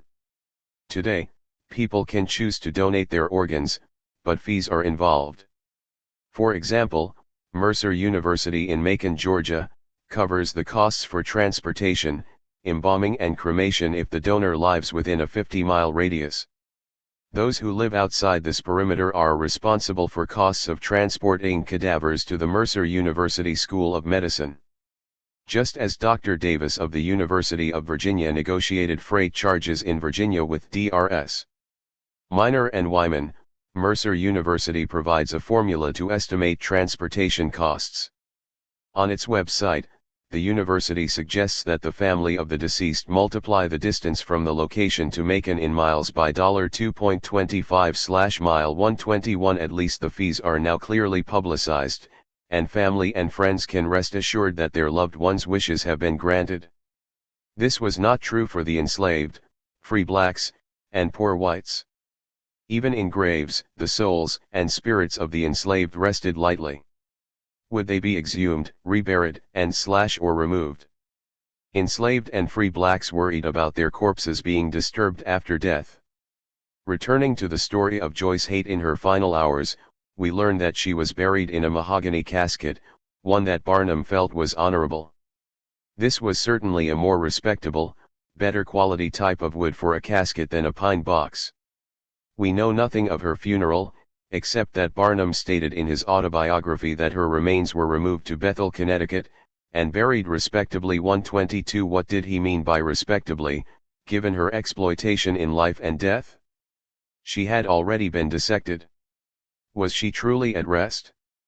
The contemporary case of Henrietta Lacks, whose cancerous cells were taken without her consent, confirms that even after death, bodies and body parts are still sometimes in circulation. Lacks HeLa cells continue to advance medical research in human and animal bodies. Today, we can try to determine whether our bodies or body parts will continue to serve medical research or the life of another human being by checking donor on our driver's license. However, the Lacks case confirms that we are still not in complete control of our bodily materials, particularly blood after it is drawn or waste after surgery. We simply do not know how it's used, recycled, or disposed. We can thank medical research for showing us possibilities, and we can acknowledge the unknown, unnamed, enslaved, and free blacks, and poor whites who aided in this process.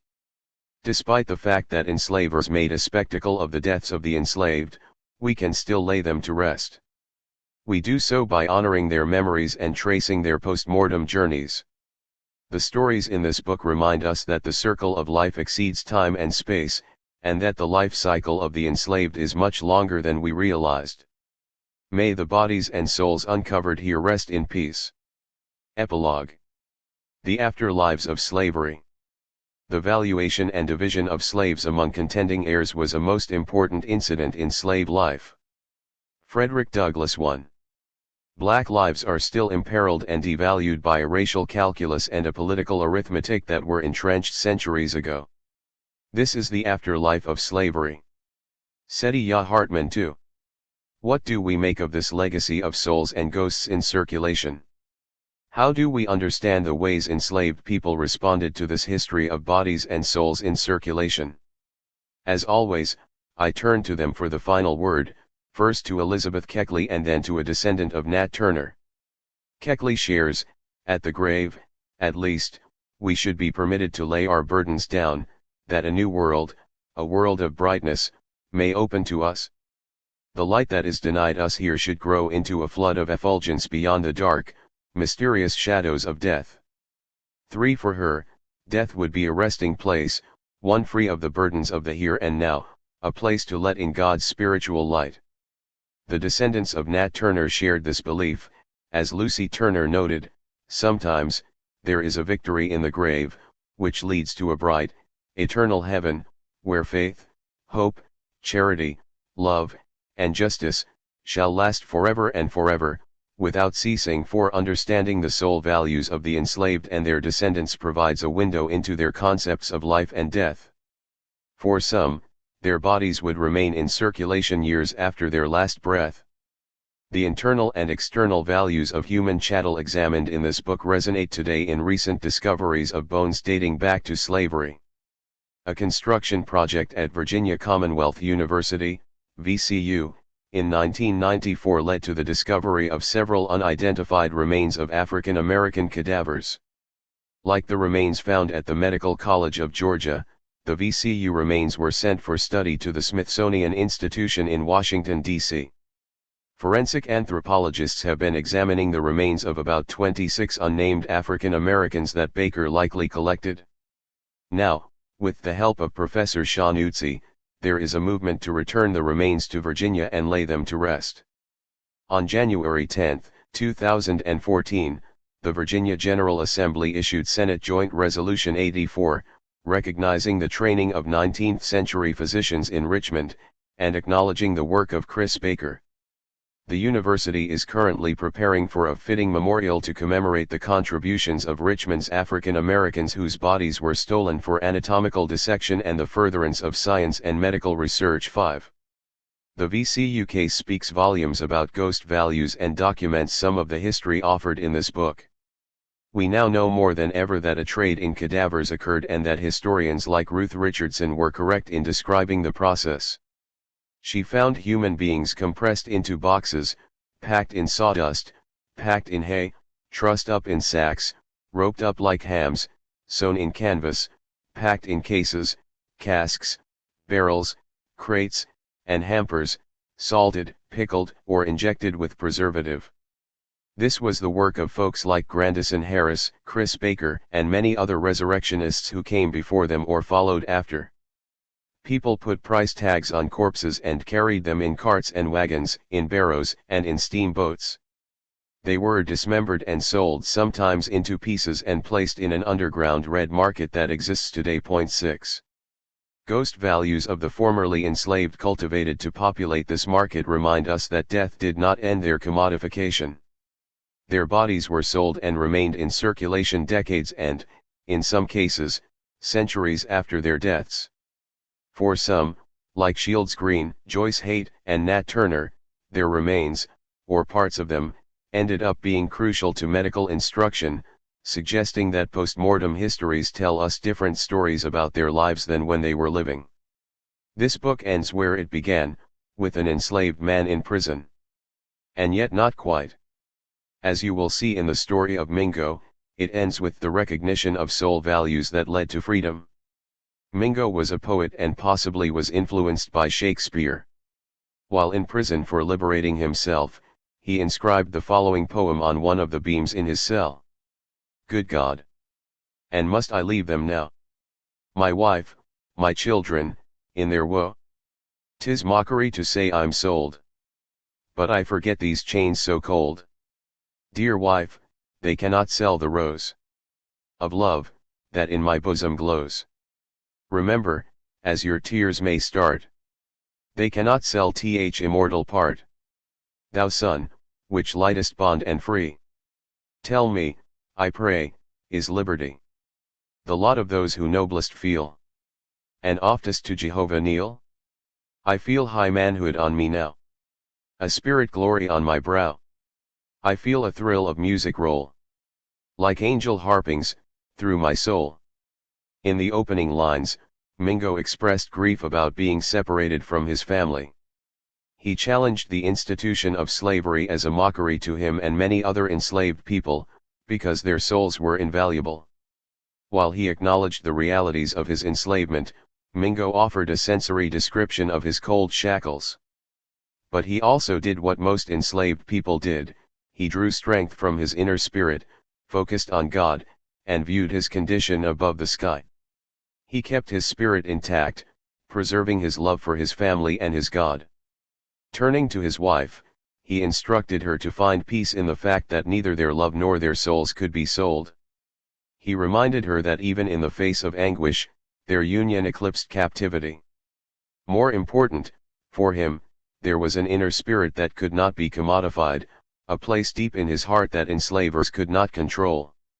This immortal part was sacred and owned by self and spirit. Mingo shifted to comparisons between the enslaved and free, emphasizing the spirit expressed through feeling and kneeling. He used the metaphor of kneeling, which signals supplication, a position of humility and deference to a higher power. From his perspective, humankind operated under the same sun and all were equal in the sight of Jehovah, Allah, or the name one called their maker. Mingo rose above to assert his humanity and his value as an incandescent spirit. He mentioned touching Isaiah's lips with fire, drawing on prophetic imagery from biblical scripture. He likened himself to the anointing granted in Isaiah's commission. 7 Although favored by God, Mingo struggled with the notion of justice, given his enslaved status. Thus he prayed and fled that night and was killed by bloodhounds. He left us with words to describe how he felt on the eve of his death. Mingo valued his life, his wife, and his children. And he went to glory assuring them that enslavers could never sell their immortal part. 8. Despite being traded as commodities from the womb to the grave, enslaved people's understanding of their soul values transcended the external values placed upon their bodies. And with this realization, their souls were at peace. Postscript. On October 6, 2016, while this book was in production, Richard Hatcher, former mayor of Gary, Indiana, confirmed what I suspected, that he was in possession of the alleged skull of Nat Turner. DNA testing ensued and the descendants await confirmation. If the outcome is affirmative, then the family will have some closure, and Nat Turner's body and soul will be reunited with his people just as he said it would, somehow, somewhere, someday. Acknowledgements.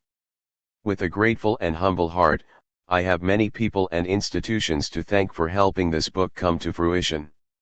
I received fellowships from the Ford Foundation, the American Council of Learned Societies, and the National Endowment for the Humanities, as well as internal funding from Michigan State University and the University of Texas at Austin as an Institute for Historical Studies Fellow. The libraries and staff members at more than 20 archives are the heart of this project. I owe special thanks to Michael Sapal of the National Library of Medicine and F. Michael Angelo at the Scott Memorial Library at Thomas Jefferson University. The former read 2 chapters, and the latter was my research angel. Library fellowships from the College Physicians of Philadelphia, the Massachusetts Historical Society, and the Library Company of Philadelphia, program in African American history, shaped this book in many ways. While on fellowship at the National Humanities Center, I received tremendous support from Eliza Robertson, Jean Houston, Josiah Drury, and Marian Wason. I benefited from 2 classes of fellows, 2007 to 2009, and an exceptional staff who made sure my research needs were met. I am thankful for meeting new colleagues and friends, including Paula Michaels and Heather Williams, who read most if not all of this manuscript in draft form. At the University of Pennsylvania, the College of Physicians of Philadelphia Medical Library, the Library Company of Philadelphia, and the Pennsylvania Hospital, I received research assistance from Stacy Peoples, Erica Armstrong Dunbar, Crystal Apaya, and Nicole Jonick.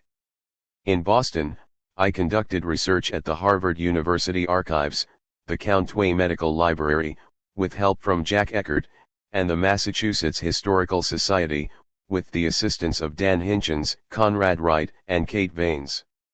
I also met with Robert Margot of the National Bureau of Economic Research to clarify the direction of some of my economic analysis. I wish to thank Richard Bills of the University of Maryland Medical Library, Laura Clark Brown and John White of the Southern Historical Collection at the University of North Carolina, Linda McCurdy, Elizabeth Dunn, Janie Morris, and Karen Jean Hunt at the Duke University Archives, Lynette Stout of the Georgia Historical Society, Lee Shepard and Angie Boyer of the Virginia Historical Society, and Jane Aldrich, Mary Jo Fairchild, and Karen Stokes of the South Carolina Historical Society, as well as staff archivists at the North Carolina State Archives and the South Carolina Library. This book came to life because of my agent, Cecilia Cancelero, and my editor at Beacon Press, Gayatri Patnaik. Their wisdom, expertise, and editorial prowess and flair were the perfect combination. Through them, I found a home at Beacon Press with a phenomenal staff, including Helene Atwan, Rachel Marks, Tom Hollock, Alyssa Hassan, Bob Kosterko, Louis Rowe, Pamela McCole, Caitlin Meyer, Beth Collins, Susan Luminello, Marcy Barnes, and Allison Chu. Stanley and German and the late Robert Fogel were extremely generous to donate years of original research material. They deserve a level of gratitude that I cannot fully express in words. John McCusker helped with the currency conversions, while Randy Fotiu, Jewel Ward, and Nate Marty spent countless hours organizing the data set for this book. Alan Olmsted and Peter Lindard provided research advice at different stages. I also appreciate Joyce Chaplin, Joshua Rosenblum, and Jonathan Pritchett for their scholarship and for entertaining questions about price data. Rick Steckel helped me think about age and health categories early in the research process. Talitha Elifloweria, Saonde Mustaqim, and Ava Pourkis deserve extra special thanks for their research support at the Greenblatt Medical Library at Augusta University and the Tompkins McCaw Medical Library at Virginia Commonwealth University, Harvard University, and the University of Virginia, respectively. I am also grateful to Isabel Wilkerson, who read drafts of this manuscript and provided excellent advice on the writing process. Research for Chapter 6 was funded in part by a travel grant from the F.C. Wood Institute for the History of Medicine at the College of Physicians of Philadelphia. I am fortunate to work at a university that has rich archives, such as the Dolph Briscoe Center for American History. Thank you, Margaret Skulanki, Brenda Gunn, and Aaron Glazier for pulling, copying, and digitizing sources as I needed them. Colleagues in history, African and African diaspora studies, and other units on campus have been invaluable. Madeline HSU, Denise Spellberg, Martin Kerforkian, and Jacqueline Jones read the proposal and drafts of chapters. Cherise Smith, Donna Ballard, and Medida Ava Jones served as virtual writing and accountability partners, and I could not have completed this book without their support and friendship. Colleague Rose, Tiffany Gill, Randy Deal, Alan Tully, Edmund T. Gordon, Lisa Thompson, Jennifer Wilkes, Jennifer Keys Adair, Keisha Bentley Edwards, Chepo Mazango Cherry, Frank Gurity, Kefrelin Brown, and Anthony Brown talked though ideas and provided feedback as this project took shape. I also appreciate support from Terrence Molin, Michael Stevenson, David Lobenstein, Deborah Douglas, Teresa Puente, Angela Rich, Cher Atkins, Melba Vasquez, Taniel McKelvey, Hilary Bergman, Sheila Marie Hunter, Robin McCarty, Samantha B., and the Adair, Bell, Burmis, and Henry families. Pero G. Dabovi, Jennifer L. Morgan, Leslie Harris, Barbara Crouthamer, Wilma King, Brenda Stevenson, Calvin Schermerhorn, Heather Williams, and Cynthia Yod read parts if not all of this work. I thank them for countless hours helping me work through ideas at different stages. I also appreciate conversations with Erica Armstrong Dunbar, Jessica Millward, Ken Etta Hammond Perry, LaShawn Harris, Amrita Myers, Jim Downs, Catherine Clinton, and P. Gabrielle Foreman. I am equally grateful to those who served on conference panels or were in the audience when I presented portions of this work: Walter Johnson, Ed Baptist, Charla Fett, Sasha Turner Bryson, Jessica Marie Johnson, Vanessa Holden, Stephanie Jones Rogers, Peter Wood, David Barry Gasper, Adrian D. Davis, Harry Watson, Seth Rockman, and Sven Beckert. Student research assistants shaped, read, and assisted with this book. Thank you, Lauren Williams, Simone Lawrence, Brittany O'Neill, Nick Rybianski, Jennifer L. Barkley, Terry Brock, Andrew Dietzel, Nedra Lee, Jermaine Thibodeau, Kate Shelton, China Bowen, Nakia Parker, Sinya Formi, Rachel Winston, Ron Davis, Lauren Henley, Maria Hamack, Michaela Harden, and Elizabeth Eubanks. My family and friends kept me sane, and I appreciate their patience with this project. Thank you, Donna C. Edwards, Jana Perry Henry, Adrienne Hopper Williams, Andrea Lewis, Tina Rogers Brown, Tisa McGee, Eva Mills, Teliatha Sue Johnson, Monica Bailey, and Raina Davis. I appreciate the Houstons, Bullets, DeWitts, Peelers, Rameys, and Berries. My brother Dave and his family allowed me to stay at Ramey East on my many trips to Philadelphia. My husband, Lisbon, lived with this book as long as our son, Ben, has been in this world. I thank the two of them for supporting, uplifting, and believing in me. More important, they allowed me to talk about the enslaved people who brought life into our home. I dedicate this book to my parents and cousin who have been by my side in spirit and in truth. To God be the glory. Note on sources: A History of People and Corpses.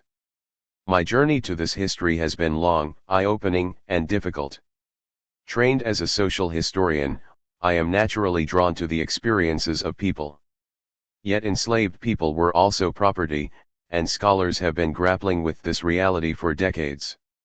I first started examining what I called slave prices in my first book, Swing the Sickle for the Harvest is Ripe, Gender and Slavery in Antebellum Georgia. However, the material differed so much from the rest of the work that the editors suggested I use it for another project. The price for their pound of flesh is the result. My conception of prices changed while on fellowship at the National Humanities Center in North Carolina. While there, I participated in a Duke University symposium, where I met economics scholar Stanley N. German, University of Rochester.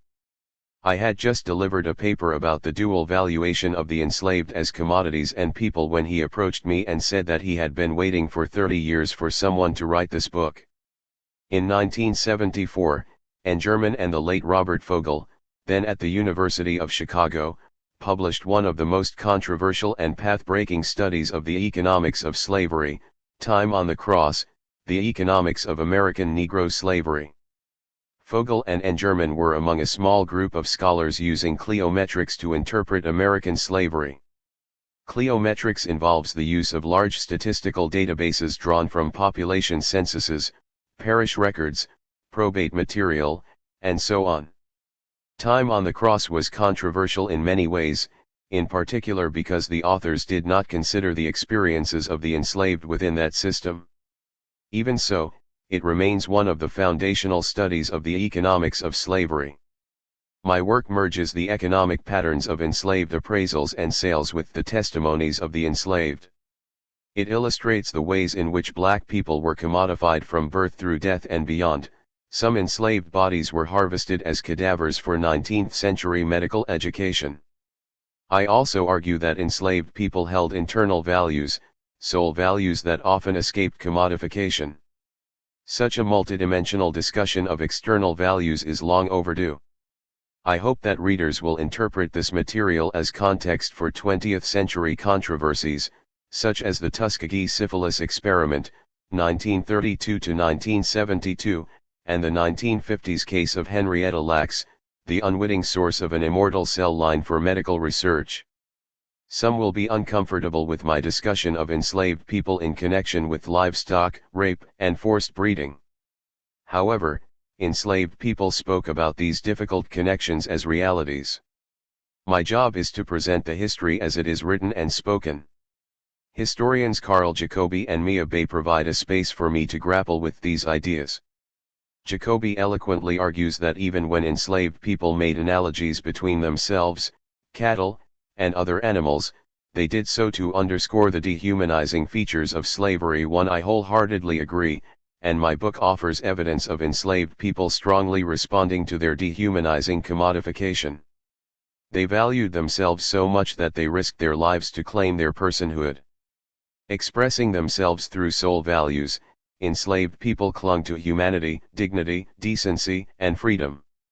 At the same time, when they died, some of them were placed in circulation as part of a cadaver trade.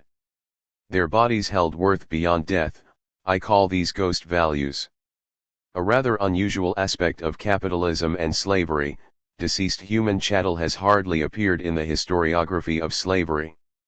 Yet several scholars address suicide, murder, compensation for executed enslaved people, and burial practices in their work. Point 2 My contribution to death culture is deliberately transnational as I address Saartjie Baartman, the South African woman used for medical research in the early 19th century, to link her experiences to women like Joyce Haight, an enslaved woman who was studied in the 1830s. Economists and historians.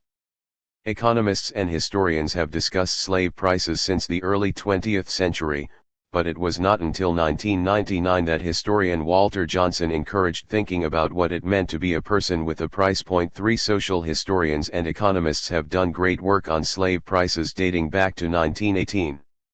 Today, more than a dozen scholars continue to analyze and interpret market values and appraisals of enslaved people. But the two fields have not always been in agreement.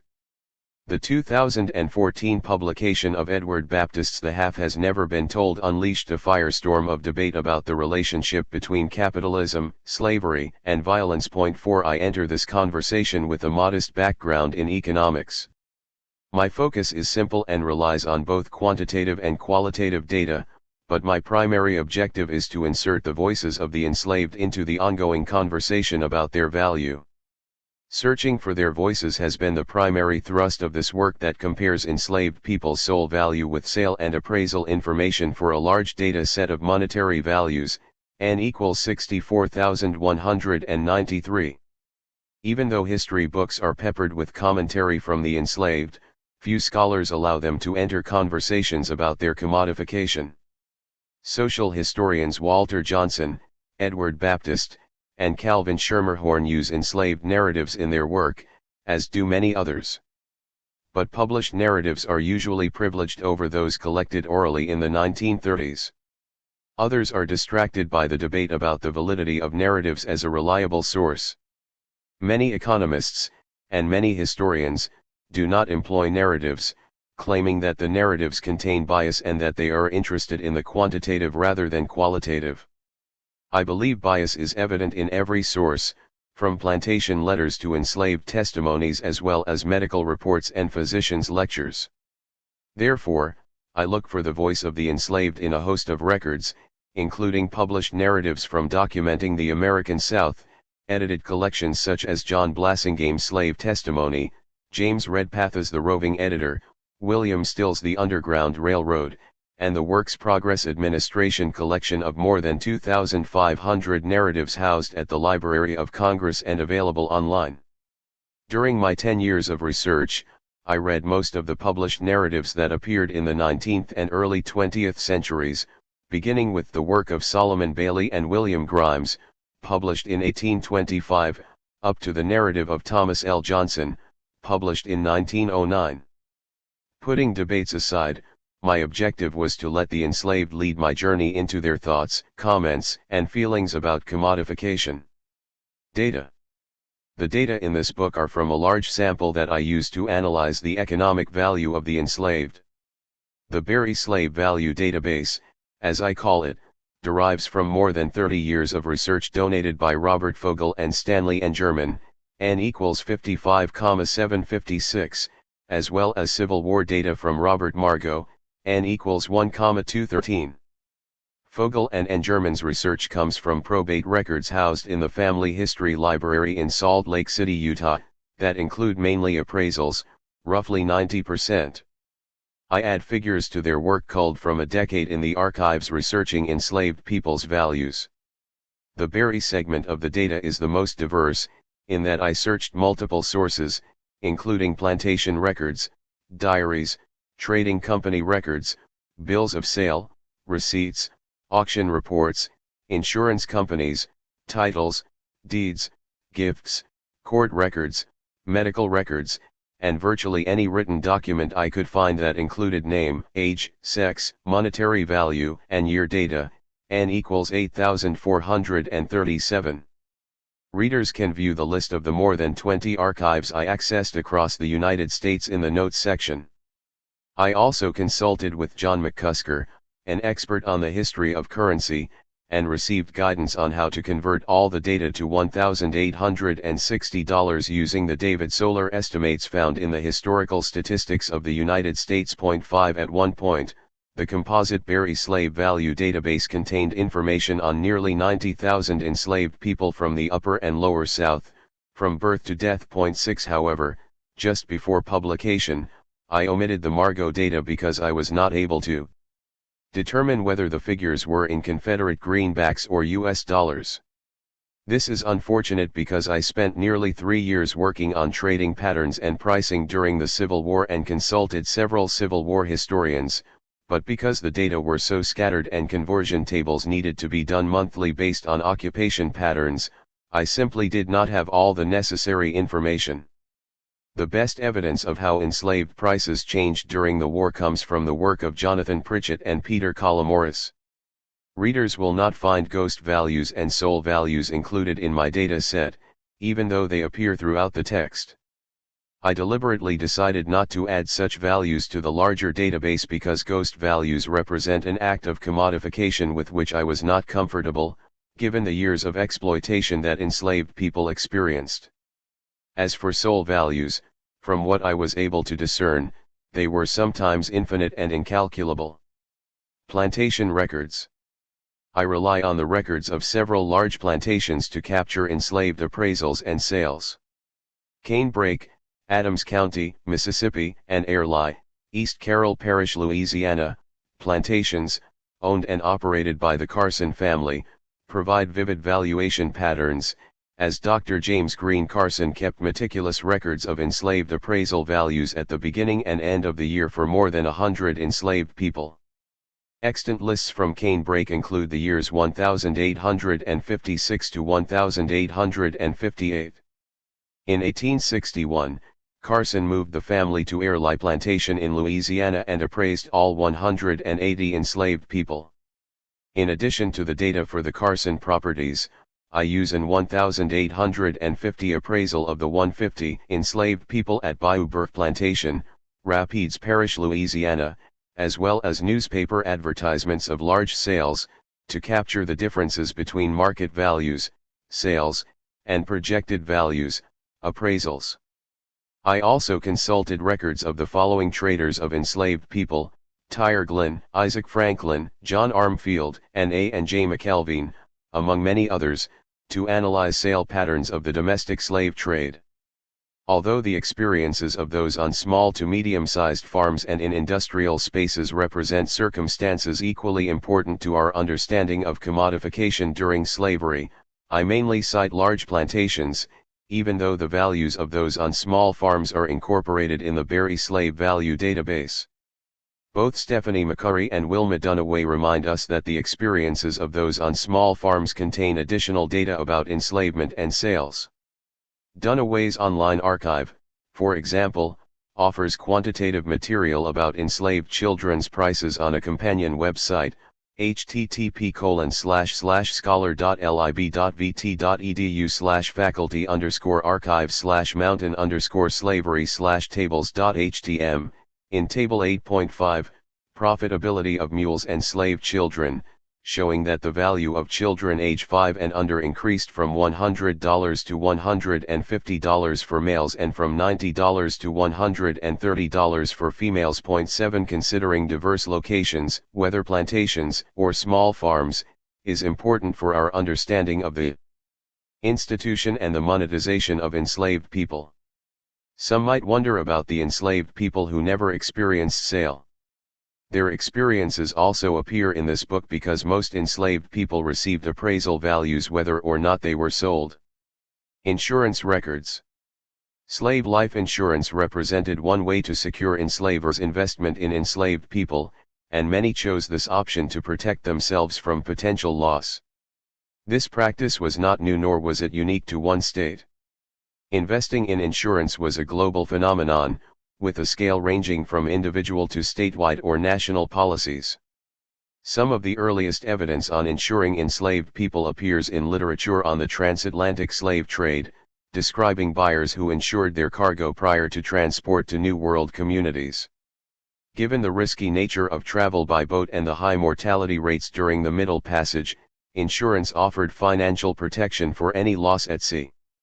Rather than wait until an enslaved person died to seek legal routes to recover the value, enslavers and traders purchased life insurance policies on enslaved people in case they died. They used firms and hired agents to help them identify the best policy with an appropriate premium. Through these transactions, we have another rich indicator of enslaved people's economic values. These policies included the monetary value of the enslaved, the age, the term limit, the percentage, and the premium for each individual policy holder. Some enslavers chose short terms consisting of 6 months, while others extended policy terms from 1 to 5 years and beyond. Such policies guaranteed reimbursement for the value of the enslaved regardless of the mode of death, with the exception of suicide. 8 Readers will notice that the appraised values for enslaved people in these records are much higher than those found in probate records and estate inventories. In the year 2000, the California State Legislature passed SB 2199 to identify and make available to the public all the policies that had related to slavery for existing insurance companies. This paved the way for other states, such as Illinois, in 2002, Iowa, in 2004, and Maryland, in 2012, to follow suit with similar bills. These public reports shed light on the monetary value of the enslaved in life and at their projected deaths. 9 Around the same time as the enactment of the California legislation, Walmart made national news when employees learned that the company took out life insurance policies without their consent in an effort to protect itself and profit from their deaths. 10 The Walmart example is not dissimilar to enslavers' practice of purchasing insurance to protect themselves from potential or pending financial loss, particularly for enslaved people who worked in industrial settings such as coal mines, factories, and mills. 11.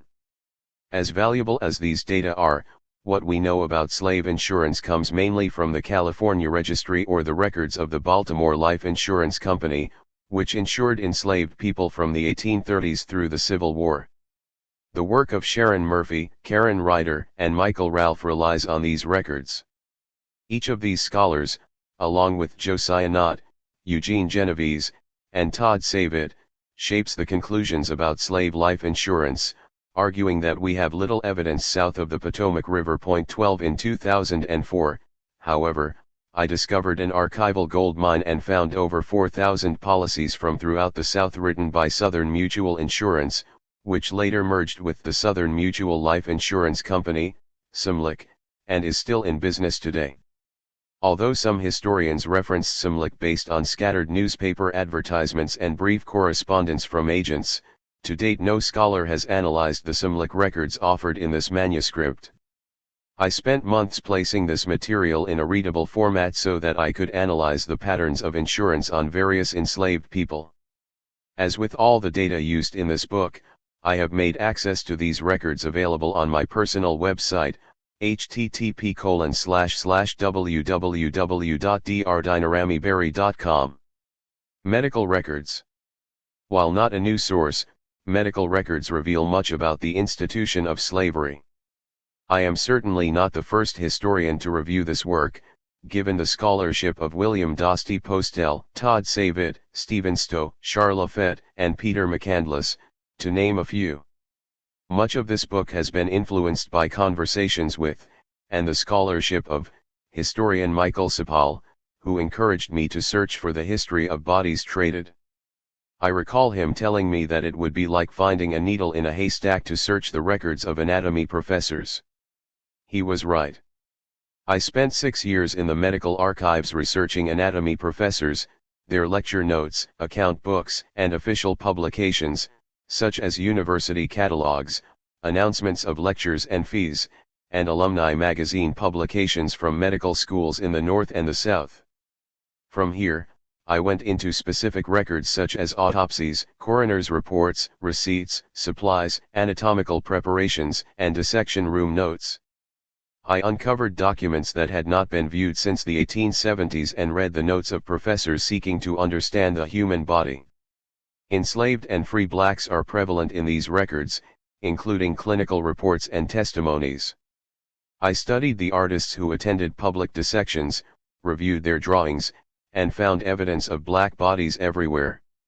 As a result, I created a family tree of physicians and their students to trace these men's trajectories of influence on the medical profession. This material is also available on my website, http://www.drdinarameyberry.com, for those interested in studying 19th century physicians. Just as this book was in production, a number of studies on slavery reached the shelves, which I anticipate the price for their pound of flesh will be in conversation with, including Christina Sharp, In the Wake, On Blackness and Being, Durham, North Carolina, Duke University Press, 2016, and Marisa Fuentes, Dispossessed Lives, Enslaved Women, Violence and the Archive, Philadelphia, University of Pennsylvania Press, 2016. I hope my work is the first of many in which the enslaved voice is central to conversations about what happened to enslaved bodies. This intervention is tremendously important, because some of those bodies that circulated 200 years ago are only now being prepared for burial in Virginia. I believe we will find more bodies in the ground as well as evidence in the archives, and it is our responsibility to lay them to rest so their souls will have everlasting peace.